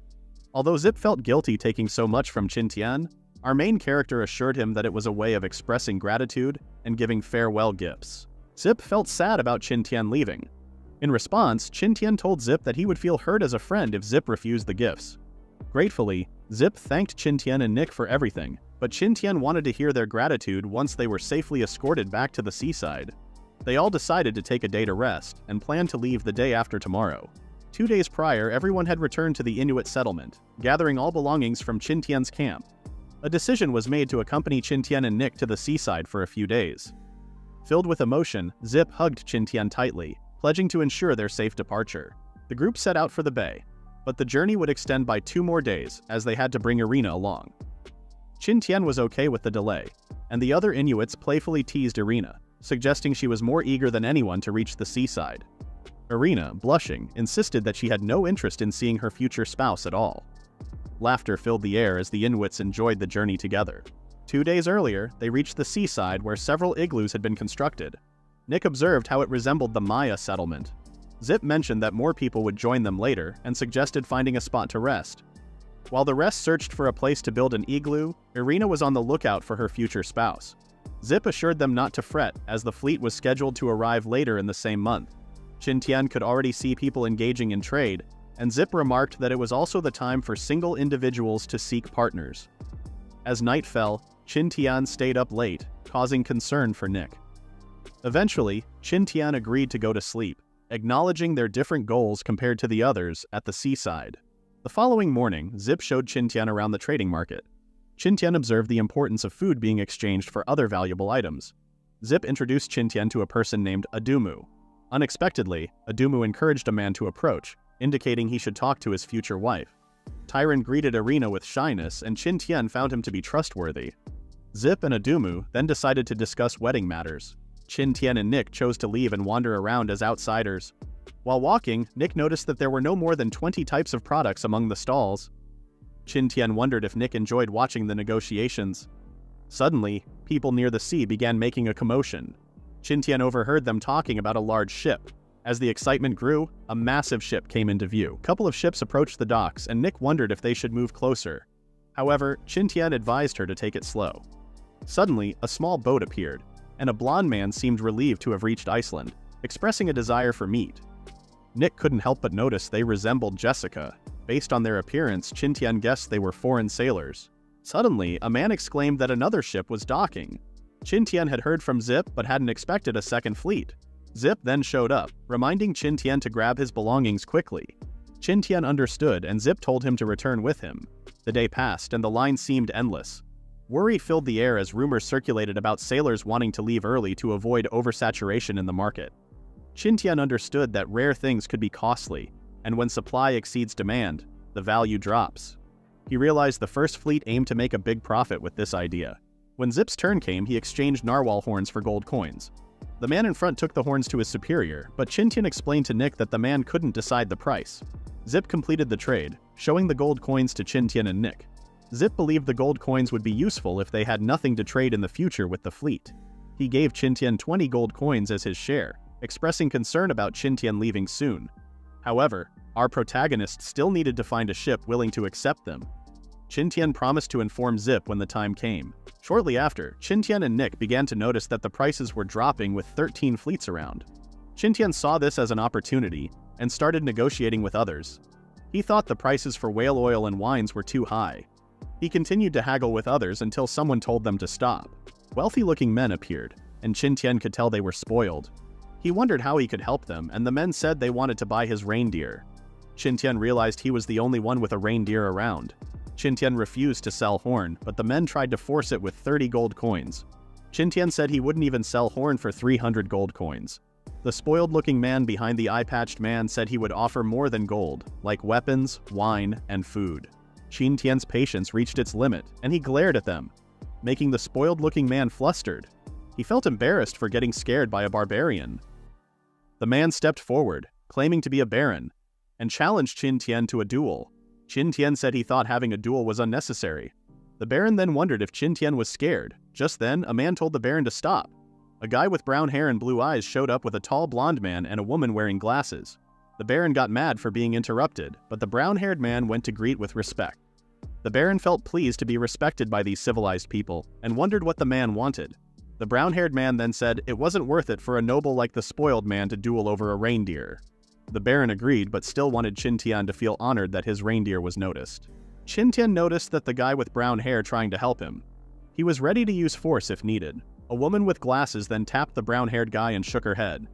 The brown-haired guy told the Baron that there were plenty of reindeer in the area, and he could get one as a gift.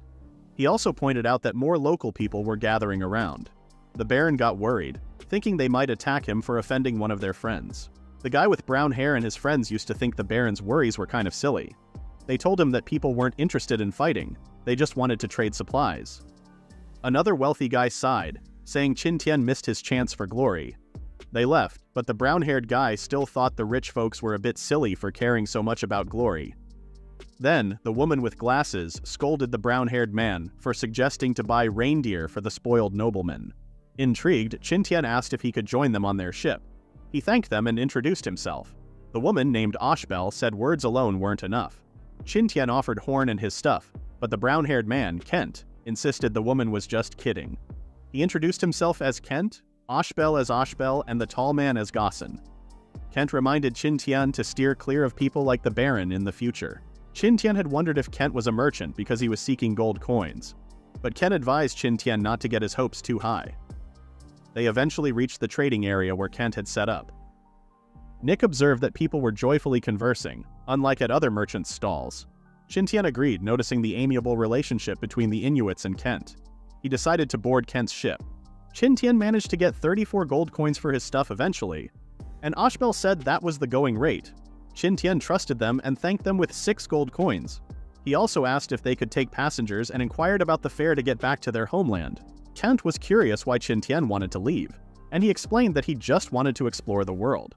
Kent had invited others to leave before, but Qin Tian told him to be honest about the place not being suitable for living. Kent agreed and said Qin Tian was the exception. Qin Tian then shared his thoughts with Kent about the importance of family roots. Qin Tian wanted to talk about the fare, and Kent hoped it could be free. Oshbel disagreed and said they could ride for free but had to pay 20 copper coins per day for food. Qin Tian wondered if his gold coins would be enough for the journey to their homeland.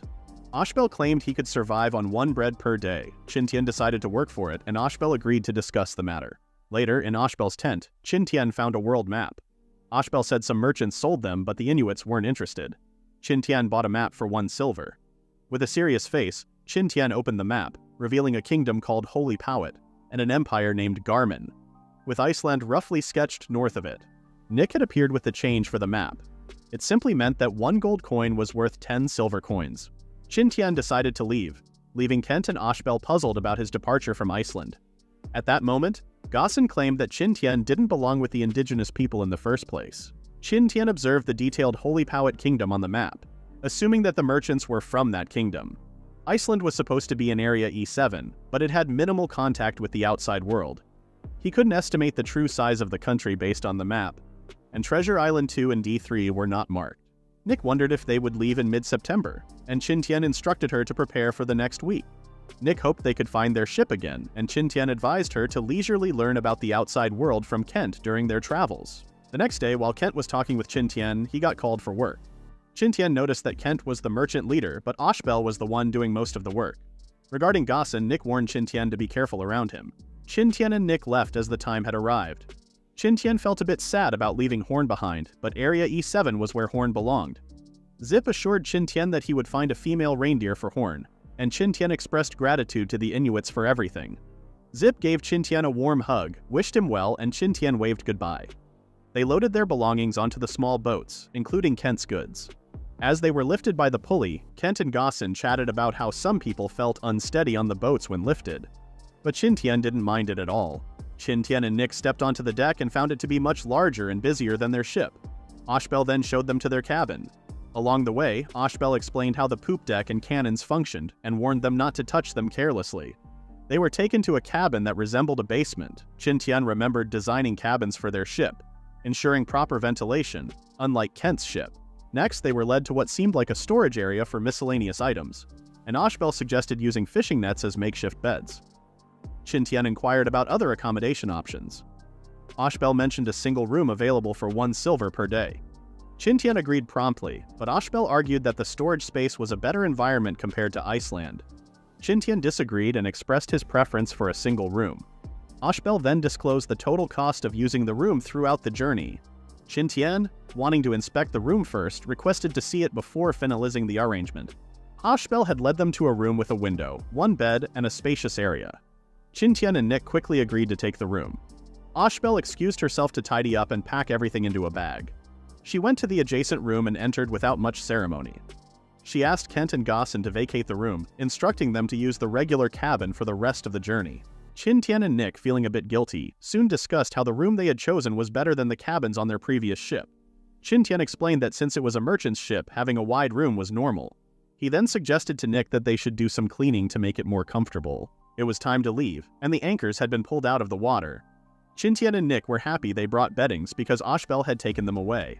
After settling down, the two decided to take a walk. As they looked at the vast sea, memories flooded back of when they used to wander around like stray cats after leaving their beloved ship, Dawn. Suddenly, the captain and Ashbel appeared. Ashbel asked the captain to take care of Qin Tian and Nick, thinking it was their first time on a ship. However, the captain refused, considering them guests who were also there to work. Ashbel requested a day for them to enjoy the view of their homeland, Iceland, but the captain expected them to get seasick soon. Nick got worried, but Qin Tian was okay with it, understanding the challenges of managing a ship. Qin Tian was all too familiar with the hardships of living on a ship. Sailors had cleaned the floor and lifted goods from the indigenous people. Kent steered the ship until he spotted Qin Tian and Nick. He wondered if the couple felt uncomfortable on the ship, but Qin Tian found it bearable compared to hunting narwhals on a kayak. Kent then offered a bottle of rum, and Qin Tian accepted. Kent shared some precautions with Qin Tian. Soon after, dinner was announced and the hungry sailors began to move. Kent invited Qin Tian to the dining room, confusing him since he assumed the leader Kent had his own place. However, Kent claimed the food was the same for everyone in the end. Everyone lined up for the food, and eventually Qin Tian and Nick got their share. Though Nick was excited to eat, she discovered that the bread was hard. Kent suggested soaking the bread in the broth before eating. Later, Qin Tian and Nick roamed around and noticed that the sailors also didn't like the cabins, so they rested on the deck. Suddenly the ship shook, and everyone quickly took their positions. Qin Tian saw how wild the ocean was and explained to Nick that not all oceans are that rough. As it got dark, the couple returned to their cabin. Qin Tian reminded Nick that it would get cold soon, and then they went to sleep. The next day, Ashbel introduced Roger to Qin Tian. Roger gave him 10 minutes to get ready for work. Ashbel hoped Qin Tian wouldn't mind Roger's way of speaking. Roger led them to a storage area, and Qin Tian wondered if the journey to Iceland was risky since they had many cannons. Roger instructed the couple to take barrels of tar onto the deck, which they lifted easily. Roger then told them to tar the entire deck for the whole day, or they wouldn't get dinner. Nick had been confused when she thought the tar might make people slip, but Qin Tian explained that it actually helped protect the wood from corrosion. Nick then wondered why they didn't do the same for the ship called Dawn, but Qin Tian clarified that the wood used for Dawn could withstand corrosion. Qin Tian sighed, realizing that coating the entire deck would take half a day, but considering the risky tasks other sailors had to do, Roger was already going easy on them. As evening approached, Roger told them they needed to speed up their work. The following day, it was Qin Tian's turn to be the lookout. Despite struggling, Roger, who was casually resting on the ropes, gave him some helpful tips. However, Qin Tian accidentally got his leg tangled in the ropes and expressed gratitude when Roger assisted him. The pair continued their work on the ship, maintaining hooks and ropes, and even taking care of cooking duties. Shortly after, the couple began feeling uneasy about using the ship's toilet. Qin Tian could even sense the turbulent sea while their stomachs were in turmoil. They couldn't help but sigh. Out of nowhere, Gossin appeared and invited them to have dinner together. Qin Tian then discovered that this dinner was much fancier than the previous ones. The couple was delighted to hear about cheese and wine. However, their excitement crumbled upon seeing the dinner. The water smelled bad, and the cheese had some unexpected visitors. Qin Tian now understood why the wine was brought out. Kent showed up and explained that the stocked freshwater had gone bad. He suggested swapping the maggot-infested cheese with cookies. Qin Tian was okay with the idea since both are sources of nutrients in the end. Kent then mentioned that the freshwater was melted ice from Iceland, and it had been a month since then. Qin Tian proposed sterilizing the water before storing it in barrels, but Kent didn't understand the term. Assuming that people from Holy Power didn't know about bacteria, Qin Tian explained it simply, describing them as tiny things invisible to the naked eye. Kent and Gaussen started worrying about their bodies after learning about bacteria. Kent realized that bacteria caused the spoilage but wondered how Qin Tian knew about them. Seeing Gaussen getting upset and realizing he didn't have a microscope, Qin Tian stopped explaining. Just then, a sailor collapsed on the floor. Kent excused himself, saying he needed to attend to something. Nick became concerned, but Qin Tian reassured her, telling her to trust Kent. Shortly after, Qin Tian and Nick found themselves immersed in water, questioning if there might be a leak. Roger assured them that Poseidon would only bother if the water reached knee-deep. He directed the couple to bail the water out of the cabin with a bucket. Qin Tian inquired if Roger knew anything about water pipes, but Roger admitted he had no clue, prompting a sigh from Qin Tian.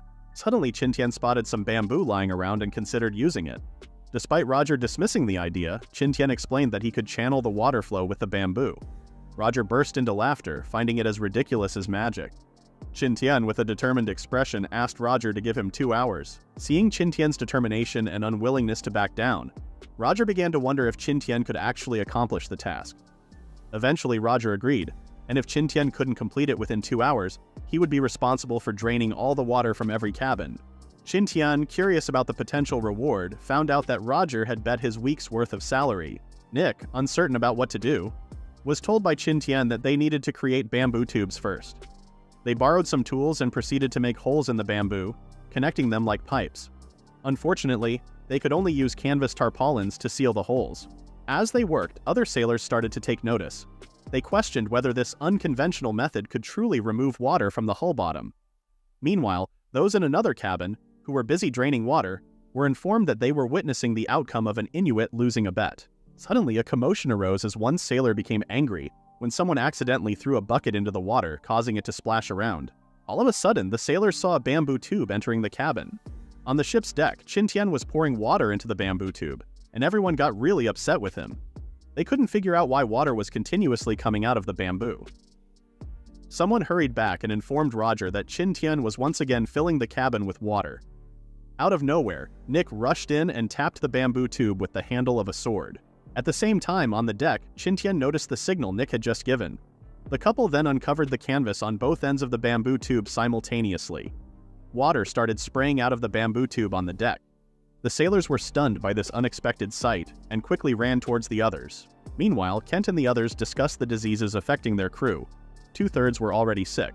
Gaussen claimed that sailors had been prepared for risks the moment they boarded the ship. Suddenly, a commotion arose about the bamboo pipe on the deck. They went to check it out, and Kent wondered what was happening. The sailors couldn't believe what they were seeing. Simultaneously, at the bottom of the hull, the bamboo pipe's end kept sucking water from the cabin. Everyone was shocked and impressed at how it worked, assuming that Inuits had magic. The sailors even called Roger to check it out. Everyone on the deck stood there, mesmerized by the incredible sight of water flowing from the bottom hull to the deck's side. As they witnessed the water spewing out of the bamboo, Ashbel questioned whether bamboo was the sole material used for this. She realized that using bamboo could save a significant amount of manpower on the ship. Ashbel contemplated asking Qin Tian for guidance on how to replicate it. Suddenly, Kent exclaimed about the siphon effect, and inquired more about it from Qin Tian. Wushbel was surprised that Qin Tian readily shared such information. Seizing the opportunity, Wushbel offered to pay if they could be taught the technique. This seemed like a breakthrough for Qin Tian. He feigned astonishment and asked how much they were willing to pay. Fortunately, he decided not to disclose any more information. Roger had gone to the deck and was wondering what was happening, seeing that many of them were grouped together. Ashbel then offered 300 gold coins for the information, surprising Qin Tian. Our protagonist tried to calm himself down since he still had the chance to raise the amount. Knowledge was truly the best wealth. Concerned, Ashbel asked for further negotiation. Qin Tian then boldly asked for 500 gold coins and feeless travel for the rest of the voyage. Seeing Ashbel silent, Qin Tian wondered if it was too much. However, Ashbel happily agreed and shook his hand. Qin Tian was disappointed that Ashbel quickly agreed since he could have asked for more.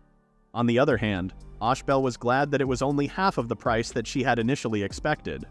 Everyone could see the cunning smiles from both Qin Tian and Ashbel. Roger spoke up, instructing Ashbel to include his weekly salary. Ashbel, acknowledging that Roger's bet led to a beneficial magical experience, chose not to deduct Roger's salary. Instead, Ashbel decided to cover the cost. Qin Tian, on the other hand, insisted that Roger need not repay him. Roger admitted to his loss, considering it a small amount equal to 1 week's salary. He pondered how long the magical effect would persist. Qin Tian clarified that it would continue until all the water was drawn from the cabin. However, a reset was required if any leakage occurred. To expedite the process, more bamboo was needed. Following Roger's instructions, the other sailors brought out the remaining bamboo. The siphon effect happened when the liquid moved to the top of the bent pipe because of pressure differences, and then it came down due to gravity. Inside the pipe, a vacuum was created, either by sucking or using a pump. As the liquid went from high pressure to low pressure, it passed through the pipe, reached the highest point, and then came down because of gravity. Qin Tian explained this, and the others looked confused, their heads metaphorically steaming. This was a common reaction that Qin Tian was familiar with. Kent wondered if the new terms were like bacteria. Ashbel got curious, and Kent provided a simple explanation. Gaussen at the back was overwhelmed with information. After an hour of teaching, Qin Tian realized how challenging it was. The concept was tough for them to grasp. Qin Tian decided to let them discuss among themselves to get some fresh air. He knew he still had to teach them in the coming days and took a break to check if the bamboo tubes were still working. Qin Tian went down to the bottom of the ship and found that water had been leaking from the tubes, but everything seemed fine. At that moment, someone yelled at them, curious about why they were down there. Suddenly, Roger emerged from the shadows. Qin Tian wondered why Roger had joined him in the bottom hull. He pondered if it had to do with the bet, but Roger suddenly revealed some wiggly things, saying he was deworming the ship. As they examined the creatures, Qin Tian recognized them as shipworms. Despite their name, shipworms were actually mollusks commonly found in oceans, feeding on wood. Qin Tian began to consider if Roger had been catching these shipworms all along. Roger explained that shipworms and barnacles could harm the ship significantly, and he demonstrated how he detected them by stomping on the floor. Hollowed wooden boards, damaged by shipworms, released bubbles of air, allowing Roger to locate them. Roger nonchalantly pulled one from the stomped area, revealing his expertise. He then inquired if the people on the deck were done with the bamboo. Feeling a bit flustered, Qin Tian assured him that he would go check. Qin Tian went back to Ashbel's room and found the trio confused. Shortly after, they began tapping on bamboo tubes, and Kent was amazed at how the siphoning worked. Qin Tian stopped explaining and let them experience it firsthand. Thanks to this, Qin Tian and Nick took a break from working on the ship and enjoyed their time in their cabin. However, they felt uneasy idling too much and volunteered to work occasionally. Qin Tian noticed how Kent was compelled to work, and the payment meant for him was deducted from everyone's salary. Without realizing it, autumn arrived, and the weather started getting colder. Qin Tian now understood why sailors wouldn't part with their wine and often stayed inebriated. He tried pouring some alcohol into the foul freshwater, hoping it would kill the bacteria. But the stench persisted. The couple had no choice but to rely on the stored water, wine, and worms to survive. At that moment, someone fainted, and Qin Tian had already lost count. Nick insisted that the same person had collapsed twice before. The other sailors became angry with the fallen sailor because he was causing trouble. However, the sailor didn't respond, so they opened his clothes and noticed rashes on his skin. The other sailors believed it was scurvy. Qin Tian and Nick examined the patient, and Kent instructed Ashbel to fetch Roger. On the deck, the patient lay down, and everyone referred to the rashes as the mark of the demon. Qin Tian and Kent checked on the sailor, and upon closer inspection, Qin Tian recognized that it was indeed scurvy, judging by the visible symptoms. Gaussen assisted the man to the infirmary, and they hurried there. Inside, various tools and buckets of water were scattered around. The infirmary emitted a strong scent of blood, resembling a torture room in its appearance. Previously, Qin Tian and Nick joined Kent and his crew to sail to their island. While sailing, one of the crew members fainted, leaving Qin Tian wondering what's going on, as it's been happening to a number of crew members. The other sailors opened his clothes and noticed rushes on his skin. Gaussen assisted the man to the infirmary, and they hurried there. Inside, various tools and buckets of water were scattered around. The infirmary emitted a strong scent of blood, resembling a torture room in its appearance. The noise kept going until Roger rushed in, instructing everyone to step aside for the surgery. He asked Kent to pour alcohol into the unconscious sailor's throat. Qin Tian was shocked to learn that Roger was also the ship's doctor, though he questioned if surgery was necessary for scurvy. Roger opened a box and took out a needle tube. Kent verified that the sailor was drunk, and Roger proceeded to attend to him while holding the needle tube. Qin Tian felt anxious when he realized that Roger was about to use the needle without disinfecting it. He remembered his history class, where they talked about the Age of Exploration. Back then, there was a lot of trading between Europe and other parts of the world. Europe saw this as an opportunity to become wealthier than Asia. However, it was tough for sailors during this time. They had to depend on natural wind for sailing, and this made ocean-crossing journeys very time-consuming. During that time, refrigerators hadn't been invented yet, and most food in shops consisted of preserved meat and salted fish. These could be stored for a long time. However, sailors couldn't get enough vitamin C from such food, leading to scurvy. Medical treatments were limited, and doctors believed scurvy was caused by an issue with the blood. They thought demons were hiding in people's blood and attempted to drive them away by bleeding the patients. Unfortunately, the tools doctors used to cut the blood vessels were unsterilized, posing a risk of infection with bacteria for sailors. Moreover, since the concept of bacteria was unknown, the infirmaries were not kept clean. The infirmaries' floors turned red from dried bloodstains, and only sand was used to prevent slipping. With these incorrect treatments and unsanitary conditions, sailors had to rely on luck to survive. After recalling those discussions, Qin Tian had told Roger to stop the treatment because it could have hurt the sailor. Qin Tian, being from Iceland and unfamiliar with the treatment, was reassured by Kent not to worry. Qin Tian expressed that bleeding was useless and would only result in the sailor's death. He then inquired about the previous outcomes of the treatment. Ashbel confirmed that out of 127 people, only 31 had survived, mentioning that Gaussen was one of them. Qin Tian called Gaussen lucky, asserting an 80% chance of saving the sailor without resorting to bleeding. This declaration infuriated Roger, who questioned how Qin Tian could achieve such results. Qin Tian insisted he could, pointing to the natural flow of water to remove water from the ship as an analogy. Roger and Kent began to realize that Qin Tian might indeed be able to cure the sailor. Gaussen wondered if it could be another miracle, while Ashbel pondered if more than 50 sailors could have survived had Qin Tian been present. Ashbel then inquired about what Qin Tian needed, expressing her belief in him. Qin Tian mentioned the barnacles on the bottom of the hull. Seeing the confusion, Qin Tian explained that the sailors were suffering from scurvy due to a lack of vitamin C, which is an invisible substance found in food and also present in barnacles. He assured them that the sailors would recover once they took vitamin C. Roger, convinced by Qin Tian's explanation, still worried about the time it might take. He then instructed the other sailors to gather the barnacles. On the ship's deck later, Ashbel assigned tasks to the sailors. One group would head out to sea while another would provide support. Kent showed up with buckets of oil, curious about how Qin Tian intended to use them. Qin Tian explained that the sailors would apply the oil to endure the cold while diving. Despite some sailors doubting his words, Roger urged them to follow Qin Tian's instructions and stop the chatter. Grumbling, the sailors coated themselves in animal oil before heading down in small boats, reminding each other of distress signals and rescue procedures. Gaussen signaled everyone to start diving into the water. Upon reaching the hull's bottom, they discovered numerous barnacles. Gaussen realized that cleaning them was crucial to preventing a shipwreck. He found it ironic that something threatening the ship could also be used as medicine. Gaussen also acknowledged Qin Tian's wisdom in using animal oil to keep warm in the cold water. Above the water, Qin Tian was amazed to watch the experienced sailors holding their breath for an extended period. Gaussen and the rest emerged from the water, and a different sailor on the small boat questioned whether the oil was effective. One sailor insisted that it worked because the water didn't feel as cold as anticipated. They gathered a bag of barnacles and secured it to the deck with a rope. Kent pondered if the sailor afflicted with scurvy could be cured with the barnacles, but Qin Tian suggested it might take time since they needed to consume them for a few days. Roger had checked the sailor who had trouble swallowing food. Qin Tian instructed him to give the meat to the sailor. Despite complaining about the hassle, Roger went ahead and fed the sailor. Despite his initial hesitation, the sailor took a bite of the barnacle's meat and expressed how delicious it was. Qin Tian explained that fresh, raw barnacles could taste good with cooking or processing.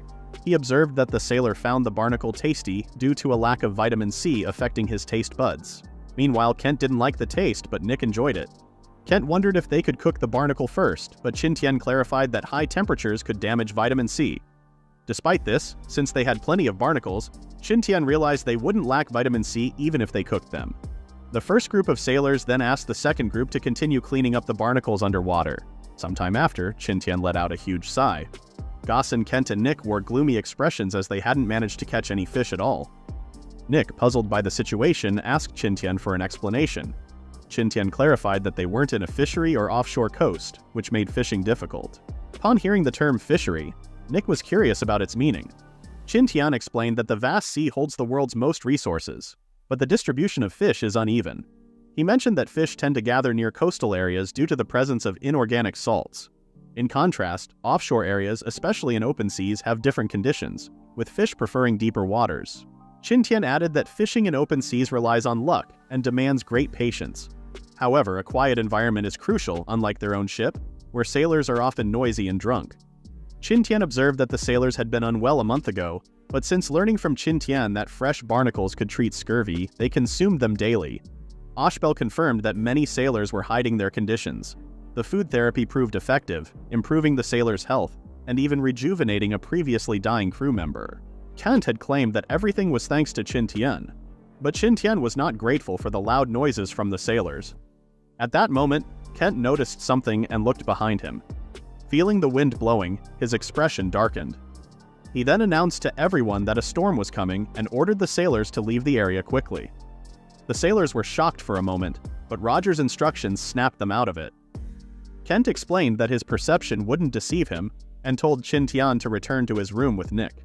However, Qin Tian could see that it was still sunny, but still believed in the veteran navigator's words. Shortly after, the storm arrived, and Qin Tian observed the harsh weather from his room window.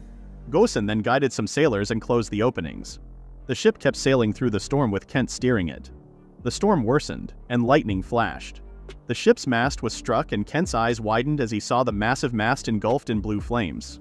The sailors cried out that they were doomed since they could see the blazing hellfire. The thunderstorm was raging over the seas.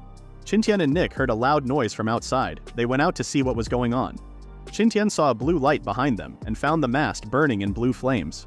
The ship shook violently, and Qin Tian and Nick hugged each other for support. A sailor on the crow's nest yelled that there was a vortex. Kent, who had been steering the ship, felt a sudden shock. He realized he couldn't control the vessel anymore. A swirling vortex, known as the Gate of Hell, began pulling them in. Panic set in, and everyone started praying, desperate to avoid a tragic end. Qin Tian understood that escaping the vortex was unlikely unless they could somehow reduce the pulling force. In a moment of urgency, Kent instructed Roger to join him at the helm. Together, they desperately tried to turn the ship. Roger urged Kent to turn the helm on his signal, and with synchronized effort, they attempted to change their course. Despite their efforts, Kent exclaimed that he couldn't maintain control, adding to the tension of the situation. Out of nowhere, someone else took control of the steering wheel. And to everyone's surprise, it was our main character, Qin Tian. With one hand firmly on the wheel, Qin Tian exerted his strength to spin it wildly, leaving Kent and Roger astonished.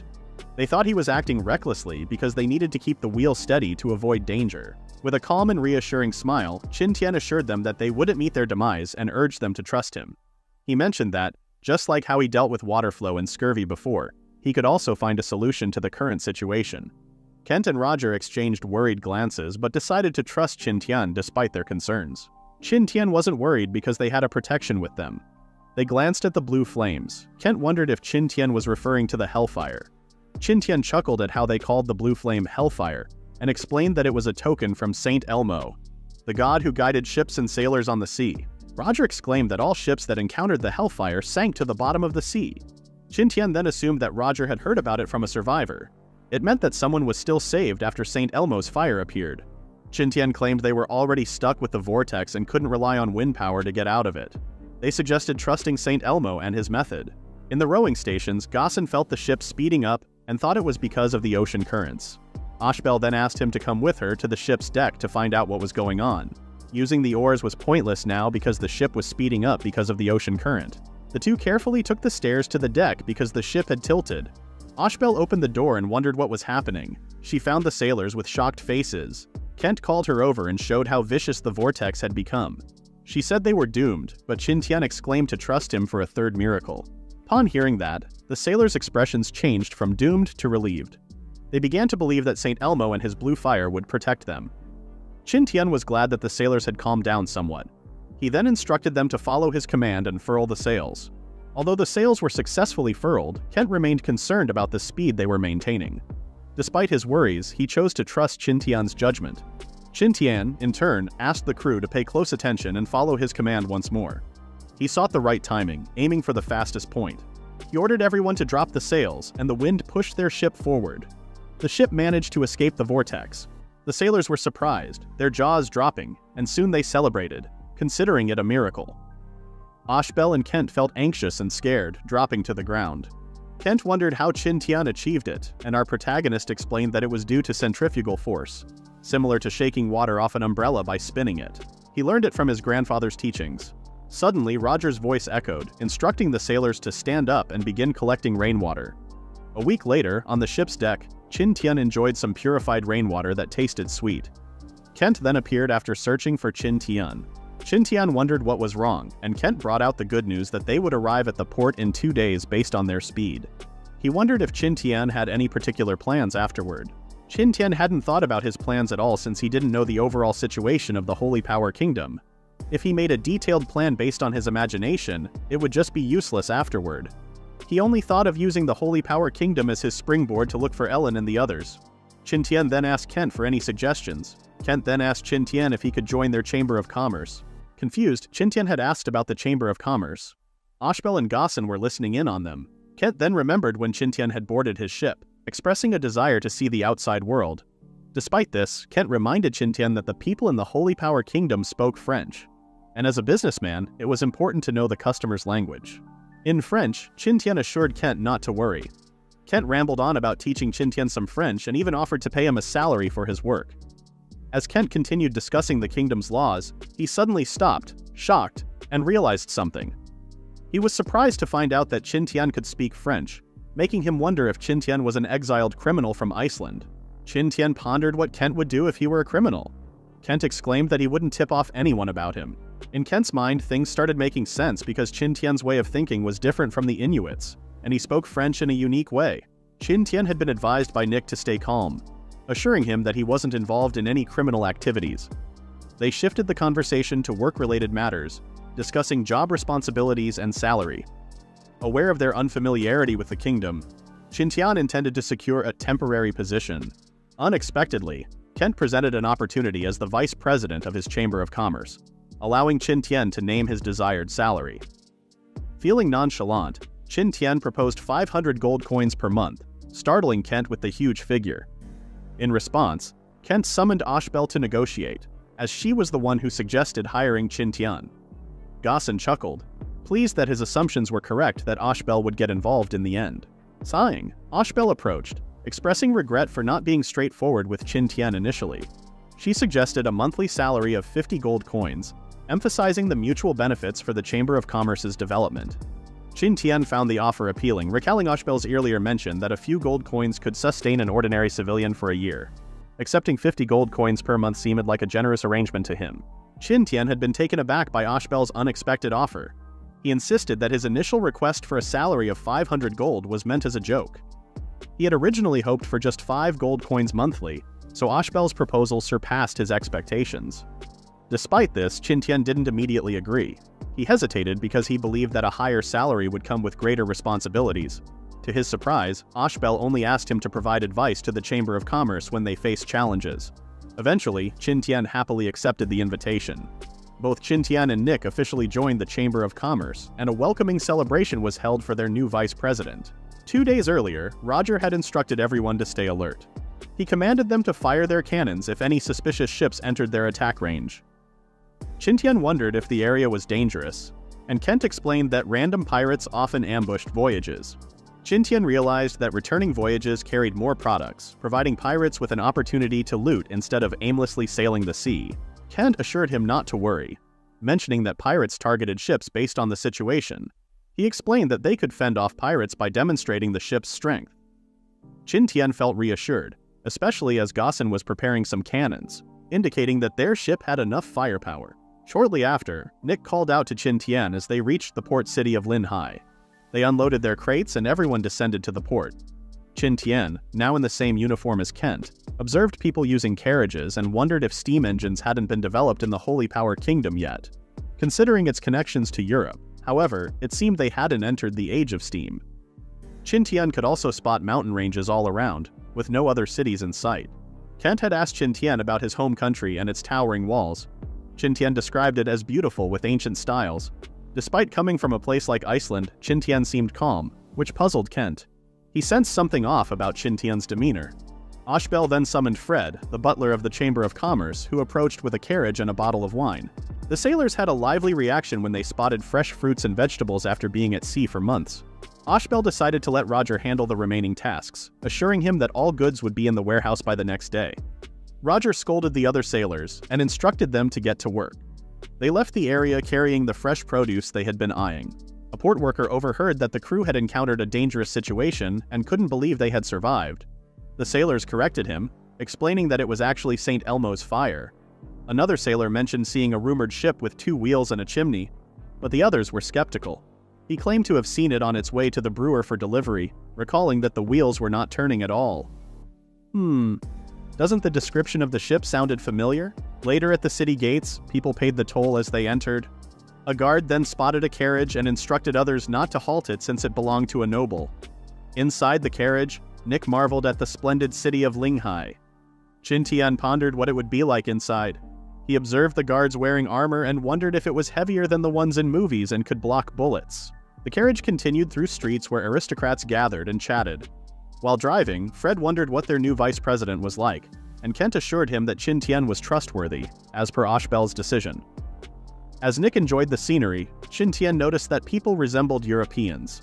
He then inquired about their destination, and Ashbel stated they were heading to their branch of the Chamber of Commerce to rest. Afterward, the group reached a building, and maids warmly welcomed Kent upon his return.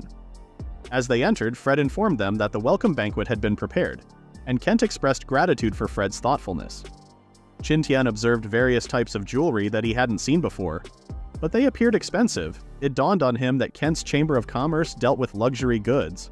However, he was curious about the reason behind their business with Iceland, and planned to inquire about it from Kent later. The group had found a soft sofa, and Nick noticed it was comfy. Qin Tian was amazed to see real leather. Soon, Fred appeared with maids carrying some food. It was a lavish meal, and it completely satisfied their hunger. After eating, they were guided to their rooms, which Fred had prepared while they dined. Qin Tian's room shared with Nick was spacious, featuring a big bed, a coffee table, chairs, hot water for bathing, and a wooden bucket. During their voyage, fresh water had been scarce, barely enough to drink. Therefore, Qin Tian and Nick were delighted to finally cleanse their bodies fully. After a comfortable bath, they both lay on the soft bed and fell asleep while holding each other. The morning after, while having breakfast, Qin Tian was curious about what the Chamber of Commerce primarily did. Ashbel clarified that besides dealing with jewelry and ornaments, they were also involved in fur and grain businesses. She mentioned they had branches in other cities too.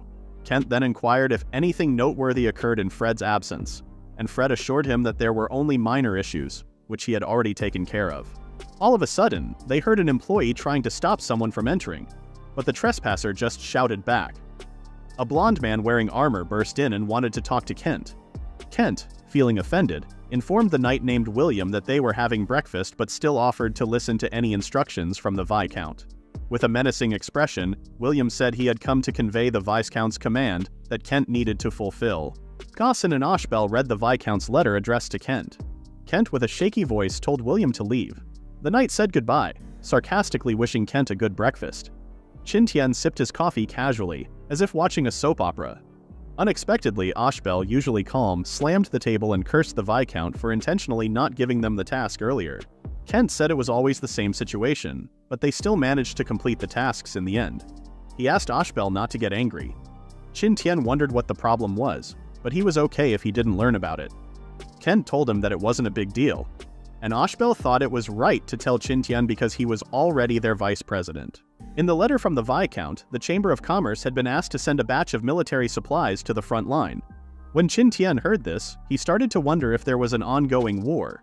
Ashbel then explained that there had been a war between the Holy Powhatan Kingdom and the Glamnos Empire that had lasted for over a year.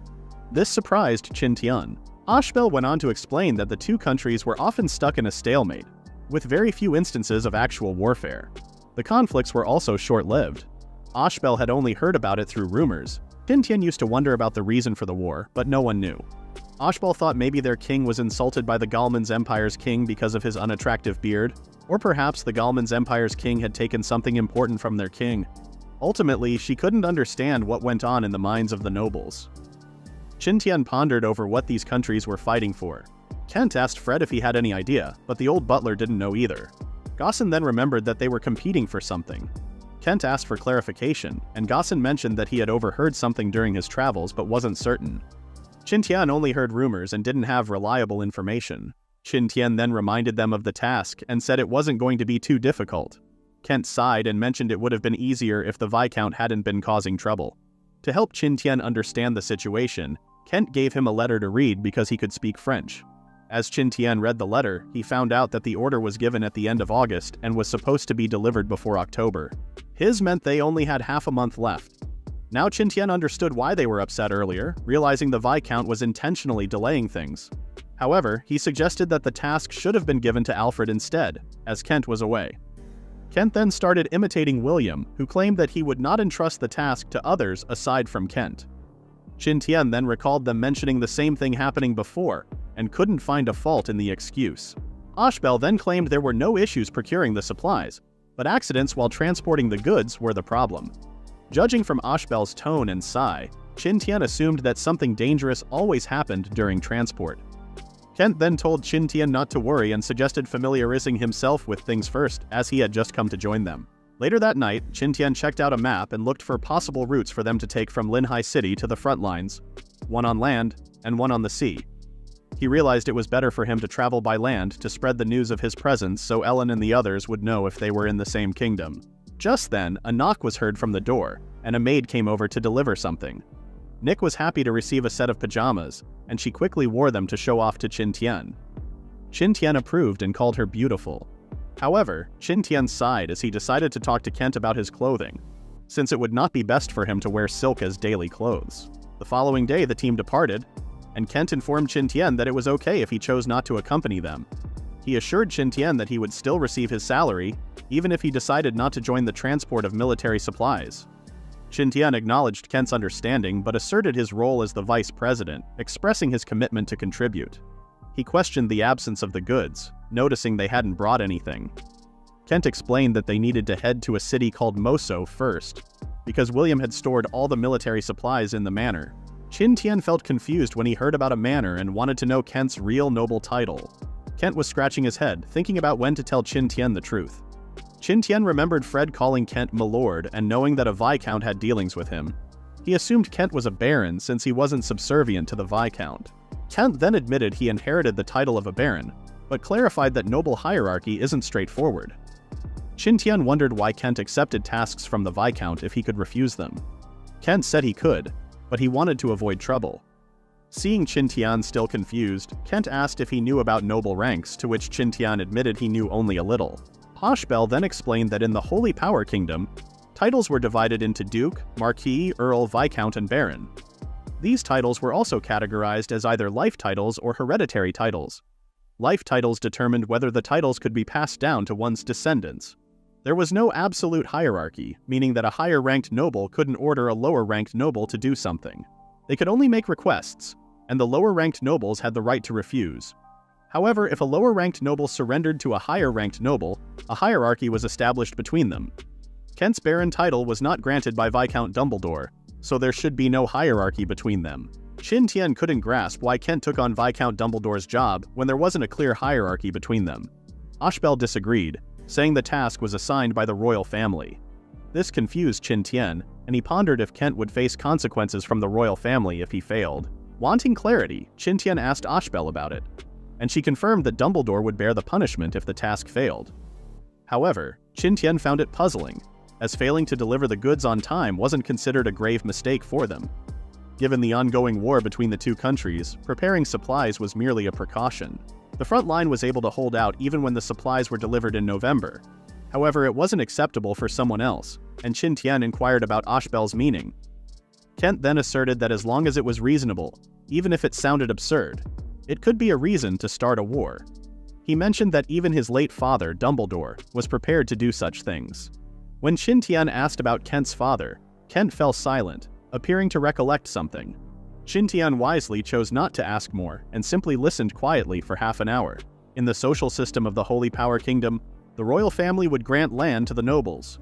In return, the nobles had to take care of local safety, maintain peace, and support the monarchy. Within their respective territories, the lords had the right to govern themselves according to the kingdom's laws. They also had to pay a set amount of taxes to the royal family on time, so the nobles could collect taxes from the people while making sure they could lead a normal life. They paid a portion of these taxes to the royal family, and the rest was theirs to keep. Therefore, if the fiefdoms were of equal size and had similar tax rates, A lord who effectively managed his land would undoubtedly accumulate more wealth during tax collection compared to other lords. Kent explained that their family had received a fiefdom from the royal family, situated in the larger territory of Dumbledore.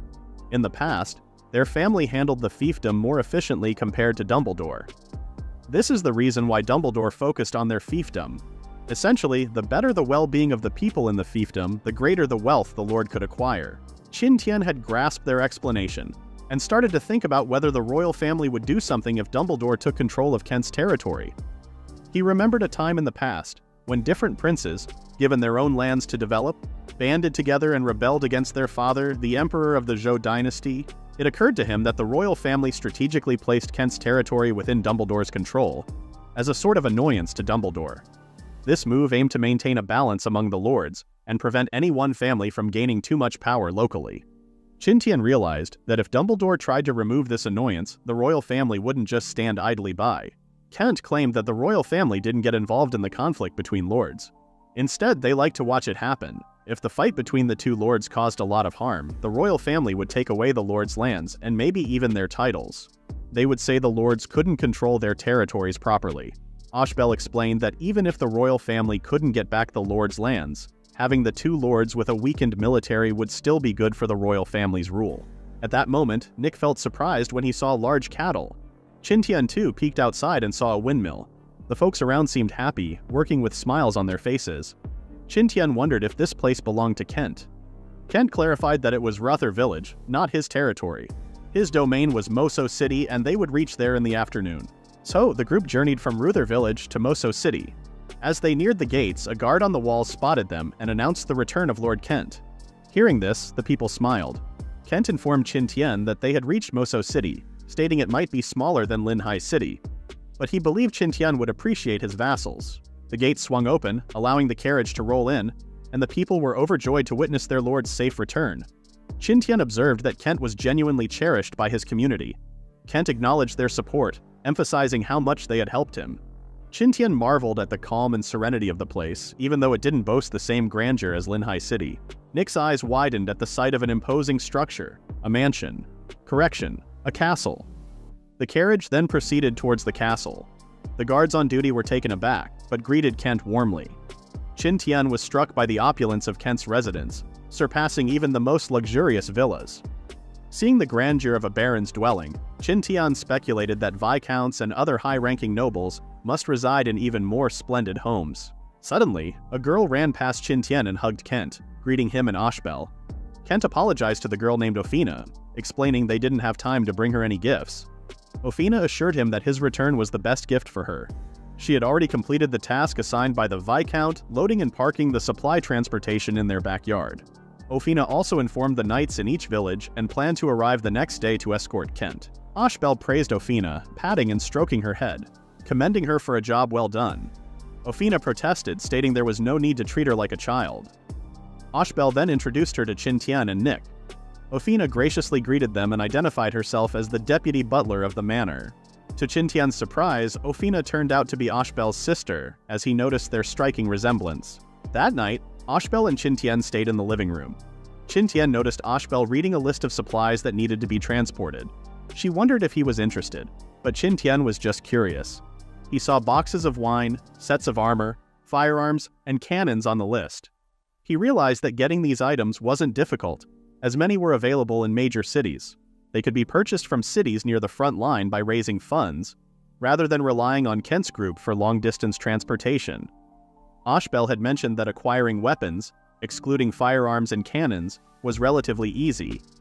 She explained that to purchase these two specific types of weapons, one had to place an order in advance and wait for 1 or 2 months before receiving them.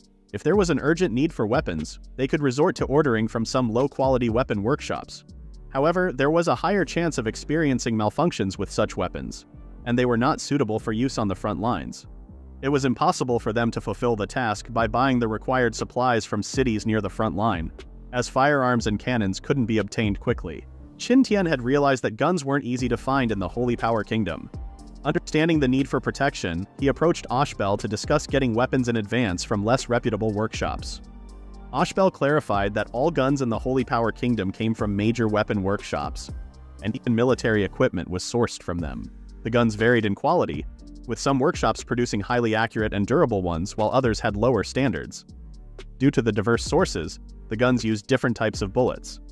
For various reasons, the royal family had established long-term partnerships with certain reliable workshops. However, during times when frontline resources were scarce, these workshops would work extra hours. Despite their efforts, they couldn't produce large quantities quickly. In such situations, the royal family would instruct the lords of each territory to gather firearms and ammunition and send them to the front lines. As Qin Tian chatted with Ashbel, he didn't notice how much time passed, and suddenly it was dinner time. After they had their meal, Qin Tian and Nick were guided to a room on the second floor. The room appeared fancy and elegant. Qin Tian pressed the bell, and a maid promptly arrived. He requested some canvas or paper. The maid seemed puzzled, wondering if Qin Tian planned to paint. He simply nodded in agreement. The maid guided Qin Tian and Nick to a studio where Qin Tian could find whatever he needed. Kent had already given approval to use anything in the manor without asking. Feeling grateful, Qin Tian thanked her and entered the spacious room. Painting didn't require many tools. What mattered was a quiet place. Qin Tian found the space ideal and chose a paint color that had been on his mind, a vibrant shade. On a large piece of parchment, he wrote a notice about his ship, Dawn, which had wheels. He also offered a reward of 50 gold coins to anyone who could provide information about Ellen, Jessica, and the others. The rewards could be claimed in Moso City. Since it was only a few sentences, Qin Tian made many copies in a short time. He wanted to stick them in each city he went through, so he had to get ready with a bunch of notes. Also, making all those notes used up his coloring stuff quickly. After using it up, he had to create new coloring stuff, which added more work for him. Eventually, he had to stay up all night, and before he knew it, morning had arrived. Qin Tian had apologized to Nick for making her work with him all night, but Nick was completely okay with it. At that moment, Qin Tian saw Ophina and said hello. Ophina was surprised to see them awake so early. Qin Tian asked what she was up to, and Ophina explained that they were already moving the things needed for the event to the port. Qin Tian then inquired about which boxes held the firearms and cannon so he could inspect them. Ophina assured him that they were there and that he was welcome to check them out. Qin Tian opened the boxes, and Nick was surprised to find a surprisingly short gun inside. Qin Tian explained that it was a handgun. Unlike the rifles they were used to, but both were powerful. The guns looked similar to a matchlock, and while they didn't seem very deadly, the gunstock was polished smooth for appearance. However, Qin Tian warned that if it got wet, it could easily slip out of the hand. Qin Tian then discovered Mosin Nagant rifles designed for cavalrymen. But they had poor range and accuracy. Nick, curious, found jars and asked about them. Qin Tian said they were portable gunpowder jars, used to fill the powder pod and load the gun. Each gun required a specific size of matching powder. Qin Tian learned from Oshbel that the Holy Power Kingdom's firearms had low accuracy, but he was surprised to find out that the army was actually equipped with such awful weapons. The bullet grinder was a handy tool because bullet manufacturing technology and craftsmanship were not advanced. Using it was easy, just put a lead sheet on the hole, place a bullet on it, and press it firmly. This would adjust the bullet's diameter, preventing issues with mismatched bullets in firearms with different calibers. Qin Tian had realized that the two most valuable items among them were the two light field guns. When he looked at the firearms and cannons, he could tell that the level of weapon manufacturing in the country was similar to that of the 17th and 18th century in his original world, or maybe even worse. Understanding the power of the guns, Qin Tian was aware that he had a high chance of survival even if he got shot. During breakfast, Kent discovered that Qin Tian had been searching for someone. Kent felt puzzled, wondering where Qin Tian would start looking, especially since he had just arrived in the Holy Power Kingdom. Qin Tian emphasized the importance of the people he sought. He then presented a notice he had created, leaving both Kent and Oshbel astonished. Kent pointed out that there was no need to include Kent's name in the notice, as anyone seeing it would already know that Qin Tian could offer 50 gold coins. Oshbel once wondered if Qin Tian used ultramarine, the blue pigment, in the studio. Qin Tian confirmed, saying he had a box of it. Oshbel exclaimed that Qin Tian had just lost half of his month's salary. Qin Tian was shocked to find out that the ultramarine was worth 25 gold coins. Oshbel explained that ultramarine is made of lapis lazuli, an extremely rare and expensive material that's hard to obtain due to the need to remove impurities. Oshbel continued, stating that the price of ultramarine always remained high, selling for 3 or even 5 times the price of gold of the same weight.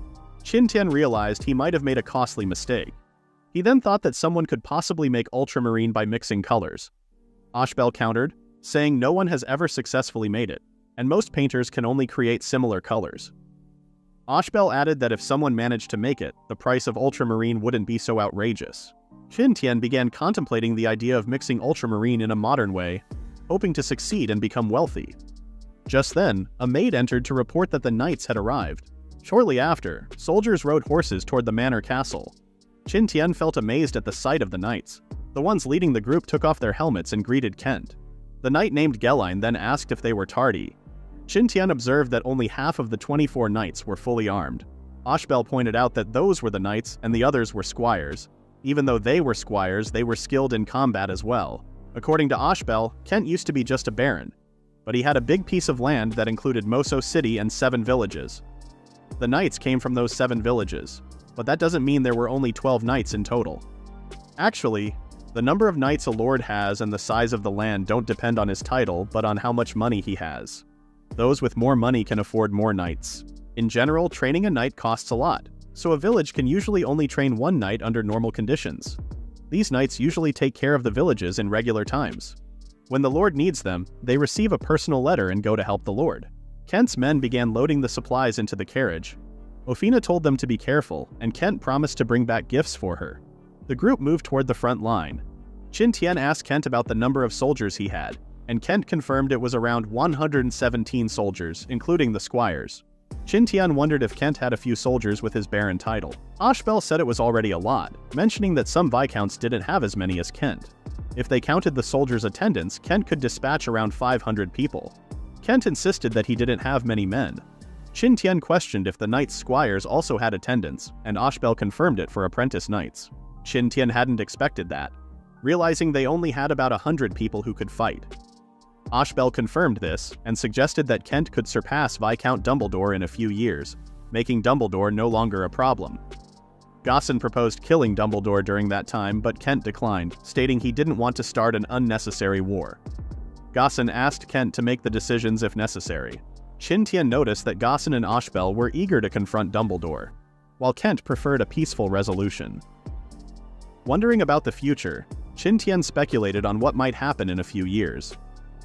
Ashbel explained that, based on the Chamber of Commerce's current progress, they could acquire a village every 6 months. This would give Kent the option to have either an additional knight or a dozen soldiers. Qin Tian found it surprising that fiefdoms could be bought. Ashbel confirmed this and mentioned that they could also be traded since they were considered properties of nobles. Initially, Kent only had Moso City and 2 villages in his territory. He acquired the remaining 6 villages over the years. Normally, nobles don't sell their territories unless absolutely necessary. Even if they do decide to sell, the price is usually very high. However, Qin Tian observed that Kent was buying a village every 6 months, and he worried that Dumbledore wouldn't give them much time. If they continued at this pace, following the Chamber of Commerce's trend, Kent could potentially buy the entire country given enough time. Ashbel then mentioned that Dumbledore had been causing them trouble for the past 2 years, but there was no valid reason for him to go to war against Kent. Kent suggested that they could buy time if they succeeded in their task, but Qin Tian was concerned that it might not be as straightforward as Kent believed. On the 3rd day, in Dumbledore's territory, Geline told everyone to be watchful for anyone or any vehicles that seemed suspicious. At that moment, a group of individuals approached them, and Geline instructed the knights to stay alert. Ashbel thought they were probably just passing through, as Dumbledore wouldn't be foolish enough to attack them directly. Qin Tian hoped this was the case. As the group walked by, Geline gave them a stern look and continued on with Kent's group. The individuals, noticing how vigilant the knights were, whispered among themselves, assuming that there might be valuable items inside the carriage. They decided to take a shortcut somewhere. Qin Tian had mentioned that they would feel exhausted if they continued to stay vigilant every time they encountered someone on their journey. Ashbel then pointed out that only a few people passed through the area, and the 2 men they recently passed were casually strolling through the woods on horseback. The duo seemed suspicious, and Kent hoped they were just bandits, not Dumbledore's men. Ashbel assumed they might be Dumbledore's men trying to gather information since they were in his territory. The group later set up a camp for the night. Qin Tian was surprised to learn that the Holy Power Kingdom had invented matches, a technology supposed to be created in the 18th century in his original world. Meanwhile, men on horses stood atop a cliff. Someone gave orders to attack and eliminate Kent's group. They all rushed toward the camp with their horses, confirming Kent's suspicion of a night raid by bandits. Geline had ordered the others to fire at will. Guns were shot toward the direction of the bandits, but the bandits remained unfazed and continued charging. As the knights reloaded their guns and changed teams, Qin Tian realized that firearms of the current era were indeed low in accuracy. It was also nighttime, making aiming in a hurry inaccurate due to the darkness. However, the knights were still using the three-strike tactic. Another team started firing their guns while the first team reloaded their guns. However, the shots still missed, and the bandits couldn't help but smirk, realizing that the distance was closed, making it impossible for a third volley of shots. The knights then rode their horses and equipped melee weapons. They charged toward the bandits, who were easily pushed off their horses by the knights' lances. Qin Tian and Nick were surprised when the knights easily defeated one-third of the enemies at once. Gelain then told the others to get ready for the second charge to eliminate the remaining bandits.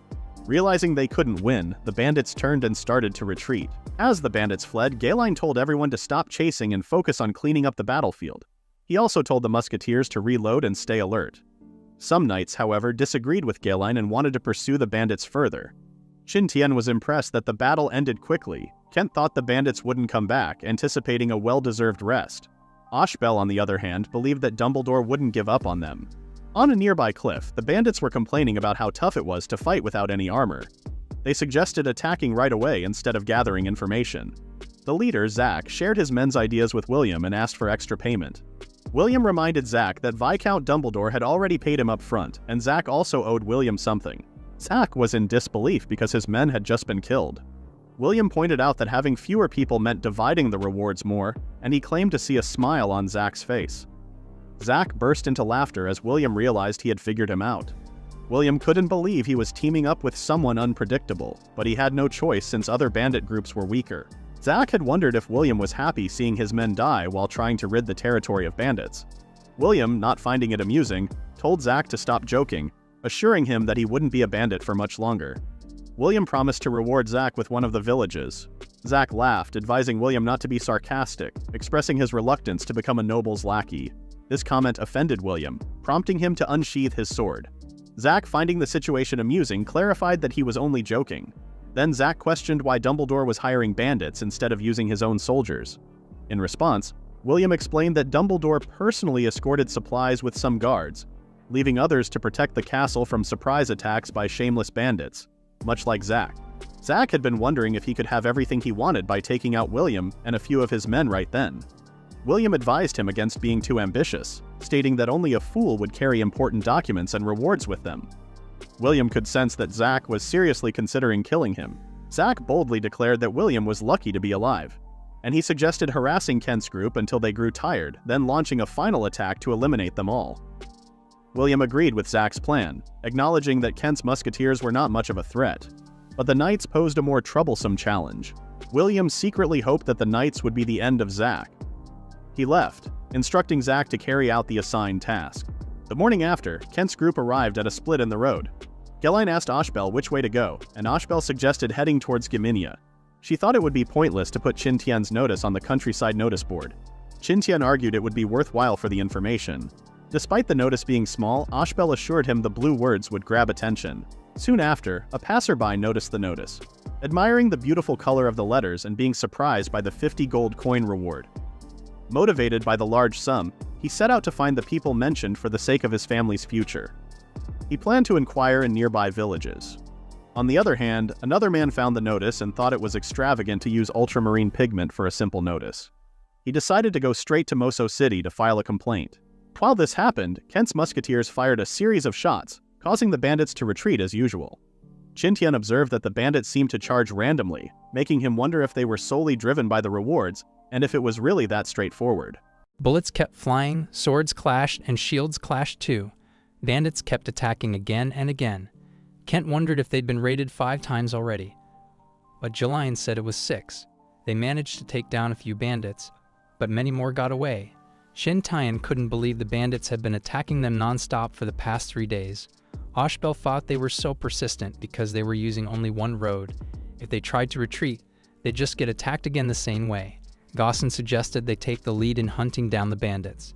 Qin Tian wondered if the bandits were working for Dumbledore. Ashbel said they might be, but she told him not to worry because Dumbledore wouldn't openly attack and probably recruited people secretly. Then Qin Tian realized it was a good thing, and Ashbel asked him what he meant. On the other hand, Gaussen was furious. He saw the bandits attacking them with guerrilla tactics and realized they didn't have enough people to easily defeat them.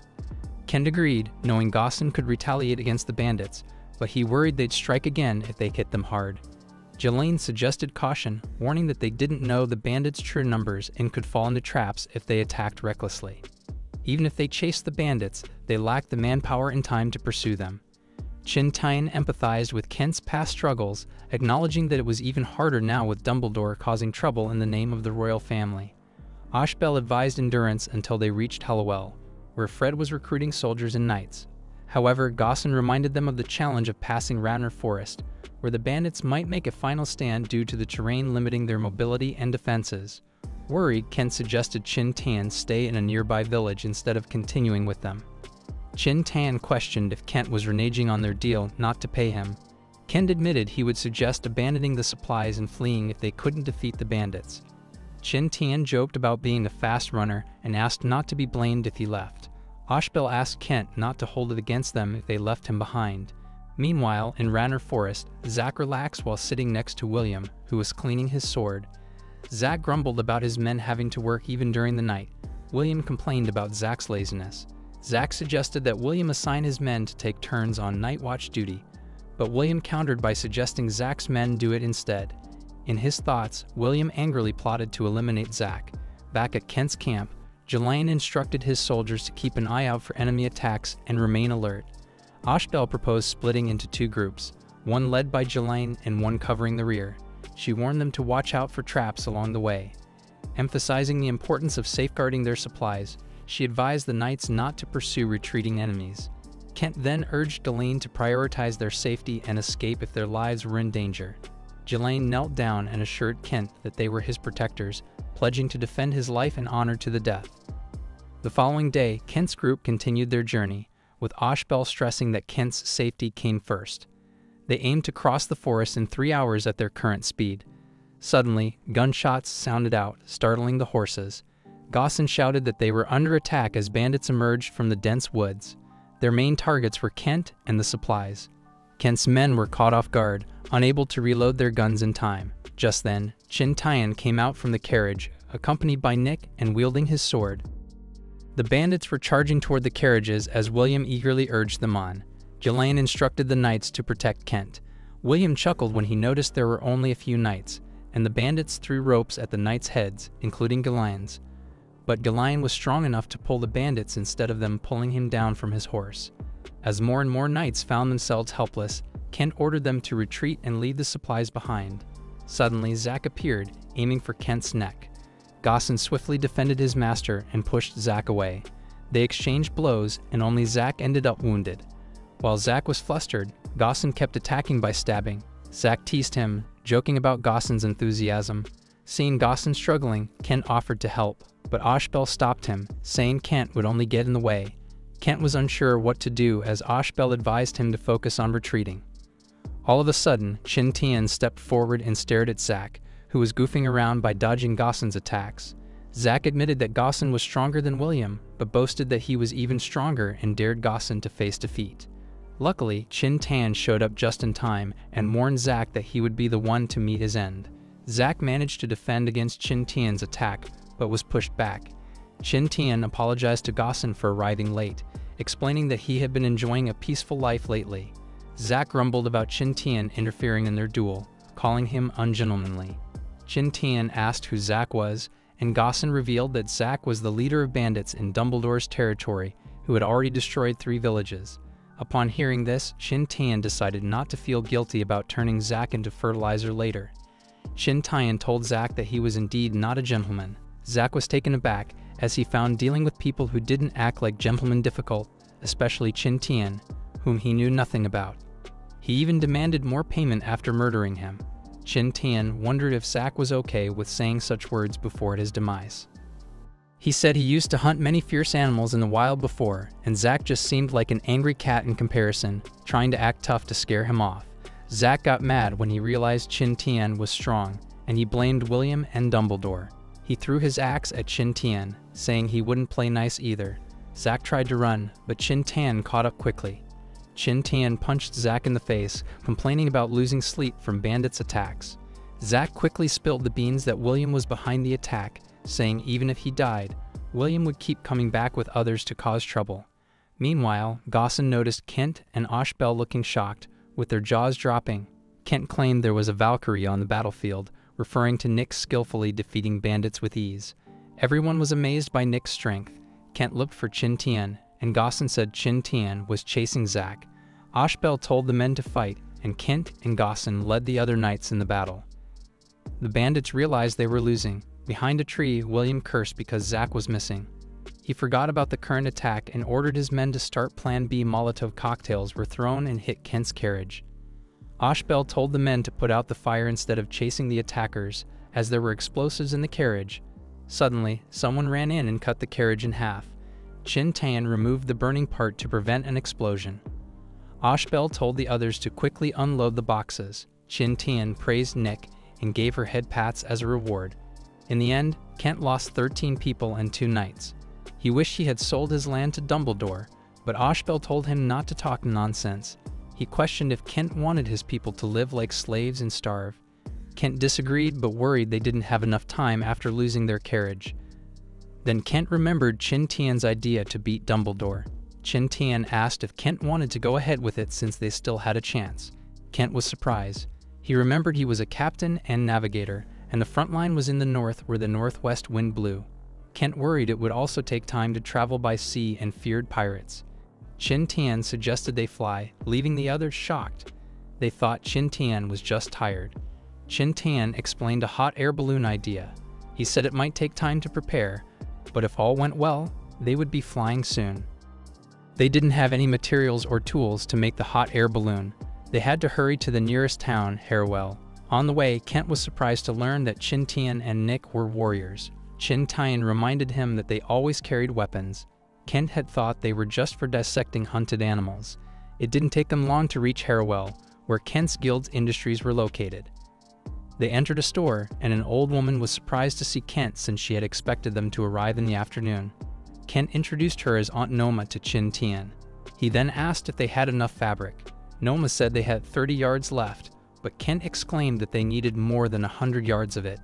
Kent said he would buy anything else available in town, and Noma agreed, advising them to rest first. While the group rested, Qin Tian drafted plans for a hot air balloon, outlining its 3 main parts: the envelope, the burner, and the basket. Creating the basket seemed straightforward, but shaping the envelope into a sphere posed a challenge. The burner was the most crucial component, yet they lacked propane or natural gas to fuel it. As a solution, Qin Tian decided to design a simplified version of a rocket stove. Shortly after, Noma announced they had acquired the fabric, which would arrive by afternoon. Qin Tian then asked her for another favor, to locate tailors, blacksmiths, and the items on his list. Noma confirmed they had everything in stock and inquired about the requirements for the tailors and blacksmiths. Qin Tian simply requested skilled individuals. Kent expressed concern about obtaining everything quickly, but Qin Tian reassured him. He had already planned the entire process, intending to have the blacksmiths work on the burner parts simultaneously.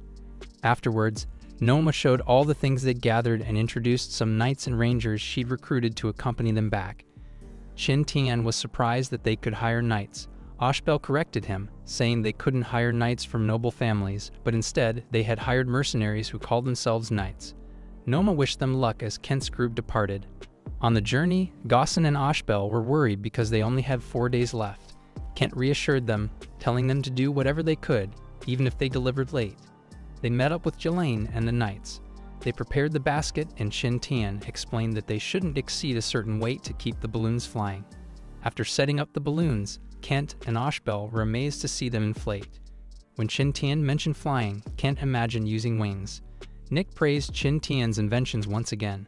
Gaussen asked how high the balloons could fly, and Qin Tian said they could go high but not too high. Modern hot air balloons were made of reinforced nylon or polyester materials, which didn't exist in their time. To demonstrate how the hot air balloons worked, Qin Tian brought out a small model and lit a candle in its basket. Everyone else was impressed that it could fly, making Kent wonder if they could reach the gods with it. Qin Tian explained that they couldn't and suggested they not try to meet the gods either. Qin Tian glanced at a box and mentioned that there was one more essential thing for the hot air balloon riders. He explained how the parachute worked in case they had an accident in the sky. This made the others worried, knowing they might have to jump from the air, which might lead to their death. Kent and Ashbel couldn't believe it when they grabbed their parachutes. Qin Tian told them to calm down because it was just their backup plan. He also handed them something he called a phone, which he made so they could talk while flying. Kent was amazed that he could hear Qin Tian's voice from far away with the phone. Ashbel joined in on the excitement and tried it out too. With their communication problem solved, Qin Tian told them to get ready to take off. The knights helped increase the wind power, and when they saw the balloon getting bigger, Qin Tian lit the burner. Everyone was shocked to see the basket start floating. Kent and Ashbel eagerly hopped into the first hot air balloon, and Qin Tian warned them to be careful. He and Nick also got into one, while Gaussen was urged to quickly get into another. Despite Qin Tian's warnings, Kent moved around the basket excitedly until a strong gust of wind made him hit his head on the edge. Meanwhile, Qin Tian noticed that Gaussen was actually afraid of heights. On the ground, Julian ordered the knights to follow him to the next town quickly. He promised to catch up with the others and praised Qin Tian for his remarkable skills. In the morning, Qin Tian and the others were still flying through the skies. They flew past clouds and saw birds flying below them. Qin Tian checked their progress using his makeshift phone. He noticed they were heading in the right direction according to the compass. However, Kent warned them they might encounter severe weather ahead. Kent closed his eyes and felt the wind's direction. He reassured Qin Tian that they would be okay for now. Ashbel wondered how long it would take to reach the front line.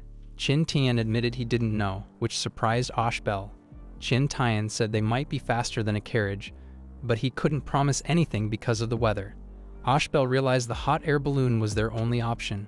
Kent suggested they might arrive early if the weather stayed favorable. Ashbel could only hope for the best. Despite having been on a plane before, Qin Tian couldn't help but enjoy the view in front of him. Suddenly, a system that hadn't been seen for a long time popped up and rewarded Qin Tian for making a hot air balloon. Qin Tian felt happy because it had been 2 years. However, he only received 6,000 points, which was 4,000 points less than what he needed to exchange for talents. Nick suddenly became worried that they were too high above the ground, which might make it difficult to meet Elin and the others. But Qin Tian remained hopeful that they would see them again soon. Just then, Kent informed them that their fuel was running low. As time passed, the group drifted along with the wind, their fuel slowly running out due to the heavy cargo they carried. Ashbel reminded everyone that they only had a quarter of the fuel left, prompting Qin Tian to decide to descend. As the flames died down, the hot air balloons gently descended near a town, luckily giving them a chance to refuel, which was part of Qin Tian's plan. He had anticipated towns along their route where they could restock. However, refueling took some time, and they only resumed flying in the afternoon. The second day wasn't smooth sailing. They encountered rain and ended up landing uncontrollably in a forest. Despite the challenges, they eventually reached the front lines on the last day without any major issues. Qin Tian instructed everyone to unload and set up camp upon landing quickly. Passers-by mistook their hot air balloons for angels, a nickname that stuck as people from the previous village followed them. Kent worried about transporting their belongings, but Qin Tian assured him they could ask people with carriages who were also searching for the angel for a ride. It didn't take them long to spot Wofford City, a city built because of the war. It had tall stone walls that even cannons struggled to blast through. Qin Tian was surprised to see how prosperous the city looked, considering it was close to the front lines of the war. Kent reassured him, saying that the actual front lines were 2 days and nights away by horse. He also mentioned that there was a ceasefire between the two countries, allowing nearby towns to develop peacefully. Ashbel further explained that Wofford City started small, but business guilds were attracted to its special geographical location, and it took hundreds of years for it to develop into what it was now. As the group waited in line with their carriage, some nobles' carriages ignored the line and entered the city ahead. Qin Tian felt jealous and wondered what rank of nobility could receive such treatment. Kent, feeling defensive as a noble himself, claimed that one would need to be at least an earl to get preferential treatment. In the city, people were busy rushing around. Among them, there was an old man who looked familiar. He thought he was running late. Roger felt stressed out because Dumbledore and William were searching for Kent. Dumbledore warned Roger about the serious consequences if they didn't meet the royal family's request on time. Roger suddenly noticed a lot of flies buzzing around and swatted at them. Dumbledore, puzzled, looked around for the flies. Roger joked if he smelled bad because the flies were hanging around him. Dumbledore then realized Roger meant him as the fly and tried to stay calm. He reminded Roger again of the consequences of the failed task. Just then, someone apologized and assured Dumbledore they arrived just in time. Kent and the others had just arrived, which surprised Dumbledore. Kent ignored Dumbledore and went to greet Roger first, who wondered if they had encountered an accident. Kent admitted they'd been ambushed, but assured that the supplies were safe. William was shocked since he'd seen the carriage burn to ashes. Angered, Dumbledore asked William for an explanation. William assumed Kent had just come with an empty box as a trick. Dumbledore then realized it would take a long time for Kent to arrive if he had a lot of goods with them. They were excited to see Kent embarrassed with his empty box. A man named Zidane then came over to check on Kent's supplies. He ordered his men to open and inspect the boxes.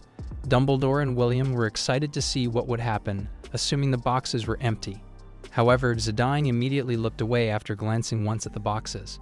Ashbel then wondered why Dumbledore looked uncomfortable. She sarcastically assumed Dumbledore was worried for Kent, but assured him the goods were delivered as intended. Dumbledore was shocked to see the boxes full of supplies. His knees went weak, and Ashbel sarcastically assumed Dumbledore was relieved that the task was successfully completed. Qin Tian found Ashbel's sarcasm scary. Dumbledore had the worst headache ever, but William reminded him they still had the bracelet. Dumbledore then realized the bracelet could save them from the Lord's anger. Suddenly, Zidane scolded him and reminded him of his manners as a noble. Embarrassed, Dumbledore and William excused themselves.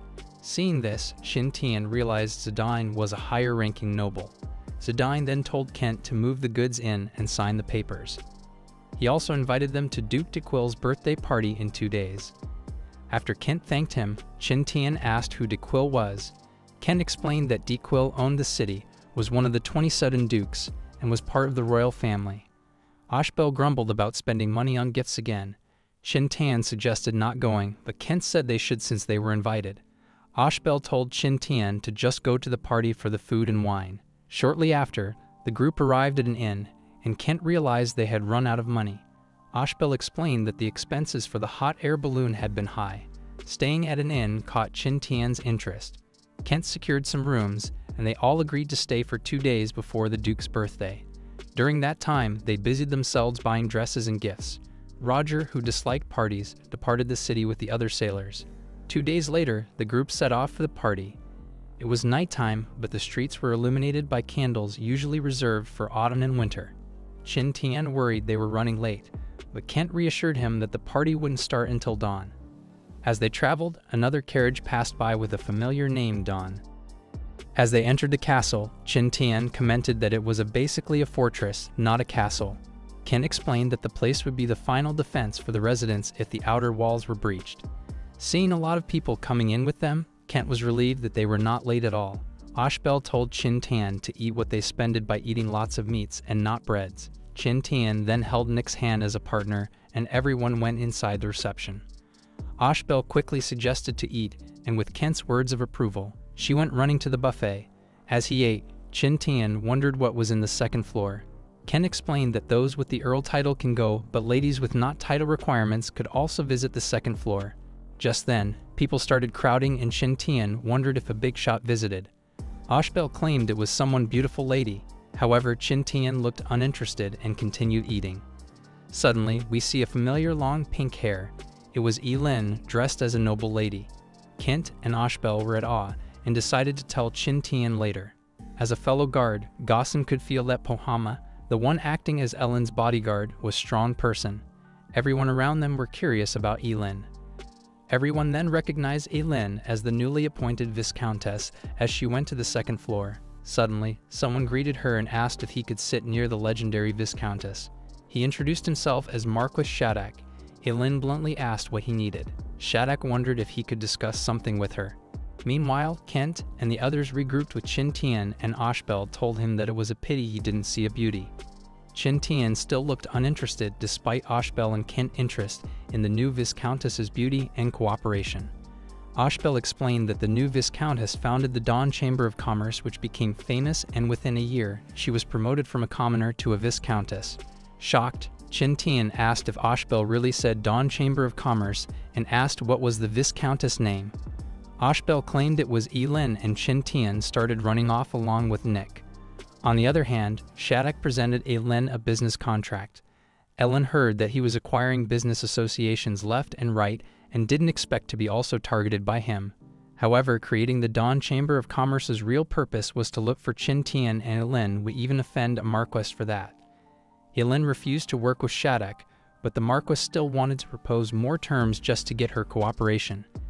He claimed he knew that Elin was looking for someone and offered his full assistance on the search. Despite his men being busy with war, he offered to lend some help and threatened Elin to agree.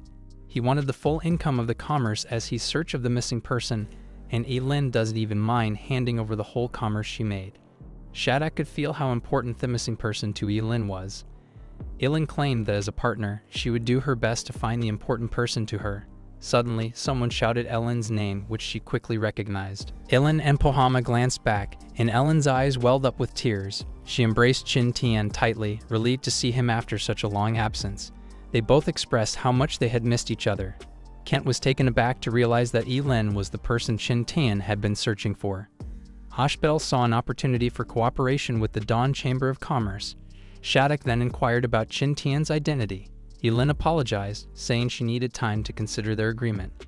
Shattuck looked disappointed and decided to leave them alone. Shortly after, Duke de Quille arrived, and everyone welcomed him warmly. Shattuck approached him to offer his greetings. Suddenly, Nick sneezed and complained about an odd smell coming from Shattuck. Elin asked about Qin Tian's well-being, and Qin Tian explained that he had been with Nick the entire time. People began presenting lavish gifts to de Quille, particularly Kent. Qin Tian thanked Kent for facilitating his reunion with Elin. Kent had presented de Quille with something crafted from wood. When de Quille saw it, he wasn't impressed, and the other nobles also didn't like Kent's gift. Even Dumbledore spoke up, saying it was embarrassing for the Duke to receive just a piece of wood. Elin got worried, but Qin Tian reassured her that he had already talked to Kent about it. Kent explained that he had found the item washed up from the sea and had initially thought it was useless. But he claimed that through it, he could see a beautiful scene of flowers. The other nobles thought Kent's claims were ridiculous. Still, Kent asked de Quille to try the kaleidoscope he had made, swearing it was worth it. He gave the Duke some instructions on how to use it, and de Quille was amazed by what he saw through the gift. Impressed, de Quille apologized and approved of Kent's gift, so the Duke happily promoted Kent to Viscount without hesitation. Kent was, of course, delighted by the promotion. The Duke asked the others to continue the banquet while he spoke with Kent alone. This made Shattuck furious. The celebration kept going with Kent sitting next to the Duke. Qin Tian then got curious about what gift Elin brought. Surprisingly, it was soap, and Qin Tian asked if it was special. But it turned out to be just regular soap made using Qin Tian's method. Elin told him to wait and see. Then it was Shattuck's turn to give gifts to the Duke. Elin explained that Shattuck was someone important, and it could cause trouble if they offended him later. The Duke was happy to receive a beautiful bracelet from Shattuck. Qin Tian noticed it had the same pattern as the Wufang ring. Elin said they found the same bracelet on a sunken ship in her land, but it was all cracked and didn't react anymore. She also said the Wufang ring was broken. Qin Tian was okay with it as long as they had clues from the lab, but he still wondered how the Wufang ring broke, considering its special material. Elin didn't know why, but when they reached the Sacred West Kingdom, the ring suddenly activated on its own. She tried to check it, but it didn't respond. Qin Tian thought maybe its energy ran out, even though Zhang Feng said it could last another 100 years. Pohama went to deliver the gift to the Duke and presented it as their new product that would leave fragrance on the body once used. When de Quille reacted, Qin Tian asked if soap was popular in the kingdom. Elin then explained that Jessica had researched the kingdom's history and found out that the culture was similar to Europe during the Age of Discovery. Jessica also guessed that the people in the kingdom were from a different era, like the Mayans. Elin remembered that European nobility during that era didn't care much about personal hygiene. Qin Tian understood how they targeted the potential market, but worried about their adaptability since he knew it took decades in Europe. Elin said they just advertised it, and Jessica did a great job. They managed to attract the attention of the nobility with toiletries, and soap became one of their main businesses now. Qin Tian praised Elin for her hard work, and she was happy to hear his praise. The celebration had ended, and everyone left. Outside, a bird's familiar screech echoed. Qin Tian was surprised to see the Sand Eagle doing well. They rode their carriage back to the inn and decided to rest for the day. In Qin Tian's room, Ellen said everyone had been searching for Qin Tian for the past 2 years. Qin Tian wondered how everyone had been and asked how they got to the kingdom. Ellen explained they sailed across the seas after hearing they were okay from a message through the Wufang ring. They guessed Qin Tian and Nick might have been stranded somewhere. Ellen went to the Sacred West Kingdom to find them while Jessica searched the nearby seas. Since they spent a lot of money looking for the two, they decided to buy a big house and started their own business group. Qin Tian jokingly called Ellen a viscount, and Ellen said it was Jessica's idea. Their business of selling soap caught the attention of some rich folks, so they spent a bunch of money to become viscounts and own some land. But being nobles meant they had duties, so Ellen came to the Duke's party. Qin Tian complimented Ellen for working hard, but Ellen said it was actually Qin Tian who had it tough. Meanwhile, Shattuck met Dumbledore in his office and criticized him for not handling a simple baron properly. Dumbledore tried to make excuses, but Shattuck didn't want to hear any more. Suddenly, a masked man appeared with a sword, and Dumbledore begged for another chance, promising to get rid of Kent within a month. Shattuck knew Dumbledore was skilled, but he still had doubts. He decided to give him some knights to help, and demanded to hear news of Kent's death within a week, either from Dumbledore himself or through other means. Dumbledore swore to complete the mission, even if it meant risking his life. After Dumbledore left, Shattuck wondered if the masked person had something to say. The masked person questioned why Shattuck had given Dumbledore a second chance and sent knights for just a baron. Shattuck explained that Kent had recently become a viscount and had caught the attention of the Duke, indicating something suspicious. As for giving Dumbledore another chance, it was merely to divert suspicion away from themselves. The masked person then asked about what to do with the Daybreak Association by Ellen. Shattuck told him not to worry, as once he had his target in sight, they wouldn't be able to escape his grasp. Meanwhile, Ellen was shocked to find out that Qin Tian and Nick had been in Iceland. She remembered they had plans to visit nearby islands, but Iceland was the last place on their list because it was very far from their kingdom. The idea of not seeing Qin Tian again made her cry, and she held him even closer. The next morning, Ellen officially met Kent and his group. She thanked him for looking after Qin Tian, and Qin Tian also expressed his gratitude to Kent for letting him join them. He hinted that he might leave Kent's merchant guild soon. Ashbel also thanked Qin Tian for saving their lives at sea. Qin Tian felt sorry that Kent's title from the kaleidoscope didn't come with any real rewards. But then, Kate disagreed and Jolene arrived with a box full of golden treasures. It was a gift from the Duke. Qin Tian was happy and told Kent that he would become a stronger noble eventually, but he doubted that Dequil supported Kent financially to confront Dumbledore. Then Ashbel pushed a box forward, lending it to Qin Tian. Qin Tian thought they should have it, but Ashbel reminded him they got it thanks to his kaleidoscope.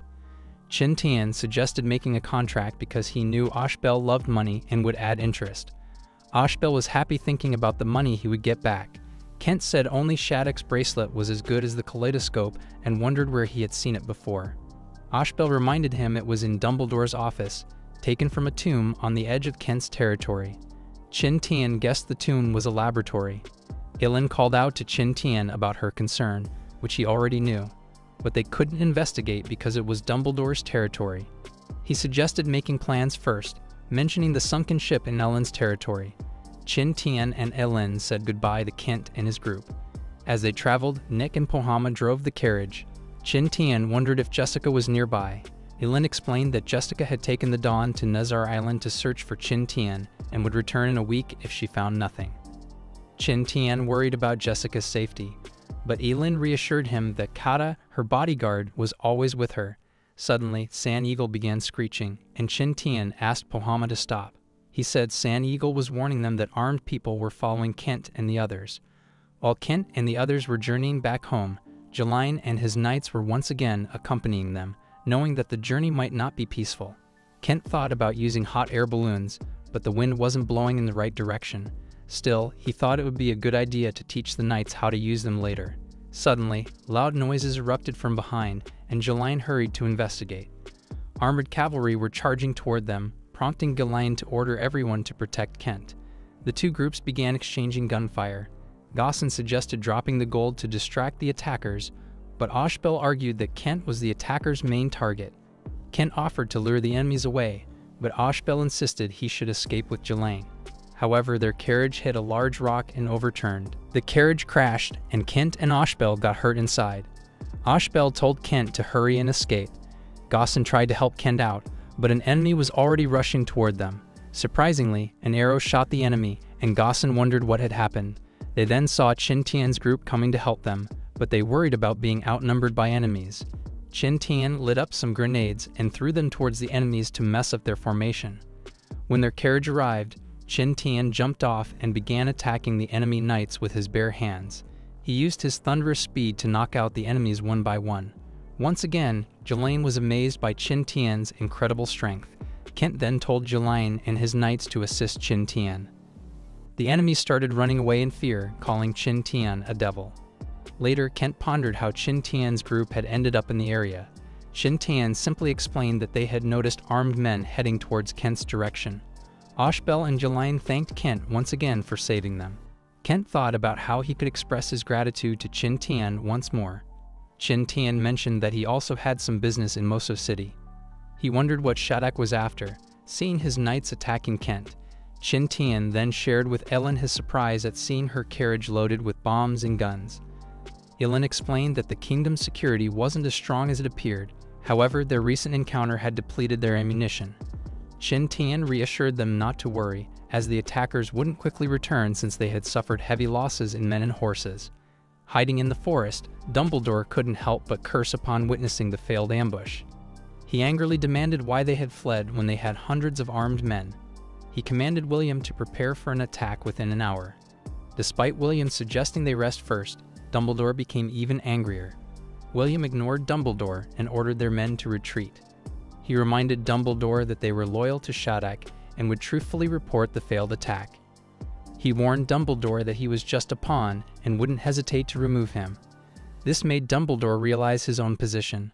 Shadok received the report of the failed attack, and Kent's return to Moso City. He understood that small traps wouldn't catch his prey and decided to go all out. He ordered all his troops to attack Moso City. The captain was concerned that the royal family would find out about the attack. Shadok instructed the captain to keep Aelin and Kent trapped inside the city to prevent any communication outside. Without the royal family's knowledge, they could eliminate the two, and if the event was investigated, the blame would be pinned on Dumbledore since a pawn still had to play his role. Shortly after, Kent received reports that the towns of Polka and Valen had been attacked. It was the fourth report of such attacks, and Kent realized that his villages were under assault. Qin Tian approached, asking what was happening. Ashbel explained that armed troops were attacking villages within Kent's territory. Gaussen suggested that Kent was the real target and advised him to escape early to avoid certain death. Qin Tian asked for their plan. Kent stated they would rescue the remaining villagers and instructed Qin Tian to flee with Aelin using hot air balloons, as Moso City was already surrounded, likely by Dumbledore to cut off their contact with others. Qin Tian speculated that the knights who first attacked them were soldiers of Shadok, assuming an alliance between the two. He believed Shadok wanted to eliminate Kent since he had been promoted to a viscount. Kent resolved to stand his ground and evacuate his people. Qin Tian reassured them, suggesting a way to win by preventing the enemy from surrounding them and keeping their situation hidden. Ashbel proposed informing the royal family about the unjust attack using a hot air balloon, but Gaussen disagreed, fearing it would expose them to Dumbledore's forces. Qin Tian sided with Gaussen, advocating for gathering troops and breaking through the enemy lines as soon as possible. Kent, however, worried about the safety of the remaining villagers. Qin Tian warned that if they didn't act, more than just the villagers would be sacrificed. Kent felt a chill of fear, unsure of what to do next. Kent had assumed they could still be fast in rescuing the villagers and break out of the area. Qin Tian agreed with this idea. Kent then told Jelaine to rescue as many villagers as possible. Jelaine instructed his men to gather adult men to defend the city. The next morning, Jelaine and the other knights returned after rescuing some villagers. Kent's musketeers started firing gunshots at the knights who were chasing Jelaine and his men. They safely made it back inside Moso City, and the villagers thanked them. Kent asked about Gelaine's condition, and Jelaine was fine except for some casualties along the way. Kent blamed himself for not listening to Qin Tian's advice. Qin Tian reminded him that a leader should stay calm or their side would collapse. Kent now realized that he had to act as a resolute leader.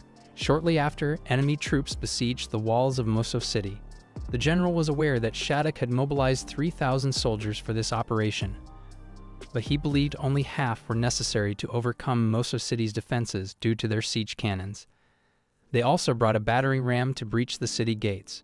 As the enemies closed in, Ashbel ordered the dropping of the whale oil they had.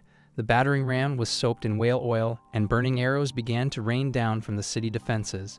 Despite this, the battering ram persisted until it finally smashed through the gates, allowing enemy soldiers to charge into the city. From a distance, Dumbledore felt satisfaction knowing that Kent's demise was imminent. However, the general cautioned Dumbledore against celebrating prematurely, emphasizing the importance of occupying the city first. Meanwhile, within the city walls, swords clashed as soldiers fought, with Nick joining the fray.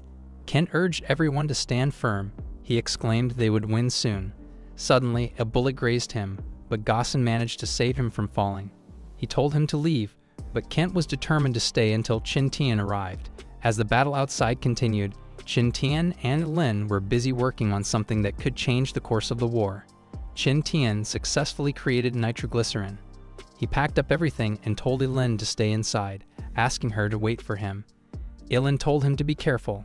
The war raged on until the enemy general could see that the city had been completely breached. He then ordered his men to occupy the city, and gunmen started shooting toward the castle walls. Kent's knights appeared to hold back the enemy soldiers, while Gaussen picked up Kent and started running away. Out of the blue, there was an explosion near the city where the enemy soldiers were stationed. They were puzzled, thinking it might be a fire from within. Dumbledore, a soldier, declared it wasn't an ordinary bomb they faced. Then, a soldier spotted an eagle before another explosion rocked the area. Turns out it was a sand eagle carrying bottles of nitroglycerin. It deftly avoided the bullets aimed at it and timed the release of the bottles perfectly. Explosions erupted among the enemy ranks, causing the advancing soldiers to panic and retreat. Kent's soldiers were relieved that they emerged victorious from the skirmish. Kent was bewildered by the sudden turn of events. Qin Tian appeared, inquiring about any casualties. Kent asked if Qin Tian was responsible for the explosions, to which he admitted using nitroglycerin. Concerned for Kent's well-being, Qin Tian urged him to rest while he took charge, and so the first battle came to an end. Qin Tian had laid out a map, explaining that there were still threats and that enemies might launch another attack soon. Kent insisted they could win with bombs, but Qin Tian pointed out they'd already used up the materials. Kent then asked what Qin Tian needed. Qin Tian started listing some regions, which was hard for the others to understand. However, Gaussen knew that alchemists should have such things. Kent told him to hurry, but Gaussen claimed they didn't have any alchemists in Mosul City. Suddenly, Jeline appeared, saying there were people looking for Kent. He said they weren't Dumbledore's men, but some aristocrats. Ashbel agreed to check since they couldn't violate the rules of aristocracy. Kent and the others went out to see who it was, and they found a loud old man looking for him. He exclaimed that a mere baron shouldn't possess any ultramarine and ordered him to hand over the precious pigments. Kent wondered what he meant. The old man called him blasphemous for using ultramarine for mere posters. Qin Tian had exclaimed that they were currently in a state of war with someone and asked the old man whose side he was on. The old man became angry, calling them barbarians for not offering good hospitality. Bakuma then accidentally fired the arrow she had been holding back, surprising the old man and his men. Kent then instructed Qin Tian and Bakuma to hold back, as he recognized the old man as Romany Burney, which was quickly confirmed by the old man's attendant. Gaussen remembered that Romany was a famous painter respected even by the royal family, as his work included the portrait of the Virgin Mary in the cathedral. Qin Tian was shocked by the extent of the old man's influence. Romany's attendant explained that Kent and the others had mistaken them for Dumbledore's men. Marshall introduced himself and stated that they meant no harm, but had only come with Romany to visit Kent. Qin Tian apologized and offered ultramarine as compensation for the misunderstanding. The old painter became excited upon hearing that he would receive everything after a banquet was served. However, Marshall warned the old man about an impending attack. Romany claimed it was merely a misunderstanding, but Marshall offered to retrieve it for him instead. Romany stated he would need a lot, knowing that Marshall's men were occupied with war preparations. He told Marshall to step back if he wished and promised to finish the portrait Marshall's father had requested. Marshall then instructed his men to remain outside and inform his father if Romany didn't emerge after some time. He didn't want to take risks, but their family would suffer if something happened to Romani. İsland wondered if Qin Tian had a plan. Ashbel assumed that Qin Tian would leverage Romani's influence to make Dumbledore's men retreat. Qin Tian claimed Romani didn't have that much power, but he could still be useful in gaining the resources they were looking for. Kent and Qin Tian had welcomed Romani warmly, inviting him to wait while they prepared a banquet. Romani appreciated their kindness, but he wasn't hungry for food, he was after ultramarine pigments. Qin Tian reminded Romani that they were in the midst of war, and getting ultramarine would come with conditions. Romani understood the situation and asked what they needed in return. Kent suggested that Romani transport some supplies for them, but Romani refused to carry weapons because of a secret deal he had with Dumbledore, as long as he got what he wanted in return. However, he hinted that there was a third high-ranking power behind the attack. Qin Tian picked up on his hint and then asked if Romani knew any alchemists. Romani was given a list of ingredients, which he noticed weren't meant for warfare. He then inquired about how much ultramarine he could acquire, initially asking for 1 kilogram. Qin Tian confidently offered 2 kilograms, despite the high cost. However, Romani and Marshall were skeptical. Suddenly, Ashbel appeared with a small amount of ultramarine. Romani promised to deliver what they requested as soon as possible. Romani and Marshall had just returned outside, and the old man began telling their men to gather some things. As their carriage passed by Dumbledore's camp, Marshall said they'd demand more later. Dumbledore objected, saying it wasn't part of the agreement, but Marshall insisted they'd keep his business private. Dumbledore reluctantly let the carriage pass, feeling uneasy.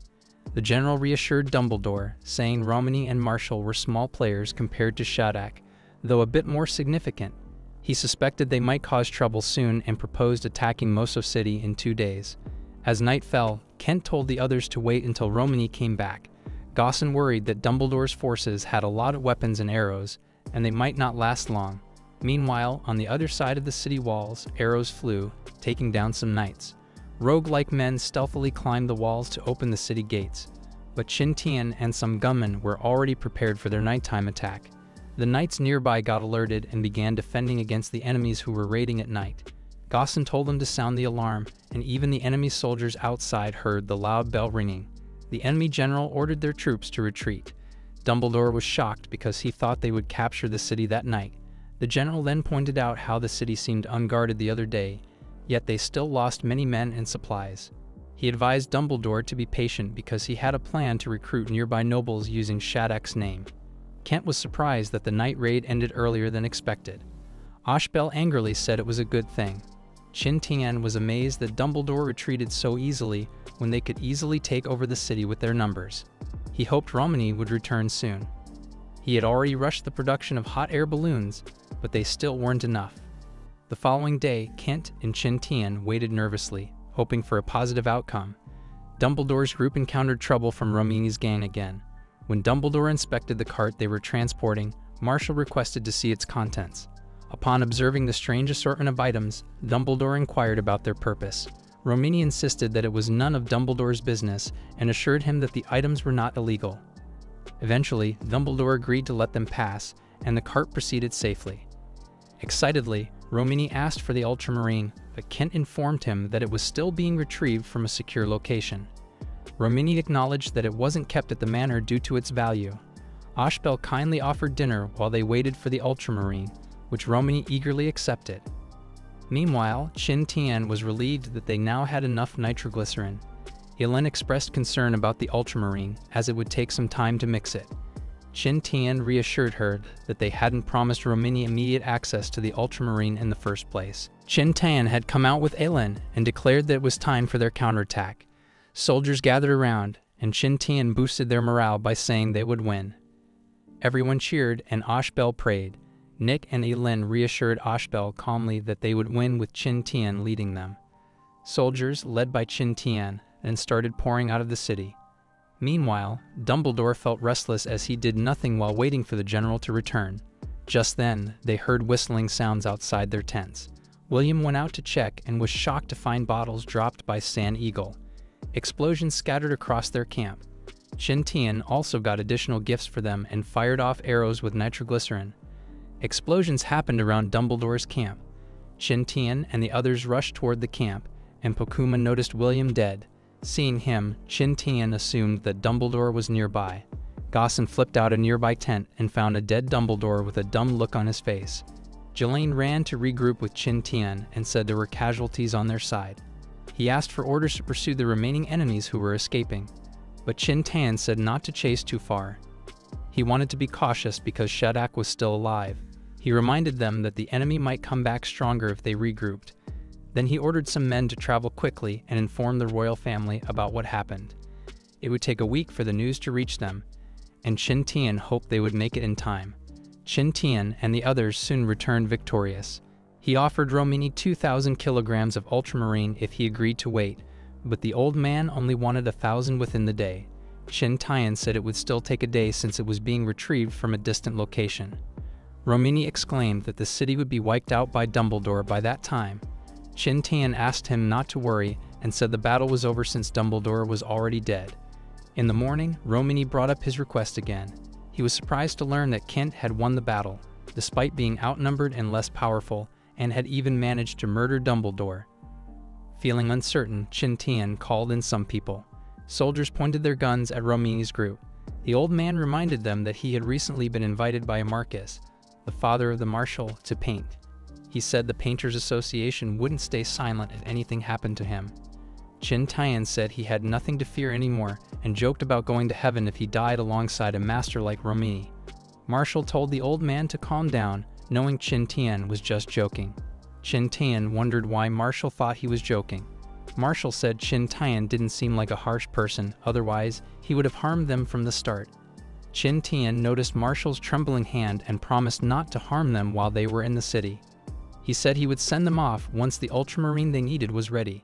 He asked them to wait a bit longer, but the old man was eager to leave. Qin Tian asked them to wait a few days and then escorted Romini's group somewhere. Gaussen suggested murdering them and throwing their bodies on the battlefield. Qin Tian also agreed to just directly give the ultramarine. Kent was tired of deceiving someone. Ashbel was worried about acquiring the amount of ultramarine they needed. Yilin laughed and asked Qin Tian to do something to prevent them from collapsing. Kent wondered if Qin Tian could really get ultramarine, and Qin Tian asked him to chill since he still had some steps to complete. Making ultramarine involved 3 major steps. First, they needed to dry some reagents that they obtained from Romini himself. Next was to grind and mix everything at high temperatures for a long time. Since the next step would be done the next day, Qin Tian and the others focused first on the city's defenses. Kent just hoped there would be no second night attack.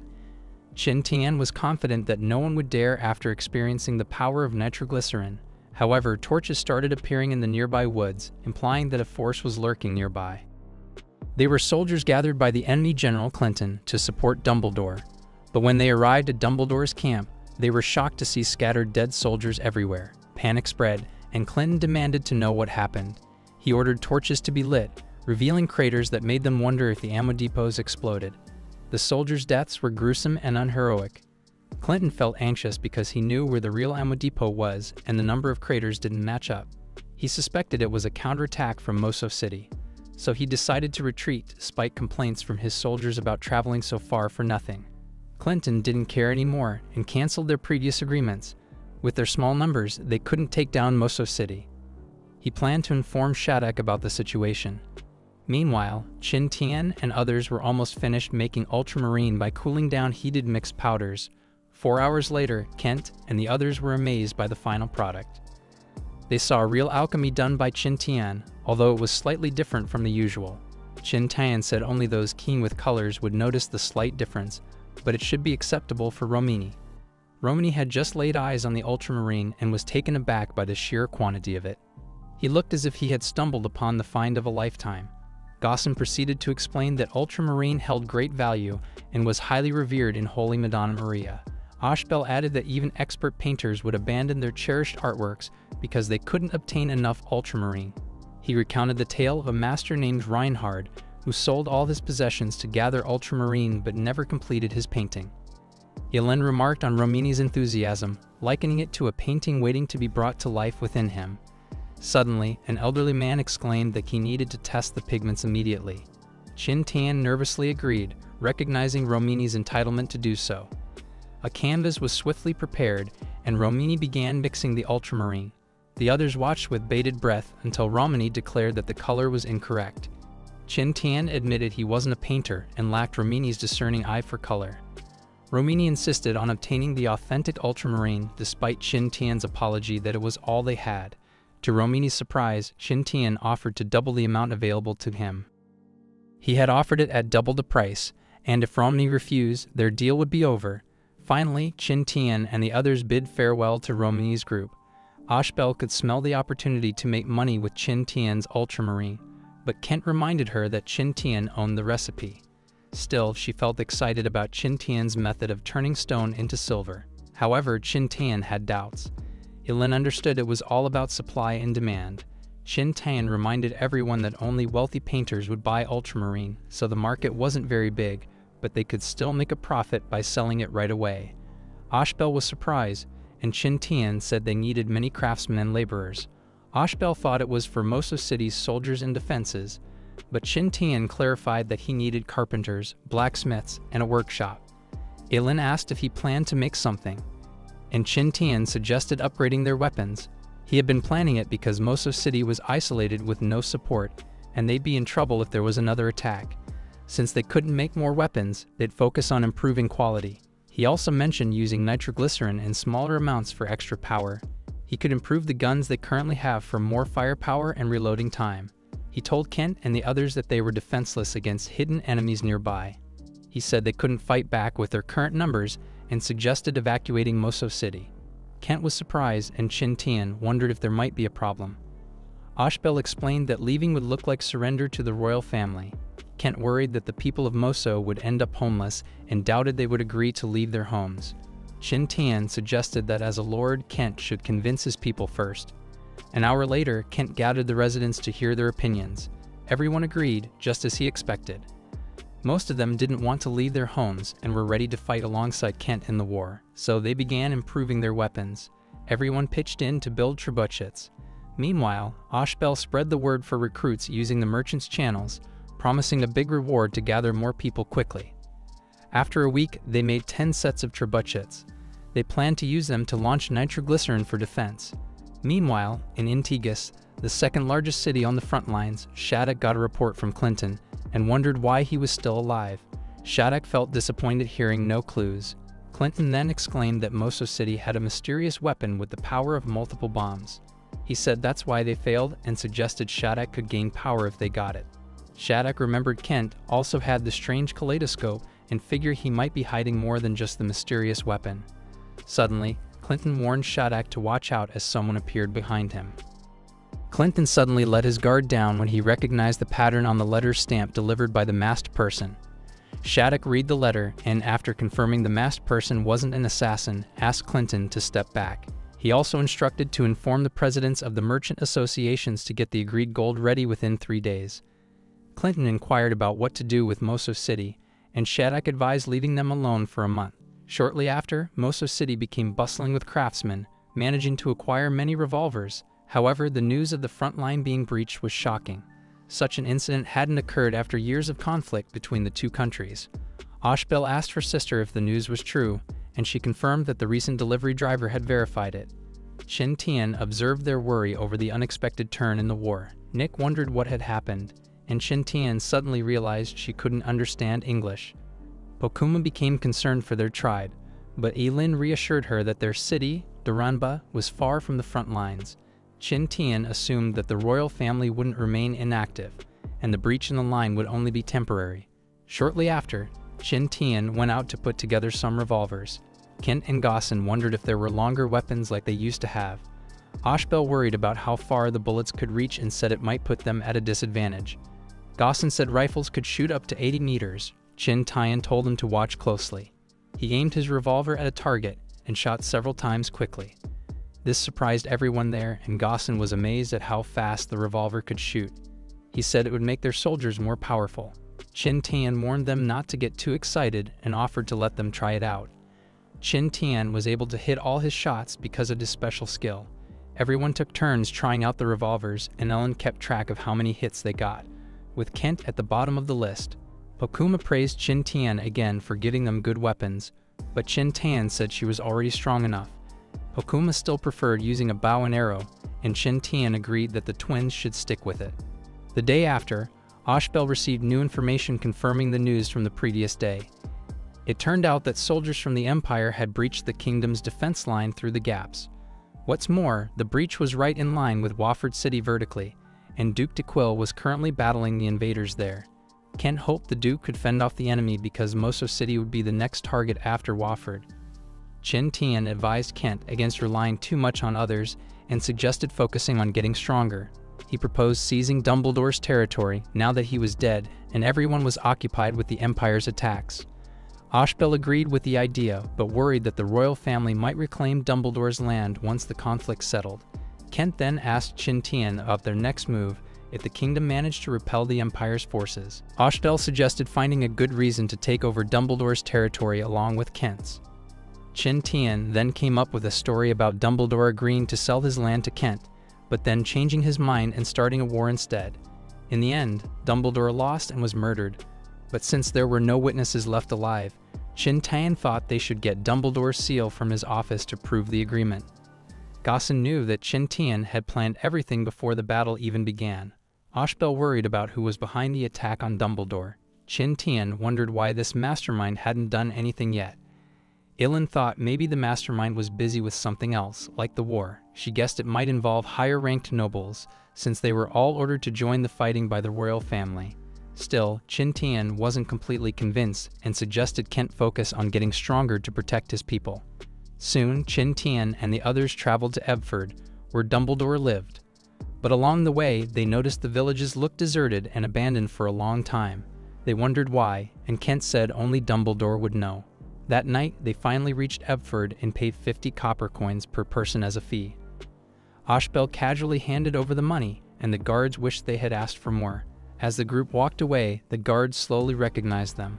Qin Tian was surprised that Ashbel willingly gave away money, but Ashbel, with his merchant spirit, planned to get it back after taking over Ebford. Qin Tian noticed how poor Dumbledore's domain looked and understood why, despite having a higher rank, Dumbledore had the same power as Kent. They soon reached Dumbledore's residence. Ashbel and Kent quickly went over. Familiar with the guards tried to stop them, saying Dumbledore was away, but Ashbel brushed past, saying they were returning to their own castle. Colin, one of the guards, was confused, and Ashbel explained that Dumbledore had sold his fiefdom to them a month ago. Colin asked for documents, but Ashbel ignored him and asked him to gather the residents. Colin doubted their words but realized Dumbledore wouldn't easily kneel in front of Kent. Colin led them to Dumbledore's office. Ashbel asked him to open it, but Colin insisted they should, assuming they had received the keys from Dumbledore. Qin Tian suddenly walked to the door and kicked it hard, breaking it. He suggested changing the door, and everyone agreed. Kent asked the scared Colin to step back for now. Kent and the others entered Dumbledore's office. Ashbel remarked how well Kent fit into the place. Colin offered his help, but Ashbel tried to shoo him away. Colin wondered if Kate had gained control of Dumbledore's territory because of his new title as Viscount. Nonetheless, he was happy that Kent was taking over after hearing about Moso City's progress over the years. Gaussen volunteered to keep an eye on Colin for the time being. Kent felt anxious the whole time, pretending they had the necessary documents. Qin Tian reassured him, saying they only needed Dumbledore's seal. Ashbel immediately began searching for it and accidentally activated a hidden safe while rummaging through the bookshelves. They discovered a box, and Qin Tian suggested that Ashbel should be the one to open it based on his instincts. Sure enough, Ashbel managed to pick the lock and open the box in less than a minute. Ashbel tried to justify lockpicking as a handy skill for everyday life. Inside they found the seal, and they were relieved to secure new lands to protect Kent's people. Suddenly, they spotted a letter in the box. Qin Tian noticed a seal on it, and Ashbel recognized it as Shadak's seal. The letter contained orders from Shadak, directing Dumbledore to gather funds and attack Kent. They considered the possibility of someone more powerful than Dumbledore supporting him, but hadn't expected it to be Shadak. Qin Tian reassured everyone, saying not to worry because dealing with 100,000 troops armed with old flintlocks would be easy. Then Kent chimed in, telling Qin Tian to relax, explaining that the royal family wouldn't allow a duke to command such a massive army. They stumbled upon a map with markings. Qin Tian suggested they investigate the locations marked later. Kent noticed a strange manor outlined on the edge of his and Dumbledore's territories. Qin Tian then realized it must be where Dumbledore found the bracelet. He mentioned that the unfamiliar manor was actually underground, not on the surface. Under Dumbledore's leadership, Ebford was in chaos and poverty due to high taxes, as reported by Colin. Ashbel and Kent quickly drew up documents to halt taxation temporarily and gather people to improve the area and make more revolvers. It didn't take long for the residents to hear about the change in leadership in Ebford. They were thrilled by the news, but cleaning up the mess Dumbledore left behind would take time.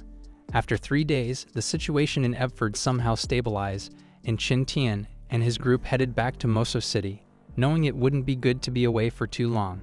However, Athena brought troubling news that Duke de Quille was trapped in Wofford City, which was under heavy siege. The nobles on the front lines were defeated and fleeing for their lives. Athena was worried that if Wofford City fell, Ebford would be next. Gaussen said it would be tough to break through because they knew the royal family's army should stop them. Ashbel was worried they might also be sent to the front lines. Qin Tian was already tired of hearing such depressing news. He then asked about the progress of making revolvers. Athena said they found more smithies to make the parts and said that all soldiers could soon have the weapons. Qin Tian asked her to find more workshops since they needed at least 2,000 revolvers. Qin Tian assumed they could use soldiers from Ebford, but they still wouldn't stand a chance against Shadak and his troops. Qin Tian wondered if there were financial issues, but Ashbel said there were none and they had enough funds for the guns. However, they wouldn't be able to afford the soldiers' pay even if they used up Kent's recent reward. Aelin told them not to worry since she could lend some money. She said she could lend 100,000 gold coins, which wasn't much for her business. Ashbel was shocked, saying 10,000 was enough, and Kent suddenly felt poor as a viscount. With just 10,000, Aelin said they could gather the amount from nearby stores without going to headquarters. Ashbel and Kent were grateful for her financial support. Qin Tian had asked Athena about the nobles selling off their assets. Athena confirmed that most nobles were selling whatever they could before their domain got affected by the war. Qin Tian could see that the nobles were just running away and wondered if the royal family would get mad. Ashbel explained that it was indeed leading to a chopping block, but not putting the assets on active sale was permissible. She claimed the nobles might sell off what they had, but they wouldn't immediately leave their territory. Qin Tian suddenly thought of something and suggested buying them while the prices were low. He also assumed that these nobles had military supplies. Soon after, in Yukos, another frontline city, Count Jinute sighed as he was only able to monetize 1/10 to 1/5 of his assets. He was stressed about finding a buyer. Suddenly, his attendant came over and reported that Viscount Kent was visiting. However, Jinute didn't recognize the name. Kent and the others entered his office, and Jinute asked for their business since he was in a rush to liquidate his assets.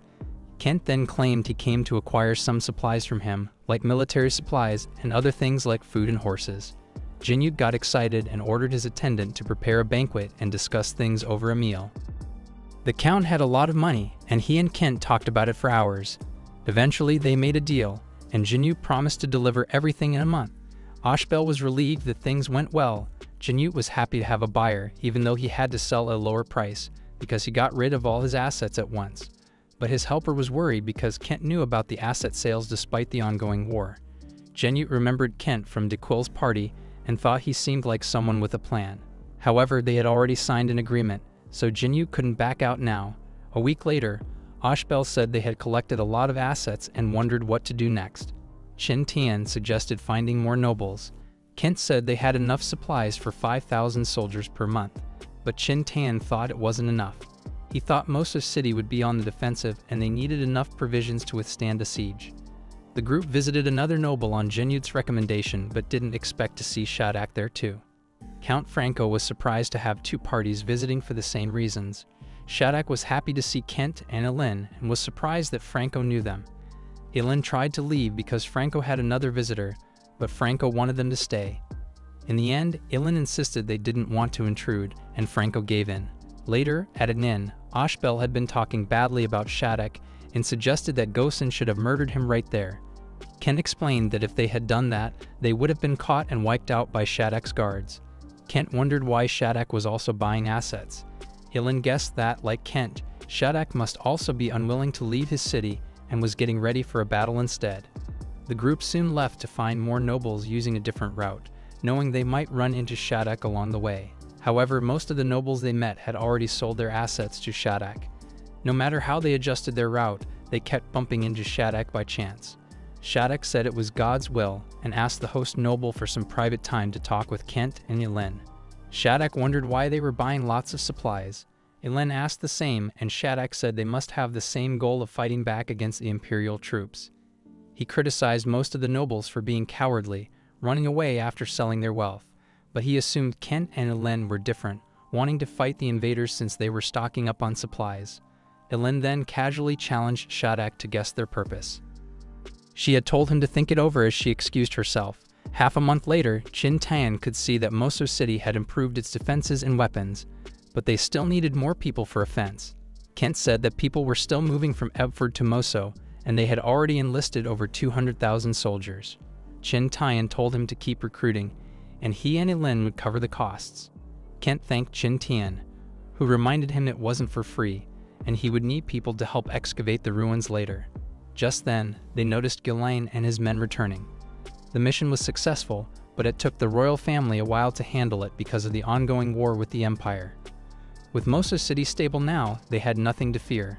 Soon after, they heard that Shadak sent troops to support Dequil, but got defeated. Days later, they learned that Shadak was also defeated and trapped in Wofford City. Many nobles in the front line fought briefly then fled. Imperial troops took over the hills where nobles used to relax, turning the residents into refugees. Kent didn't want the same thing to happen to Moso City. Kent had seemed strong earlier, but he suddenly felt weak when caught in a snowstorm. Pokuma remembered how her tribe struggled with winter when they ended up in a different world. Kent wondered if the Imperial army would keep marching despite the bad weather. Gosson said they would because time was crucial. He then explained why the Imperial army didn't capture Wofford City. Qin Tian realized they were taking calculated risks. Since Kent was confused, Qin Tian explained that the Empire knew the kingdom's lords were scattered, so their army could easily move through the lands. However, Qin Tian was confident the Empire wouldn't win, despite appearing to be in a good position. Gosson disagreed, saying the Empire was winning to some extent. Qin Tian asked what he meant.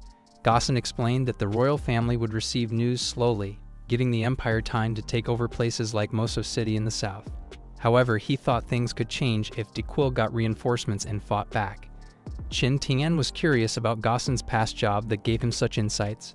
Gosson said he was just a wandering warrior in the past, but Qin Tian still had doubts. In the end, he respected Gosson's privacy. The next morning, after covering their tracks, Qin Tian and the others continued to monitor the approaching troops. Qin Tian and his team soon reached the area where they expected the enemy troops to arrive. They began preparing for an ambush after hearing about Shadak's defeat, knowing the Imperial army would soon march nearby.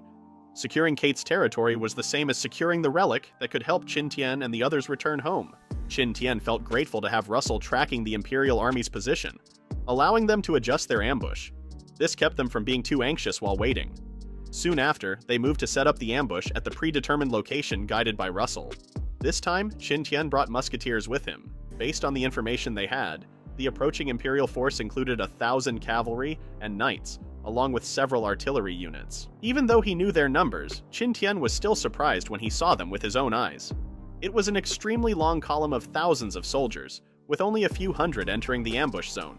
However, despite the enemy's large numbers and alertness, Qin Tian believed they could easily defeat the arrogant foes who had won battles so far. He knew the enemies were currently underestimating them. With Qin Tian's signal, the ambush team began firing their muskets at the Imperial troops, who quickly started falling. A general easily figured out where the ambush was coming from. Qin Tian then ordered the catapults to be fired, which immediately overwhelmed the enemies. He couldn't believe the catapults had such powerful impact. The surviving Imperial troops began begging for their lives. Noticing the enemy's morale dropping, Qin Tian ordered his men to capture them. Qin Tian was surprised it only took 10 minutes, and the counterattack they expected never happened as the enemy cavalry fled instead. After dealing with the Imperial vanguard, Qin Tian and the others headed toward Wofford City, not to support Dequir, but to cut off the Imperial army's retreat. Their main plan was to infiltrate the enemy's supply base and disrupt their logistics. That way, Dequir and Shadak would be able to escape the siege and close the gap in the battle line. A few days later, the snowy weather in the kingdom continued ever since it had started during the last ambush. Because of the snow, what should have been a 2-day journey to Wofford City took much longer. Qin Tian and the others had to stop and rest frequently to avoid frostbite.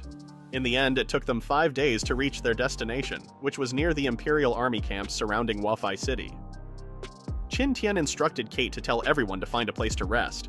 However, Kate was anxious since the enemy troops were close by. Gossen pointed out that the weather made it hard to see, and rushing could lead to danger. Qin Tian agreed and said the same likely applied to the enemies. There might be small patrols, but they could easily avoid them. The area around Wafai City didn't have hills or ravines, so they had no choice but to pitch tents to protect themselves from the cold wind and snow. Thanks to the blizzard, the smoke from their campfires went undetected by the enemy. They needed to cook a lot to gain energy in such extreme weather. Palmuka mentioned that the blizzard wouldn't stop anytime soon. Kate wondered if they should move forward soon. Qin Tian suggested that it was better to do some reconnaissance while the weather was like this. Gossen asked if Qin Tian was trying to use the blizzard to scout the enemy. Qin Tian said it was a great opportunity, then Bokuma offered to go with him. Qin Tian and Bokuma traveled through the snowy terrain using sleighs. As they approached the enemy camps, they noticed how many there were and realized the city was heavily under siege. Tens of thousands of enemy troops were scattered around the city, and if any position faced trouble, nearby camps could quickly provide support through the shortest routes. Suddenly, the snow stopped, and Qin Tian told Bokuma to get down. They hid just in time as a small patrol group from the Imperial Army passed by.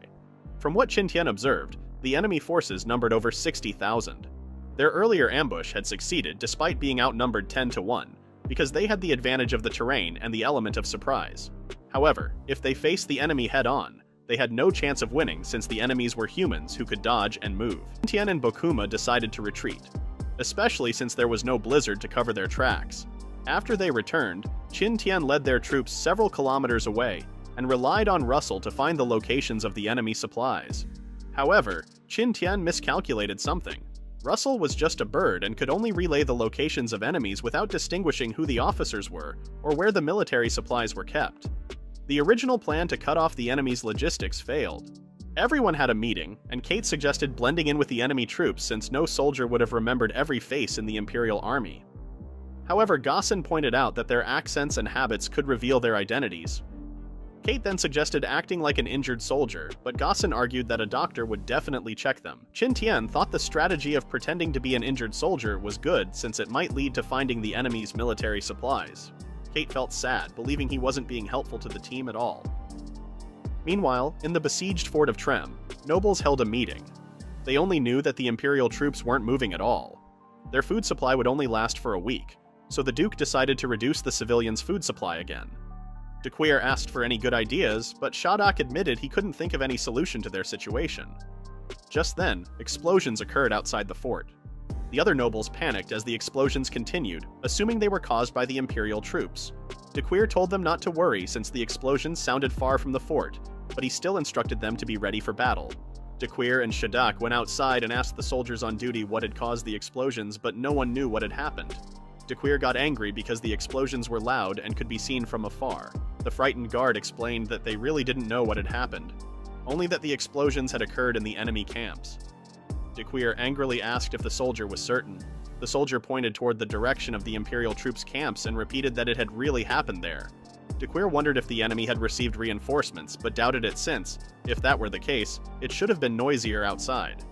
Curious and anxious about the explosions, he ordered the night watch to be doubled, and for all legions to be ready for battle at any moment. Despite not knowing what had caused the explosions, De Queer knew that this unexpected situation had changed the course of the battle. He also assumed it might be a trick by the enemy, and ordered that they remain on guard at all times from all directions. Soon after, the soldier who reported earlier privately informed Shadak that their supplies had been destroyed.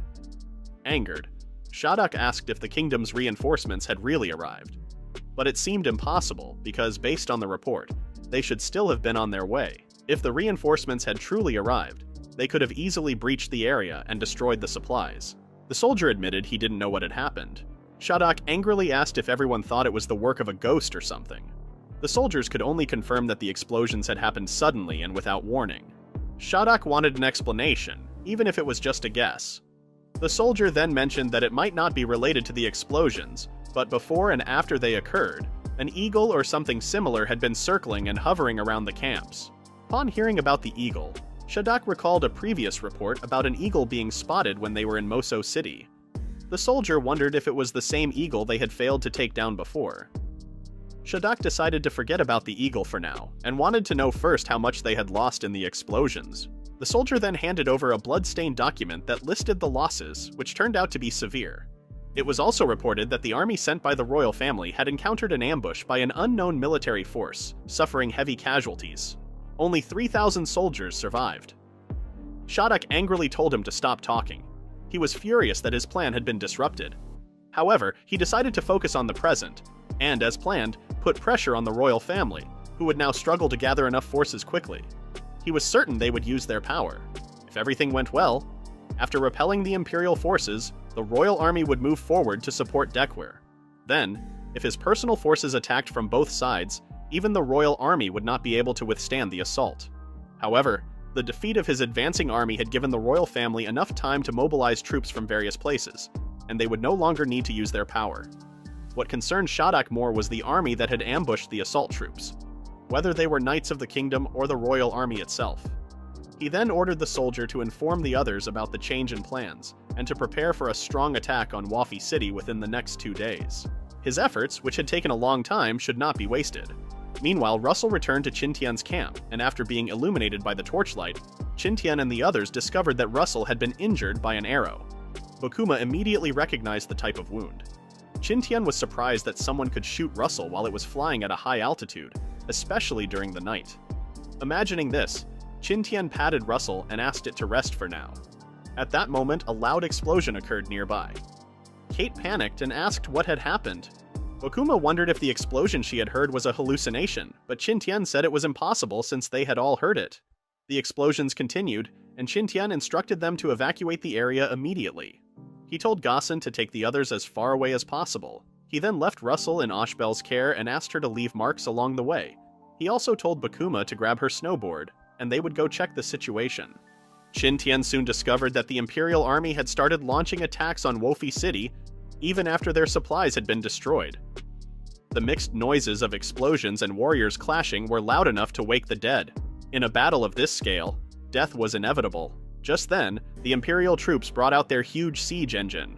It was tall enough to scale Wafi City's walls, allowing the Imperial troops to climb from the bottom straight up to the sky bridge on top using the internal staircases of the siege engine. It was basically a movable ladder that could be used to infiltrate walls like those of Wafi City. Falkema then told him to check the sides, and the Imperial troops brought out their big guns. When Qin Tian saw that the Imperial troops also had artillery, he assumed that Wafi City wouldn't be able to hold out.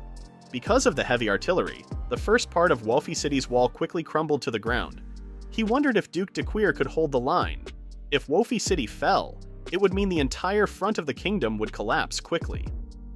When he saw the Imperial army rushing into the city, Bokuma asked what they should do. Qin Tian suggested they continue standing guard since they couldn't do anything but pray for their allies. Soon after, the Imperial troops started retreating out of the city.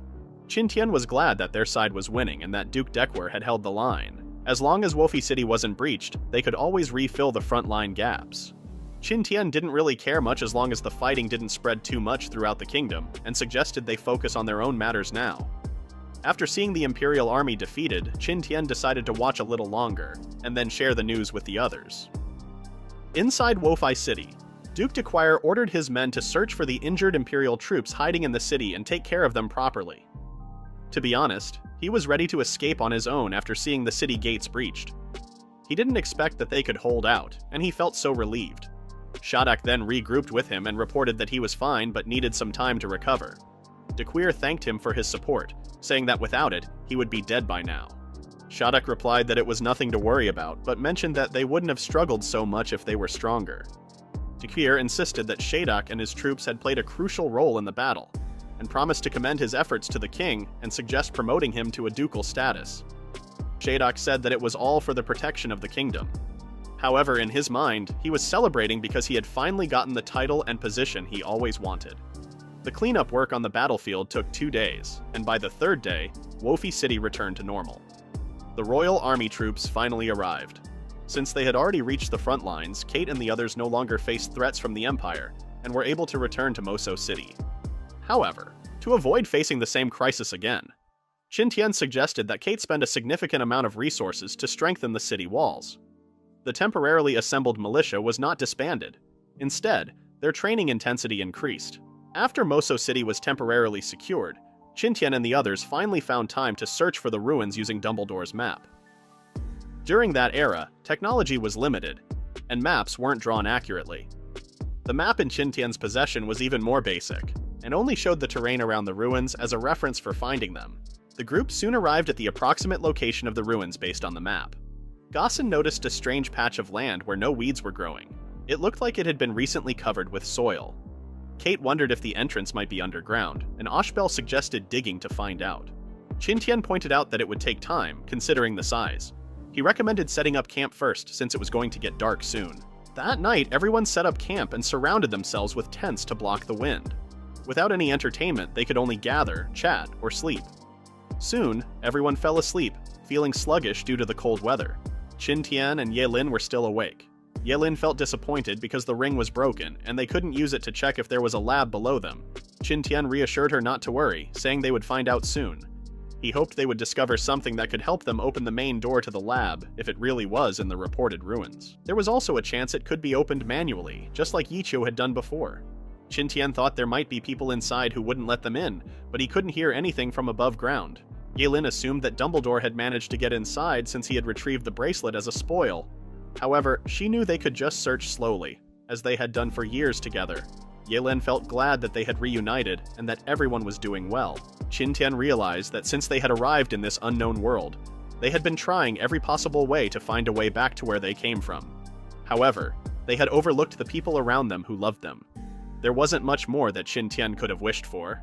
Throughout history, those who had gone through war always wished for peace and prosperity.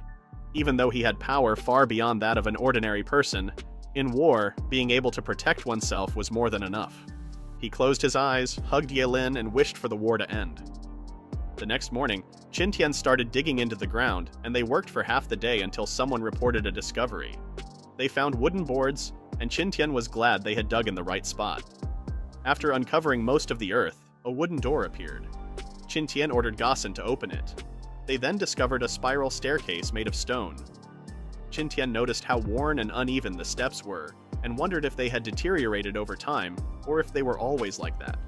Ashbel claimed it wasn't made a long time ago, based on the erosion and carvings. Qin Tian felt disappointed that it wasn't a lab, but Ye-Lin assured him they might still find some clues.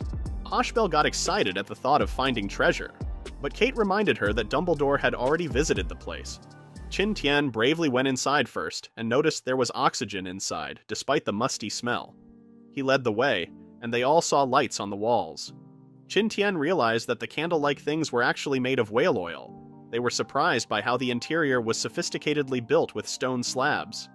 Ye-Lin wondered what the place was for, and Qin Tian hoped it wasn't a tomb. Despite his prayers, they all discovered remains. Qin Tian told them to stay behind while he and Bokuma moved forward, staying on high alert. Gaussen noticed that the remains belonged to one of Dumbledore's men, based on the clothing it wore. Qin Tian then told the others to proceed with caution, warning that there might be traps around. As they continued, they noticed more remains. They were relieved that Dumbledore's men had found the place before them, triggering some of the traps in the process. However, Qin Tian still warned them to be careful, as there might be traps that hadn't been triggered yet. Qin Tian got distracted by some armor lying on the ground, and accidentally triggered something that made a noise. Something then came out from the walls, causing Qin Tian to scream in surprise. Qin Tian quickly slashed the arrows aimed at him, breaking them before they could hit. Ye-Lin ran to him looking worried, almost like a concerned wife. Qin Tian reassured her that he was fine. Fortunately, there weren't many arrows, because even with his fast reflexes, he wouldn't have survived the trap if there had been more. He then decided to go ahead alone to trigger any traps along the way, while the others stayed behind. Considering the distance they had already covered, Qin Tian guessed that the end wasn't far off. At the end of the hallway, he saw more remains and noticed the siege logs. He figured that the logs had killed them, which seemed even more brutal than the arrows. Seeing these kinds of traps made Qin Tian realize that they were like something out of a tomb raiding novel. He just hoped there wouldn't be any magical traps later on, but he didn't dwell on it too much, since those only happened in movies and TV shows. Ye-Lin and the others caught up and discovered the siege trap. Qin Tian suggested that only he, Gaussen, and Nick should scout ahead, as it would be hard to keep everyone safe. Ashbel reminded them to move safely. The three continued until they came across another pile of remains. Qin Tian guessed there were more traps ahead. He told the others to follow closely after he triggered them. Gossen suggested they walk along the wall as they moved, in case there were secondary traps like flying logs. Nick warned them to be careful. Qin Tian and Gossen proceeded, triggering some traps along the way. Once the area was safe, he loudly called the others to join them at the end of the hallway. The group soon entered a room that resembled a throne room with scattered remains. Qin Tian also found a bed along with some supply bags and boxes, which suggested that someone had been living there. He quickly realized that the place was designed for one person and was not intended to be a resting place for the dead. Bokuma wondered what kind of person would choose to live in such a place, while Gossen insisted that it was a good spot to hide. Qin Tian then told the others to return to the corridors while he scouted the area, planning to have them come back later. He was disappointed to find that what he had believed to be a relic was actually just a hideout. He assumed there might be more dangers inside. The others waited patiently outside the door. Qin Tian used his super speed to run around and check for traps twice, but he found nothing. He felt relieved that all the traps in the area were no longer functional, and considered the place safe. Bokuma noticed that the remains had been there for a long time and were no longer recognizable. However, Washbell recognized the marks on the bodies and claimed they were from the royal guards who served the royal family directly. Qin Tian was surprised to learn that, aside from Dumbledore, the royal family's soldiers were also in the area, and someone had the audacity to kill them. He noticed that the breastplates were thick enough to block arrows, yet the killer had been strong enough to stab the soldiers with a sword and kill them easily. Bokuma then assumed that the corpse without armor was the owner of the place, who had died at the same time as the soldiers. Qin Tian was surprised that the owner had managed to hold off the soldiers for as long as he did. Gossen then reminded them to search for treasures, but he doubted any were left since the royal guards had likely already raided the place. Qin Tian had completely forgotten their main goal. Everyone then searched the area. The place was smaller than they had expected, and there was really nothing left to find. Ashbel assumed that Dumbledore had already taken anything valuable from there. Qin Tian was dismayed to discover that there were no clues about the library or any written records at all. He wondered if the place had anything to do with the lab he was searching for. Everyone soon returned to their camp and gathered around the bonfire. They talked about their theories that either Dumbledore or the royal guards had taken the treasures. Since Dumbledore had the ring, they concluded it was him. They also believed that, based on the stored wheat in the warehouse, the royal guards and the owner had died together. Kate then mentioned how the royal guards had been gone for so long, and no one from the royal family had sent anyone to investigate. Gossen guessed that it might have been a secret mission to deal with the owner of the underground base, but they all ended up dying with him. Since no one returned, the royal family likely had no idea what had happened. Ashbel wondered how dangerous the owner must have been for the royal family to send their guards. Qin Tian and Ye Lin listened quietly, while Nick had already fallen asleep. Gossen admitted that he didn't really know and was just guessing. Qin Tian hoped that the owner had kept a diary so they wouldn't leave empty-handed. Ye Lin said it wasn't all bad since they at least had a lead. They remembered how, back on Treasure Island 2, it was through Samundsen's diary that they found the ring's location. Diaries, they thought, were as valuable as treasures. Nick then woke up and asked if they were going to head back now.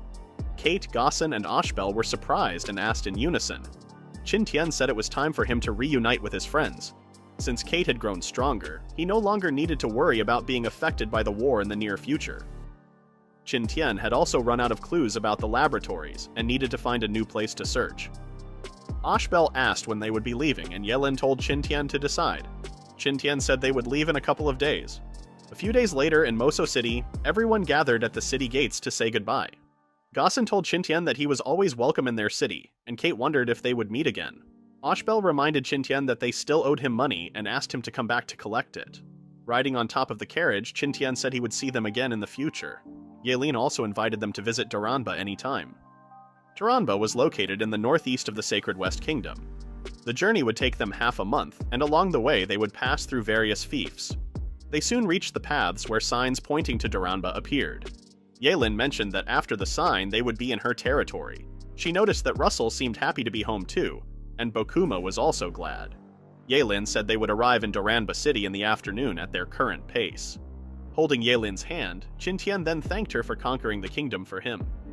Compared to the south, Duranba City was at a high altitude, surrounded by many trees and mountains. Qin Tian saw the towering castles of Duranba from a distance.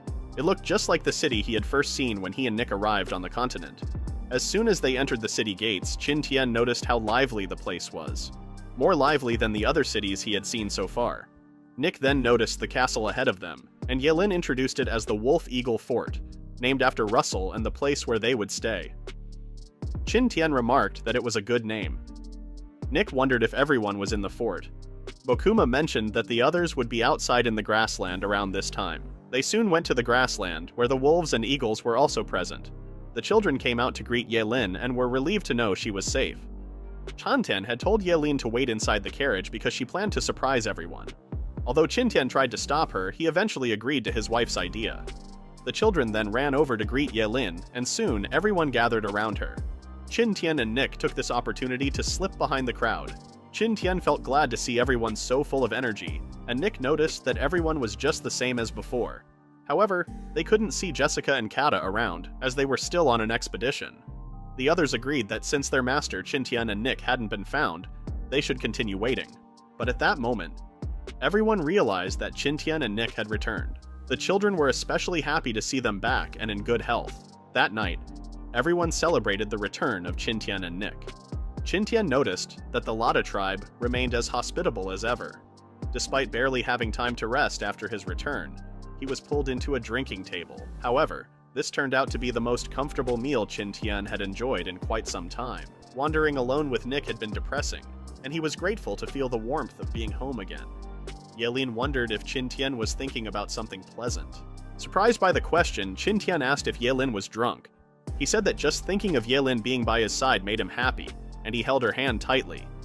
Yelin told him to stop because everyone was watching. Qin Tian replied that everyone was drunk and decided to take Yelin somewhere private.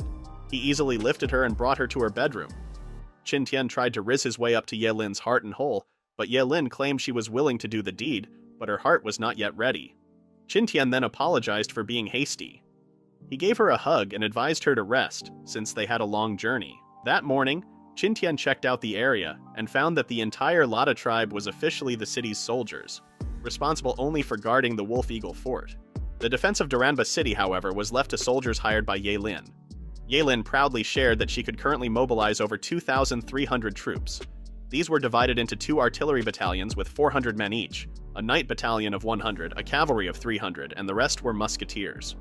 Qin Tian realized that Yelin already held power comparable to that of an earl. Yelin then invited Qin Tian to check the plantation with her. Although Yelin's power was impressive, with the kingdom now clashing with the empire in battles involving tens of thousands, a force of just a few thousand was still not enough. Yelin showed Qin Tian the vegetables, fruits, and stored grain in the castle. If they were besieged and cut off from the outside world, they could hold out for at least a month. She also shared that they had set up an English language school to help their tribe members communicate with people from the Holy West Kingdom.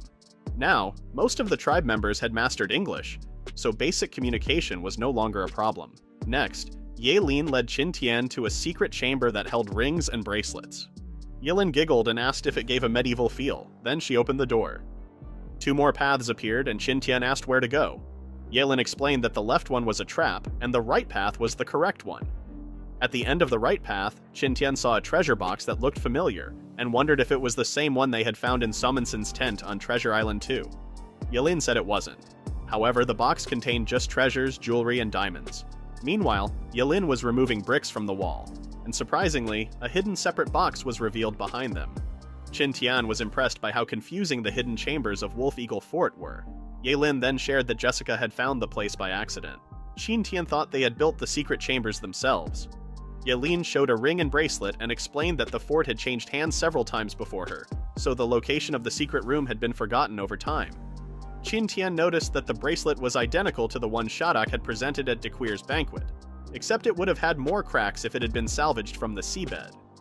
The erosion from the seawater naturally made it much more fragmented compared to the one in the vault. Qin Tian tried to turn on the 2 devices, but nothing happened. Yelin explained that the ring had shut off and couldn't be reactivated.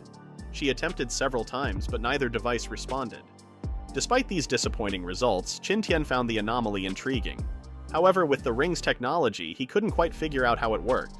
He then decided to use the D3 ring, even though it was offline and out of energy.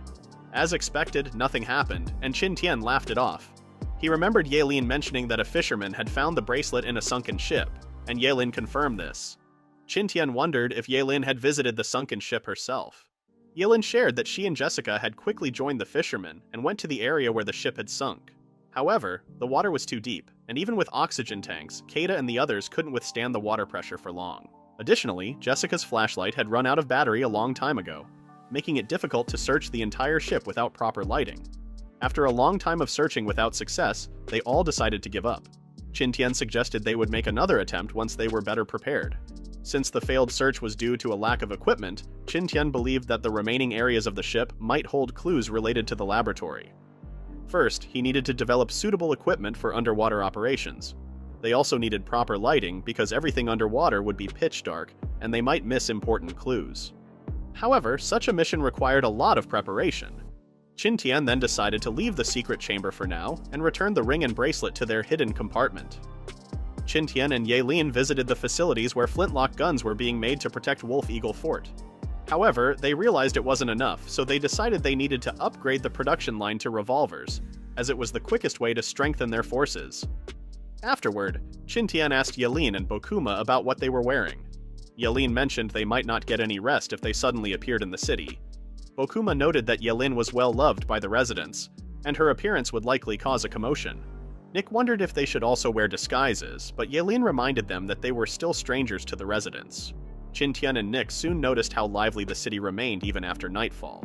In most other cities, things would have quieted down by 8 o'clock, but Duranba was still bustling, especially around the night market.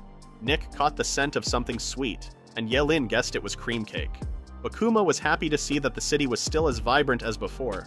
Qin Tian wondered if Yelin had spent a lot to keep the city alive at night, unlike other cities where only pubs and inns were noisy after dark. Yelin agreed, explaining that she had invested heavily, especially in opening the night market. Qin Tian recalled how Kate had mentioned that the city lord covered the lighting expenses, and most cities had only a few street lamps on at night. Even Duke de Quire only kept the lamps lit during the autumn and winter seasons. Qin Tian then asked Yelin about the early days of the night market. Yelin explained that in the beginning, only a few shops participated, most of them being part of the Daybreak Association. Despite this, the night market attracted many residents, encouraging other shops to open in the evening. This created a positive cycle. The more shops that opened, the more residents they attracted, and the more residents there were, the more shops were drawn in. Eventually, the night market grew, attracting merchants from other cities. They came to Duranba to set up their shops, which increased the city's income. After a year, the Daybreak Association recovered its initial lighting expenses, and the taxes from the shops were enough to cover the cost of lighting every evening. Even now, it continued to turn a profit. Qin Tian asked Yelin about her field of expertise again, but could only remember that it was something related to economics. Yelin responded with a cute nod. With the help of the Commercial Association, Yelin had quickly risen from commoner status to nobility.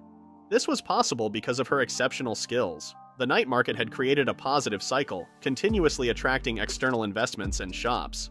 If this continued, Yelin wouldn't need to put much effort into building the city of Duranba and could instead focus on good planning. The increasing number of incoming shops would eventually develop the city on their own. As Qin Tian wandered through the night market, he reminisced about his old world. The group soon arrived at the headquarters of the Daybreak Association. Yelin proudly explained how she had designed the store based on the concept of modern large-scale supermarkets. The store offered food, weapons, clothing, daily necessities, and other goods typically found in the market. This store model had attracted many customers, keeping the store constantly busy during business hours. Qin Tian noticed a couple happily shopping with their pushcart. Yelin also showed him something beyond general merchandise. They also sold luxury goods with high profit margins. Qin Tian was surprised to see many pieces of jewelry displayed in the store. Just then, a soldier informed Yelin that they had completely lost contact with Jessica. Yelin, shocked, asked if it was true. The soldier confirmed that they had lost contact over half a month ago.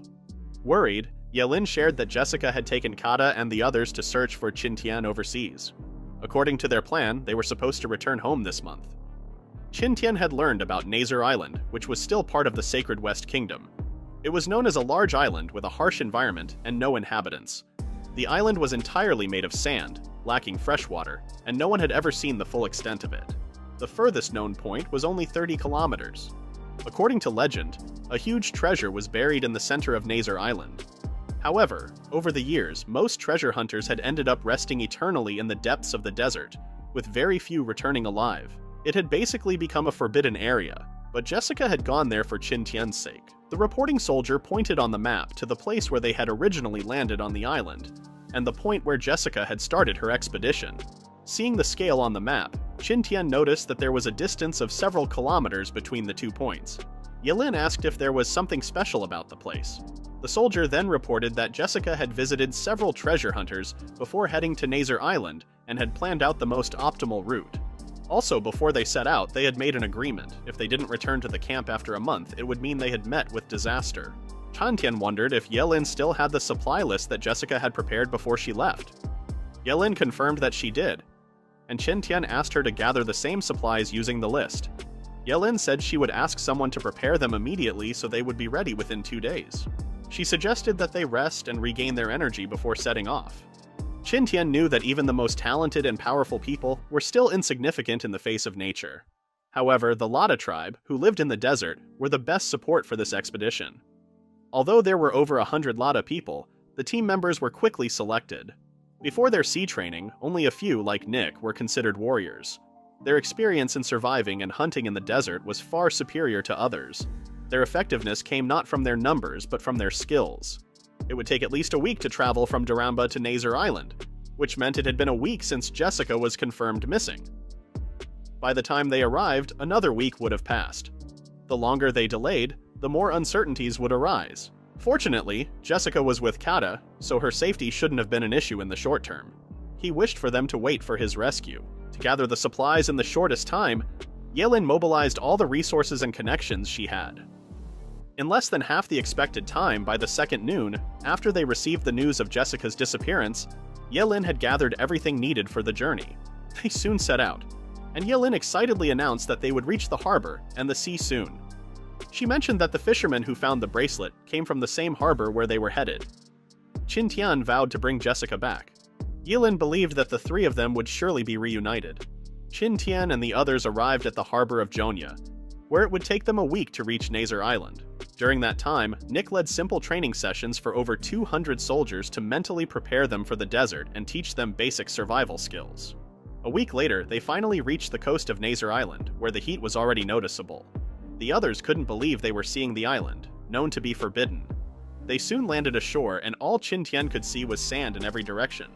Even though it was winter, the heat felt like a scorching summer midday, despite it being the afternoon.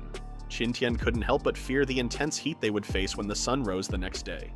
Yelin asked if Nick and the others had lived in a similar environment before. Nick confirmed that their homeland was basically the same sand as far as the eye could see. Ragnar exclaimed that the intense heat made him feel like he had returned to his homeland. That night, Qin Tian explained how the temperature difference between day and night in the desert was extreme. While it was unbearably hot during the day, it would become cold at night, making it necessary to start a bonfire. To avoid hypothermia, they needed to wrap their entire bodies and generate more body heat by moving around to keep warm. Qin Tian worried about Yelin like a concerned husband. Yelin reminded him how the 2 of them had faced many crises together, but still managed to survive on the deserted island. Now that they had more companions and supplies, she wasn't scared anymore. Qin Tian relied on the others as always, and the Lada people assured him to leave things to them. The next morning, Qin Tian and more than 200 people continued their expedition. Each of them carried a backpack with necessities for surviving in the desert to prevent accidental separation. The food and water supply for the entire team were transported by sleds. Due to time constraints, they had only been able to find a few camels. Otherwise, they could have brought more supplies. After dawn, Qin Tian felt the temperature in the desert rise rapidly. They had already walked an hour away from where Jessica had first set off, but a long journey still lay ahead of them. The glaring sun and the scorching heat made it clear that Nazar Island was not a place suitable for people to live. Not long after the team started, most members were already exhausted. Others began to complain about the heat, which felt like it was cooking them, and they longed to drink water to cool down. They were tempted to remove their robes, but that would have been dangerous and could have led to their deaths. Qin Tian explained that exposing their skin to the burning sunlight would cause sunburn in less than half an hour. The thick robes were effective shields against the sunlight, and taking them off wouldn't make them feel cooler. The robes didn't just block the heat from the sunlight, but also from the arid desert. As the glaring sunlight grew stronger, Nick suggested they wear their goggles. Qin Tian quickly ordered everyone to put on their goggles and reminded them not to remove their robes. The goggles were specially made, and, while not as advanced as modern sunglasses, they still provided a layer of protection for their eyes under the intense sunlight. In the desert, the temperature could reach a scorching 50 degrees Celsius during the noon hours. In this situation, if someone buried a raw egg in the sand, it would be cooked in no time. The desert became dangerous around this time, so Qin Tian decided to stop walking. The team took a break and set up sunshade canopies to help them stay cool for a while and catch their breath under the intense heat. Nick also suggested digging pits in the sand. She claimed that digging half a meter deep in the sand and then lying down in it would feel cool. Qin Tian quickly tried it and found it was indeed cool. However, despite feeling refreshed, he felt like someone who was about to be buried. After confirming that digging holes was effective, the soldiers all started digging sand pits. This method of staying cool might have seemed strange, but in the desert, as long as it worked, no one cared if it looked like a grave or not. However, by noon, even with the shade and the cooling effect of the pits, the midday heat still made everyone uncomfortable. They all stopped talking and fell silent. If not for the occasional sounds of drinking water, someone might have mistaken them for a group of dead people lying in a graveyard. The excruciating midday hours finally passed, and by dusk, the desert temperature began to drop. However, after enduring the hellish afternoon, everyone felt drained and listless. For those who hadn't experienced living and surviving in a desert, adapting to its harsh environment in such a short time was difficult. Even Qin Tian complained that it was unbearable without drinking cold water, and felt like he was dying. Yelin agreed, saying the whole afternoon felt like days had passed. Nick then mentioned that the sun would set in an hour. Ragnar suggested that everyone needed time to fully adjust to the desert's weather, because if they proceeded with the initial plan and pushed deeper into the desert, it was very likely that someone in the team wouldn't be able to handle the heat and might collapse. Qin Tian quickly agreed with him. At night, the temperature dropped to an extreme level. Qin Tian couldn't believe that a place like Nazar Island could have such a huge difference in temperature between day and night. Yelin worried about how Jessica and the others were doing. After experiencing the harsh desert climate, she wondered how Jessica and her team managed to survive. She hoped they still had enough supplies to last until they were rescued. Qin Tian reassured her that they would be alright since Jessica, Keita, and the others were experts in survival. Knowing the desert's climate was terrifyingly abnormal, Qin Tian assumed that Jessica's team wouldn't venture too far, and hoped they were near a route he thought they might be on. However, it would take time for Qin Tian and the others to catch up. Understanding Jessica, he planned to use her route as a guide to search the area around it. They just needed to reach the middle part of the route and then spread out. Yelin then noticed a lake on the map along the same route. Qin Tian had been so focused on rescuing Jessica that he hadn't looked at the map carefully. The route had a lake with several patches of greenery around it. He realized it would be better to bring everyone there. With the lake as their target, the team could replenish their water supply, which would help them extend their search time for Jessica and the others in the desert. Nick warned him not to get too excited because the water in the lake might be salty. Ragnar pointed out that not all lakes and deserts were oases. Before they reached the lake, he suggested they shouldn't become too confident and should avoid wasting their current supplies. Qin Tian thought that even if the water was salty, he could still make it drinkable through distillation, but they were already using up their fresh water too quickly. If they wasted too much water before reaching the lake, they might not survive in the desert's hot climate, as the human body needed a lot of water. The next morning, Qin Tian's team continued their journey. After hours of walking, they found a bush along the way. Qin Tian said it was a camel thorn, a shrub made up of hard spikes, and it was very drought-resistant. Though it was common in dry areas, it still needed water to survive. Seeing one on their path meant that the areas ahead likely had more moisture than the places they had passed over the last 2 days. The team soon reached an area with trees and shrubs, and Yelin ordered everyone to rest. To conserve water as much as possible, the leaves on the tree canopy were quite sparse, so they couldn't block out all the sunlight. There were spots of light in the shade, but even so, the shade under a tree was still much cooler than being under a sunshade cloth. Nick instructed everyone to be cautious since scorpions were likely to live in that area. Hearing this, Qin Tian remembered that being stung by a lethal creature in the desert basically meant a death sentence. For everyone's safety, they carefully checked the surrounding area. Within a few dozen square meters, they found about a dozen scorpion holes. The holes were mostly hidden under the cool shade of grass, concealed by the weeds. They were not easily noticeable because they were so small and could easily be overlooked. Concerned, Yelin suggested they look for another place to rest. Qin Tian argued that they could just kill the scorpions. One hole meant one scorpion, and there were dozens of them in the area. Before being surrounded by them, it would be better to kill them off first. Qin Tian noticed Nick and Ragnar excitedly doing something. They said they were trying to catch scorpions. Nick saw that the hole was bigger than usual and assumed the scorpion inside would be fat and juicy. With drool in her mouth, she explained that all Lada people knew how scorpions lived. She said scorpions tasted great when grilled just right. Qin Tian felt anxious because the Lada people in front of him reminded him of a different version of Bear Grylls, whom he and everyone watching knew. Qin Tian wondered if they could really catch the scorpions as he watched Nick dig a small pit in front of a scorpion hole. Nick explained that scorpions would come out of their holes once the temperature dropped, and would fall directly into the pits he had just dug. The pit needed to be right in front of the scorpion's burrow entrance so that the scorpions wouldn't have any other path to take. The pit had to be vertical, so the scorpions wouldn't be able to climb out. The noon temperature was still scorching hot, but luckily they had somewhat gotten used to the weather. With the shade from the trees, they managed to endure until 4 in the afternoon when the temperature finally started to drop, and everyone felt more energized. Ragnar's trap hadn't caught any scorpions since, generally speaking, scorpions only came out in the late afternoon or evening to leave their burrows. Although they hadn't caught any scorpions yet, at least they wouldn't have to worry about the scorpions crawling out and stinging them while they slept. The trees in the area usually formed a clustered community, sharing one root system. If one tree found a water source, the others wouldn't have to worry about dying of thirst. Around the area, there were clusters of 3 or 4 trees, sparsely distributed with gaps of tens of meters. From this, Qin Tian concluded that the underground water in the area was more abundant. This suggested that they were getting closer to the lake. That night, the scorpions sensed the drop in temperature and ventured out in search of food. Unfortunately, they didn't realize that traps awaited them right outside their homes.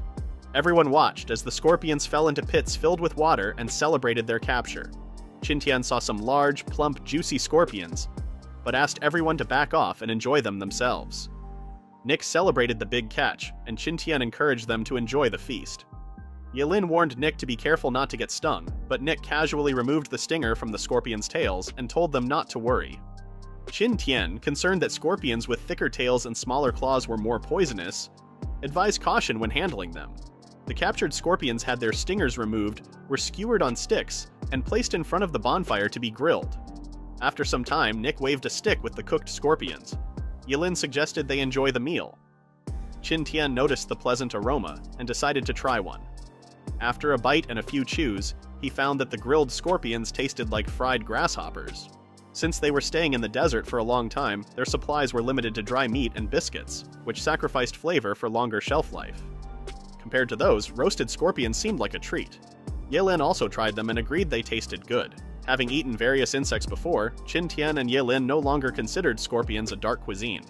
They enjoyed the taste, but thought it would have been better with some salt. Qin Tian sighed, wishing they had brought some. The next morning, the expedition continued, and some members talked about the man-eating monsters rumored to be on Nazar Island. They also wanted to see the rumored cacti with thorns that they hadn't seen up close. Soon, the team arrived at a lake, and everyone was amazed to find one in the desert. They were eager to jump into the water and take a bath. Qin Tian told them to relax because their journey had been tiring. Without hesitation, everyone removed their robes and clothes and jumped into the water. They felt refreshed after soaking in the cold water and discovered it was also tasty and drinkable. Yelin then told them to set up a camp and prepare dinner so they could rest for the day. Qin Tian took Yelin's hand, and they walked on the water together. Yelin was surprised at how pleasant it was to tread water. Qin Tian now truly appreciated how oases were gifts from nature in such arid places. Everyone enjoyed the cool temperature by the lake.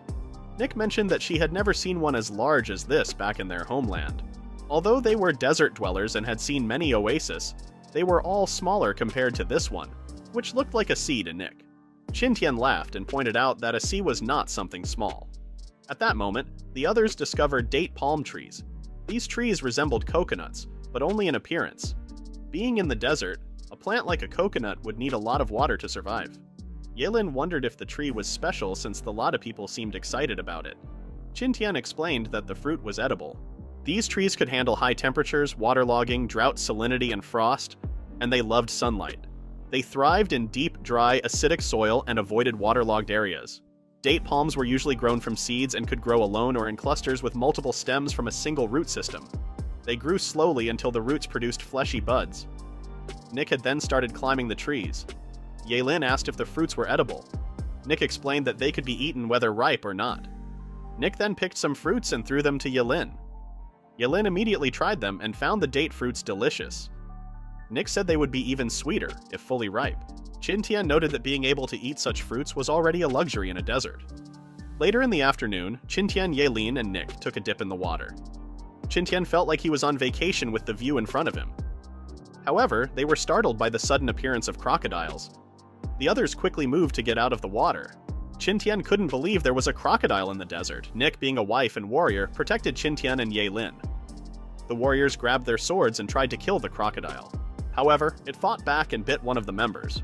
When the crocodile finally surfaced, Qin Tian couldn't believe he was seeing a real West African crocodile. These crocodiles were smaller and lighter in color compared to Nile crocodiles, with the largest being around 2.5 meters long and mainly feeding on fish, birds, and frogs. Fortunately, the one in the lake was small and not aggressive. Otherwise, it could have performed a death roll after biting someone. Qin Tian then took a sword and quickly stabbed the crocodile's head. The others were shocked that Qin Tian did it in one stab, as they knew the crocodile's head was the hardest part. Meanwhile, Yaelin helped treat a member who had been grazed.